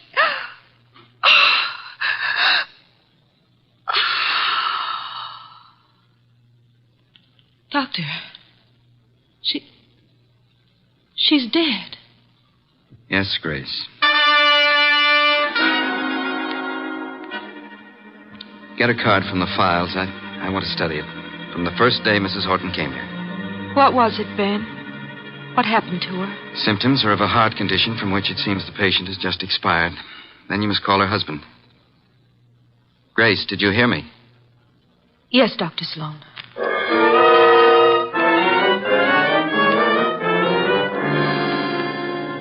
Well, I discourage your visit here, Mr. Horton. I do have a sort of curiosity about the operation of so-called big business.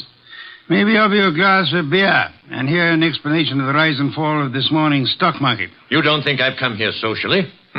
I wish to engage your services for... Not available. You're a detective, aren't you? Specializing in cases that interest me. Sherry, Mr. Horton? I don't need it, thank you. But Mr. Wolfe says he specializes in cases that I've just got here. I haven't told my story. I don't believe you even know who I am. Oh, yes, we do. We do indeed. A millionaire. Did I offend you by speaking of a fee? No, on the contrary.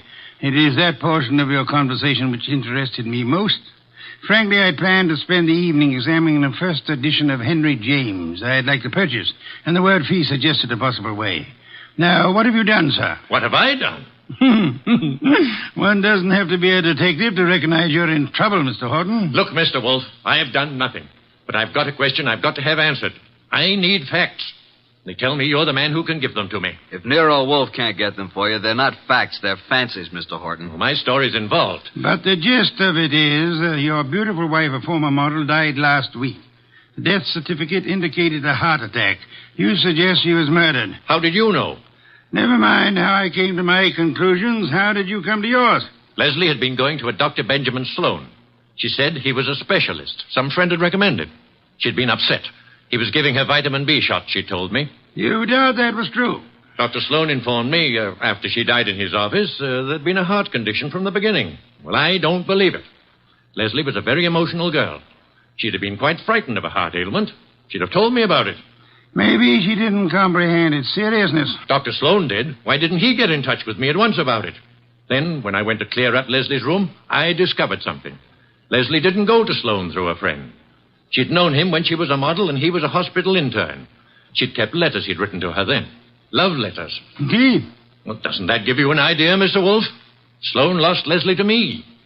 No man who'd been in love with Leslie would ever get over it. Would a man be jealous enough, kill a woman he loved, rather than have her belong to another man? An interesting theory, Mr. Horton, one frequently advanced in fiction. Shall we investigate and see how it works out in fact? You'll take the case, then. The intricacies of the feminine nature are challenging if you do not have to come in contact with the creatures. The practical research in such matters I leave to Mr. Goodwin here. It is the field in which he specializes. But it's you I want. Our method of operation is not under your control, Mr. Horton. If you'll be so kind, Archie, get a first-hand report of Dr. Benjamin Sloan and the women in his life.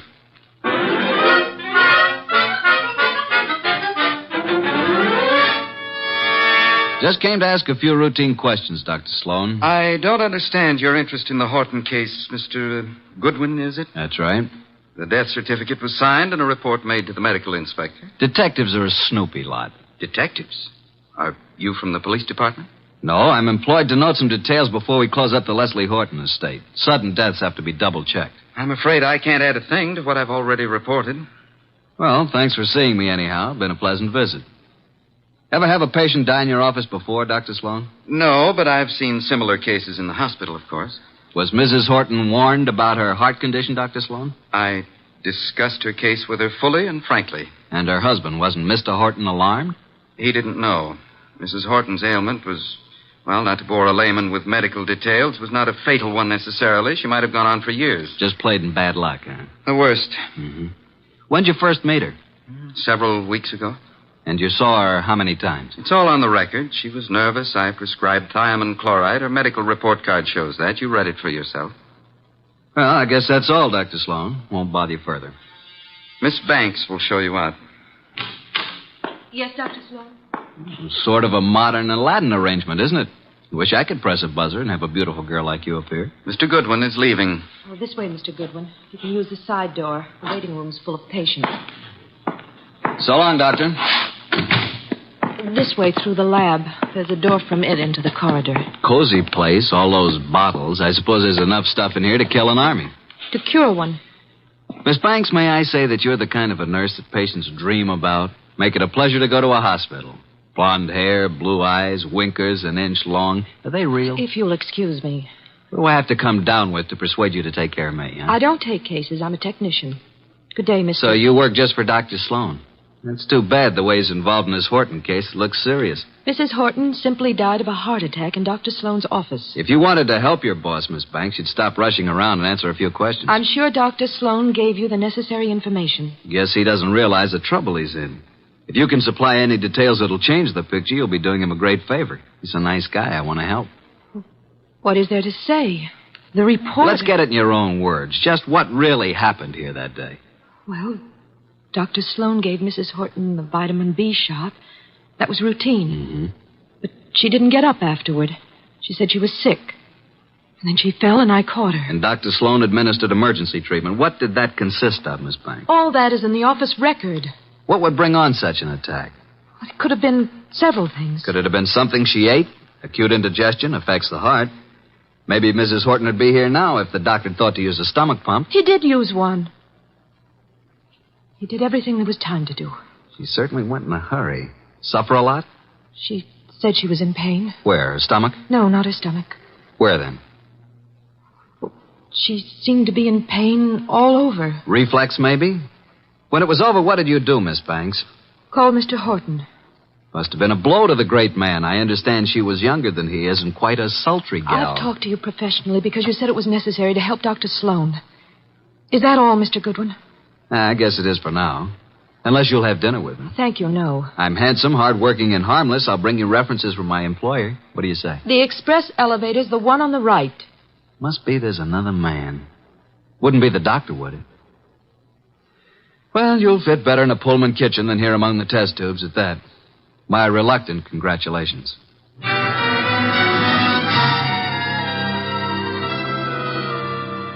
Verdict, Archie? Innocent as lambs, both Sloan and the nurse. Evidence to prove it? My unfailing sensibilities, not the murderer type. Nice couple, doctor and the nurse. I suspect they're engaged. She's so much in love with him, I could have been you, and she wouldn't have known the difference. Very flattering. Records? The usual medical record, Mrs. Horton's first visits, symptoms, subsequent visits. Here are the notes on it. Vitamin B shots. No chance they brought this on, huh? Dr. Sloan says absolutely not. I checked that with other doctors. But Mrs. Horton did go into this right after the hypo. Nurse's story jives with Sloan's? A little more detailed. She says he did everything. He even used a stomach pump. The woman was in pain? What's this? Head to feet? My way of saying pain all over. What other papers did you examine? Only the medical record. Get back to Sloan's office late tonight and examine all the papers in his desk. Can't you trust me? I tell you, there's no reason even to suspect these two. When you have one of your adolescent infatuations on, blood dripping from a dagger in a girl's hand would look to you like crushed rose petals. With this Grace Banks out of the way, maybe you can recognize evidence. Sounds like a long, bleak evening. Hand me that medical book, and then be on your way. I want to think.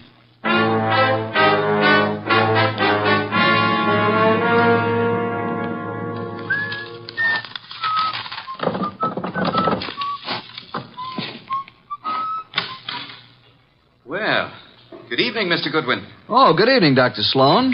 This is a surprise to us both. I didn't anticipate that you'd be keeping office hours after midnight. What are you doing in my office at 2 o'clock in the morning, Mr. Goodwin? Reading your mail and having a ghoulish time surrounded by all these shiny instruments of yours. You've been rifling my desk. I wouldn't do that if I were you. I've put things back very neatly, even the letters from this little secret compartment, which isn't secret at all to anybody who knows about desks. I've kept only Give one. me that Easy. It's the "My darling, mine first, shan't ever give you up one way or another" one. You remember it? I'll bet that nice little nurse you're engaged to never wrote that, did she? What do you intend to do with it? Mark it Exhibit A in the Horton murder case. Maybe you'd like to come with me and explain it to Nero Wolfe. Very moving, very flattering, very interesting if you like women, but also very incriminating, Dr. Sloan. What does it prove? A silly woman with a nervous breakdown imagined she was infatuated with me. A woman who is now dead, you must remember, under, shall we say, unusual circumstances. You signed a death certificate which stated Mrs. Horton died of a heart attack.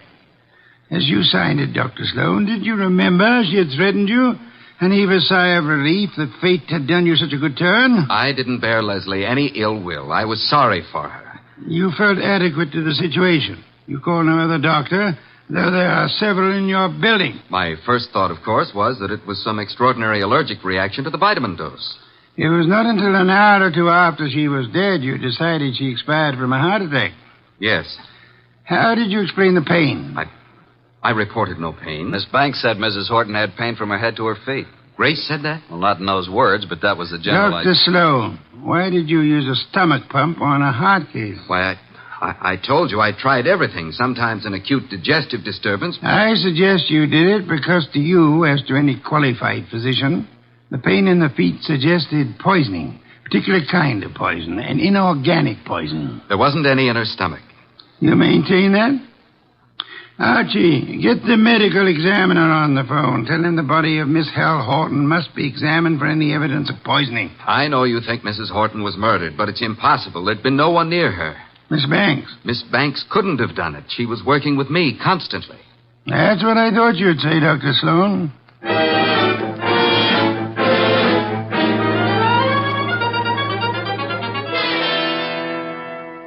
Mr. Wolfe, I had to see you. This is the most dreadful thing I've ever heard of. Trying to accuse Dr. Sloan of murdering a patient. It appears he had a reason to want Mrs. Horton dead, Miss Banks. She was that thing the poets write about, a woman scorned. She had sent him this hysterical letter threatening scandal if he rejected her. He couldn't control her. She kept coming back to his office making scenes? He gave her nothing but thiamine chloride. I know. I fixed the shot myself. Don't start covering for her. I'm not. I tell you, I filled the needle. And I didn't put anything but thiamine chloride in it. You haven't any reason to think anybody did, except for that letter you stole. If it wasn't for that letter... Give it to me. Give it to me. Stop it, Archie, quick. Now, drop it, baby. Come away from that fireplace. Why, you little tiger kitten. I didn't think you had it in you. Come on, let go of it. Let go. Give it to Papa. Now, look what you did. You almost got Nero Wolfe out of his chair. Destroying evidence is a serious offense, young woman. She kept coming to the office, writing and pestering him. I heard her from the laboratory. You read her letters, too, didn't you? You knew if something didn't stop her, Dr. Benjamin Sloan was a ruined man. But he didn't kill her. I know he didn't. I don't believe he did. You don't? Well, then who? You've just provided an excellent motive for having done it yourself, Miss Banks.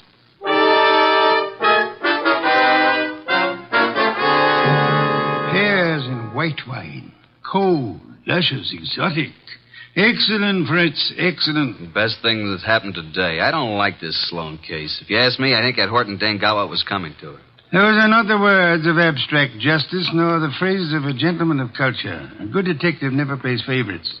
Good night's rest, and you will find your attitude more normal by morning. You expect to have this case solved by morning? It's solved now. Thanks to the expedition I sent you on this afternoon. The arrest can wait. No one will escape. I feel like a murderer myself. If I hadn't wormed it out of Grace about the Horton woman complaining of pain, and if you hadn't jumped at the word feet... That, Archie, my dear fellow, is the purpose for which you exist, to discover pertinent facts. Have we quite finished? Copy in the study, then. Here's the door. I'll go. Mr. Wolfe in? He isn't seeing anyone this evening, Mr. Horton. Well, he's seeing me. Archie, if that's Mr. Horton, I'll see him. You'd better. Sorry you found Mr. Goodwin so impossible, Mr. Horton. He came to pay you a call this afternoon. I sent him, but he didn't find you in, did you, Archie? No, but I made myself at home. I knew anything that would help to solve this case you'd want us to have. What do you mean? You were in my house?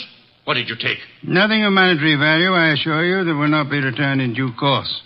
But before I announce the solution of a case, I like to have all my little props in place. I appreciate a well-rounded performance. Mr. Wolfe, I've had enough of this foolishness, this delay. I hired you to convict Sloan, not to play parlor games. You must be patient, Mr. Horton. Don't force me. I want action. Well, I had planned to wait until the morning, but if you insist... These papers here may interest you, Mr. Horton. Mr. Goodwin here collects them, your wife's letters. Leslie's? You recognize the script? These are addressed to Dr. Sloan. Do they prove anything against him? The lady's correspondence should be kept private. This other letter, however, was sent to you. To me? Leslie's? What? Give it to me. Easy, Horton, easy. Don't grab. No, but that letter's mine. You stole it from my desk. There is a point in a case, Mr. Horton, where letters cease to be personal property and become evidence. What evidence can that letter provide? It seems you had reason for wanting to kill your wife, Mr. Horton. A man can get annoyed by a note saying his wife never loved him, that all his money isn't enough, and that she's going to another man. You accusing me of murder? It could have been the perfect crime. Poison in one of those pills she was forever taking, or on the tip of the cigarette she chain-smoked, in a doctor's office to die in. If you hadn't been fool enough to try to pin it on Sloan, you might have gotten away with it. If I had known while she was alive what Leslie was, I might have done anything. But that letter you stole from me was one she left under my pillow. I didn't find it until after she was dead. I didn't kill her. Sloan did. You hired me to prove that, Mr. Horton. Suppose you let me go about my business. Nero Wolfe's office. Yeah? Oh, you did? Good boy. We'll expect you. I'll tell Mr. Wolfe at once. Medical examiner's officer. Just as you thought, they found poison in the body. Listen to me. Inspector Kramer's picking up Dr. Sloan and Grace. They'll be here any minute. Kramer's set to make an arrest. I told you. The police know it's Sloan. Put the letters in Mrs. Horton's bag on my desk, Archie. Leslie's alligator bag? You stole that from my house this afternoon, too. Those things are mine. Inspector Kramer will want to take them with him. What, do you think I wanted made public what Leslie did to me? Kramer can't have them. Maybe the inspector will want to take you, too, Mr. Horton. Let them in, Archie. Come in, Inspector Kramer. Dr. Sloan, Miss Banks. Wolf asked me to bring them here first before I locked anybody up. Mrs. Horton was murdered, all right. I'm sending a man for Horton, too. You won't have to. Mr. Horton's waiting here to join the party. Come into Mr. Wolf's office. Good evening, Inspector. Good evening, Wolf. Will you all please range yourselves around the room as I indicate? Miss Banks here. Dr. Sloan, Mr. Horton. Archie, you stand between the two men, if you please. Mr. Wolfe, this is a dreadful mistake. I swear the doctor didn't... Stop thinking about the doctor. What about you? If you're accusing Miss Banks, I might as well tell Hold you it, now. Dr. Sloan. From here on, anything you say will be held against you. That's what I want. Let Grace go home and I'll... For heaven's sake, why don't you arrest the man? Isn't it obvious he's guilty? You and your trumped-up charges against me. I'll do the talking now, Mr. Horton. Mrs. Horton died from a certain inorganic poisoning. Poison administered in your office, Dr. Sloan, with a hypo syringe. Let's get it over with. I gave her the hypo. But I filled the needle. There you are. They're both guilty. Which would solve the case if they weren't lying. Miss Banks believes Dr. Sloan killed Leslie for her sake. Dr. Sloan thinks Miss Banks put poison in the hypo to save him from professional ruin. They're trying to protect each other. The fact is the hypo they gave was perfectly harmless. It did not kill Mrs. Horton. Then what did? Mrs. Horton came to your office in desperation, Dr. Sloan. But she came prepared for the worst. You see this handbag? Can any of you identify it? Yes. It's hers. Is it Mr. Horton? It's Leslie's. The bag she carried to the office the day she died. Open it, Archie. You will see it contains her change purse, billfold, cigarette case, matches, her handkerchief, nothing more. That is, not unless you look closely. Then you will observe this lining has a double fold. A secret compartment. Exactly. We open it this way, and there we find it. A hypodermic needle with which the unhappy woman committed suicide. Miss Banks, Dr. Sloan, you can stop protecting one another. Mr. Horton, the world need never know you were a betrayed husband. Mrs. Horton killed herself while in a confused state following a mental breakdown. The case of the malevolent medic is closed.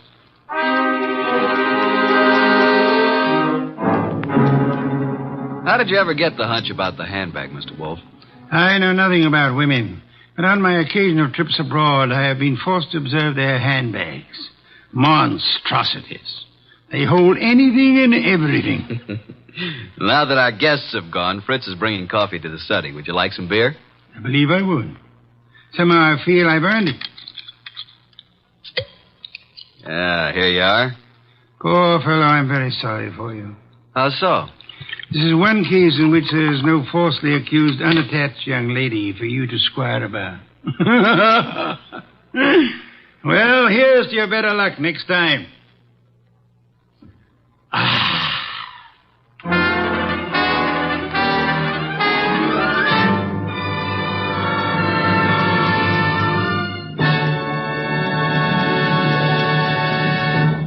You have been listening to The New Adventures of Nero Wolfe, starring Sidney Greenstreet.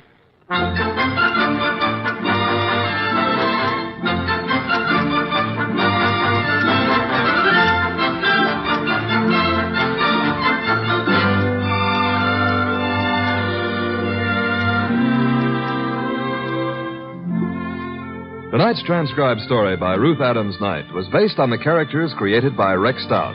This is an Edwin Fadiman program, produced and directed by J. Donald Wilson. In the cast were Harry Bartell as Archie Goodwin, and Gene Bates, Vic Perrin, Bruce Payne, Bill Johnstone, and Mary Lansing. Next week at this same time, Nero Wolfe and Archie will bring you the case of the Hasty Will. Don Stanley speaking.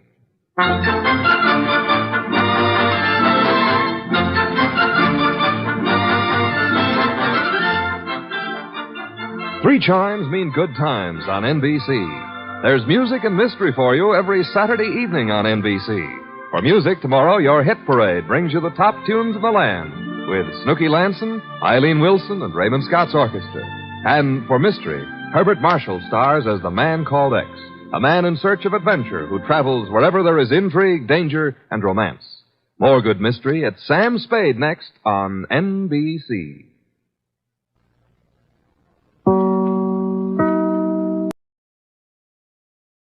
Three chimes mean good times on NBC. You're invited every Saturday over most of these NBC stations to a 1-hour concert by the renowned NBC Symphony. Tomorrow's symphony performance features Metropolitan Opera star Helen Trouble as guest soloist. For tomorrow's broadcast, the orchestra will be under the baton of the widely acclaimed conductor Wilfrid Pelletier. For the world's great music, hear the NBC Symphony, brought to you tomorrow and every Saturday. Transcribed. Ladies and gentlemen, the ringing of that phone bell brings you mystery, adventure. Nero Wolfe's office, Archie Goodwin speaking. Yes, who's calling? Mr. John Blake? Well, is this a matter of business? That's fine, Mr. Blake. I'll just call him. Archie, I'm not here. Tell him I'm up in the plant room with the orchids. I was going to call him to the phone, but he's up in the plant room with his orchids. What sort of a case is this, sir? Really? Really, is that so? Is it a man or a woman? Oh, I understand perfectly. It's a man. Well, at least that's something different. Yes, sir. Very urgent. I understand. And I assure you, Mr. Wolfe will be here waiting for you. The fee? Shall we say about, 1,000? I will not see any client until after dinner. Fritz is having mountain quail on toast. Yes, Mr. Blake. Come at once. What were you saying, boss? Confound you, Archie. Nothing but business. All the time. What's the problem? I don't know. And at $1,000, considering our bank balance, I'll help him poison his great-grandmother.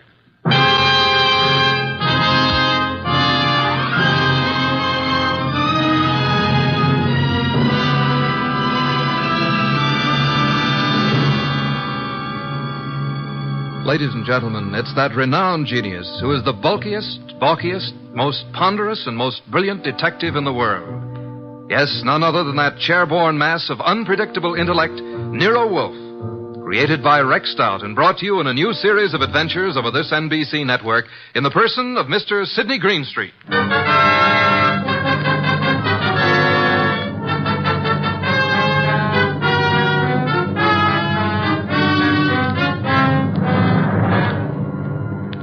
What we chose to refer to as the case of the hasty will began, of course, with an urgent phone call from the mysterious John Blake. At the moment, Nero Wolfe was seated in his chair, which was specially built for his 300 pounds, and I was giving him a lecture on the importance of money. Archie, that will do. I'm not interested. You will be when you learn you can make no more purchases of beer and Skittles.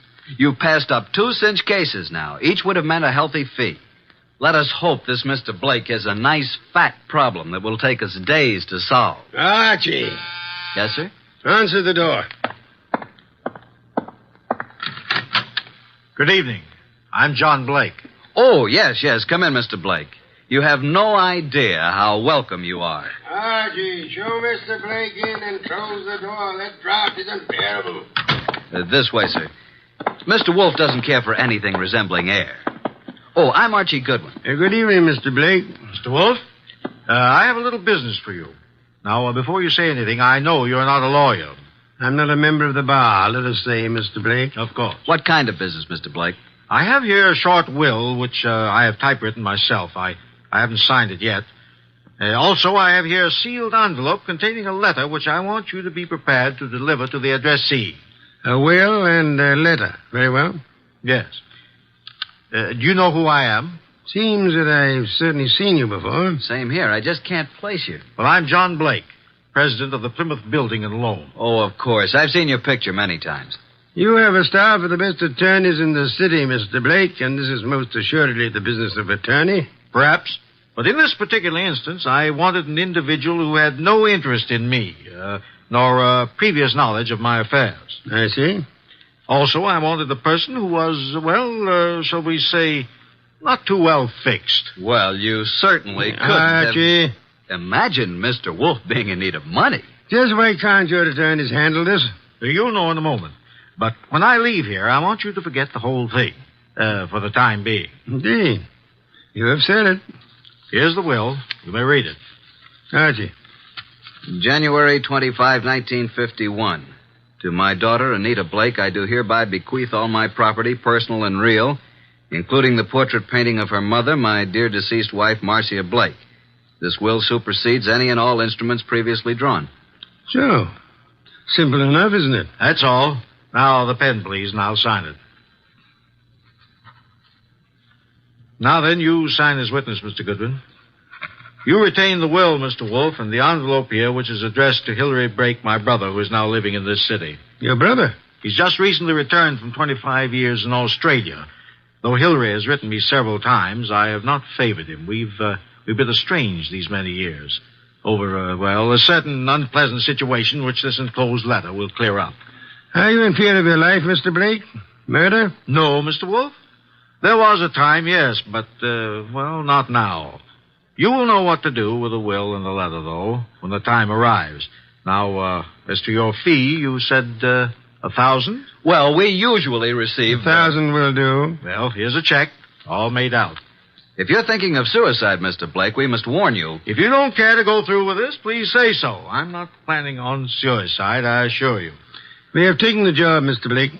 Then good evening, gentlemen, and thank you for your kind indulgence. Well, that's the simplest little 1,000 we ever made. I believe, Mr. Goodwin, you're going to be quite surprised. I want you to get acquainted with John Blake's secretary. You will more than earn this 1,000, young man.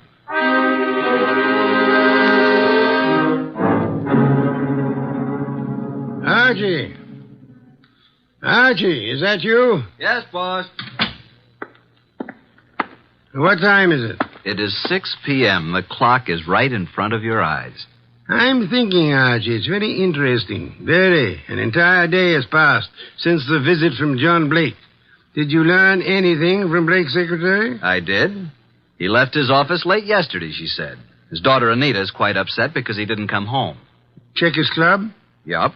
I didn't talk to the daughter, but I learned that she's engaged to a young fellow named Wilbur Martin. She told the secretary that her father had been acting strangely of late, a bit morose. And what does the daughter feel has happened? Anita's afraid he's been kidnapped. You haven't met nor talked to any other than the secretary? Not yet. And so far, no one's called the police. Good. We must, for the time being, prevent that. What did you learn of Blake's brother from Australia? He's been here only a year. They've met only once or twice since his return. The secretary thinks the breakup was because of their love for the same woman. Hilary became very wealthy in Australia. Very well, Archie. It is time for you to visit Miss Anita Blake at her home. I'd love to, boss. She's a mighty purty gal. Phooey. Archie, you can do me a great service. Anything. Be sure to close it tightly as you leave. Close what? The coal chute, of course.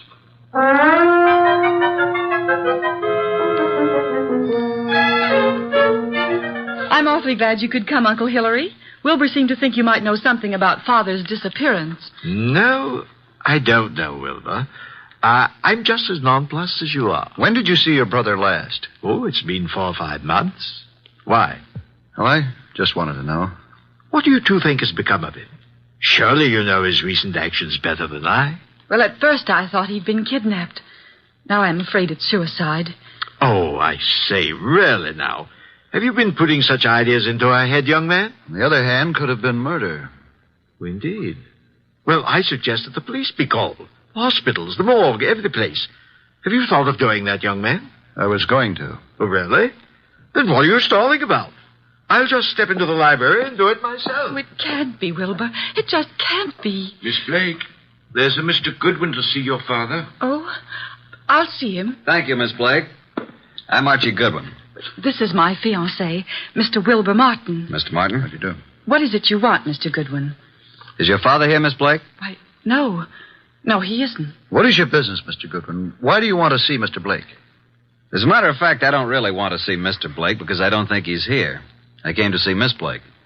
Just who are you? I'm a detective. Police? Private investigator with Nero Wolfe. John Blake has disappeared. I know you're trying to keep it out of the press because you think he's been kidnapped. We have called the police. Oh, what do you think has happened to my father? I think he's dead. Oh, dear. Why do you think that? Yes. Just what do you know, Mr. Goodwin? Oh, Anita, I want to ask you a few questions. I think it's advisable. Mr. Blake. Yes? I thought you were done for. That is... I don't think I... This chap is a detective. I'm sorry about this, Mr. Blake, but curiosity got the better of me. I hope I haven't wrecked things. What are you talking about? You remember the agreement. What agreement? Mr. Goodwin, do you know who you're talking to? Why, yes, John Blake. Oh, no, Mr. Goodwin. This is my Uncle Hillary, my father's brother. Hillary? Hillary Blake? Yes, my father's twin brother. John and Hillary were twins. Of course. That's news to me. I didn't know that. What did you know about him? Well, now that I look at him, now that I can recall his speech, there is a difference. And now, why do you think John Blake is dead? I've just come from police headquarters. You mean he's been murdered? No. From all indications, he's committed suicide. Suicide? Are you sure? Poor father. Oh, I was afraid of this. This morning, a hat and an overcoat were found on the East River docks near Pier 9. In the coat was a typewritten copy of a will made yesterday. The hat bears the initials J.B. There was a will? Yes. Could you identify the hat and coat, Miss Blake? Well, yes, of course. Very well. Come in, Sergeant. This is Sergeant Hanlon. Miss Blake, do you recognize this coat and hat? Yes. Oh, yes, I do. They were father's. Oh, Wilbur. Suicide? I can't understand it. But the hat and coat are not conclusive evidence. What about the will found in the pocket? Show them the will, Sergeant. Read it, miss. You read it, Wilbur? To my daughter, Anita Blake, I do hereby bequeath all my property, personal and real, including the portrait painting of her mother, my dear deceased wife, Marcia Blake. This will supersedes any and all instruments previously drawn. But no signature. I have the original. Here you are. Where did you get this? Notice the signature of the witness? Archie Goodwin. You witnessed his signature? In Nero Wolfe's office. But Mr. Blake had his own attorneys. Nevertheless, he came to Mr. Wolfe to take care of the will. If we hadn't recognized him from his photos in the papers, I wouldn't have witnessed the signature. Anita, is this your father's handwriting? Yes. Yes, it's his, all right. But there still isn't proof that he's dead, nor that he committed suicide. No corpus delicti. And the body may not be found for days. But this evidence we have here certainly indicates that a body will be found eventually. Maybe not, Mr. Goodwin. It's possible they could have... What were you going to say? Nothing. Miss Blake, in a way, I blame myself for your father's death. How do you mean? I had a sort of premonition. It's obvious now why he came to Nero Wolfe. Is it? He wanted someone who didn't know him personally. His own attorneys would have been able to see through his plan and prevent his carrying it out. But he made a will. Why did he draw this new one? Yes, that's what I don't understand. Well, I still am not convinced that he committed suicide. Mr. Blake, here is a letter he asked to be delivered to you. Oh, well now. Perhaps it will shed some light on the problem. What does it say, Uncle? Jove. It says, Hillary, 25 years now, jealousy and bitterness have kept us apart. I know why you stayed in Australia all these years. I know you loved Marcia. She was rightfully yours. But I loved her, too, and I couldn't go on without her. I know you've despised us both, and I've pretended to despise you. I had to pretend, because I lied to Marcia. I told her you were engaged to marry a woman in Sydney. Marcia was innocent. I was to blame. When Marcia died last year, and you wrote that you were coming back, I knew then that your resentment had faded, but I didn't answer you, and I've kept away from you because I couldn't face you. I've told you all this because things have happened which you will learn soon enough that have decided me to close my book and write fini. I have made a new will, leaving everything I possess to Anita. Anita is young, Hillary, and I beg you to watch after her as though she were your own, which, but for my selfishness, she might well have been. Forgive me, Hillary. Well, this certainly indicates suicide. But what does he mean by things have happened? That, Miss Blake, is the motive, for which we'll just have to wait. Yes, for that and the body.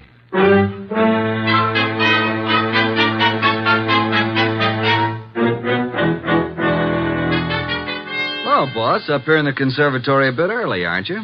How are the orchids? Oh, it's a nice sunny morning. Even though it is around 0 outside, the sun is fine for them. And behold, Archie. Huh? What is it? The Dendrobium sclerostel. Yes, indeed. What about it? Showing 2 buds. Most encouraging. Indeed so. Boss, I can't take the steam heat here.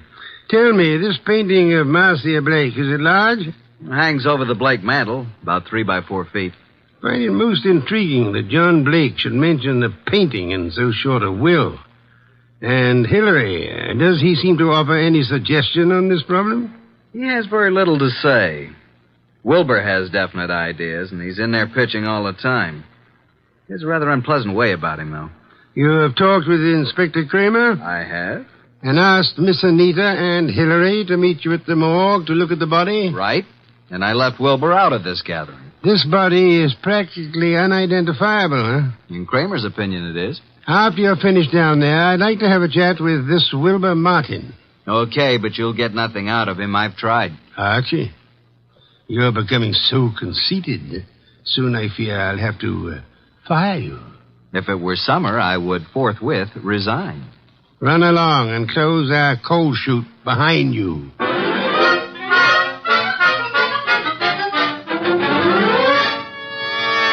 Morning, Inspector Kramer. Up early. Yeah, Goodwin.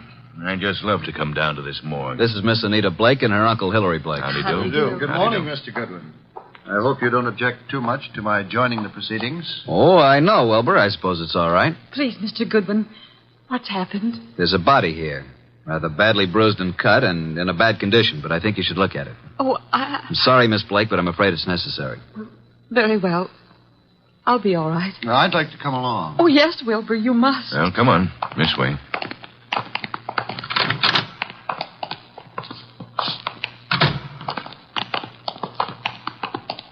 Well, here we are. Wilbur. What do you say, Miss Blake? Now get hold of yourself, Anita. Please, you must. Yes. Yes, that's Father. And you, Mr. Blake? It's certainly hard to say. It looks as though it might be John. Was there no means of identification on the body? No jewelry or... Father never wore any jewelry. There was nothing but this suit here. Nothing in the pockets. That's Father's suit, all right. I know. Oh, why? Why did he do it? Come along now. That's all for today.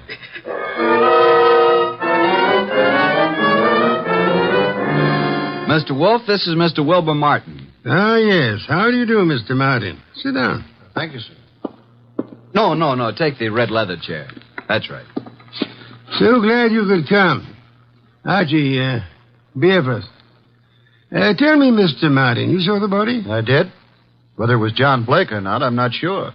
But Anita feels positive enough. You are skeptical about the suicide theory, huh? Well, yes, I am. Are you trying to cast suspicion on someone else? No. He thinks he was murdered. I do. But not by you, of course. Certainly not. But who would know that John came here, signed the will, and gave us the letter to his brother? He must have contemplated suicide, don't you think? Are you positive it was John Blake who signed the will? How interesting. You think it was his brother Hillary who came here, posing as John, huh? It could have been. But the man was quite gray and had no Australian accent. Hillary could have dropped the accent for a short while and grayed his hair, and they were twins. So enlightening, Mr. Martin. Do go on. After he left you here, he could have killed John and thrown him in the river, and left his overcoat and hat on the wharf. And why would Hillary kill John? Well, there may have been several reasons. Maybe because of Marcia. Well, there's several reasons. Tell me, did John Blake object to your engagement to Anita? No, why should he? I don't know. I merely asked. Anita Blake identified her father's handwriting. She identified the body. You still believe it's murder? Maybe she only thought it was his handwriting. You had best be careful, Wilbur. In trying to make a murder out of this, you might place yourself in a most unhappy position. I checked the letter and the will with papers at John's office, and the handwriting is identical, in my opinion. Maybe Hillary is clever at forgery. Maybe. Did you have the experts check the writing? Not yet. Then how can you tell unless you had a bona fide sample of Hillary's writing? I take it that you found a sample of Hillary's writing? Some letters from Hillary to John? Yes. I found a package of them. In John's desk at his home. That, Wilbur, is most encouraging. Here they are. Several of them tied together. Some written in 1928 and a couple in 1948. Now, we'll tell you something. We never thought John committed suicide either. You didn't? No. And before you go, Wilbur, Write your name here on this pad. Very well. Thank you so much. I hope we shall see you tomorrow.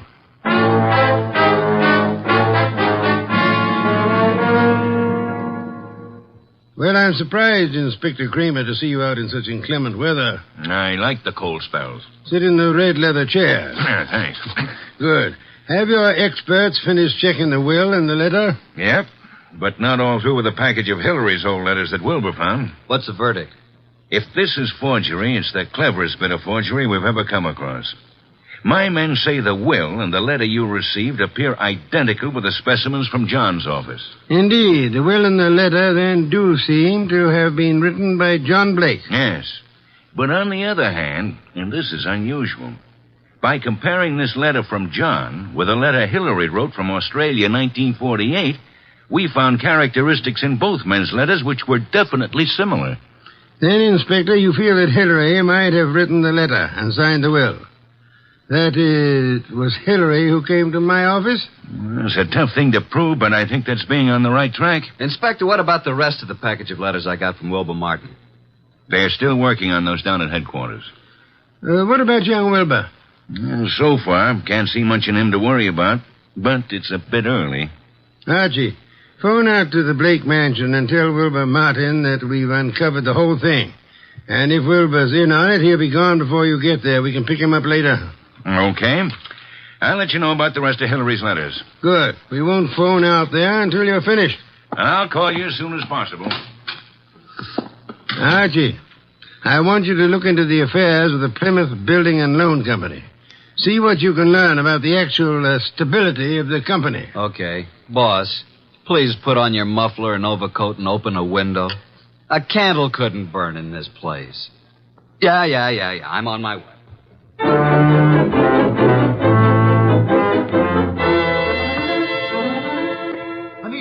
Anita. What is it, Wilbur? What's happened? I came out as soon as I heard. Well, what's happened? Speak up, man. You haven't heard? You don't know? No, what? Look at these headlines. Plymouth Building and Loan crashes. Wilbur, what does this mean? It means your father embezzled the funds of the company and he has gone to the wall. What? Yes, close the doors. Oh, no, Wilbur, no, I can't believe such a thing. I'm sorry, Anita, but there it is in black and white. Then this is the motive for John's suicide. Why? Why? Because he knew he was caught. What else? He could have put the money back, couldn't he? Yes, but maybe he lost it by trying to make more to cover up the shortage. I don't think he lost it. You don't? No. Oh, nonsense. He must have. Else why would he kill himself? Maybe he didn't kill himself. Oh, this is awful. Oh, please, Anita, you mustn't worry. I know this is very embarrassing for you, but it isn't your fault. Now, let me take you away for a while. We can run down to Mexico until this blows over. You won't take her to Mexico. You won't take her any place. Just what do you mean? What's wrong with you, Wilbur? You're acting stupid. Your father may have fleeced the company, but I don't believe he lost the money. Wilbur. He hid the money, and your Uncle Hillary found the hiding place. And he set up the suicide to cover your father's murder. Hillary killed him. Oh, you're crazy. You're out of your mind. Why, this doesn't make sense. I have all the money I need. Yes, you have now.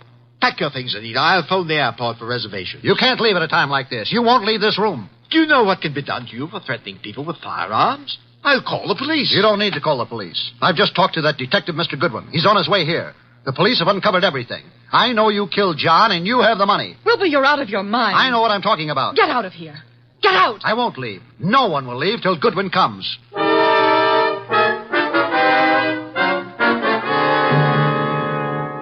Archie, come in, Miss Blake. Mr. Blake, Mr. Martin, glad you were all able to accept my invitation.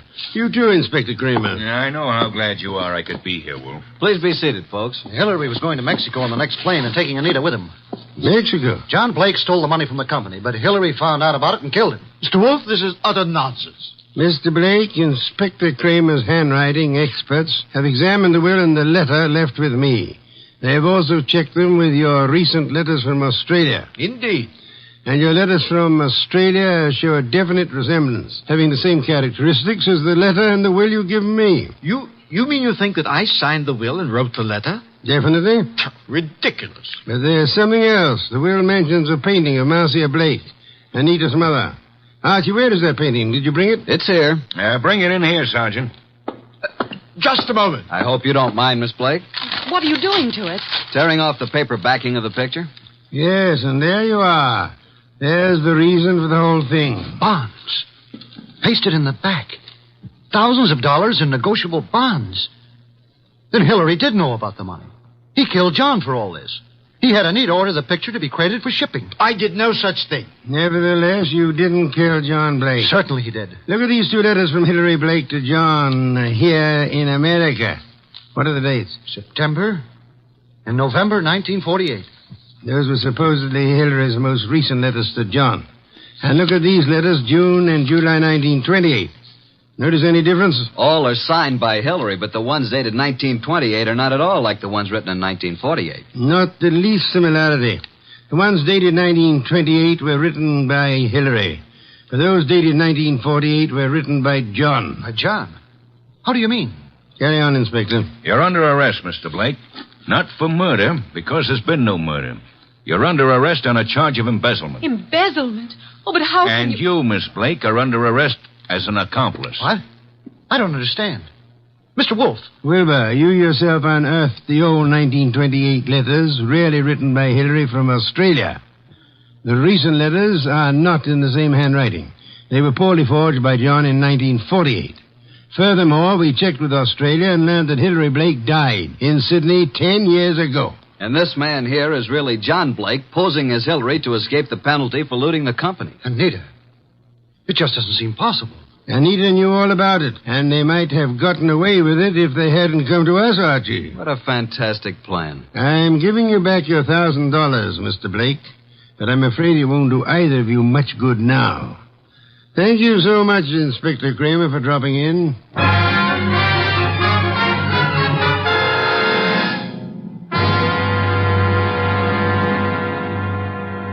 Well, boss, that was a clever bit of deduction. You really think so, Archie? It was quite a blunder for so clever a man as John Blake. Why did he make the mistake of coming to us? There are many holes in the plans of the criminal mind. He must have forgotten about the 1928 letters, or he would have destroyed them. And he underestimated Wilbur's intelligence. And I thought he was a dope, too. But he was half right. He really slipped up on the body in the morgue. Inspector Kramer was most kind to cooperate with us in that little act. Anita was too eager to identify the first body she saw. And the painting. You sensed there was more importance attached to it than the fact that it was a work of art. True. Some beer, please, Archie. Coming up, boss? Now, that brings me to an unpleasant subject. What's that? You were talking about resigning. Are you still in that frame of mind? Resigning? When did I say anything like that? Then you're going to be content with conditions as they are? Why, of course. What are you saying? And you don't mind it a bit as long as this dreadful weather continues? Well, not at all. Don't mind what? Going in and out of the house through the coal chute.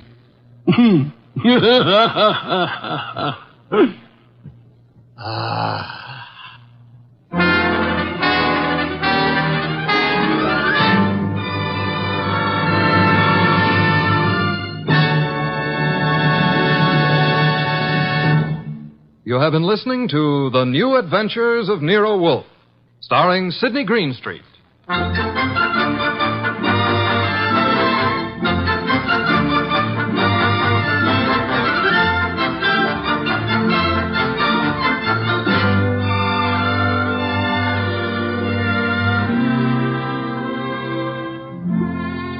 Tonight's transcribed story by John Edison was based on the characters created by Rex Stout and produced and directed by J. Donald Wilson. In tonight's cast were Harry Bartell as Archie Goodwin, and Victor Rodman, Louise Arthur, Hal Gerard, and Bill Johnstone. Next week at this same time, Nero Wolfe and Archie will bring you The Case of the Disappearing Diamonds. Don Stanley speaking.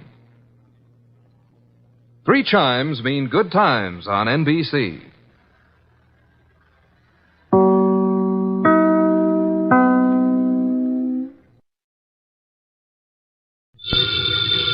Ladies and gentlemen, the ringing of that phone bell brings you mystery, adventure. Nero Wolfe's office, Archie Goodwin speaking. Willie Inch, did you say? Just a second. Do you want to talk to a fellow named Willie Inch, which I doubt? No. He says he's got to see you. Got to. Who is he? I'll ask. Mr. Wolfe doesn't recognize your name, Mr. Inch. He wants to know who you are. Just a second, I'll tell him. Mr. Inch says he's a sneak thief. He says you never heard of him, but he's heard of you. Should I tell him to get lost? Wait a minute, Archie. Ask him what he wants. Inch, Mr. Wolfe wants to know what you want to see him about. A phony murder rap. This is a phony murder rap. It'd have to be, wouldn't it, Archie? How do you mean? Phony, I mean. Did you ever hear of a sneak thief committing murder if it could possibly be avoided? Yes, Archie. Tell Mr. Inch. I'll listen to his story.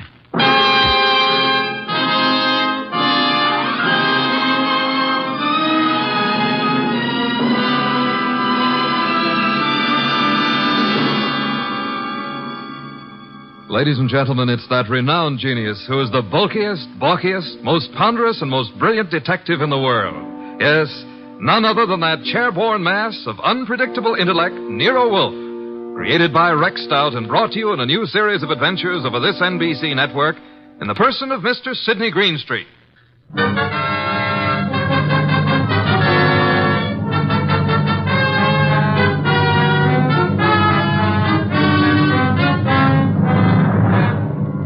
When Mr. Wolfe and I talk about this little difficulty, he calls it the case of Archie Goodwin and how he got hooked.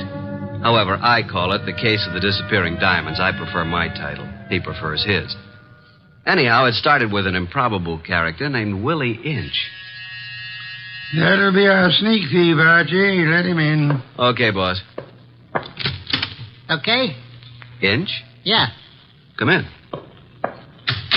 In there. I'll follow you. Mr. Wolfe, this is your client. Mr. Inch? Yeah. Tall fellow. Must be over 6'6". Sit down. Where? Archie? Here, Mr. Inch. This ought to be comfortable. Well, Mr. Inch? Look, Mr. Wolfe, they're going to claim that I killed a woman I never even touched. And I'm going to fry for something I never even done. All right, Mr. Inch. How did you kill her? I didn't. I never killed nobody in my life. Mr. Inch, you say you're a thief. Can you prove it? I got a record. Why? I was wondering about that bulge in your pocket. Oh, here? It's a silver cigarette lighter, ain't it? I guess it sort of dropped into my pocket as I was going by. You see the way it happened? Never mind, Mr. Inch. Now tell me how you didn't kill the woman for whose murder you will fry. Well, Mr. Wolfe, sir, it was like this. There was a window half open, you see, and I happened to crawl inside the house. But hey, now. Well, Mr. Inch? This is just between us, ain't it? Possibly. How do you mean? Explain, Archie. Mr. Wolfe said possibly. Oh. Well, okay. So I happen to find myself in the bedroom, see? So I happen to sort of roam around, and I hear there's like a party going on. You know, people and music. So I lock the door. So go on. Let him tell it his own way, Archie. Well, Mr. Inch?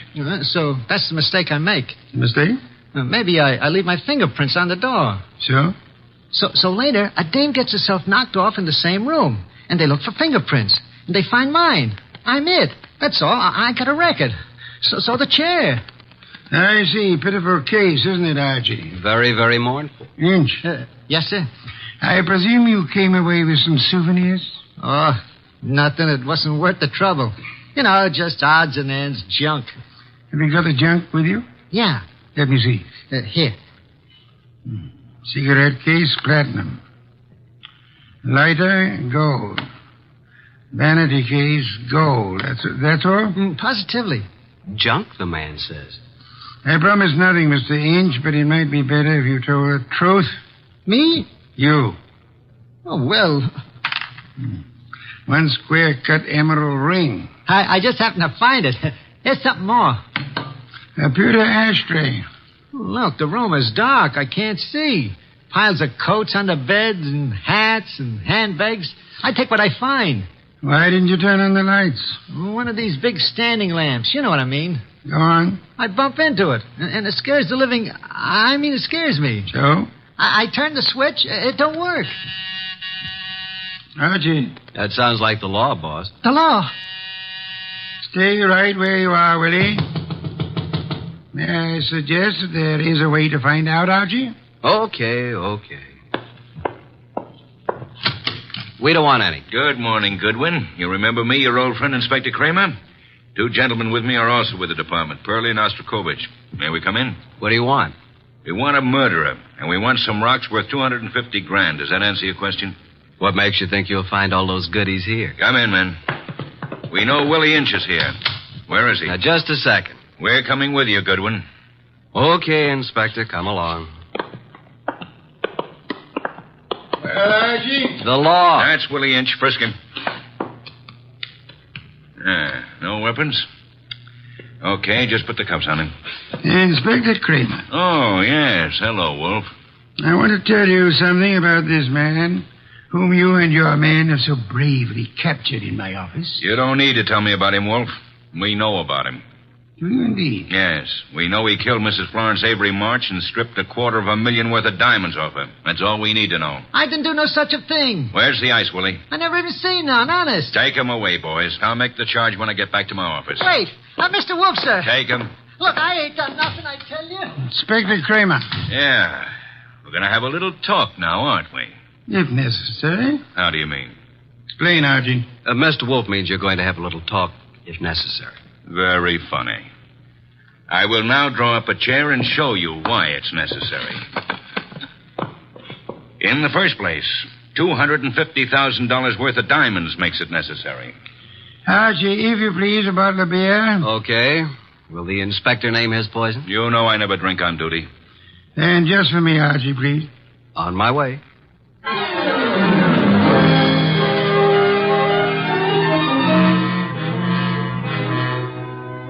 While I opened a bottle of imported beer, it occurred to me that I had something to be grateful for. At least I wasn't in Willie Inch's enormous shoes. And as I went back to the office, I had time to wonder why Mr. Wolfe would stick his fat neck out for a no-good like Willie.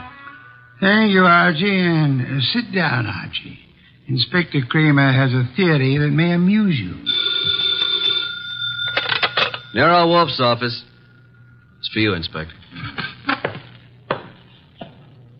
Hello, Kramer. Yeah? A gold cigarette holder? That's all? Okay. Inspector, do you realize that you have already taken a great deal of my time? Archie. Yes, Inspector? The great Mr. Wolfe just said I had a theory that might amuse you. Would you care to hear it? I can hardly wait. Okay. My theory is that both Wolfe and you are receivers of stolen property and possibly guilty of murder conspiracy. So far, you got me in stitches. Willie Inch, with a record as long as your arm, robs the home of Mrs. Florence Avery Marsh. He strangles her with a silk scarf, takes the diamond she's wearing, grabs everything else that's lying around, and then what? Is it a question? I'll tell you what. He will, too. Archie, listen. Then Inch brings the stuff here, the stuff that's piled on Wolfe's desk, and the diamonds. You want me to tell you where the diamonds are? They're in that safe right there. Inspector Kramer, I know nothing about the diamonds. They are not in the safe, and they're not in the house. Now, you can take my word for it, or you can get a search warrant and make a fool of yourself. I'm going to have lunch.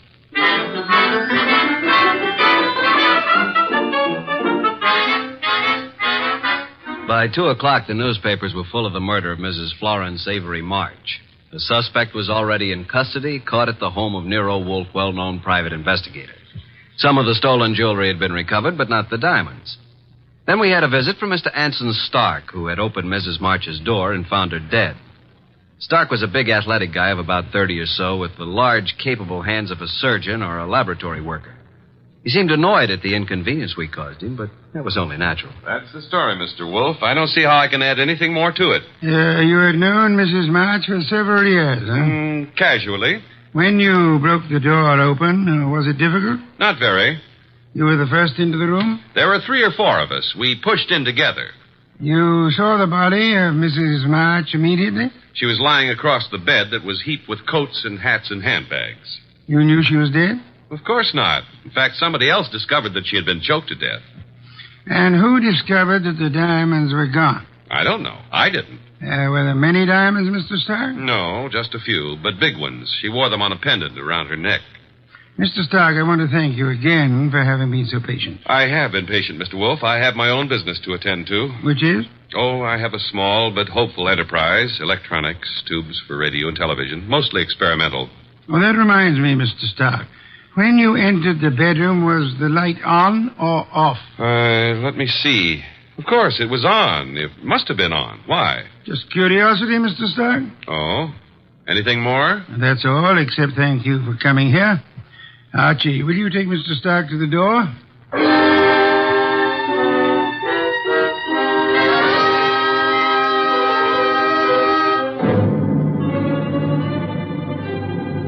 Mr. Stark departed like a man who'd been delayed by a petty annoyance. A few minutes later, the door buzzed, and I went expecting anything. Anything but what was standing on the threshold when I opened up. A honey blonde. Or, to put it another way, a blonde honey. I said hello. No, more like hello. Are you Mr. Wolfe? I'm his assistant, Archie Goodwin, and what can we do for you? Well, I'm Valerie Ladd. And I'm Archie Goodwin. Or did I tell you that? Well, that's exactly where I came in. Well, I mean, where I thought you were going to ask me to come in. Oh, come in. I'm sorry. Well, is he here? Wolf? Mm-hmm. Does he know you? No. Is he expecting you? No. I see. Of course you don't see, do you? Well, this is it, Mr. Goodwin. I'm a writer. Well, I may not look like it, but that's what I am. And I want to do a profile, a character study of Mr. Wolfe for a magazine. Uh-oh. Well, what's wrong? Well, you see, there's a writer named Rex Stout. Oh, I know. He's written a lot about Nero Wolfe, but... Well, can't I write about him, too? I don't know if he's going to like it, but you can't be shot for trying. Come on. Mr. Wolfe, this is Valerie Ladd. Pardon me for not rising, Miss Ladd. It is not impolite. It is merely impracticable. Miss Ladd wants to write about you for a magazine. Please, Mr. Wolfe. Nonsense. Mr. Wolfe, if I could just spend a few hours with you, that would be enough. Would it indeed? Oh, yes. Have you written much, Miss Ladd? Oh, reams. You know, the habits of writers interest me. The habits? Yeah, the writing habits. For instance, do you use a pen or a pencil? Do you dictate, or like most writers, do you do your own typing? Mr. Wolfe, if you knew the hours and days and years that I've pounded a typewriter. Of course. Archie. Yes, sir? Why don't you take Miss Ladd up and show her the orchids?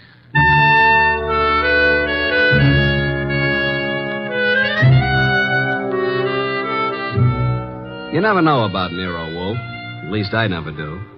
This was something I would have bet against 1,000 to 1. Couldn't understand it. But I certainly couldn't complain. Archie, look at this one. Oh, did you ever see anything so gorgeous? Very pretty. They're all just beyond belief. Yeah? But you're not even looking at them, Archie. What? Oh. Archie, are you always like this? What do you mean like this? Well, so distant and preoccupied. Honey, you got me wrong. Completely. I was thinking. Oh. Yeah, about telephone numbers. It's a lovely thing to think about. What can you think about telephone numbers? I was thinking how some girls have them and some don't. Oh, I see. Archie, I apologize. For what? I did have you wrong. You're not a bit distant. I can be a lot closer than this, honey. What is it? What's what? The number. Oh, well, it's in the book. Yeah? No wonder. Sound as if you don't believe me. Oh, I believe you, but here's a telephone book here. Let's look it up together, shall we? Archie. Yeah. I'm afraid I lied to you. I was afraid of that, too. Are you angry? Well, I can take no for an answer, honey. Even when it's hard to take. Archie, I've changed my mind. I want you to have my number. And I want you to use it, too. You know, honey, I'm beginning to take an interest in this dialogue. Let's have it. Okay. Olympia 93659. And a very, very pretty number it is. Valerie Ladd. 2 D's? Mm-hmm. Olympia 93659. Honey blonde. Gorgeous. Oh. Spelled gorgeous. There. What are we doing tonight, Olympia 9? And I said that you were distant and preoccupied. We were talking about tonight. All right, Archie. Yes, I'd love it. Oh, these orchids, they're really beyond belief. And you won't even look at them. True. I'm too busy looking at you. Well, how do I look, Archie? Beyond belief, honey. Beyond belief. Well, there goes the Goodwin luck again. It's a house phone, partner. Mm-hmm. Yes, sir. Okay. He wants us to come down. Archie, Yes, dear. even if he says no, we still have a date? Honey, though the heavens fall.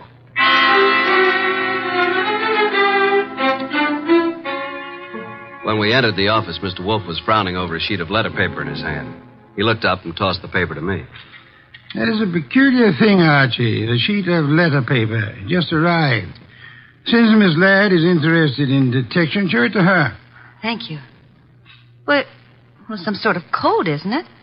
QWERTYUIOP. That's all. What do you suppose it means? You're kidding. Archie. Oh. What? Did I say something wrong? No. Miss Ladd, I'm sorry, but I'm afraid I haven't time for an interview just now. Goodbye, Miss Ladd. Oh, but Mr. Wolfe. Goodbye. Archie? Say goodbye to Mr. Wolfe and let's go, honey. Goodbye. That's the way things can be around here. Well, here's the door, and shall we pause for station identification?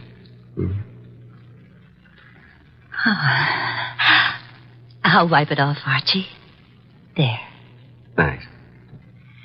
Well, what happened, Archie? Yes, indeed. Yeah, Mr. Wolfe, I mean. Oh. Why did he suddenly want me to go? Well, I'll tell you, though I don't know whether I should. That code message he showed you? Yes. QWERTY up. You remember. Yeah, sure. Because I use a typewriter. From left to right, it's the first bank of letters on any typewriter. I see. It was a test. Ah. And you flunked it, baby. You're no writer. Archie, I can explain Sure. Tonight. Tonight, Archie.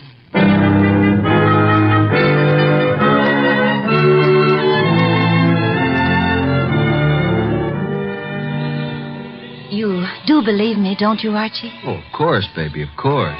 Well, it's just that I was there at the party, when poor Florence was murdered. Then I read in the paper about, how they caught the man at Nero Wolfe's. And I always wanted to be a writer, so I thought if I could get an exclusive interview that would be a good way to start my career, wouldn't it? Yes, it would. Pardon me a second, will you, Valerie? I got to make a phone call. There's a booth. It'll only take a minute or two.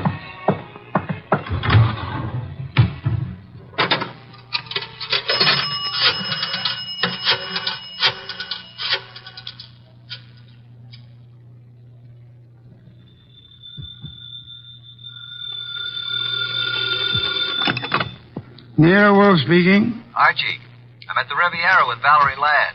I'm happy for you, Archie. I will remind you that I have not seen you since Valerie left the house. I was otherwise occupied, Archie. With orchids. With orchids? What do you want, Archie? Now, look, with that typewriter gag, you practically told me she was a phony, didn't you? Of course. Just for the record, how did you know? Have you looked at her fingernails? She never touched a typewriter in her life. I wanted to be sure. Okay, now do you want me to tell you something? You mean that your charming companion Valerie was at the party when Mrs. March was murdered? How did you know that? Simple, Archie. I got a list of the guests from Inspector Kramer. Among them was the name of Valerie Laddway. Simple? Laddway.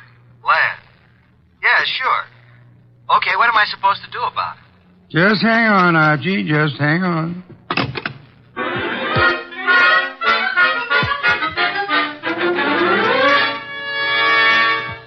I went back to the honey blonde, the beautiful phony Valerie Laddway.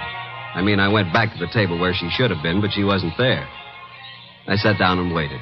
Looked at my watch, 11:24. 11:32, no Miss Laddway. 11:45, I finally realized that not only Valerie, but her coat and bag were also absent. I called the waiter. Yes, sir? What happened to my friend? The young lady left some time ago, sir. Okay, give me the bill. She paid it, sir. She did? Yes, sir. In fact, she said you gave her the money for it. Yeah? Wait a minute. Wait a minute. Well, I didn't know it, but she is certainly right.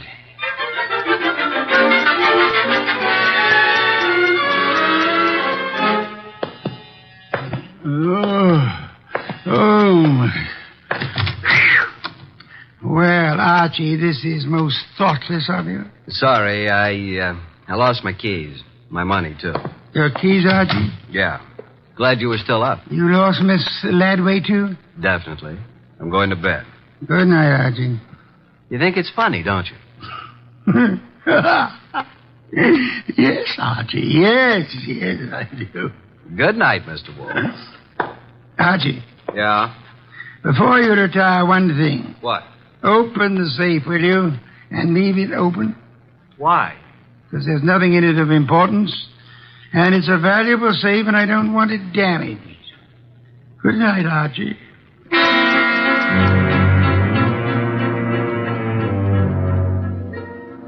At about 2 o'clock in the morning, I thought I heard a noise. I got up, put on the rest of my pajamas, picked up my gun, and went down to the office. The man had his head in the safe, and everything was scattered all over. I stepped inside the door. Put your hands behind your back and stand up. Huh? Okay. Now, just what are you after, Bud?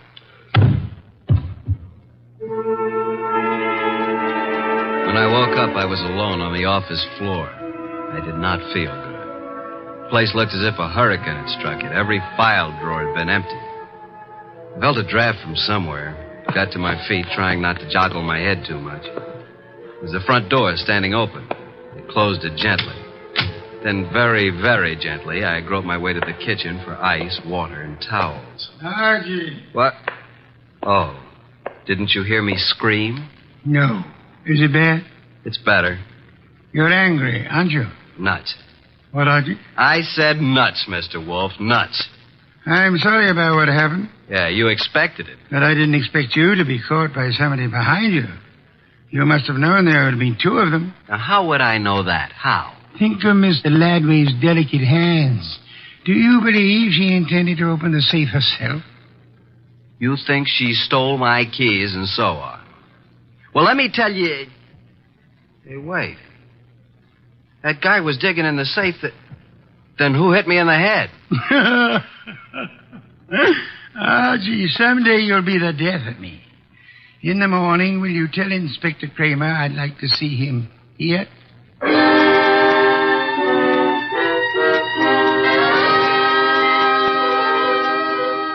Fuming and protesting, Kramer arrived about 1:30.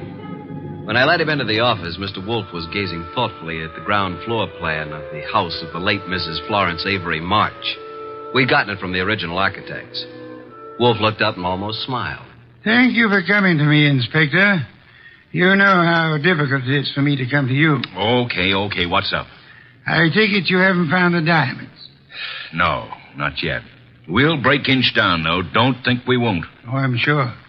But this is what I want to ask you, and it's quite serious. Okay, all right, what? After the body was found, your men arrived at the house before anyone left. Right. And before anybody was allowed to go, every person was searched thoroughly. Nobody could have gotten a pin or a needle out of that place. I know something about police methods, and I believe you. Now, how thoroughly did you search the house itself? Wolf, look. We've got that floor plan you're studying now. There are no hidden closets. Every square inch of that house has been examined. The diamonds aren't there. Willie Inch killed the dame and snatched the diamonds. What he did with them, we'll find out. Possibly. Goodbye, Inspector. At approximately 3:15, the postman arrived with an envelope for me. The envelope contained my keys, the bill from the Riviera, and the money left after the check was paid. At approximately 5:07 p.m., I discovered that Wolfe had been using the telephone all by himself. He explained. He was going to have a party. He had invited all of the guests who were at Mrs. Florence Avery March's somewhat fatal party, including Anson Stark, Willie Inch, and Valerie. Nero Wolfe, the natural-born ham, he made an entrance that would have been worthy of Queen Victoria in her heavier days. He sat in his oversized throne behind his oversized desk and beamed at the peasants. Valerie moved toward me. I'm sorry, Archie, but you must know why I did it. Why? Well, you said I wasn't a writer. I wanted to prove that you weren't a detective. Did you take the stuff while we were dancing? I could have, couldn't I? You could have bumped me on the head last night, too, couldn't you? Oh, Archie. Let it go. It was humiliating, though. Ladies and gentlemen, I'm sure you realize the purpose of this party. We want to know who killed Mrs. March and what became of her diamonds. Mr. Inch. Yeah? When you visited the room where the body was found, the room was dark? The bulb was burned out. I tried to turn it on. If there had been a body on the bed, would you have seen it? Maybe. With all those coats, maybe not. Sure. Mr. Stark? Yes, I said the light was on. Perhaps I was wrong. What of it? You're engaged in the manufacture of tubes for radio and television, huh? I told you that. Inspector Kramer. Yeah, what? A light bulb was found in the wastebasket in the room where Mrs. March died. Yeah. Like you said, we tried the bulb in the socket and it worked. So what? One more question. Does anybody remember whether Mr. Stark was carrying a bundle or a package under his arm when he arrived at Mrs. March's party? Oh, I do, Mr. Wolfe. I think he had a box of flowers. That's true. I did bring flowers. No, Mr. Stark. That box contained 2 parts of a light bulb and some adhesive. During the party, you strangled Mrs. March, put the diamonds into the light bulb, assembled the thing, and screwed it into the lamp socket. Archie, stop him.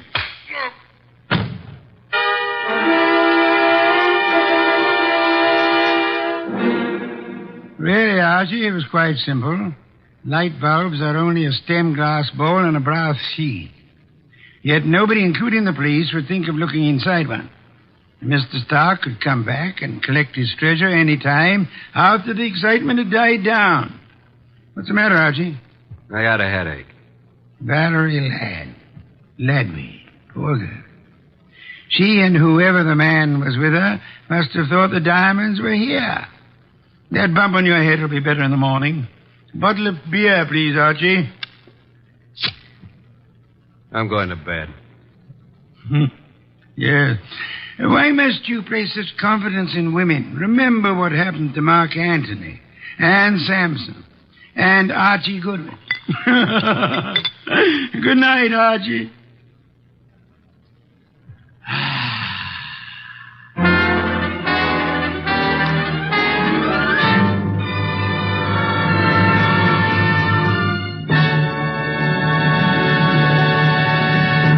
You have been listening to The New Adventures of Nero Wolfe, starring Sidney Greenstreet.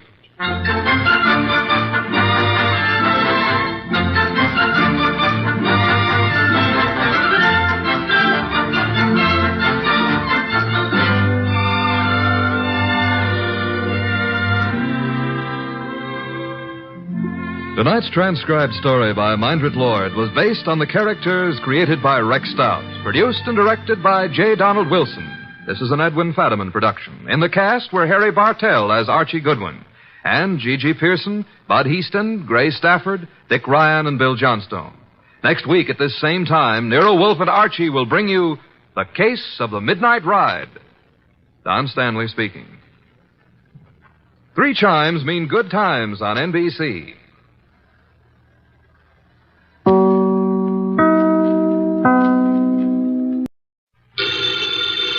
Ladies and gentlemen, the ringing of that phone bell brings you mystery, adventure. Nero Wolfe's office, Archie Goodwin speaking. Who? Oh, yeah. Hello, Doc. How are you? What? In trouble? You?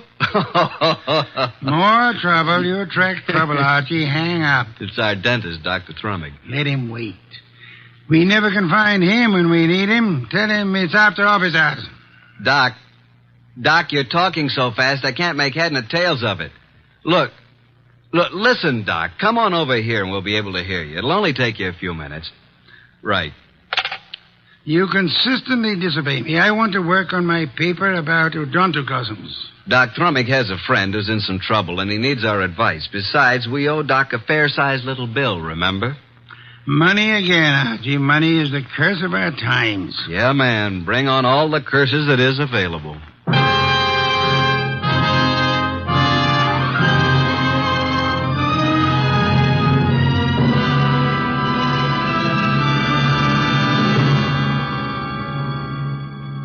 Ladies and gentlemen, it's that renowned genius who is the bulkiest, balkiest, most ponderous, and most brilliant detective in the world. Yes, none other than that chair-borne mass of unpredictable intellect, Nero Wolfe, created by Rex Stout and brought to you in a new series of adventures over this NBC network in the person of Mr. Sidney Greenstreet.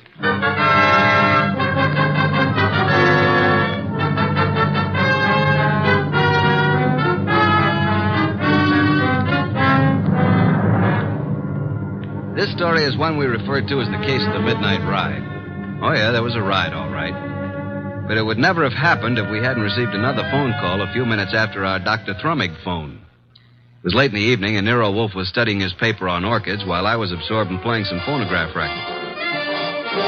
Archie, not so loud. I can't possibly think when you play that infernal thing at such volume. What was that you said, boss? I said I can't understand why you can't get music from a phonograph without vibrating the top of the instrument. That's right. I can't understand why the neighbors haven't called the police. Do you hear that? Archie! All right, I'll answer. You're fired. Naturally. Hello? Hello. Is this Archie Goodwin? I know, Mr. Wolf's... What? Me? Archie. Yeah, who is it? I need help, Archie, please. Come at once. Please. Oh, please. You and Nero. Who is this? This is Gloria, but... No, don't. Gloria who? Ronaldo West. Hello? Well, did you hear that? Another female bar. What happened? Boss, who do you know named Gloria? Gloria? I know nothing about anyone named Gloria. She said her name was Gloria something. I couldn't quite get the last name. But she did say Ronaldo Road. Well, it's quite possible that she resides on Ronaldo Road. First, she asked if this was Archie Goodwin speaking, and before I had a chance to say anything, she asked me to come to her at once. She needed help. And for you to bring me along. For me to bring Nero along. You don't even know what you're talking about. Well, she said she was Gloria Bar or Mar or something like that, and then she said Ronaldo Road West, and then the scream, and that's all there was. The usual pattern of your experience with women. Sounded like a hand was slapped over her mouth, or she was grabbed by the throat. Bring Nero with you. I am taking no more assignments this week. Ronaldo Road West, where is it? I don't believe there is a Ronaldo Road West. If I remember correctly, Ronaldo Road runs north and south and is approximately 12 miles long. But she said west. What she probably tried to say when she was interrupted was Ronaldo Road Westchester. Westchester, of course. Asked Inspector Kramer to try to check on that phone call. I'll ask him to try. By the way, do you expect to find this Gloria alive, Archie? I certainly hope so. And are you aware that if someone strangled her, then they must have heard her speak your name? Yes, and yours, too. Shall I open it, boss? Why not? Let us face it, Archie, huh? It's me, Archie. Wait till I slide the night chain off, Dr. Thrummig. My nose. I forgot all about you, Doc. Where have you been? It's only been 3 or 4 minutes. I have never had such a disturbing night since I had my first patient.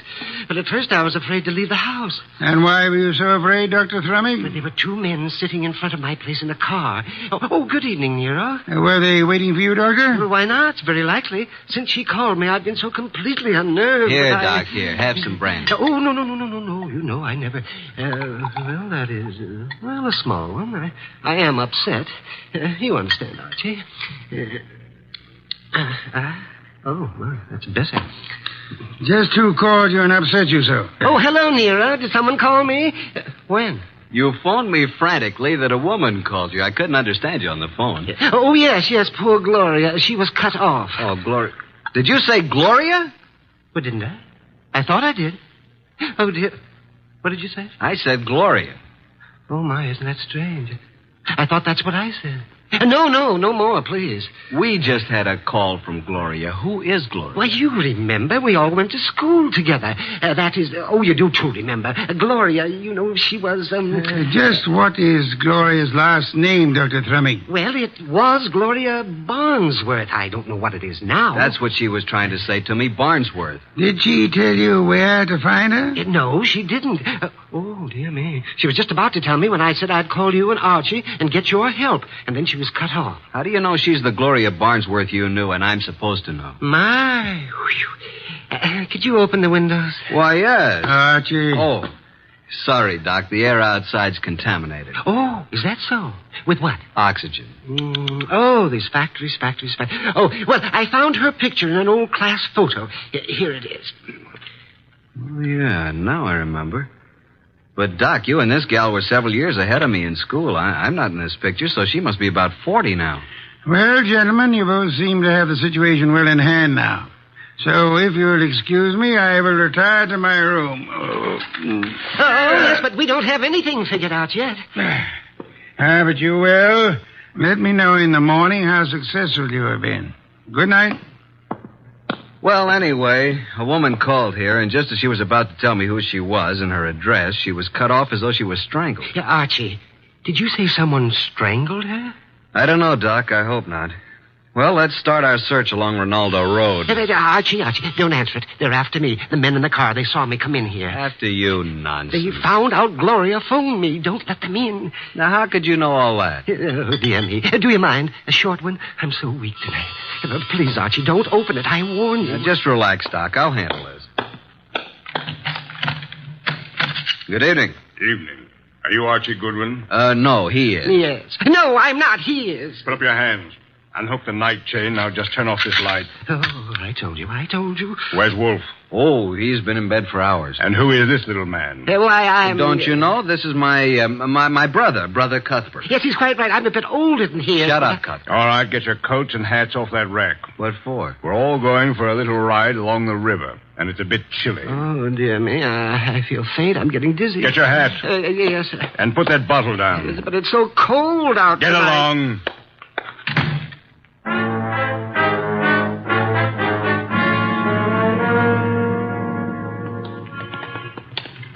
Here's the car. Now, Mr. Goodwin, hand over that gun in your pocket. But I haven't got...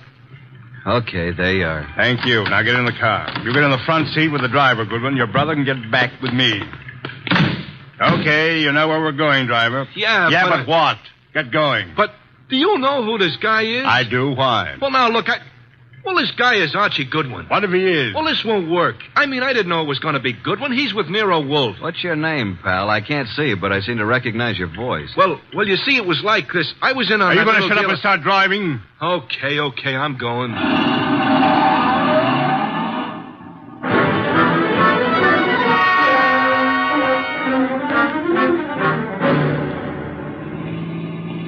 Now, see here, it's getting very late. I don't like this. Where are you taking us? Keep calm, Doc. Yeah, don't get excited. Just take it easy. Listen, Goodwin, I got a record Shut for up, you. you two. What's the idea back of all this, friend? Pull off the road here, driver. Yes, but we're way out in the country. Now, we'll all get out here. Now, wait a minute. I said get out.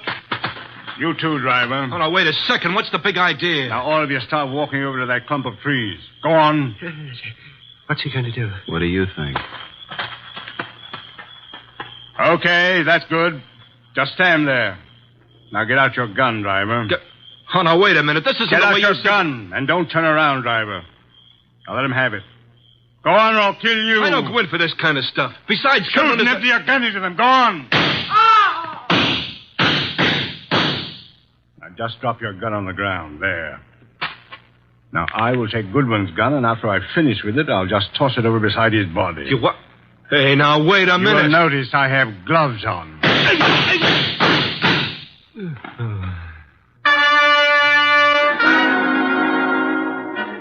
Hey, Doc. Dr. Thrumming. Oh. You all right, Doc? Oh, Archie, I'm sorry. I'm sorry I got you into this. I can't last long. Where are you hit? Tell Nero I make him a present of his new bridge work I put in. Let me have a look at you. I wanted to die in my bed with my friends around You're me. not bleeding. I wanted the choir to sing. What? I'm not bleeding? No. Are you? No.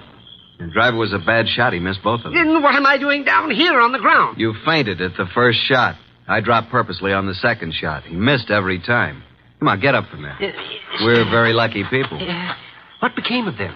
Hand me my gun. Oh, is this your gun? Wrap it in his handkerchief. Come over here. Yep. Here he is, the driver. And he's dead. This is dreadful, Archie. What do we do now? You got a lighter? Here's my pocket flash. Well, here's his gun beside him. Don't touch it. Have a look through his pockets. I sure knew what he meant when he said he had a record for me someplace. A picture of a girl. Says To Mike from Violet. Mike. This fellow's face is certainly familiar, but I can't... Hey, wait a minute. Mike Jordan, that's it. Mike Jordan? Yeah, Wolf cleared him on a frame-up 3 years ago, and this girl Violet is an entertainer in a nightclub downtown. Violet, yes, but what does all this have to do with Gloria? Strange, there's no other identification on him. Maybe the other guy took it off of him. Well, now we gotta find Violet. How? We can't even find Gloria. I think now that this guy Mike Jordan missed us deliberately. Let's start hoofing it back to that last crossroad. There was a telephone there. I'll call Nero.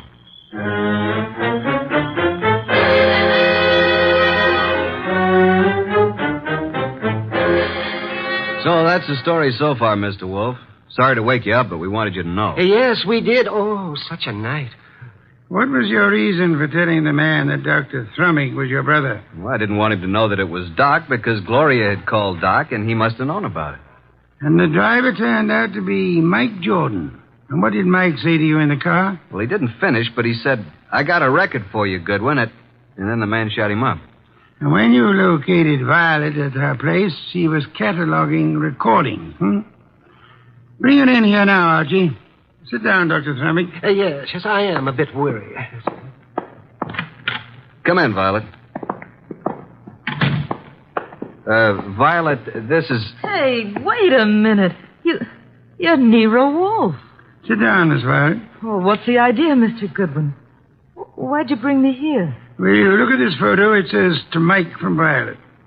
Where'd you get this? I got it, Violet. What we want to know is, where's Mike now? What's he doing? Can you tell us where he lives? What's Mike done now? Can you tell us his address? Maybe. Do you know who he has been working for? Yeah. A guy with a big car and a lot of dough. You've seen this man? Yeah, kind of a good-looking guy. I think his name is Durant or something like that. I understand you've been occupying yourself with cataloging some phonograph recordings. Yeah, that's what I was doing when Mr. Goodwin came in. Mike's got a home recorder over at his place. Do you have all the records that have been made on the machine so far? No, just what we made in the last week. Lots more at his place. Do you and Mike know of a woman named Gloria? No, at least I don't remember. It was on Rinaldo Road. Gloria Barnsworth was her maiden name. Where is this Rinaldo Road? I don't know. It's in Westchester, we think. I've never been there. What has Mike done, Mr. Wolfe? Is it bad? As a matter of fact, Mike is in the clear. Good. There's no charge against him, and there never will be. You haven't seen him for a couple of days? No. And I never go to his apartment unless him and some guests are there. Do you know where he is? Will you give me the address of his apartment? Okay. 324 East 35th Street. Thank you very much, young lady. What's all so mysterious? Oh, something's happened to Mike. I can tell by the way you talk. Very well, Archie. You have a special visit to make. Look for the machine, and it's quite late, so you had best hurry. Well, I'm going with you, Archie. Good night, Nero. Good morning. Oh, I don't even know what day it is. Come along, Violet. We'll drop you at your place first.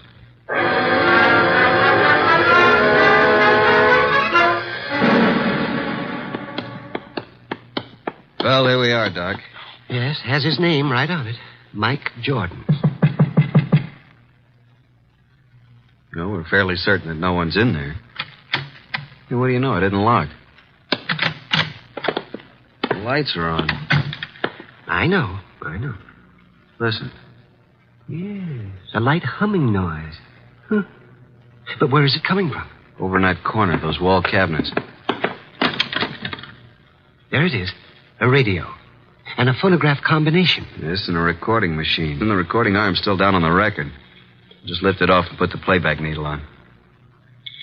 Yeah, there we are. But look, I don't go in for that kind of stuff. You've been working for me for several weeks now, haven't you? Well, sure, boss, but I never went in for no kind of... We're going to pick this guy up and take him for a little ride. It ain't my line. All you do is drive the car. Okay, I'll take a chance, but remember, I'm just the driver of your car. If anything happens, I didn't know nothing. You'll do just as I say. Incidentally, I know a lot about you. Things the police would like to know. Okay, I'm working for you. I came out to Rinaldo Road to make an honest living. But I see I'm right back where I started. And worse. The guy just ain't got a chance. Oh, remind me. I better phone the place.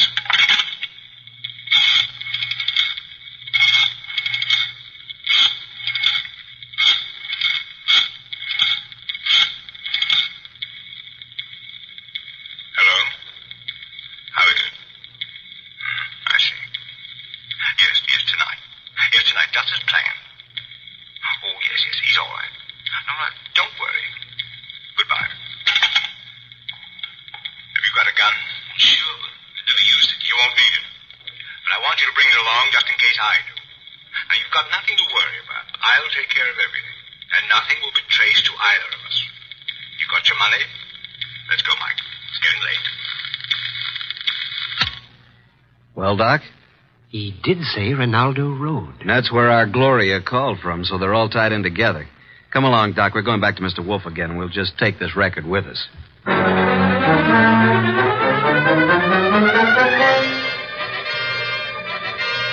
Well, Archie, I guess this phonograph was worthwhile after all.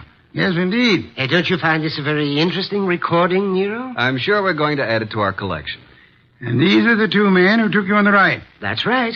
But we're really no further along in our desire to help Gloria. That's right. We're on Ronaldo Road. Boss, if we can find the address, will you go with us down there or over there or wherever it is? I might. And you already have the clue to the address. We have? Where? In that phonograph recording. Play it again, Archie. Just the part where he uses the telephone. And slow the speed way down. Then take down the numbers I call off. Okay, boss.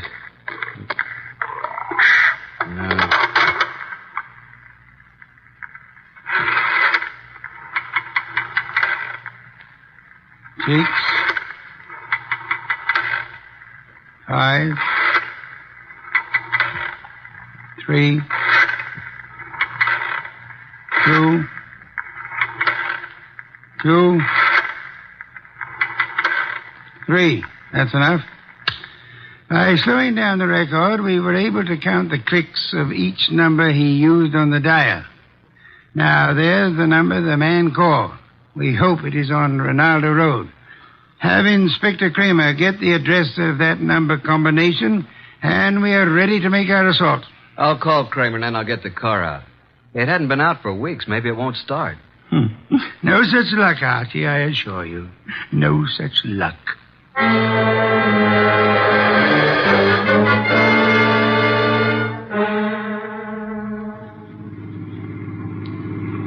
Oh, here it is. I think we must go through this big gate. Yes, there's the number. 23 Ronaldo. Slip up to the entrance as softly as possible. Turn out your headlamps. Well, here we are, boss. Easy now getting out. Don't pull, Doctor. Don't pull on me. There we are. Now come along. Yeah, spooky sort of place, isn't it? All big houses are like that. Must be 20 rooms. Yeah. There's not a light in the place. Use the knocker, Archie.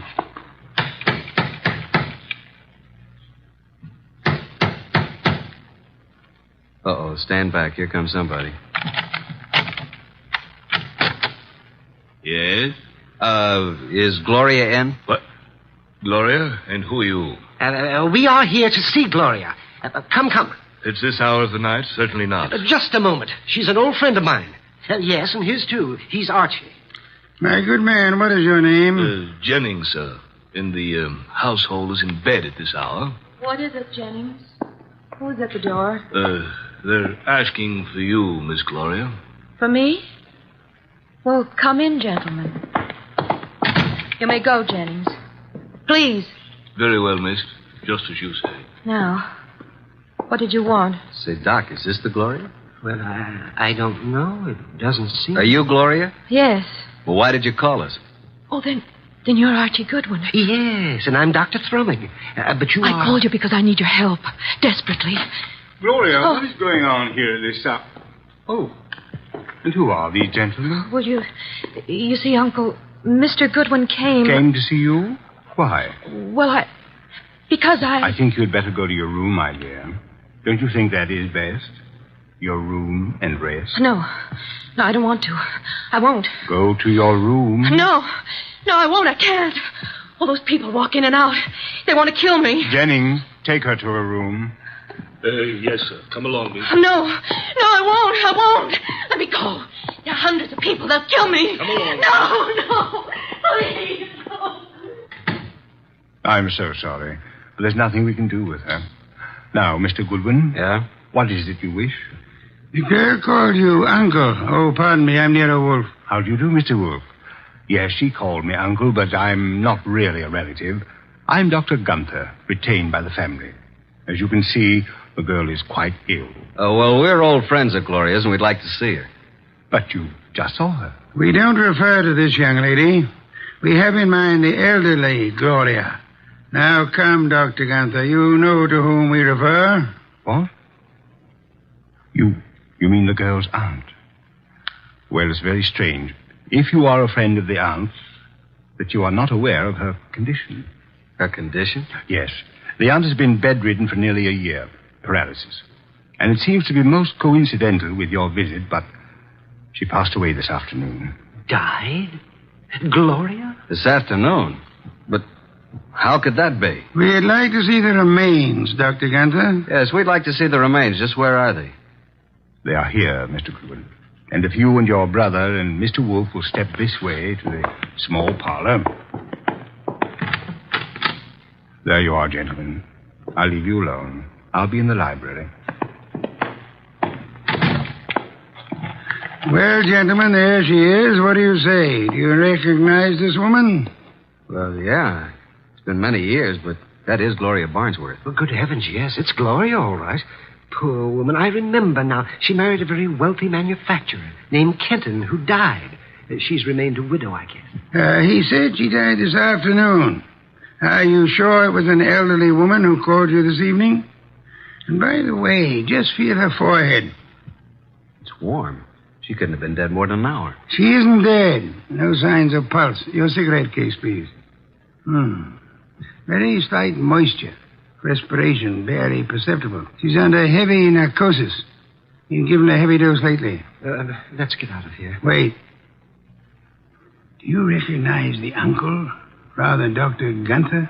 No, do you, Thrummy? No. Does he look like the man who took you for a ride? It was too dark, boss, and he was all bundled up in heavy clothes. Let's get out of here. The door was locked after we came in. He's right. Come on, Doc, let's put our shoulders to it. 1, 2... Go! Well, gentlemen, what on earth does this mean? Why'd you lock the door? Oh, I'm sorry. It's a spring lock. I had no intention of locking the door. And I suggest, Archie, that you have it repaired. And now, Archie, will you step to the door and let Inspector Kramer in? He followed us up the driveway. Yeah, about time. Getting cold out here. Inspector Kramer, this is Dr. Gunther. In that room is a woman he claims is dead. She is actually under the heavy influence of narcotics. Yeah? Well, who is she? Mrs. Gloria Kenton, widow of the wealthy shoe manufacturer. And this attractive young lady coming down the stairs is supposed to be mentally ill, which I do not believe. Her name is Gloria, too. A niece of the elder Gloria. But Archie and I both knew Gloria Barnsworth. Cancer. Yeah, I get it. And I suggest that this man is not a doctor, but is young Gloria's husband, and they're attempting to force the Aunt Gloria to change her will in their favor. This is utterly ridiculous. The aunt was able to phone Doc Thrumick and me tonight, but she was apparently caught in the act. And this man, who is posing as the uncle, hired Mike Jordan to drive his car while he picked up Archie with the intent of killing him. Well, this is the same man? The same. And if Mike Jordan hadn't recognized Archie, both of you would be quite dead. This man double-crossed Mike and killed him, believing that the whole thing would be blamed on Mike. Mike deliberately missed. All right, so what's he going to do about it? Come on, let's get out of here fast. Look out, he's a cop. All right, now get those hands up and keep them up. Come along, Archie. I have another appointment. The inspector can handle it from here on.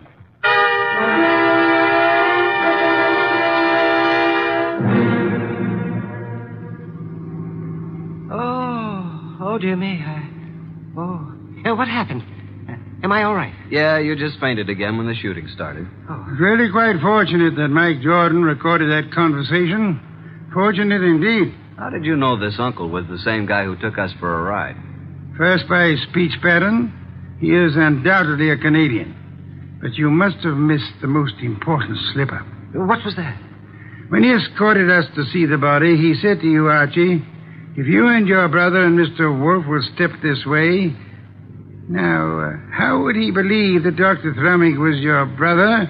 No one mentioned it. Of course, the clue I planted and then missed myself. Quite right, Archie, quite right. What time is it? 8 a.m. I certainly appreciate your coming out for me on this deal. Oh, but I didn't do it just for you. There is an Orchid Lovers Convention this morning at 9 o'clock.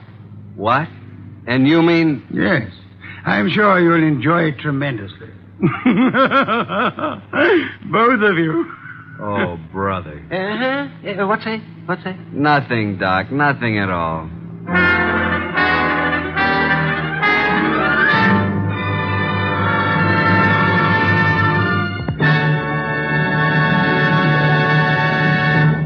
You have been listening to The New Adventures of Nero Wolfe, starring Sidney Greenstreet.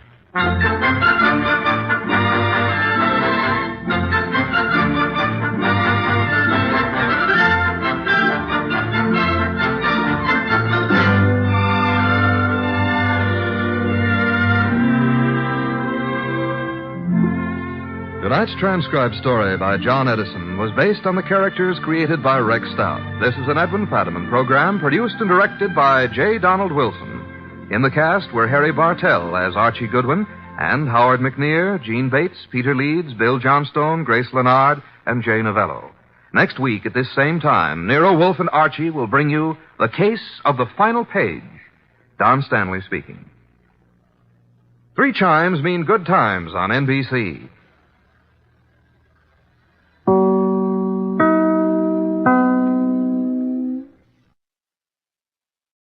Transcribed. Ladies and gentlemen, the ringing of that phone bell brings you mystery, adventure. Nero Wolfe's office, Archie Goodwin speaking. What? Oh, Fritz. Yeah, I thought it was the outside line. Yeah? Yes, thanks. I'll be right down, Fritz.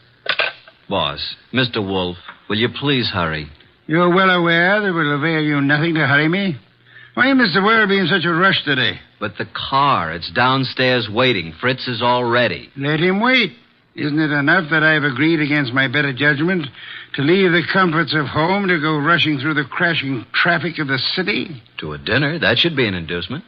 Fritz could have prepared a delicious dinner. He has truffles in the pantry. Well, why did you promise Arthur Merle? You didn't have to accept the invitation. Quite so. He's an old friend. Besides, he does set an excellent table. It's just that I don't like the traffic. Traffic? I know why. It's that awful oxygen in the atmosphere outside. It's not the traffic. Archie, you're talking much too much. I know, boss. I'm impatient. Would you mind giving me some slight indication that you intend to move from that chair? Just as soon as I finish this beer. Sure you wouldn't care for half a dozen sandwiches before we go to dinner? If we were going anywhere other than to Arthur Merle's, I'd agree with you. He's the only person in the world I know of, except myself, of course, who has a proper appreciation and respect for the art of preparing good food.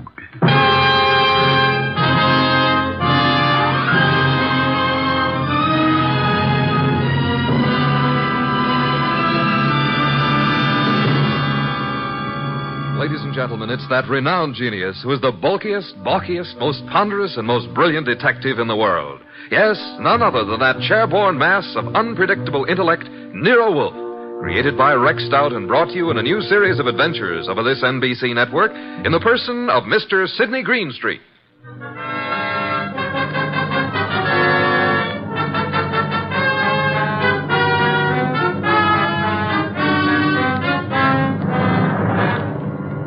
We usually refer to this story as the case of the final page. Under normal circumstances, the last page of a manuscript would be absolutely worthless unless you read all the preceding pages. But in this instance, the final page held the answer to a murder. Without that page, we couldn't arrive at the solution. Actually, we didn't even know the problem.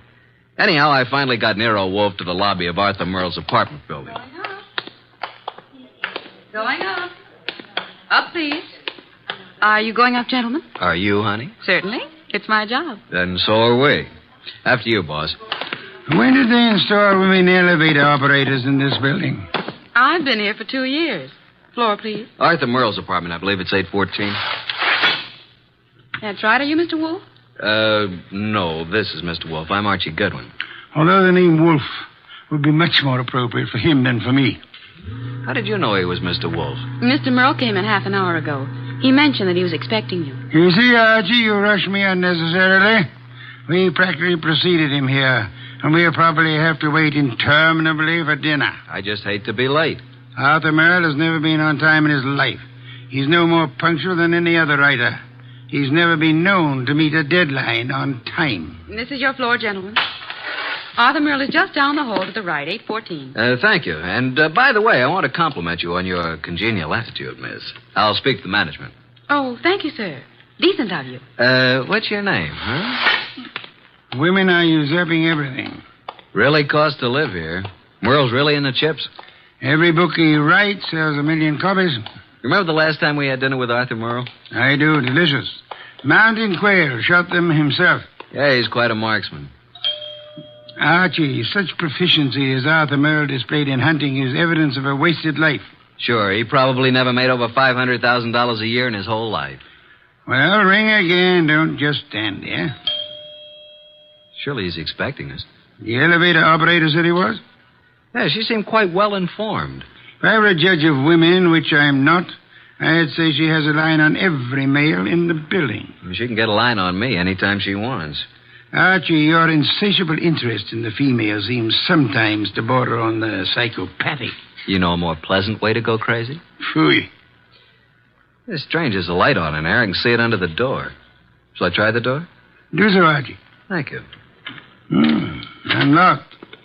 Well, at least we can get in. He may be in the bedroom. Probably in the kitchen. I'll just sit here.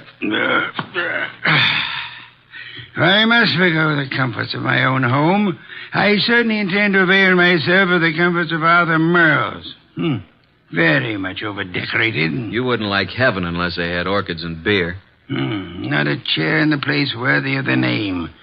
Well, I'll try that divan while you have a look around. For what? Arthur Merle, of course. Suppose you have a look in the study. Maybe writing. Have a look, my boy. I'm exhausted and thirsty. See if he has any... Boss! Good heavens, Archie, don't shout. I'm coming. It's Arthur Merle. Look, slumped over his desk, a knife in his back. Yeah, he's quite dead.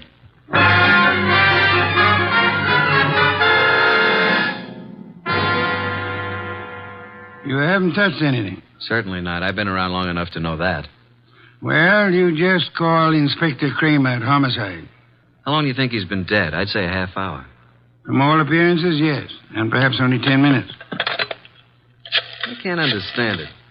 Why would anyone want to kill Arthur Merle? Everybody liked him. Last man I'd expect such a thing to happen to. The answer is probably a considerable distance from the question, Archie. Inspector Kramer, homicide. Archie Goodwin, Inspector. Just a minute. Nero Wolfe wants to speak to you. Oh, no. Don't tell me you two have stirred up something on a night like this. It's 10 below zero. I'm sorry. Here you are, boss. Hello, Inspector. Yes? What is it this time, Wolf? Find a dead body under Grant's tomb? I'm sorry you'll forgive any apparent failure to find humor in your little witticism. But I'm at Arthur Merle's apartment. I suggest you come here at once. Seems that Arthur finally met a deadline.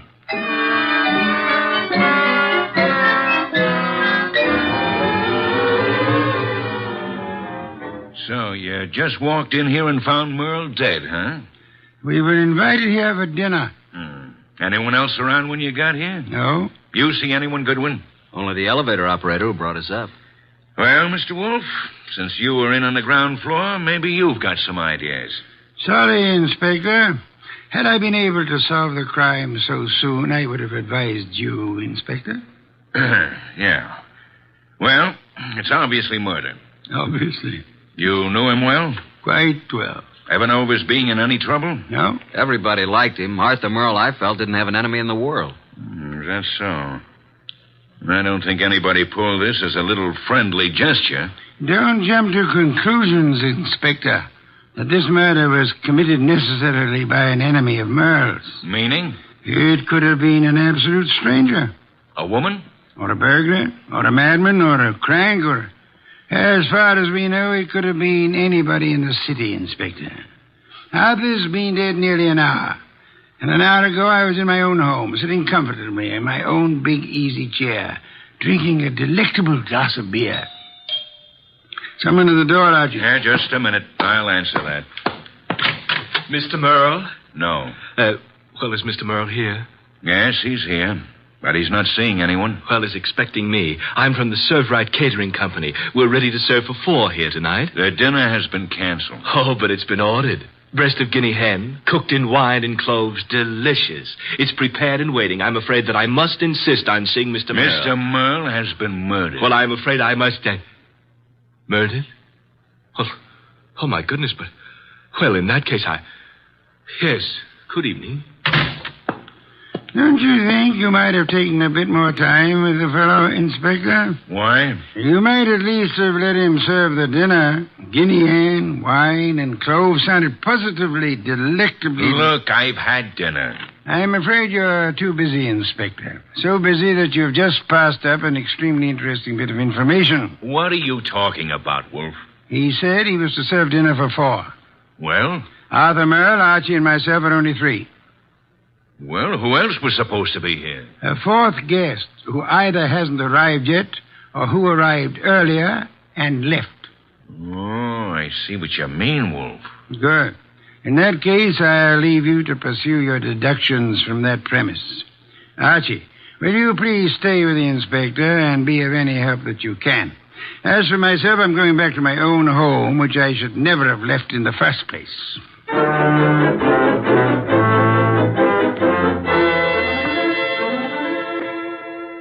Okay, that finishes the apartment search, Goodwin. And what have we? Nothing. Except that Merle had over $300 in his pocket, and he was wearing a ring worth a couple of $1,000, so it couldn't have been robbery. And I don't think it was premeditated murder. Why not? The weapon. Obviously, if someone had planned on killing Merle, he'd have prepared it better. Used a better weapon than a blunt paper knife. No, as I see it, someone was here before you and Wolf arrived, and for some reason that person found it necessary to kill Merle, and he did it on the spur of the moment. I'm listening. Well, it's obvious. Merle was slumped over his typewriter. The sheet of paper was in it. He'd been working. May I see it? Yeah. Starbreaker. Strange title. Page 189. He was getting well along with his latest mystery. Apparently. Gregory Thorne slipped the paper into his pocket. It was just an ordinary piece of paper, but Gregory knew its value. Used properly, as Greg knew how to use it, it would be worth $100,000. He walked away briskly, and as he... That's all. Yeah, that's all. Must have been writing. No, I'd like to read the rest of it. We didn't find any more of it. Any other ideas? No, at the moment we seem to be right where the murderer himself left off. Oh, what is this, open house? Sorry to be so... Oh. Oh, what? I expected to see Mr. Merle. Is he here? Well, who are you? Cynthia Roberts. He expecting you? Well, no. That is... Come on in, Miss Roberts. Thank you. Maybe the young lady is trying to say that he didn't have to expect her. Maybe she felt free to call without advance notice, Inspector. Inspector? What did you want to see Mr. Merle about? I'm his fiancée. Oh. Had dinner yet, Miss Roberts? Why, yes, I had dinner earlier. When were you last here, Miss Roberts? Last night, after the theater. Arthur and I were... What's the matter? Is something wrong? I'm sorry to have to tell you this, Miss Roberts, but Arthur Merle was murdered.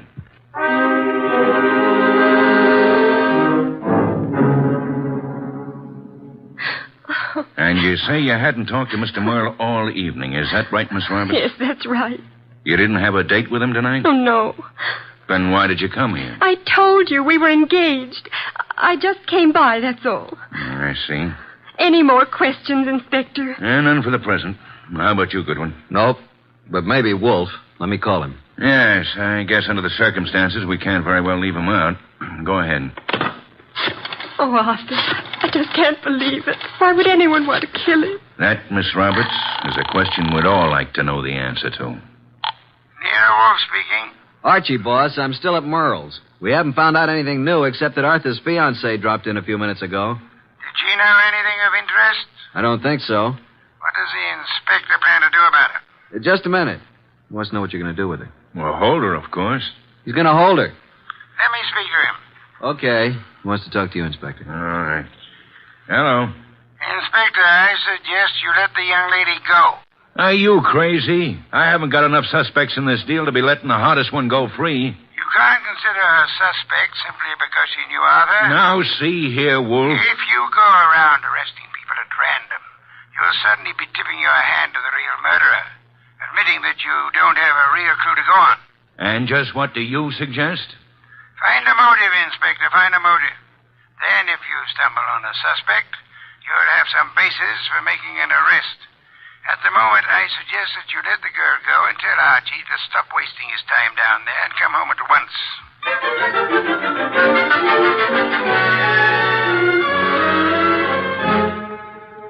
So that's the story, boss. We went over that place with a fine-tooth comb. Nothing. There's not a single suspect. The last person to see Arthur alive was the elevator girl. Correction, Archie. The last person to see Arthur Merle alive was the person who ended his life. Well, I just can't imagine that pretty little elevator gal. You don't solve crimes by imagination, Archie.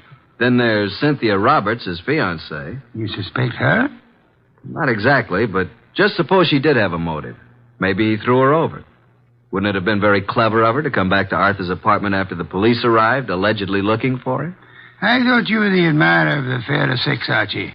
So far, the best you can do is practically accuse the elevator girl and Arthur's fiancé of murder. Well, who else is there? Certainly the fellow who came with the food doesn't count. I repeat, who else is there? The entire population of the city, Archie. Thanks. Well, that's all I get. Oh, there was something else. What? This. Page 189 of what appears to be Arthur's latest novel. It was in his typewriter. As you can see, just started the page. Starbreaker. Very interesting. What's the rest of it? That's all we found. What? And there was something missing. Archie. Yes, boss? First thing tomorrow morning, get the address of Mr. Morton, who publishes Arthur's books. Then get over to see him right away.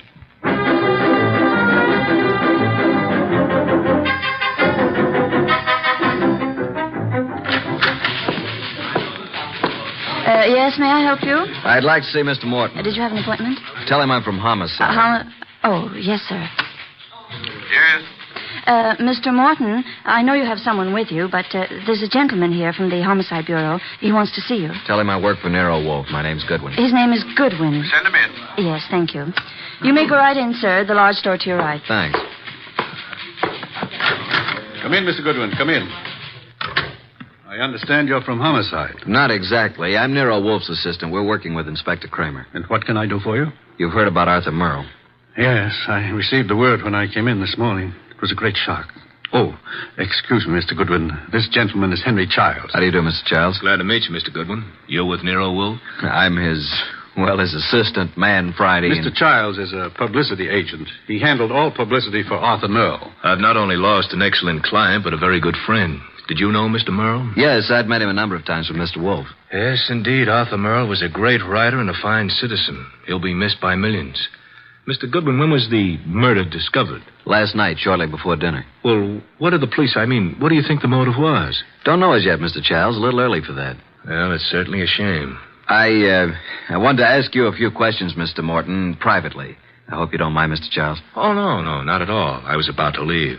I'll run along now, Mr. Morton. See you again soon, Mr. Childs. Good morning, gentlemen. Well, Mr. Goodwin? You did a lot of business with Mr. Merle, Mr. Morton? I published every one of his novels for the past 8 years. And you intended to publish his new one, the one he was working on? Yes, we had a contract. The usual agreement between you. Naturally. Although I didn't know the story, I was always sure that if Arthur wrote it, it was good. Mr. Merle's name on a novel was a guarantee that it would sell 1 million copies. You don't know what this last one was about? Haven't the faintest idea. We relied completely on Arthur's judgment. Not even any carbon copies, huh? Not that I know of. Why? When Mr. Merle was killed, the only thing missing from his apartment was the novel. The novel? The first 188 pages. All we found of it were a few lines of page 189 in his typewriter. He must have been working on it when the murderer stabbed him. The rest of it's gone. You mean... Goodwin, the novel's gone?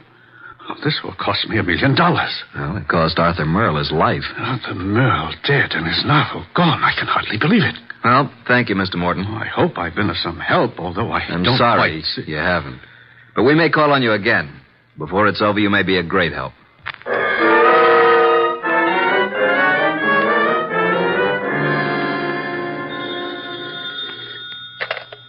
Nero Wolfe speaking. Archie, boss. I just finished with Morton. He doesn't know a thing. Merle never discussed his stories with anyone, and as far as Morton knows, he never made carbons. I see. Where do I go from See Cynthia Roberts. Oh, then you haven't dismissed the possibility that she may have had something to do with it. Being his fiancée, she probably knows more about Arthur than anyone else. She may know who the fourth guest was to have been last night. And she also may know what Merle's novel was about. Right, boss. I'm anxious to know what the novel was about, too. I personally don't give a hang what the novel was about. What I want to find is someone who does know the story.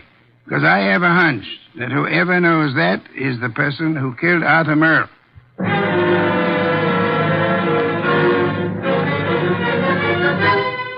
Miss Roberts, I know you want to help us find out who killed Arthur. Oh, yes, of course. I'll do anything. Nero Wolfe and I were invited to have dinner with Arthur Merle last night. Well, I knew he was having friends in for dinner, but I didn't know who they were. Oh, I'm sorry. I hoped you'd know whom he invited. No, he didn't tell me. Miss Roberts, we have reason to believe that there was to have been a fourth person there last night. A fourth? The caterer came to deliver dinner for 4. Now, the fourth party never did show up, or else came earlier and left after Arthur was killed. You mean someone Arthur invited to dinner might have killed him? Maybe. Oh, there's no one that I can think of who bore any ill will toward Arthur. We're convinced that this was done on the spur of the moment. Unpremeditated murder. Arthur Merle suddenly became a threat to someone. Now we've got to find out what the threat was and who was threatened. We'd hoped you could help. I'm sorry. Did he ever discuss his new novel with you? Oh, no, he never talked about his stories until he'd finished them. So his latest mystery contains the answer to an even greater mystery. Unless we find the first, they'll both go unanswered.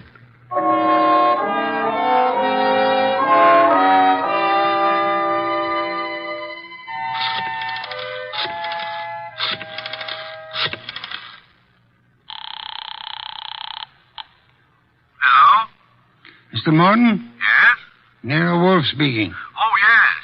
Your man Goodwin was here to see me. I presume you are interested in seeing Merle's murderer brought to justice? Certainly. Arthur was a close friend of mine. And his death cost you a bestseller, I know. Now, would you be willing to help a bit? Why, yes, if I prepared a statement for the papers. I want you to call the literary editors first thing in the morning. Here's what I want you to tell them. You got a pencil and paper? Yes. And take this down. Quote, Mr. Carlton Morton announced today that the last work of the late Arthur Merle will be published according to schedule. Fortunately, it was Mr. Merle's custom to furnish his publishers with carbon copies of each day's work. Consequently, with the major portion of his...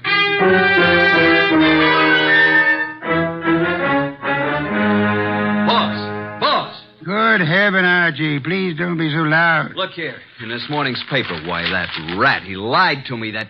What on earth are you talking about? That publisher, Morton, he said he didn't have copies of Merle's manuscript, that he didn't know what it was about. And listen to this. Mr. Carlton Morton announced today that the last work of the late Arthur Merle will be published according to schedule. Fortunately, it was Mr. Merle's custom to furnish his publisher with carbon copies of each day's work. Consequently, with a major portion of his latest work, Starbreaker, in the hands of his publisher, together with a complete synopsis, including the denouement, it will be possible for a ghostwriter to complete the novel. It will be published posthumously and proceeds with... Boss, did you hear that? I did, and it couldn't have been more to my liking if I'd written it myself. Now, excuse me. I want to make a telephone call. Who? Publisher Morton. Yeah, I'm beginning to see. He lied about the whole thing. I still don't see why he'd kill Merle, but... Hello, Mr. Morton. This is Nero Wolfe. Yes, perfect. Now I'll call Kramer, and he and Archie will be waiting for you. Remember now, if anything comes of it, you are to say the manuscript is in the safe in your home, and you steer the party here. Say you've recently rented this place. I hope we'll be seeing you. Yes. Goodbye. Oh, and be careful. Remember what happened to Arthur. The manuscript is in my desk in the middle drawer. What the... You mean... Archie, look out of that window. Huh?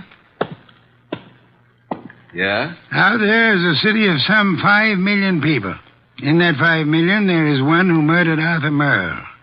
Now, we don't know who it is, so we can't go out and put a finger on him. But, Archie, since we can't go to him, we have only one other choice: make him come to us.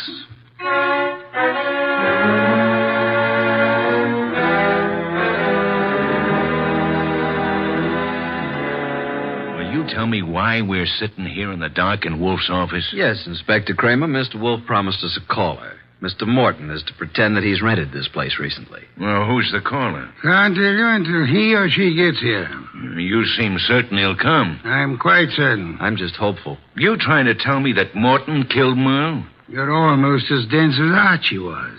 No, Morton didn't do it. Unless Mr. Wolfe is very wrong, which is doubtful, before the night is over, Morton will know who did. And it won't be long until we know, too. You should get on a quiz program. You're so good at guessing games. Shh. Listen. Huh? Someone's coming. A brilliant deduction, my dear Kramer. I hope there are two of them. Inspector, behind these drapes. Quick! I'll get behind the screen. All right, Mr. Morton. So far, you've been very cooperative. Just keep it up. I have no intention of doing otherwise. Your gun has me completely convinced, Mr. Childs. Get the manuscript. Yes, just a moment. It's in my desk. Wait a minute. I thought you said it was in the safe. A mistake, Mr. Childs. I don't have a safe. Shall I get the manuscript? Yes, but no tricks. You be careful. I'm being exceedingly careful, Mr. Childs.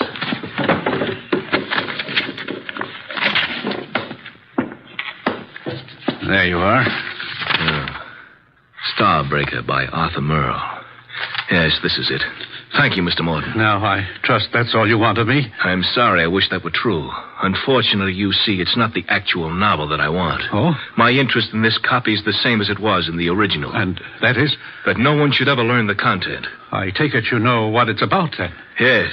You see, Mr. Merle made the mistake of telling me when I called a bit early at his apartment for dinner last evening. I was forced to deprive him of his life once I learned the storyline of this novel. This story must be kept secret. Why? Most of you people in the publishing business know me as a public relations and publicity agent for several prominent writers. Yes? Actually, I've been as successful as I might in this business. Because a few years ago, I stumbled onto a very neat and foolproof method of blackmail. Unfortunately, Arthur Merle thought of the same thing and based this story on it. If it got out, I'd be exposed and sent to prison. So you can see why I had to stop it, why I had to kill Arthur, and why... Now I'll have to kill you, too. Oh, child, for heaven's sake. The contents of these pages condemn me. You know what's in them. Further, I've confessed to murder to you. You don't think I could let you live after that, do you? Child, you're insane. I'm sorry that I must repay you for your trouble in such an ungrateful manner. I'm sorry to do this to you, Child, but I can't... Child, please, no! Sorry, Mr. Childs. There wasn't time to ask you to drop the gun. All right, Mr. Childs, get your hands up and stay where you are. Nice going, Mr. Morton. Who are you? That took courage, Mr. Morton. Sorry we had to wait so long, but we had to make Mr. Childs here convict himself. Convict? What do you mean? We've been waiting here for you, behind the drapes all the time. We heard every word. Mr. Childs, you're under arrest. Police? Yes, Mr. Childs. Only one person could have been so anxious over a copy of that novel. That's the person who killed Arthur Merle for the original. And we heard you confess to that. And that's all we need to convict you. We didn't have any proof until we set it up for you to make a second try to cover up for the first. Fortunately, the setup worked. Setup? Take a look at the rest of the manuscript, Mr. Childs. What? Oh, the front page is there, all right, but look at the rest. Why, they're blank. They're just blank pages. You didn't have a copy at all. No, but we certainly got a murderer. Eh, Inspector? Childs! Childs! Stop, Childs! Stop! Well, that's one way to avoid standing trial.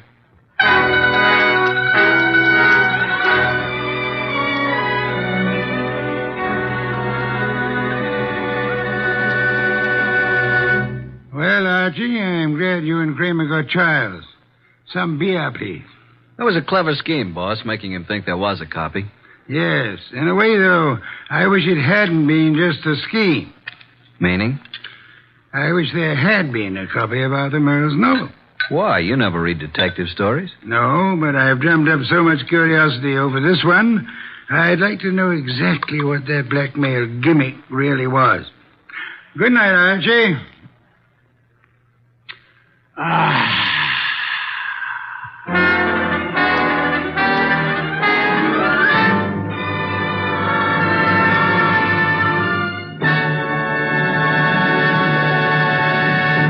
You have been listening to The New Adventures of Nero Wolfe, starring Sidney Greenstreet.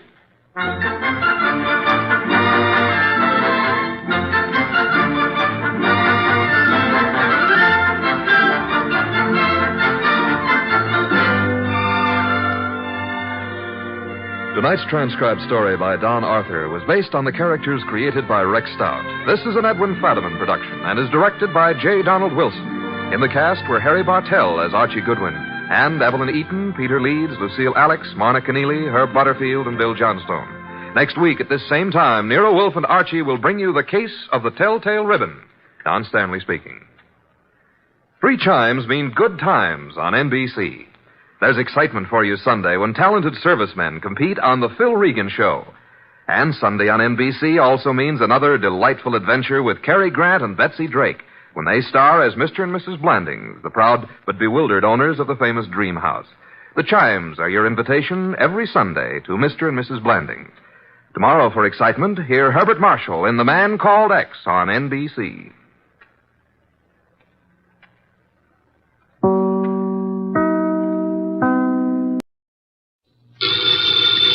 Ladies and gentlemen, the ringing of that phone bell brings you mystery, adventure. Nero Wolfe's office, Archie Goodwin speaking. What? Who? Who is this? Who wants to speak to Mr. Wolfe? Nobody. Nobody? I said that. Hang up. It's late and it's too cold. And even if it weren't, I would not consider for one moment moving from this room. Please, Mr. Wolfe, I can't hear a thing this old gentleman's saying. Does it matter? You heard what I said? No. Now, what did you say? You were late because she was killed. Well, who was killed? I can't hear you. What is it about, Archie? He says he was due here an hour ago, but she was killed. Who was killed? What does he want? Do you want us to solve the crime? I say, do you want us to find out who killed her? Oh. He says he knows who did it, but he has an important message for you. Well, then come right over. We'll be waiting, Mr. Jenkins. Archie, why do you insist on taking every silly little case? Because, boss, we need to recover for March 15th.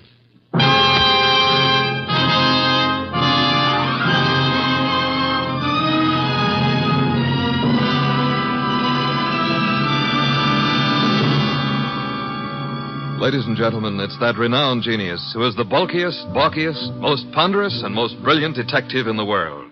Yes, none other than that chairborne mass of unpredictable intellect, Nero Wolfe. Created by Rex Stout and brought to you in a new series of adventures over this NBC network in the person of Mr. Sidney Greenstreet.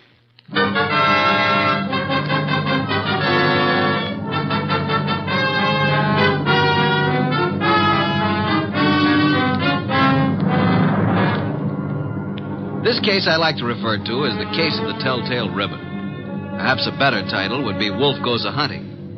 For in a way, this was one of those unusual instances in which my boss, of his own free will and without any coercion, actually decided to leave the house and go to the scene of the crime. It started when the strange old gentleman who phoned us finally arrived.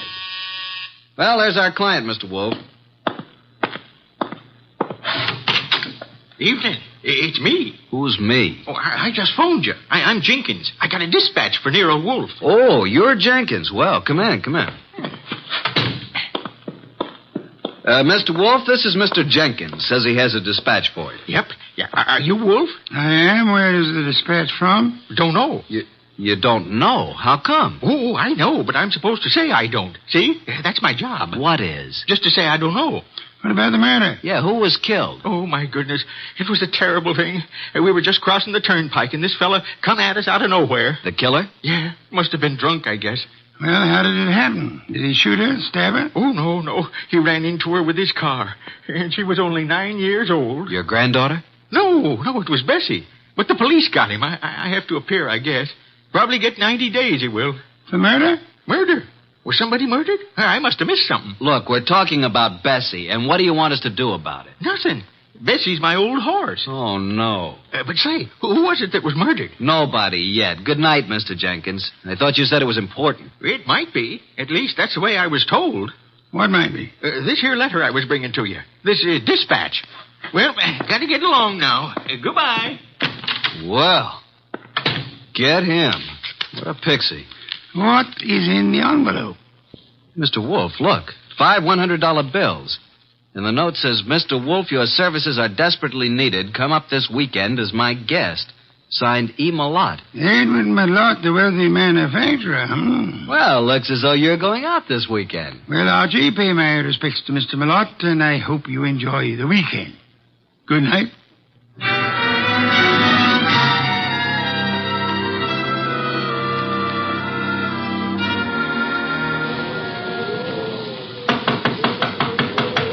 Something's certainly phony about this. There's no party going on here tonight. Yes? What is it? Is this the Malott place? It is. What do you want? My name's Goodwin. I'm a guest of Mr. Malott's. A guest? Yes, he invited me down for the weekend.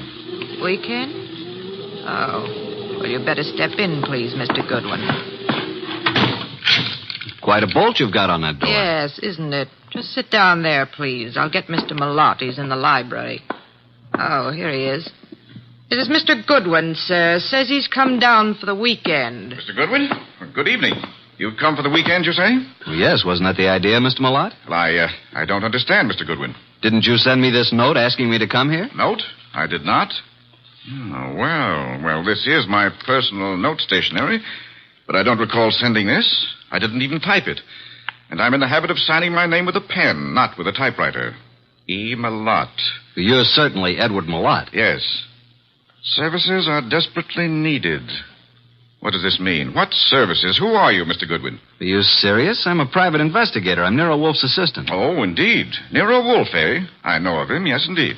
And you really don't know anything about this note? I do not. Are you having a weekend party here? I most certainly am not. Then who sent this? And there were 5 $100 bills as a retainer. I haven't the slightest idea. Oh, Dorothy. Yes? Will you step in here, please? Miss Davis is my private secretary. She may know something about this. Yes, Mr. Malott. What is it? Dorothy. Oh. Dorothy, this is Mr. Goodwin. How do you do, Mr. Goodwin? Well, how do you do, Miss Davis? Yes. Well, Mr. Goodwin is assistant to Nero Wolfe. You don't say. Nero Wolfe, the detective? Well, I've heard a great deal about him. And about you, too, Mr. Goodwin. Well, now I'm mighty glad to hear you say that, Miss Davis. Mr. Goodwin has a note here. Is anything wrong, Edward? I heard voices. Oh, do we have company? Nothing is wrong, Eva. I was calling Dorothy, that's all. Oh, this is Mr. Goodwin, Eva.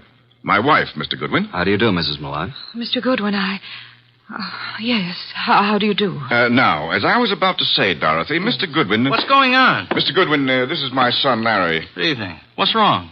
Mr. Goodwin has been invited here for the weekend. He has an invitation supposedly written by me. At least it's on my stationery. Look at this, Dorothy. Know anything about this note? No. I certainly didn't write it. But it's my personal notepaper, and my signature is typewritten. I'd never do that. Well, somebody sent it. Who's Jenkins? Jenkins? Never heard of him. A little dried-up old man. He delivered it to us. Yeah, maybe it didn't even come from this house. I'm positive that it didn't. Never heard of Jenkins. You have a typewriter here, of course. Yes? I'd like to see it. Certainly, Mr. Goodwin, in the library. How far have you come, Mr. Goodwin? From New York, Manhattan. Oh, and it's such a dreadful night, too. Yes. And it is rather late. Late? It's only 7:30. Why not stay here for the night? Plenty of room? Yes, Mr. Goodwin, plenty of room. Well, I don't really think that's necessary. On the other hand, it would be a tough drive back to the city in this storm. I'll accept your hospitality, Mr. Malott. Very good. Oh, Jeffries, show Mr. Goodwin to the East Wing. And take care of his car. Yes, sir.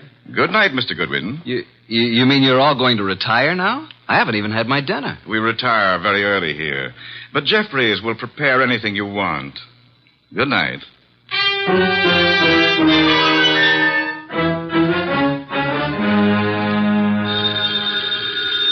Oh, dear, who moved that phone?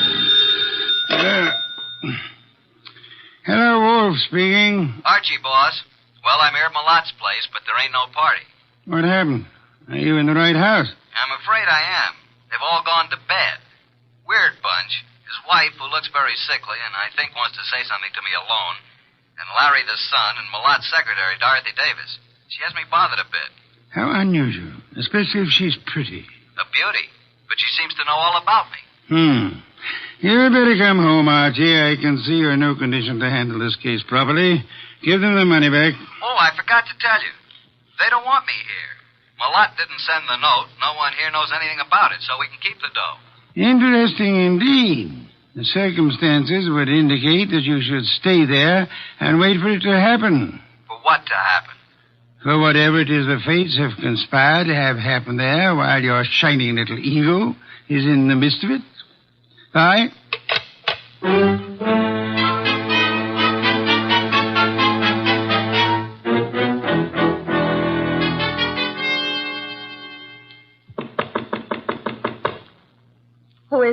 It's Archie Goodwin, Mrs. Millot. Come in. Come in, please. I saw you give me the eye when I was about to leave. I've been waiting till I felt sure they were all asleep. Now, what's up? I wrote you that note. I sent for you. How do I know that? Old man Jenkins is a scissor and knife sharpener who happens along every month or so. They wouldn't know him. I put 5 $100 bills in the envelope. Okay, why? My life is in danger. I've been threatened. I received 3 notes through the mail. They were all postmarked in New York City. Could I see them? Here they are. Oh, typewritten. The first one reads, "There is no love for you in Grey Gables." The second, "Why stay on in the face of death?" And the third, "The time is shorter than you think." Do you think this is an inside job, Mrs. Millot? Well, at first I didn't. But lately I've come to think it is. What caused you to think that? For some time I've been having severe spells. I thought it was indigestion. But then it occurred to me that I always broke out in cold perspiration. I was left horribly weakened, terribly thirsty. Thirsty? You fear you're being poisoned? Yes. And since the thought came to me, I've been living in fear. Fear of every bite of food or drink. I had so shattered my nerves that I have to take these yellow sleeping capsules to even close my eyes. Well, as your husband and his secretary and your son Larry... Larry is my stepson. Which one do you suspect? The secretary, Dorothy, or my husband, or both. What's the motive? Oh, they're in love. She's been here over 2 years, and they've spent most of their time together. The idea never occurred to me till last week. And when I watched them, it was quite obvious. Anybody else know about these 3 notes? Oh, no. Then I'll keep them for a while. Good night, Mrs. Millot. And don't worry.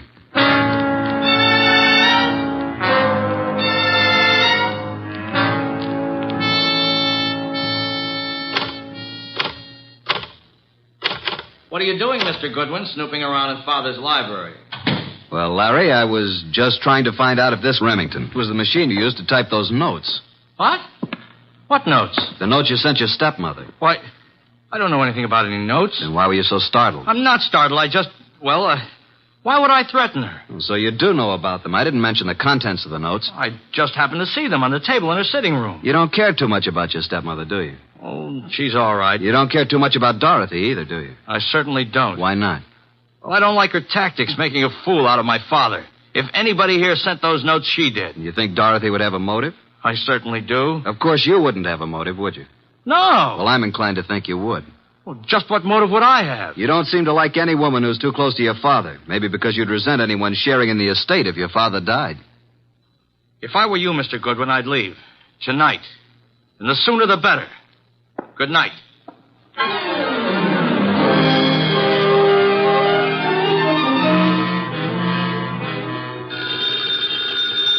Oh, Archie. Oh, confounded boy. Yes, Archie? You have the wrong number. This is Sherlock Holmes speaking. Why don't you go to bed like the others? You don't have to push it. It'll happen. Eva Millot thinks she's being slowly poisoned. Suspects her husband and his secretary. She could be right. What are the symptoms she suffers? Gastric disturbances, weakness, thirst. Indeed. What about the son? Have any ideas? He doesn't like his stepmother and is decidedly against his father's secretary, Dorothy. He knew all about the notes Mrs. Millot had received, saw them on her dressing table.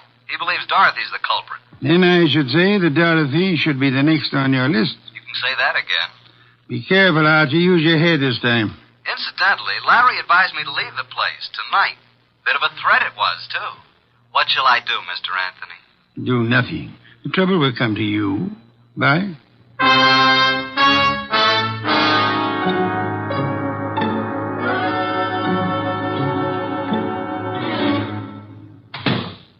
Oh.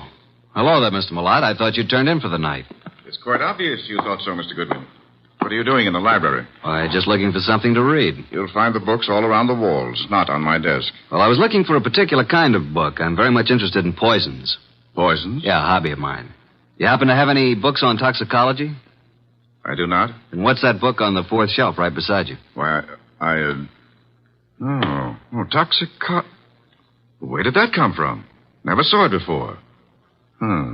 Perhaps it was in that assorted collection I bought a couple of weeks ago. I hadn't noticed it. Larry probably put them on the shelf. Mr. Millot, how long have you known Dorothy, your secretary? A little over 2 years. Did it ever occur to you that she might be, infatuated, in love with you? What? Well, of all the... Now, see here. I don't know what you're up to, and I don't know how you got hold of my stationery to write that fake note. It isn't a fake note, Mulat. I'm only trying to find out what's back of it.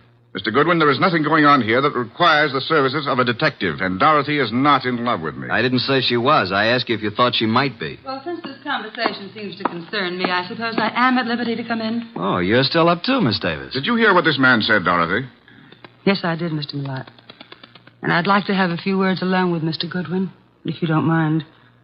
Mr. Goodwin, would you mind coming with me for a few minutes? No, not at all. And, well, it's rather late, Mr. Mulat. Don't you think you should retire? It's a heavy day tomorrow. Well, yes. Yes, I suppose I should. And please, don't let this upset you. Mr. Goodwin has been misinformed. I'll straighten him out. Come on, Mr. Goodwin. The bar is right across the hall. I'll fix you a nice, soothing drink. That'll be nice. Well, now, what would you like, Mr. Goodwin? In the way of drinks? Oh, well, some 7-Up. Really? Just sit down over there. Okay, what do you want to talk about? Well, where did you get the idea that I was in love with Mr. Mulat? First, suppose you tell me if you are in love with him. Yes, I am. But until a few minutes ago, he wasn't even aware of it. I worship him and his work. I never wanted him to know because he's married. It would have caused trouble, and I'd have had to leave here. But now he knows it's true. Well, now that he knows, what will happen? I'm going to leave tonight. Now. I see. And since I don't own a car, Mr. Goodwin, I'm going to ask you to do me a very great favor. Would you run me into New York? I want to leave without a word. If I wait till morning, I'll have to explain to Mr. Mulat, and, well, that would be most embarrassing, Archie. Oh, now it's Archie. You don't really mind, do you? No, I guess I don't. I should, maybe, but, Don't you like your drink? What'd you put in this drink? What do you mean? What'd you dope it with? Archie, why would I do that? Might be several reasons. There's nothing in that drink. No? Then suppose you drink it. Why? Give it to me. I'll throw it out. If you want another drink, fix it yourself. I'll have my things ready in 5 minutes. Are you going to take me? Sure. Certainly I'm going to take you. But are you sure you have to go tonight? I must go tonight. Now. Wish I knew why. Mr. Wolfe's always so right. What? Just talking to myself. Dorothy! Larry! Jeffries! Come upstairs. What's happened? Call Dr. Hauser. Something terrible has happened to Eva.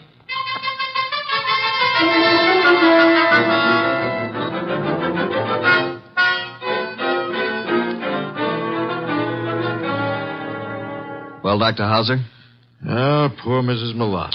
No, there's nothing to be done now. It's all over. Eva. You'd better lie down, Mr. Mulat. I'll phone and take care of everything. I'll be here if you need me. I have to make out the certificate. Yes, come along, Mr. Mulat. Just a minute. You too, Larry. I don't want to make this any more unpleasant for you, but, Doctor, just what are you going to put on the certificate as the cause of death? Acute gastritis. Is that what you've been treating her for? Well, she's had several attacks lately. I'd warned her to be cautious of her diet. And that was wise advice, too. Did you know about these attacks, Mr. Mulat? Yes, I did. And you, Dorothy? Yes, I knew. And you knew also, Larry? No, I knew she hadn't been feeling well. How long had Mrs. Mulat been suffering from insomnia? Oh, a year at least. I prescribed Nemitol. In yellow capsules? Of course. I wrote a prescription every so often calling for 12 capsules. You all knew about that, of course. I thought so. And would this be the prescription, this little box of capsules here on... Well. What's the matter, Mr. Goodwin? That box was open on this nightstand when we stepped into this room. All right, let's have the box, Mr. Mulat. Thank you. Why'd you pick it up? Because I didn't want the stigma of suicide on Eva's name, nor mine. Suicide? Yes. Eva had this prescription filled yesterday morning. The dose is 1 at bedtime, 12 capsules. She took 1 last night. I glanced at the open box when I came into the room, and there were only 8 capsules left. I knew instantly what had happened. She'd taken an overdose. Doctor, do you think 3 capsules would be sufficient to cause her death? I doubt it very much. So do I. Mrs. Mulat didn't die from an overdose of sleeping capsules. She was poisoned. Poisoned? Are you crazy? By whom? By you, or Dorothy, or Larry. No, I didn't do it. I didn't write those notes. What notes? Mrs. Mulat had received 3 notes threatening her life if she didn't leave this house. Each of you had a motive, so I'm sending this body to the coroner for an immediate autopsy. I won't permit it. The police will see to it. You have no choice.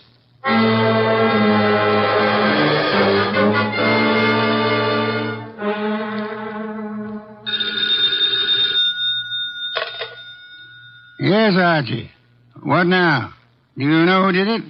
How do you know anything's happened? Let us call it extrasensory perception. Well, Mrs. Malott was right. She's dead.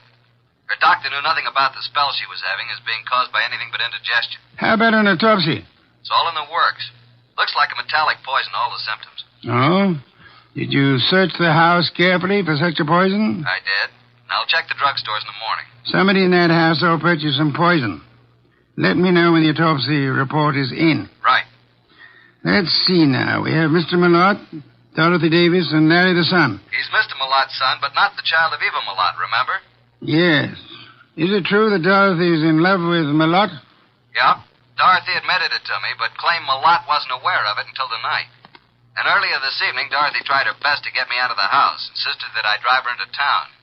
She tried to give me a drink, which I think might have contained knockout drops. You don't say. Archie, I should have Fritz drive me up to the Malott place at once.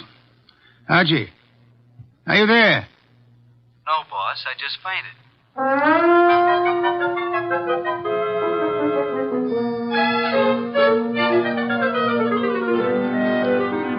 And that, Mr. Wolfe, is most of the story up to now. Very interesting. Yes, and... Too embarrassing to remain until morning. Maybe you'd already given Mother the big dose of poison and wanted Goodwin out before it was discovered. Wait a minute.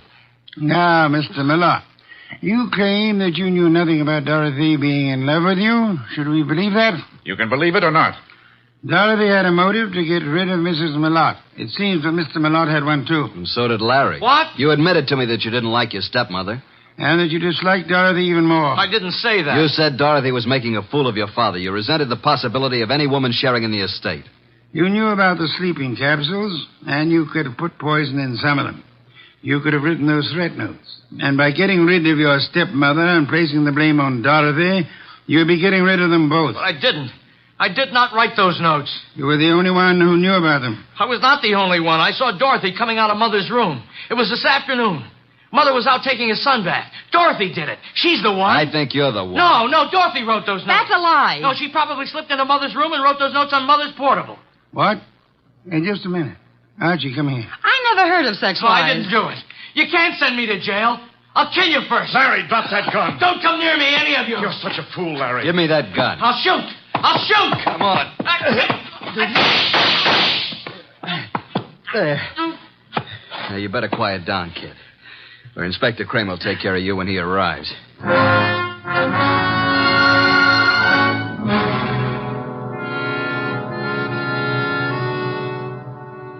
Well, Mr. Wolfe, what goes on here? Where's Goodwin? I sent him upstairs, Inspector Kramer, upstairs to Mrs. Malott's room to check on something. Here he is. Yeah? What have you been doing, Goodwin? This, Inspector, is the pièce de résistance. This is what Mr. Wolfe has been waiting for. This little black box contains a typewriter, a portable noiseless Remington.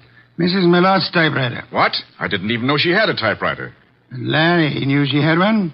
And this is undoubtedly the very typewriter the threat notes were written on. All three of them. You were right, boss. Oh, I knew she had a typewriter, but I didn't write those notes. Oh, shut up.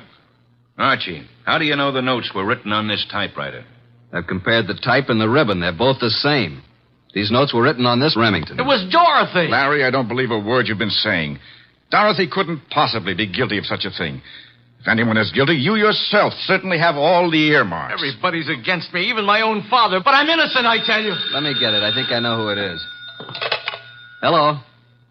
Yeah, just a second. You better take it, boss. Wolf. Oh, yes, go ahead. Let's have it. Yes? He's here, but he won't mind.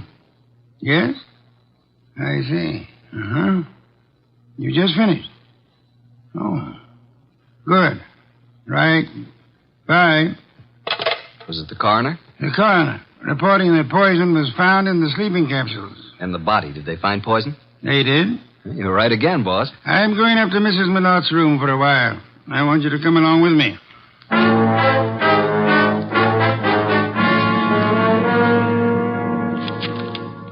Find anything yet, Archie? No, mostly bills and invitations to bridge parties and so on.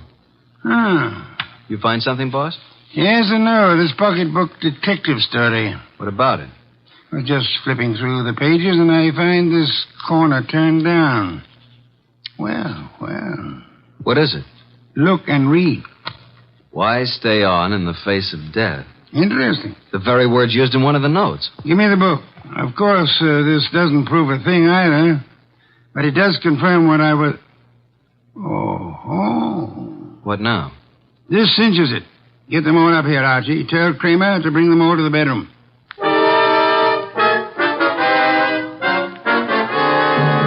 Well, Mr. Wolfe, what now?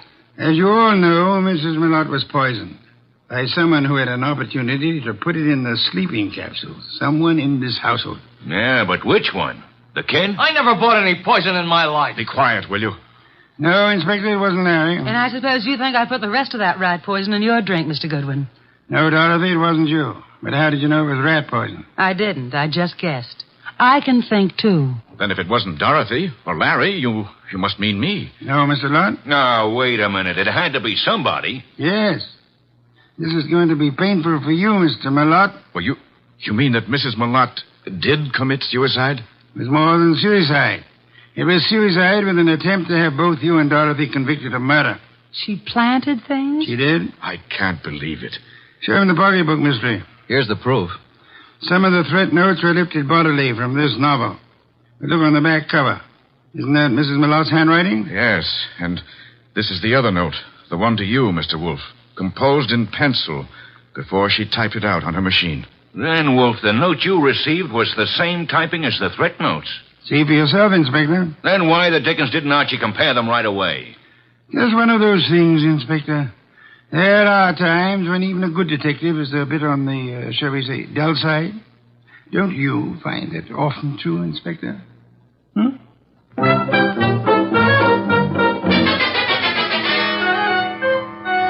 Nice of you to go all the way out there, boss. I was a bit stuck. Quite all right, Archie. Yeah, there's something that still bothers me. So? How can such a sweet, motherly type as Mrs. Millot cook up such gruesome ideas? She was a very sick woman, mentally as well as physically. She probably felt she was going to die. And her warped mind seized on the opportunity to make sure that this Dorothy didn't get her man after she was dead. And speaking of Dorothy, she's a mighty pretty... Yeah. Some beer, please, Archie. If you were so certain that Dorothy wasn't guilty, what was the idea of spending so much time questioning her? Huh? Why, I... Never mind the raised eyebrow department. Answer the question. Well, there are certain rules a good detective always follows. Some are in the book, others aren't. You mean there's nothing in the book which says a good detective shouldn't spend a few minutes with an attractive brunette, even though she is a murder suspect? The author of that book can be none other than the incomparable Archie Goodwin. Good night, Archie.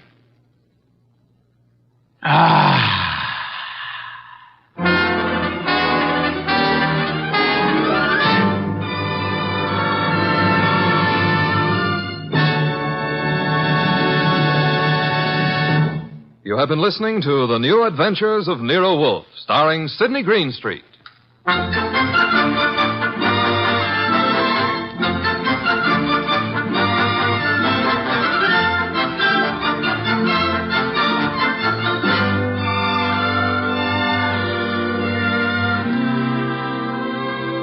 Tonight's transcribed story by John Edison was based on the characters created by Rex Stout. This is an Edwin Fadiman production, produced and directed by J. Donald Wilson. In the cast were Harry Bartell as Archie Goodwin, and Gene Bates, Irene Winston, Ted Von Eltz, Jerry Hausner, Vic Rodman, and Bill Johnstone. Next week at this same time, Nero Wolfe and Archie will bring you the case of the shot in the dark. Don Stanley speaking. 3 chimes mean good times on NBC. There's music in the air tomorrow evening, music and fun, brought to you by Dennis Day, Judy Canova, and Grand Ole Opry. Charming and boyish Dennis gets himself tangled in another bewildering situation, while Judy Canova gets together with her comedy pals for some mountain-style goings-on. And Saturday also means a kilocycle trip to Nashville for Grand Ole Opry. Friday's fun includes Sam Spade and, of course, the magnificent Montague on NBC.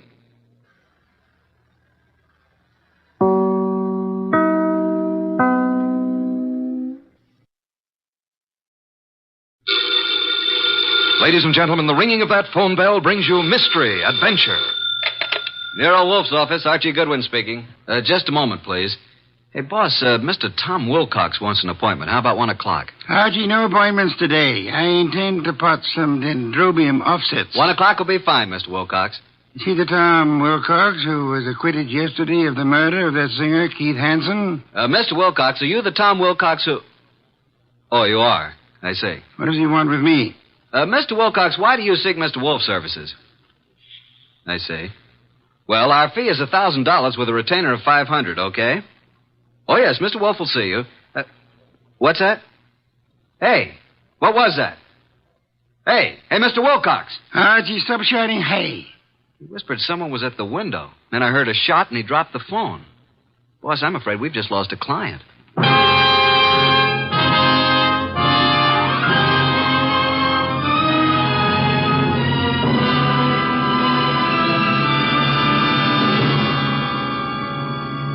Ladies and gentlemen, it's that renowned genius who is the bulkiest, most ponderous, and most brilliant detective in the world. Yes, none other than that chairborne mass of unpredictable intellect, Nero Wolfe, created by Rex Stout, and brought to you in a new series of adventures over this NBC network in the person of Mr. Sidney Greenstreet.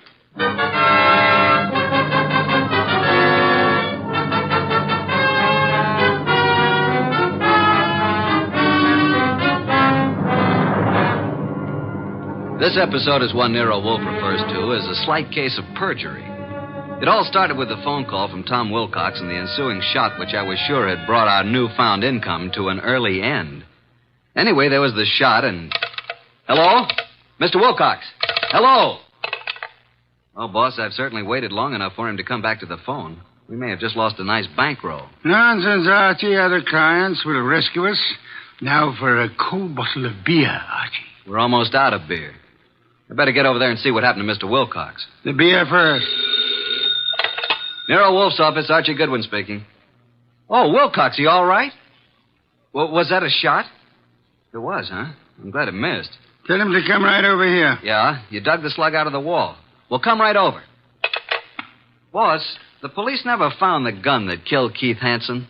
No gun was found. Wilcox said he thinks he was shot at with a .32. He dug the bullet out of the wall. The murderer of Hansen must now be after Wilcox. If Wilcox is telling the truth. He was acquitted. The society gal, Mrs. Patricia Park, established his alibi, said she was with Wilcox at the time the murder was supposed to have occurred. I read the papers, Archie. Where's last night's paper? Wow, boss, look at her picture. Ooh, she's a honey. Archie, will you get me some beer? Well, if you move your arm 6 1/4 inches, you can't possibly miss it. Mr. Wolfe, this is Tom Wilcox, our new client. How do you do? Archie, the red leather chair for Mr. Wilcox. Mr. Wolfe, I'd like your aid in finding the murderer of Keith Hansen. Indeed. Why do you suppose you were shot at this morning? I gave a statement to the press last night, which was printed this morning, saying that I was going to seek out the killer of Keith Hansen. The killer obviously wants me stopped. Here's the bullet, a .32, I'd say. Why did you go to Keith Hansen's apartment on the day of his death? I went there to tell him to stay away from my sister. We had a fight. The manager came and stopped us. I told Hansen I'd kill him if he didn't lay off. The manager heard this. Then I went home. What time was that? About 8:30.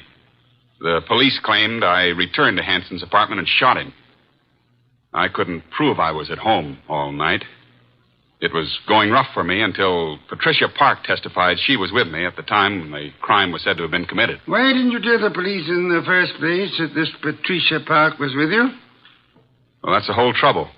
She wasn't. What? Her claim that she spent the hours from 9 till midnight with me was a lie. In fact, I'd never met the woman in my life. Have you contacted this Patricia since your release, Mr. Wilcox? Yes, but she refuses to see me.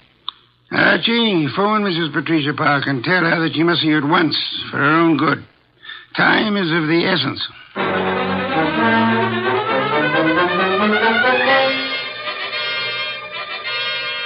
And what else else can you tell me, Mrs. Park? Mr. Goodwin, I haven't anything more to say than I've already said. All I want is a simple answer as to why you lied about being with Tom Wilcox. Well, Tom Wilcox is a very fine man, but he isn't telling you the truth. Did you commit the murder and succeed in establishing your own alibi by swearing you and Tom Wilcox were together 10 miles from the scene of the crime? I did not. Do you own a gun? Don has one around. Who's Don? Don's my husband. Oh, is he here? I doubt it. He's never here. Spends most of his time at the bookies, throwing away every cent he can get his hands on. I've had to cut his allowance to practically nothing. Doesn't he work? No. He studied medicine, but gave it up. He was an illustrator for years, but gave that up when his eyes were burned in a plane crash. Mm-hmm. Where's the gun? It's in the desk. It used to be in here. What caliber? I don't know. Where were you at 10 o'clock this morning? Why, I think I was with the cook. Someone fired a shot at Tom Wilcox this morning through the window. No. Oh, no. Archie, please don't continue with this investigation, please. How well did you know Keith Hansen? Not very well, but enough to realize he was no good. Mr. Goodwin, if you'll drop this case, I'll give you $1,000 cash. Not interested. But I am interested in learning why you lied, why Tom was shot at this morning, and why you should try to bribe me. You must stop for your own sake. How will it benefit me to step out of it? The killer tried to stop Tom Wilcox. You might be next, and he may not miss this time. Go on. Why have you been protecting Wilcox? I believe Tom Wilcox was innocent. And I didn't want him to be sentenced to die, so I lied at the trial. He told us today he'd never seen you before. That's true. But he looked so innocent, so clean and good and decent. That's not very believable. If you don't think Wilcox killed Hansen, who do you think did it? Please believe me, Archie. I don't know. I tell you. Hi, sis. Hey, what's the matter? Are we intruding? Oh, hello, Marge. Brad, come in. This is Mr. Goodwin, my sister and brother-in-law, Marge and Brad Keene. How do you do? Hello. What gives, and who's Mr. Goodwin? A private detective, Marge. I've just explained to Mr. Goodwin that I wasn't with Tom Wilcox at the time of Keith Hansen's murder. Pat, why did you tell him that? Mr. Goodwin, I hope you will not use this knowledge against Pat. Did you all know Keith Hansen? Yes. And my husband and Keith went to school together. Keith, Don, and I were on the same polo team. Where were you at the time of the Hansen murder, Mr. King? He and Don were attending a horse show at Madison Square Garden. Marge and I didn't want to go. We stayed here. Where were you at 10 this morning, Mr. King? Why, I had an appointment with my dentist, Dr. Flagg, Rockefeller Center. And you, Mrs. King? I was shopping. Ilsa's salon. A sale on dresses. Why all this questioning? Marge, someone tried to kill Tom Wilcox this morning. What? May I use the phone, Mrs. Park? Yes, of course. First door to your left. Suppose you try to find the gun. Marge, that gun is missing from the desk. I haven't seen it. Do you know the caliber, Mr. King? 32, I think. It must be in the house. For your sake, I hope you find it.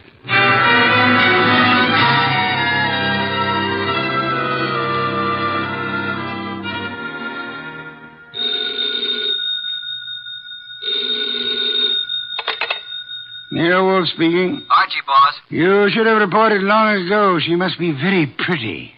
That Park admits she lied. She claims now she was with her sister, Marge King.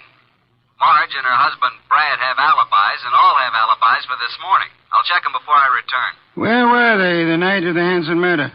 Well, Brad and Don Park, that's Pat's husband, were at the Madison Square Garden horse show. Pat and Marge were together here at the house. Impossible to verify the Madison Square alibi at this date. Check all the rest and come home for lunch. It's Oysters Rockefeller. Has Inspector Kramer arrived yet? He has, and left the police records on the Hansen murder. He has taken the bullet Wilcox brought to be checked at ballistics. Good. Pat had a .32 caliber gun in the desk in the library. It's now missing. Did he? And, boss, Pat just offered me $1,000 to quit the case. When I refused, she said if I didn't lay off, something might happen to me. Oh, dear me. That would be most upsetting, eh? After lunch, I want you to visit the late Keith Hansen's apartment. Bye.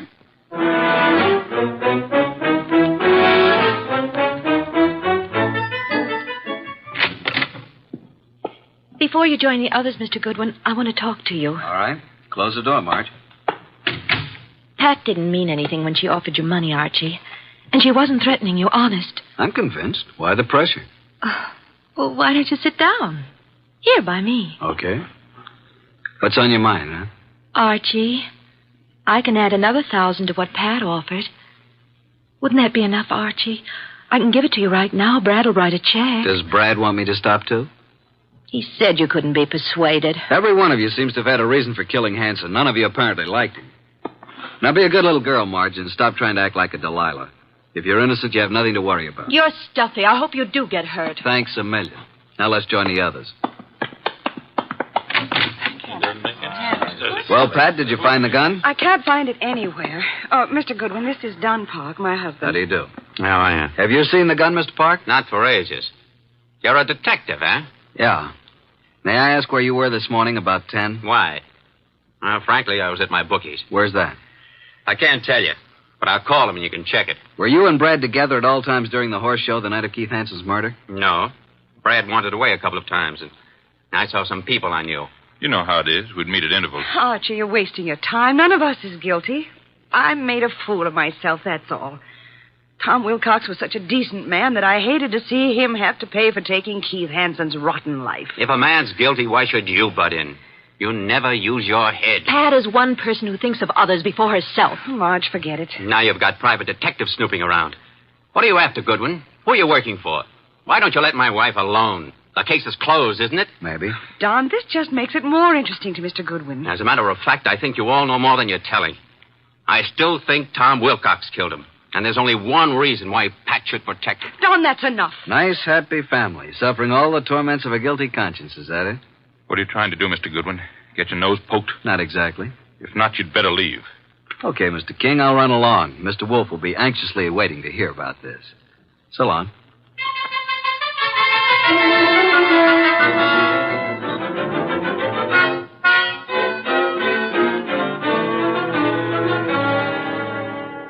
Pat Park's cook verified her alibi for 10 o'clock this morning, then. What about the other alibis? Well, Brad's dentist said that he didn't get to Brad until about 10:30. His appointments had run over. He wasn't sure if Brad was there at 10 or not. The nurse was out at that time. Marge's alibi is no good. And at mob at Ilsa's, the saleswomen wouldn't have known their own mothers. Don's alibi checks if we can take the word of the bookie. Don and Pat, then, are the only ones who have alibis that checked, huh? That's right. Are these the reports Inspector Kramer brought? Mm-hmm. Keith Hanson's body showed obvious signs of battery. Lips were swollen and lacerated, clothes disarranged. Knuckles of the right hand were skinned, nose fractured. Major contusion over the right eye. The eyes were closed. .32 caliber bullet was embedded in the left chest wall. Wow, what a battle.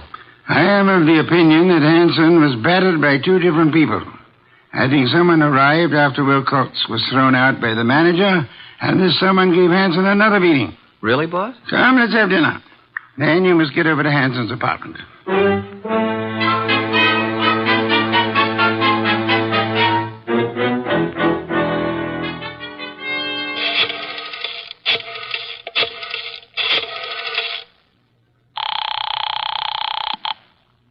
Boss? Yes, Archie. What have you found at Hanson's place? Well, the desk yielded one thing of interest. Keith's address book. And Marge's name is in there. Apparently, he'd known her before she was married, when she was Marge Van Cott. I see. A married name King was added in a different colored ink. Pat's phone number's there, and of course Don's and Brad's office numbers. There are a few bills, but no letters, no clues. Sure? Boss, I've combed the place, and there's no... Hey, wait a minute, I'll call you back. Who's there?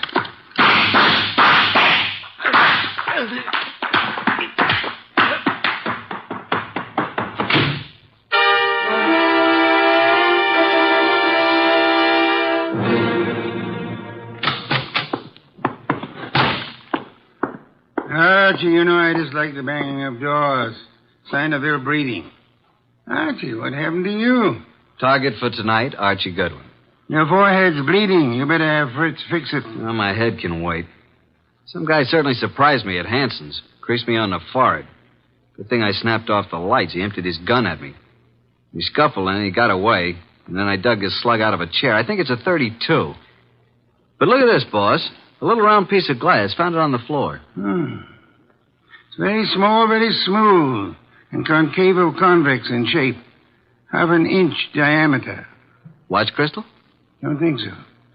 The edges are too smoothly ground. I'll examine it under a magnifying glass. I'll get it, boss. Oh, hi, Tom. Come in. Mr. Wilcox, boss. Archie, hey, what's happened to you? Somebody tried to scalp me. Good evening, Mr. Wilcox. The red leather chair, Tom. Archie, please finish your report. Did you notice anything else of importance at Hanson's apartment? Is that where this happened? Yeah. Well, there were dozens of gals' photos scattered around. Photos, eh? But no letters, Archie? Not a one. There must be some letters, Archie. Love letters. Wherever we have girls' photos and telephone numbers, I assure you there are bound to be love letters. That is what we must find. But then we'll have a motive. Yeah, but where do I look, huh? Go to Hanson's dressing room at the Club Diablo. I have just phoned the place. A female singer is substituting for Hanson, but she won't arrive until supper hour. Mr. Wilcox, accompany Mr. Goodwin, if you please. Keep your eyes open. I need the boy. Then you do love me, boss? Come on, Tom. Let's look at this Club Diablo.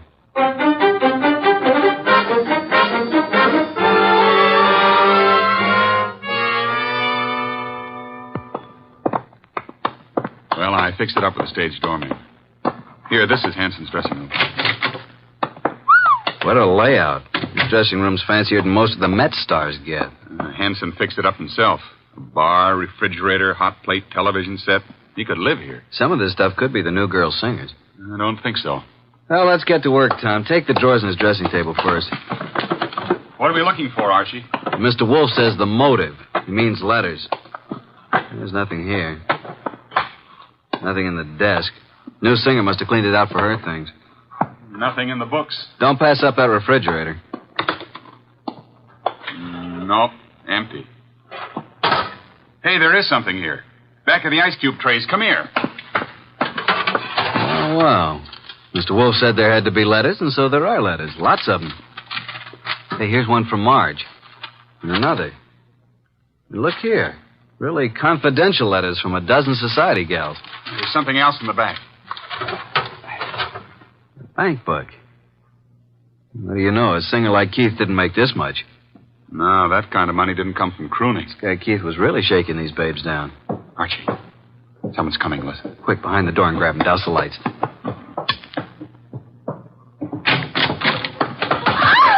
Marge, run! Hold it, Tom. Well, it's you two. You dirty rat. Higgin woman. What are you and Archie doing here? The letters. Oh, Archie, you found them. Archie, please, give me those letters. Don't touch. I'll just put them safely away in my pocket. Besides, you didn't write all of these. Give them to me. At least give me my letters. I'll tell you what. You go on home and stay there, and we'll leave it up to Mr. Wolfe. Tom, take him outside. I want to use his phone. Come along, ladies. Let us oblige Mr. Goodwin. I'll meet you at the stage door, Archie. Right.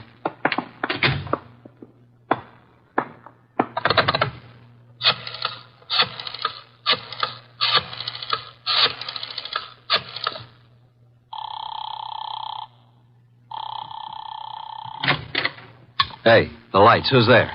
Put the phone up, Goodwin. Who are you?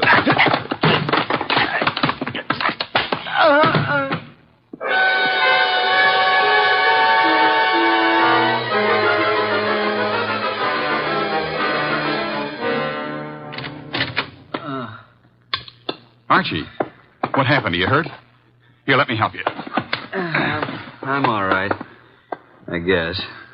Ooh, my head. Did you see anybody? No, I didn't. I shouldn't have left you. Turn out the lights before I saw him. He whispered. Got away with all the evidence. Where are the girls?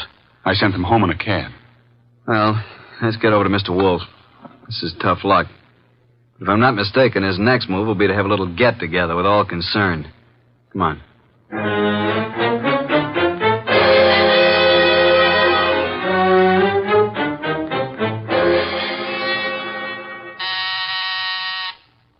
Archie, the door, our guests are arriving. Excuse me, Tom. Come in, Inspector Kramer. Goodwin. Good evening, Inspector. Well, Mr. Wolfe, got the killer? You said you'd hand him over to me this evening.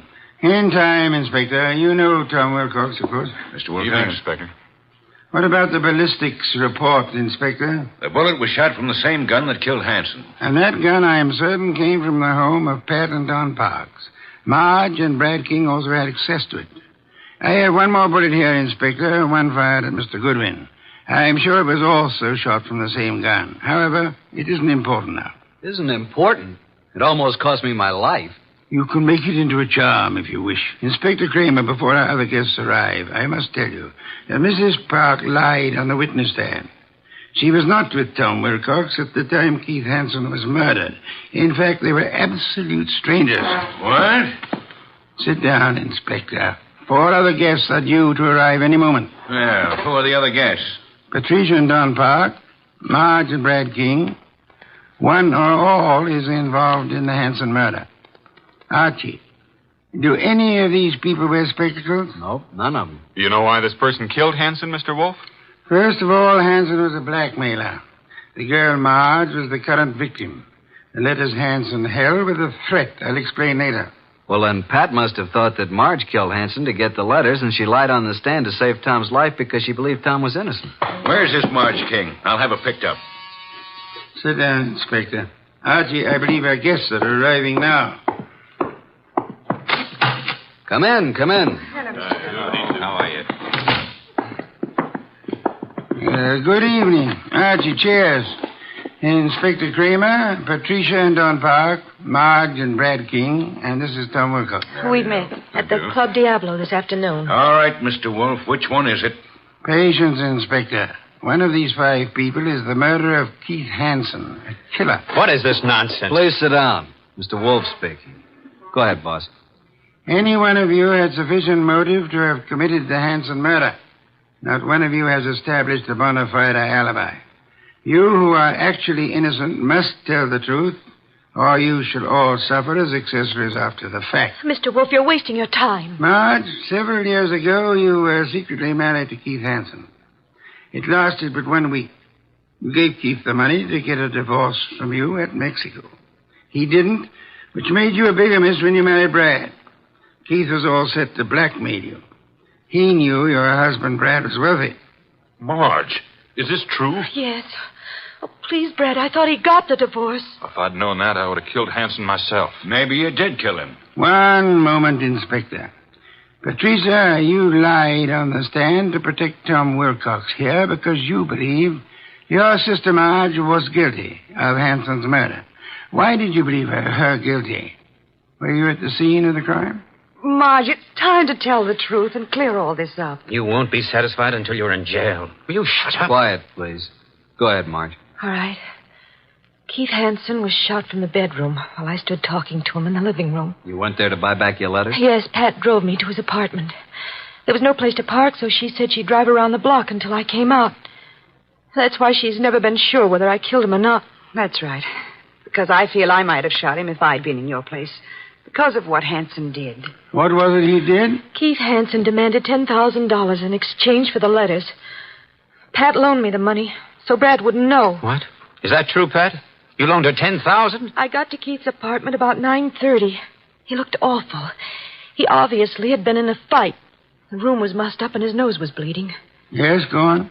He went to the bedroom to get the letters and came back saying they were gone. I didn't believe him. Keith said he knew who had taken them and he'd have them back by morning. He grabbed the money from me and put it in his pocket. He was just about to tell me who took the letters when there was a shot from the bedroom door.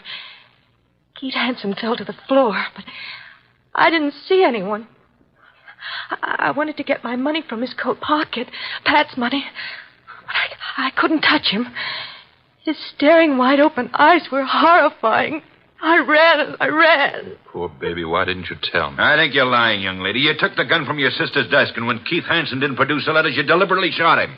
You didn't even offer him any money. You kept it yourself. No, I didn't. Oh, Pat, don't believe him. Inspector Kramer, she's innocent. I know who did it. Oh, no, Brad, stop. Oh, Brad, what are you saying? All right. Break it up. Yeah, so do I know, Brad. That's why you left the horse show. I've thought you were guilty all along. All right, Inspector. Now you know. I don't get this, boss. Inspector, ladies and gentlemen, please. First, which of you had some medical training? Medical training? Oh, Keith Hansen and I both went to medical school. Why? That is most enlightening, Mr. Park. Marge and I were nurses' aides during the war. Then perhaps you can interpret this medical phraseology for me. These few lines from this little medical book. Archie, hand it to Don Park. Will you read it, please? Top of page 75. It says the form of pernicious anemia commonly found in the human is... Now, Don, Hold your hand over your right eye and read on. What? Also common to the many lower... Now, cover the left eye and read with the other. What is this? Go ahead. Well, many lower animals and this light isn't so good. Step close to me. Yes, thank you. Mr. Park, here is the contact lens for your right eye. I'm sure you've been tremendously handicapped without it all day. Inspector Don Park is your murderer. Don't move, Park. Keep away, I warn you. Drop that gun, Park.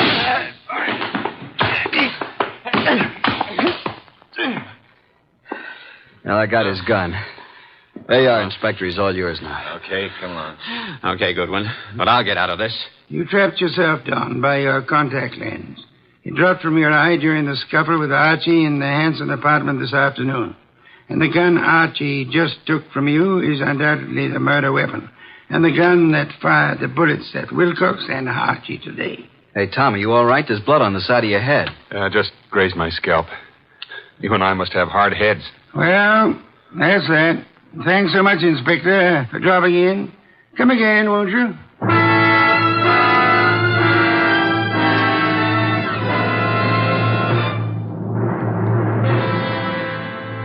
This was a rough day's work, boss. Some beer, Archie, please. Right.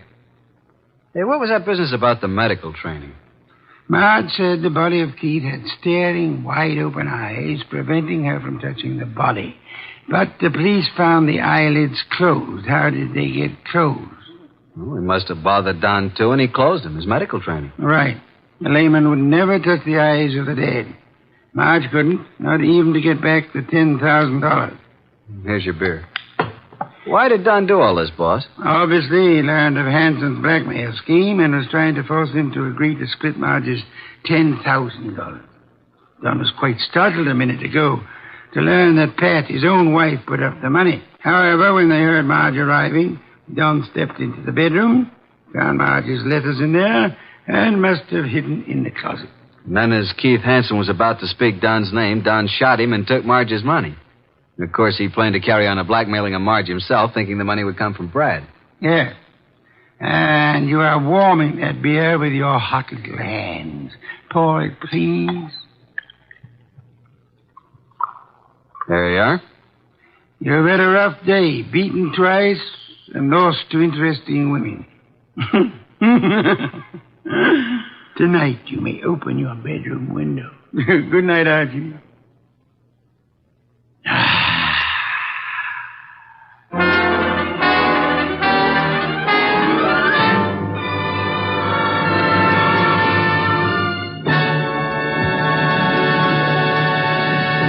You have been listening to The New Adventures of Nero Wolfe, starring Sidney Greenstreet.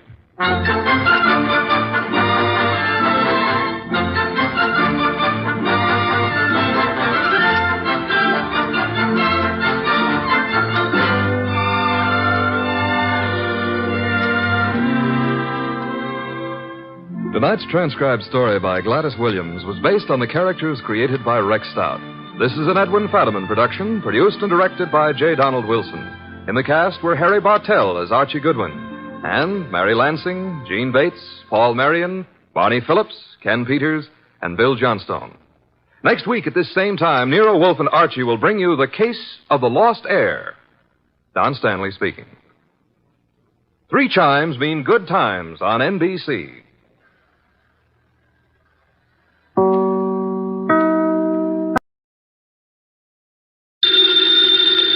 Ladies and gentlemen, the ringing of that phone bell brings you mystery, adventure. Nero Wolfe's office, Archie Goodwin speaking. Mr. Horace Crail. Does Mr. Crail know Mr. Wolfe?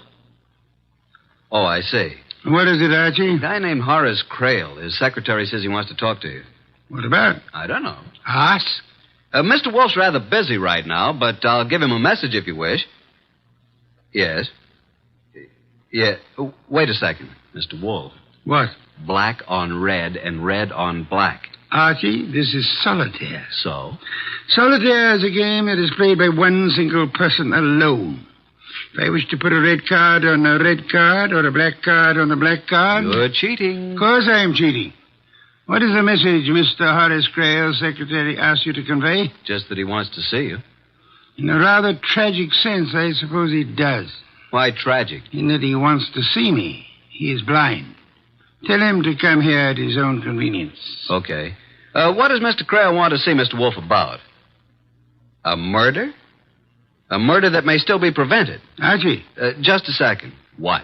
I have run the cards out perfectly. Is it his own murder Mr. Crale wants us to prevent?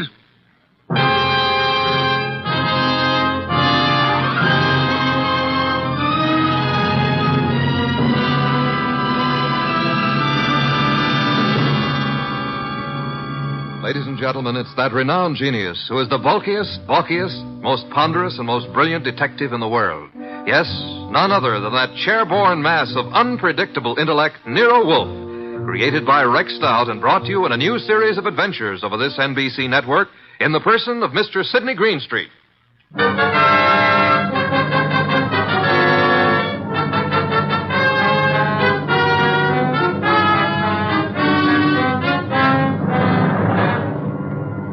Once in a long while, Mr. Wolfe and I talk about this affair. When we do, we call it the case of the lost heir. But I don't think the title's quite adequate. For me, it ought to be called the case of the gone goose. And I was the goose.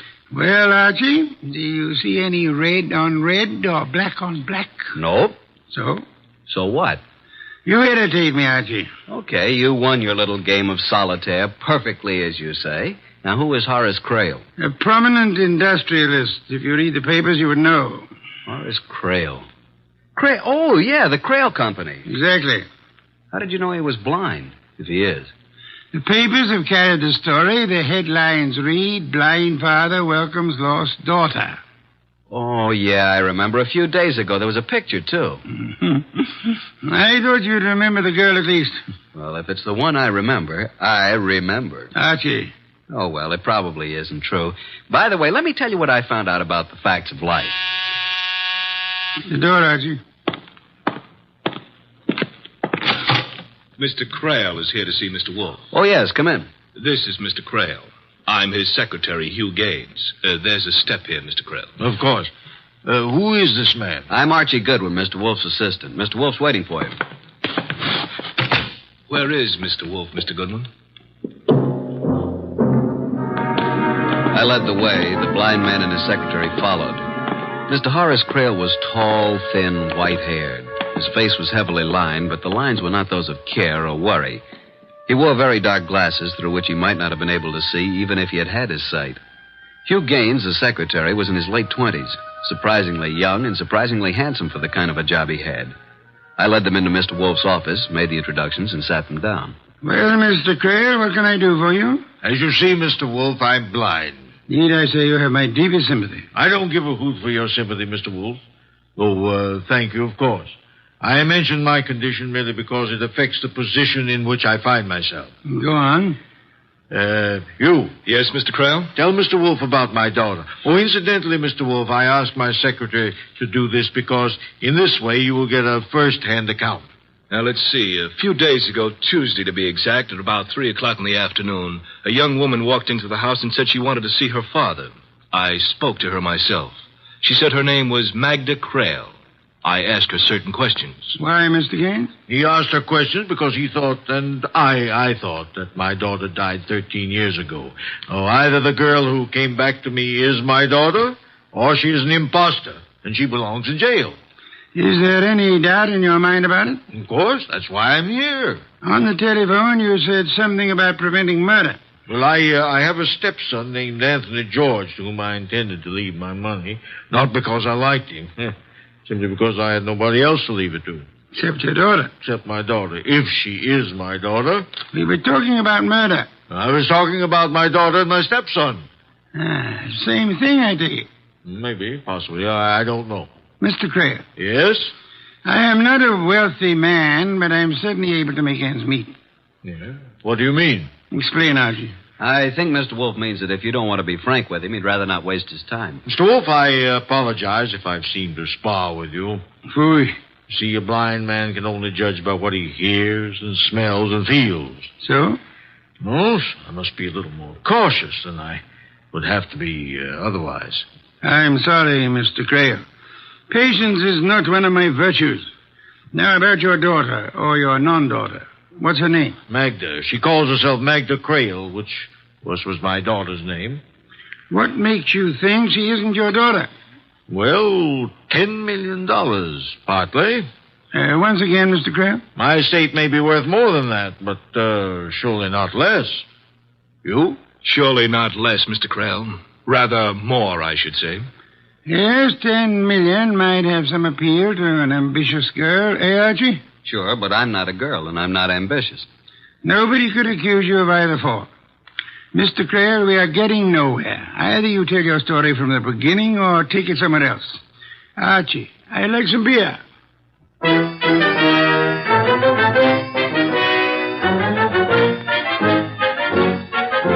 When I went out for the beer, the kitchen was a mess, and incidentally, I saw what was being prepared for lunch.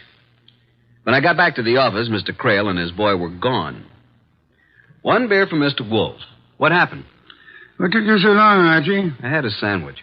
And spoiled your lunch. You know what you're having for lunch? Of course. I planned it. Baby octopus. Delicious. I'll take your word for it. What happened to the blind tycoon? Get your book, will you, Archie? I want to give you a few notes. Oh, just a second. Okay. Item. You needn't repeat everything after me. Yes, master. Item, Horace Creel was born blind. Item, his wife and their 6-year-old daughter, Magda, disappeared in their private plane 13 years ago. Magda returned last Tuesday. Item, no matter what he says to the contrary, Horace Creel is afraid he's going to be killed. I think Mr. Creel is right.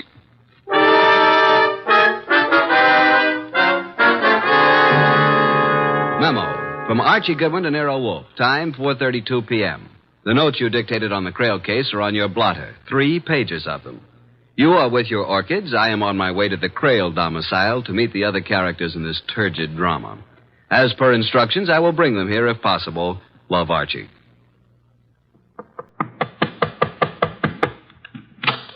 Yes, sir? My name is Goodwin, Archie Goodwin. I believe I'm expected. This way, please, sir.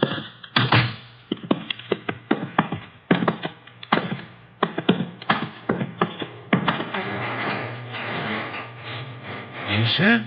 Thanks. Hello.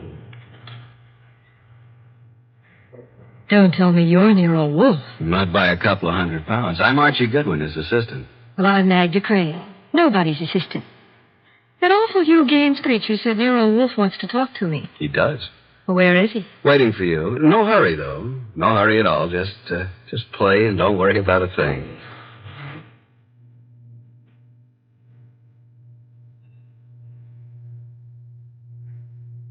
Black hair, green eyes, skin like a magnolia plant. Beautiful, beautiful. While she finished what she was playing, I watched her. Beautiful.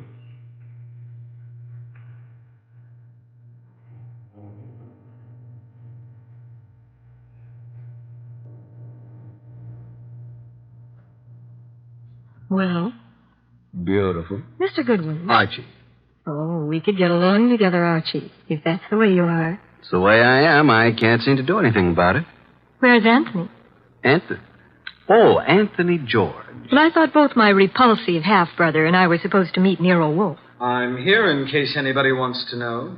Over there in the shadows, listening with all his ears. That's Anthony George. Shall we go and talk to Nero Wolfe, Anthony? Goodwin? You look like a normal sort of person. Well, that's open to question, but go on. If you had to choose between $10 million and killing a woman by due process of law, which would you choose? I'll think about it between now and July 1994. Now, shall we go talk to Nero Wolfe?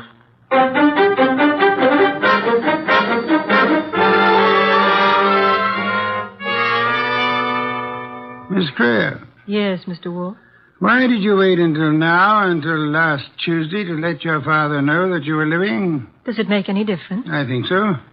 13 years ago, I was 6. What she means is that she was 6 when she died. But I didn't die, Anthony Sweet. Obviously. But Magda Creel did. With my mother. His mother.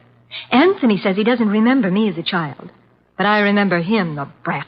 What about me? Well, when I was about 4 or 5, You were 8 or 9, I suppose.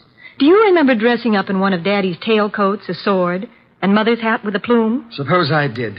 You're still not my sister. Don't worry, Anthony. When poor Father dies, I'll support you. Archie. Sir? I made a mistake. A mistake? You? I thought I wanted to talk to these young people. I don't. Take them away.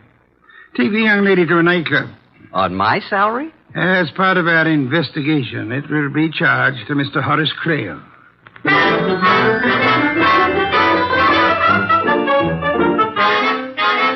It was no hardship at all. In fact, it was a pleasure. We dropped Anthony George off at the Crail place.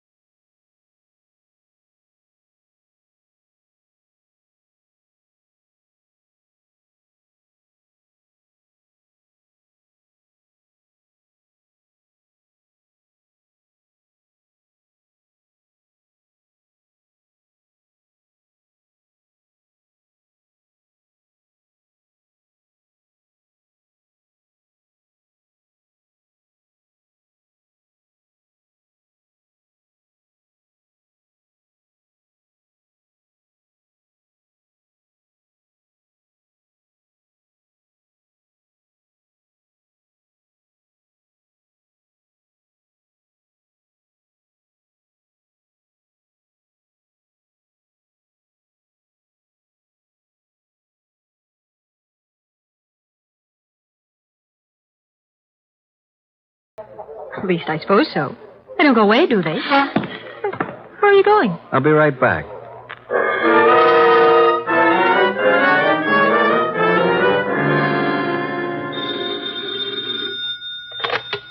Nero Wolfe speaking. Archie Goodwin.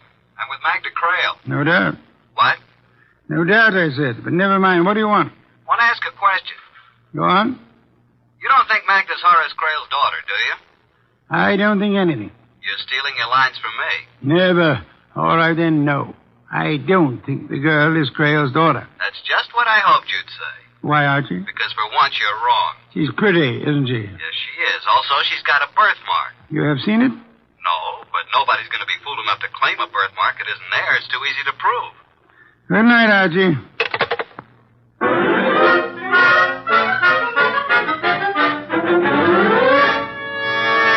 You deserted me, Archie. You know Hugh Gaines, don't you? Hello, Gaines. Hello, Goodwin. Making hay while the moon shines? You know, if you work that into a routine, it could be pretty dull. You don't like me, do you? Do I have to? No, not in the least. Well, that's good. Mr. Wolfe and I feel it's wrong to like any of our clients, especially a nightclub. Really? Why? Because they might sit down at your table while you're making a telephone call. Oh, I'm sorry. Never mind. Finish your drink. Once again, I'm sorry. Forget it. Mr. Crail seems to think that Magda's trying to rook him. Apparently. What do you think? Boys, I'm here too, you know. Quiet. What do you think, Mr. Gaines? Well, to me, it's a matter of no importance one way or the other. As for Mr. Crail, what he wants is absolute proof. And, of course, there's no such thing as proof that is absolute. Do you want me to add it up for you? Yeah, that's exactly what I want you to do for me. Add it up. 13 years ago, Mrs. Crail and her small daughter, Magda, boarded a chartered plane in St. Louis to fly across the Ozarks to Hot Springs, Arkansas. Mm-hmm. They took off, and that's the last that ever was heard of them, or the pilot, or the plane. Okay, add some more. Mr. Crail had the whole area searched for months. The search itself cost almost $50,000. And the plane was not found. They finally decided that it must have fallen into the Mississippi, where it would sink to the bottom and stay forever. Now, wait a minute. Magda. Yes, Archie? Don't you remember anything about this trip? Nothing. Not a single thing. The last I remember is Mother putting me to bed in a strange city, in a hotel. And that's all. Okay, what's the next thing you remember? Archie, dear. Yeah? Didn't my father go over this whole business with Mr. Wolfe? I suppose he did. Then do we have to do it again? There must be some reason why he wanted me to take you to a nightclub. Because I might say something I haven't already said 100 times? Maybe. What's the next thing you remember after your mother put you to bed in a strange city? Archie, I have a confession to make. This I believe. Go ahead. $10 million is a lot of money. So I've been told. I don't really remember a single solitary thing before I was 6 years old and going to school in Rogers, Arkansas. Not Anthony George wearing tails and a sword? It was one of the pictures in the album. Not your mother putting you to bed in a hotel in St. Louis? $10 million, Archie. So you're not Magda Crale? Well, of course I'm Magda Crale. Oh, I may have tried to make the story sound a little more convincing than I should have. But I'm Magda Crale just the same. How could I be anybody else? So far, I can't see why you shouldn't be anybody else. Miss Crale will now bring up the matter of the diary. Won't you, Miss Crale? The diary? Oh, you don't know. Then Mr. Wolfe has told you nothing at all about this case, has he? He probably told me all I needed to know. What about a diary? Well, you see, Mr. Goodwin, Miss Crale's memory begins at about the happy age of 7. A black-haired, green-eyed, pigtail brat named Maggie Lomax. Only child of Walt and Mabel Lomax of Rogers, Arkansas. Am I correct, Miss Lomax? Miss Crale, I mean. He's a sarcastic character, isn't he, Archie? That he is. What about this diary? To cut a long sob story short, Walt and Mabel Lomax died in an automobile accident a few weeks ago, leaving only Maggie. Take it from there, Maggie. There was no money. I looked through the house to find anything I could sell, and I came across a hidden box. The diary was in the box, along with some clothes that might fit a 6-year-old girl. The clothes look like what the girl was last seen wearing. How do you know? Well, there's a photograph in one of Mr. Crale's albums taken in St. Louis the day before the flight. But for $10 million, those clothes could be reproduced, stitch for stitch. Archie, dear. Take him out in the alley? It would be a pleasure. Oh, now, wait a second, Archie. With one arm tied behind you, I think you could probably beat me into a pulp. Is it all right if we don't prove it? We were talking about the diary, Archie. Okay, what about it? Archie, I don't even claim the handwriting is mine. What's handwriting when you're 6 years old? Still, the first page is one of those things that has name of parents, home address, and like that. Color of hair, eyes, you know. Sure, I had one myself. Certainly. Every child had one. One or a dozen. Maybe they still do. You fill in the first page and then you never write another word. Honey. They were cheap. I doubt if they cost $0.25, and there was a place that said, my first date, favorite pastime. Look, baby. Oh, he calls me baby, Mr. Gaines. Yes, I noticed that. I think he'd believe your story no matter what you told him. Get lost, will you, Mr. Gaines? What's that? Get lost. Drop dead. Turn blue. Well, I can take a hint. Good night, Archie. And Miss Lomax. Prissy, isn't he? Prissy is the word. He doesn't seem to believe your story. He believes what he's told to believe. It's his job. Sure. You believe me, don't you, Archie? Honey, you're beautiful, just the way you are. Now, let's talk about the diary. I hate you. I hate you, too. Shall we dance? The diary. Oh, dear. Where is it? Do you call this romance? No, I call it working overtime. Where is it? Here, in my handbag. Here. Push over. We look at it together. I'm not crowding you, am I? What's a little crowding? Cozy, isn't it? Now, look at the cover first. My diary, 1934. I suppose somebody gave it to me for my 6th birthday. Let's just not suppose anything, shall we? All right, Archie. Page 1. Name, Magda Crale. Date of birth, October 11th, 1928. But you read it. Or can you read? Anything you can write, honey. Date of birth and so on. Father Horace Crale, Mother Mabel Crale. Hair black, eyes green. My favorite pastime, playing with dolls. Playing has a Y in it. You know what I think, Archie? You wouldn't call that writing, would you? Not real writing. It's more like printing. I think my mother guided my hand when I wrote that. Yeah, that's the way it looks, all right. Well... Dance now? Dance now. While we danced, while I held that disturbing girl in my arms, I tried to believe the case was just as simple as it seemed. Somehow she'd survived a plane crash, a head injury, and then a normal life with a couple who naturally wouldn't tell her that she wasn't really theirs. I tried to believe it. I was trying hard when... Archie, don't look. There's Anthony George. Oh, yeah, alone in the corner. You've had a lot of experience, Archie. Do you think he's a killer? A what? Do you think he'd commit murder? I don't think anything about him, but why should he? For $10 million? I see what you mean. Are you worried? Not with you around, Archie. Not with you around.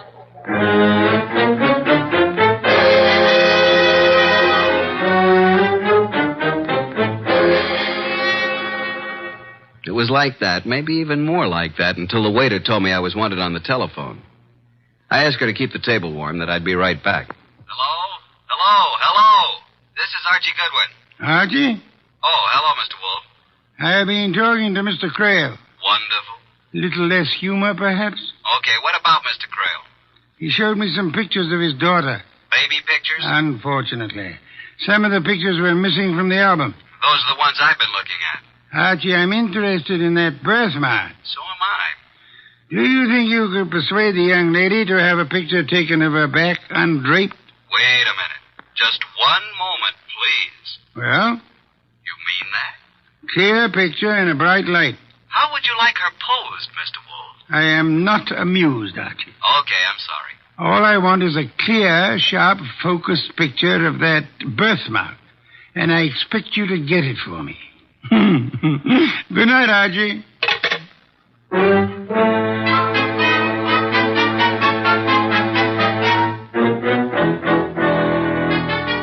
Hello again. Dance? No. Talk. More talk? Lots more. What now? That birthmark. So I've got a birthmark. What about it? I wish I had one that was worth $10 million. So do I. But this one is worth nothing to me. Since my father doesn't believe I'm his daughter, and he's blind, that kind of identification doesn't mean anything to him. You're forgetting the people he trusts. Hugh Gaines, for instance. If the birthmark is there, couldn't he look at it, compare it with those awful baby pictures, and say, yes, here is your daughter? I've got news for you, Archie. He has looked at it. He says it looks the same as the one in the baby pictures. Has he told your father that? Yes. But he also told him he thought I was a fake. That somehow I found out that the 6-year-old daughter of a millionaire had died in a plane crash 13 years ago. And I found out she had a strawberry birthmark on her back. And I had one, too. So I decided to say that I was Magda Creel. That's absurd. Of course it is. You can see how it's going to work out, can't you, Archie? Frankly, no. How? My father went to Mr. Wolfe simply to have him prove that I am his daughter, whatever Hugh Gaines says. The only thing I'm afraid of, though... What are you afraid of, baby? I'm afraid my darling half-brother might kill him before he has a chance to change his will. Isn't that a somewhat mercenary view to take of the matter? Maybe it is, Archie. And maybe I'd feel differently about it if my father had found me instead of waiting for me to find him. He tried, didn't he? I wonder. Let's get back to that birthmark. Are you allergic to floodlights? I know a photographer who has a studio.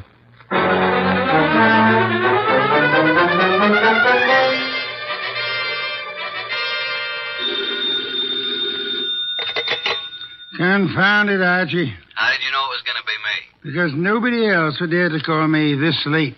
What do you want? I got the pictures. They're drying now. If you come home, bring them with you. They may be important tomorrow. Have you heard that Horace Creel was murdered? No. How? Who? Where? Tomorrow we'll talk about it, Archie. Good night.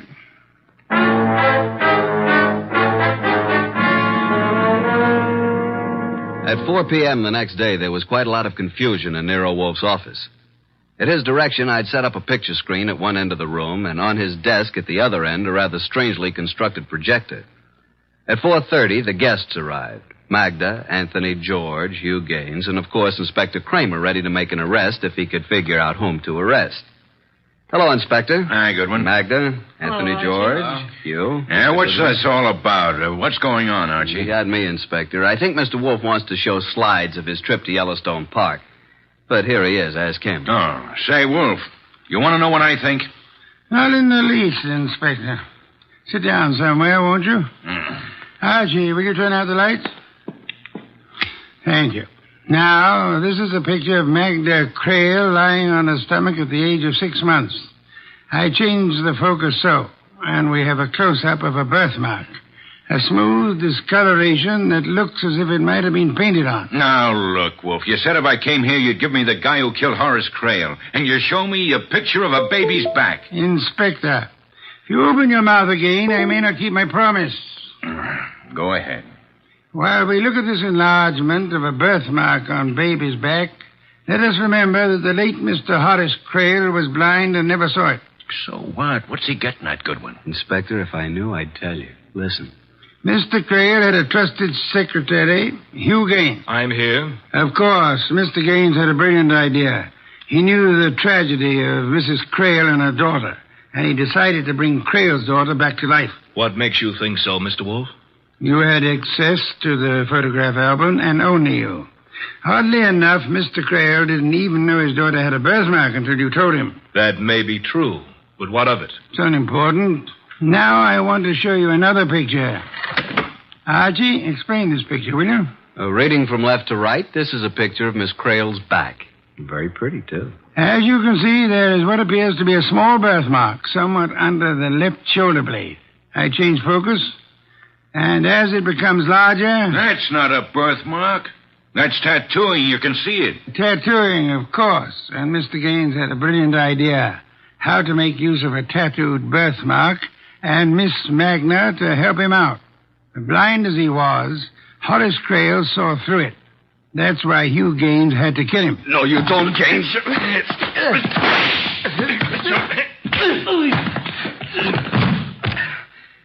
Mr. Wolfe. Mr. Wolfe, you all right? Of course I'm all right. Well, Inspector Kramer, Mr. Gaines is your man.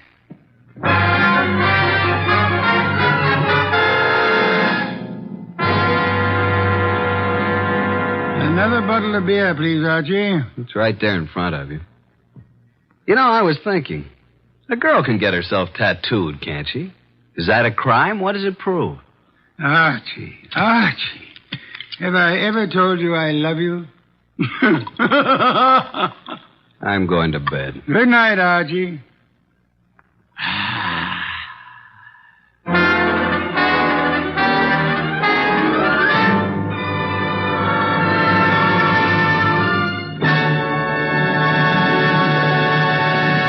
You have been listening to The New Adventures of Nero Wolfe, starring Sidney Greenstreet.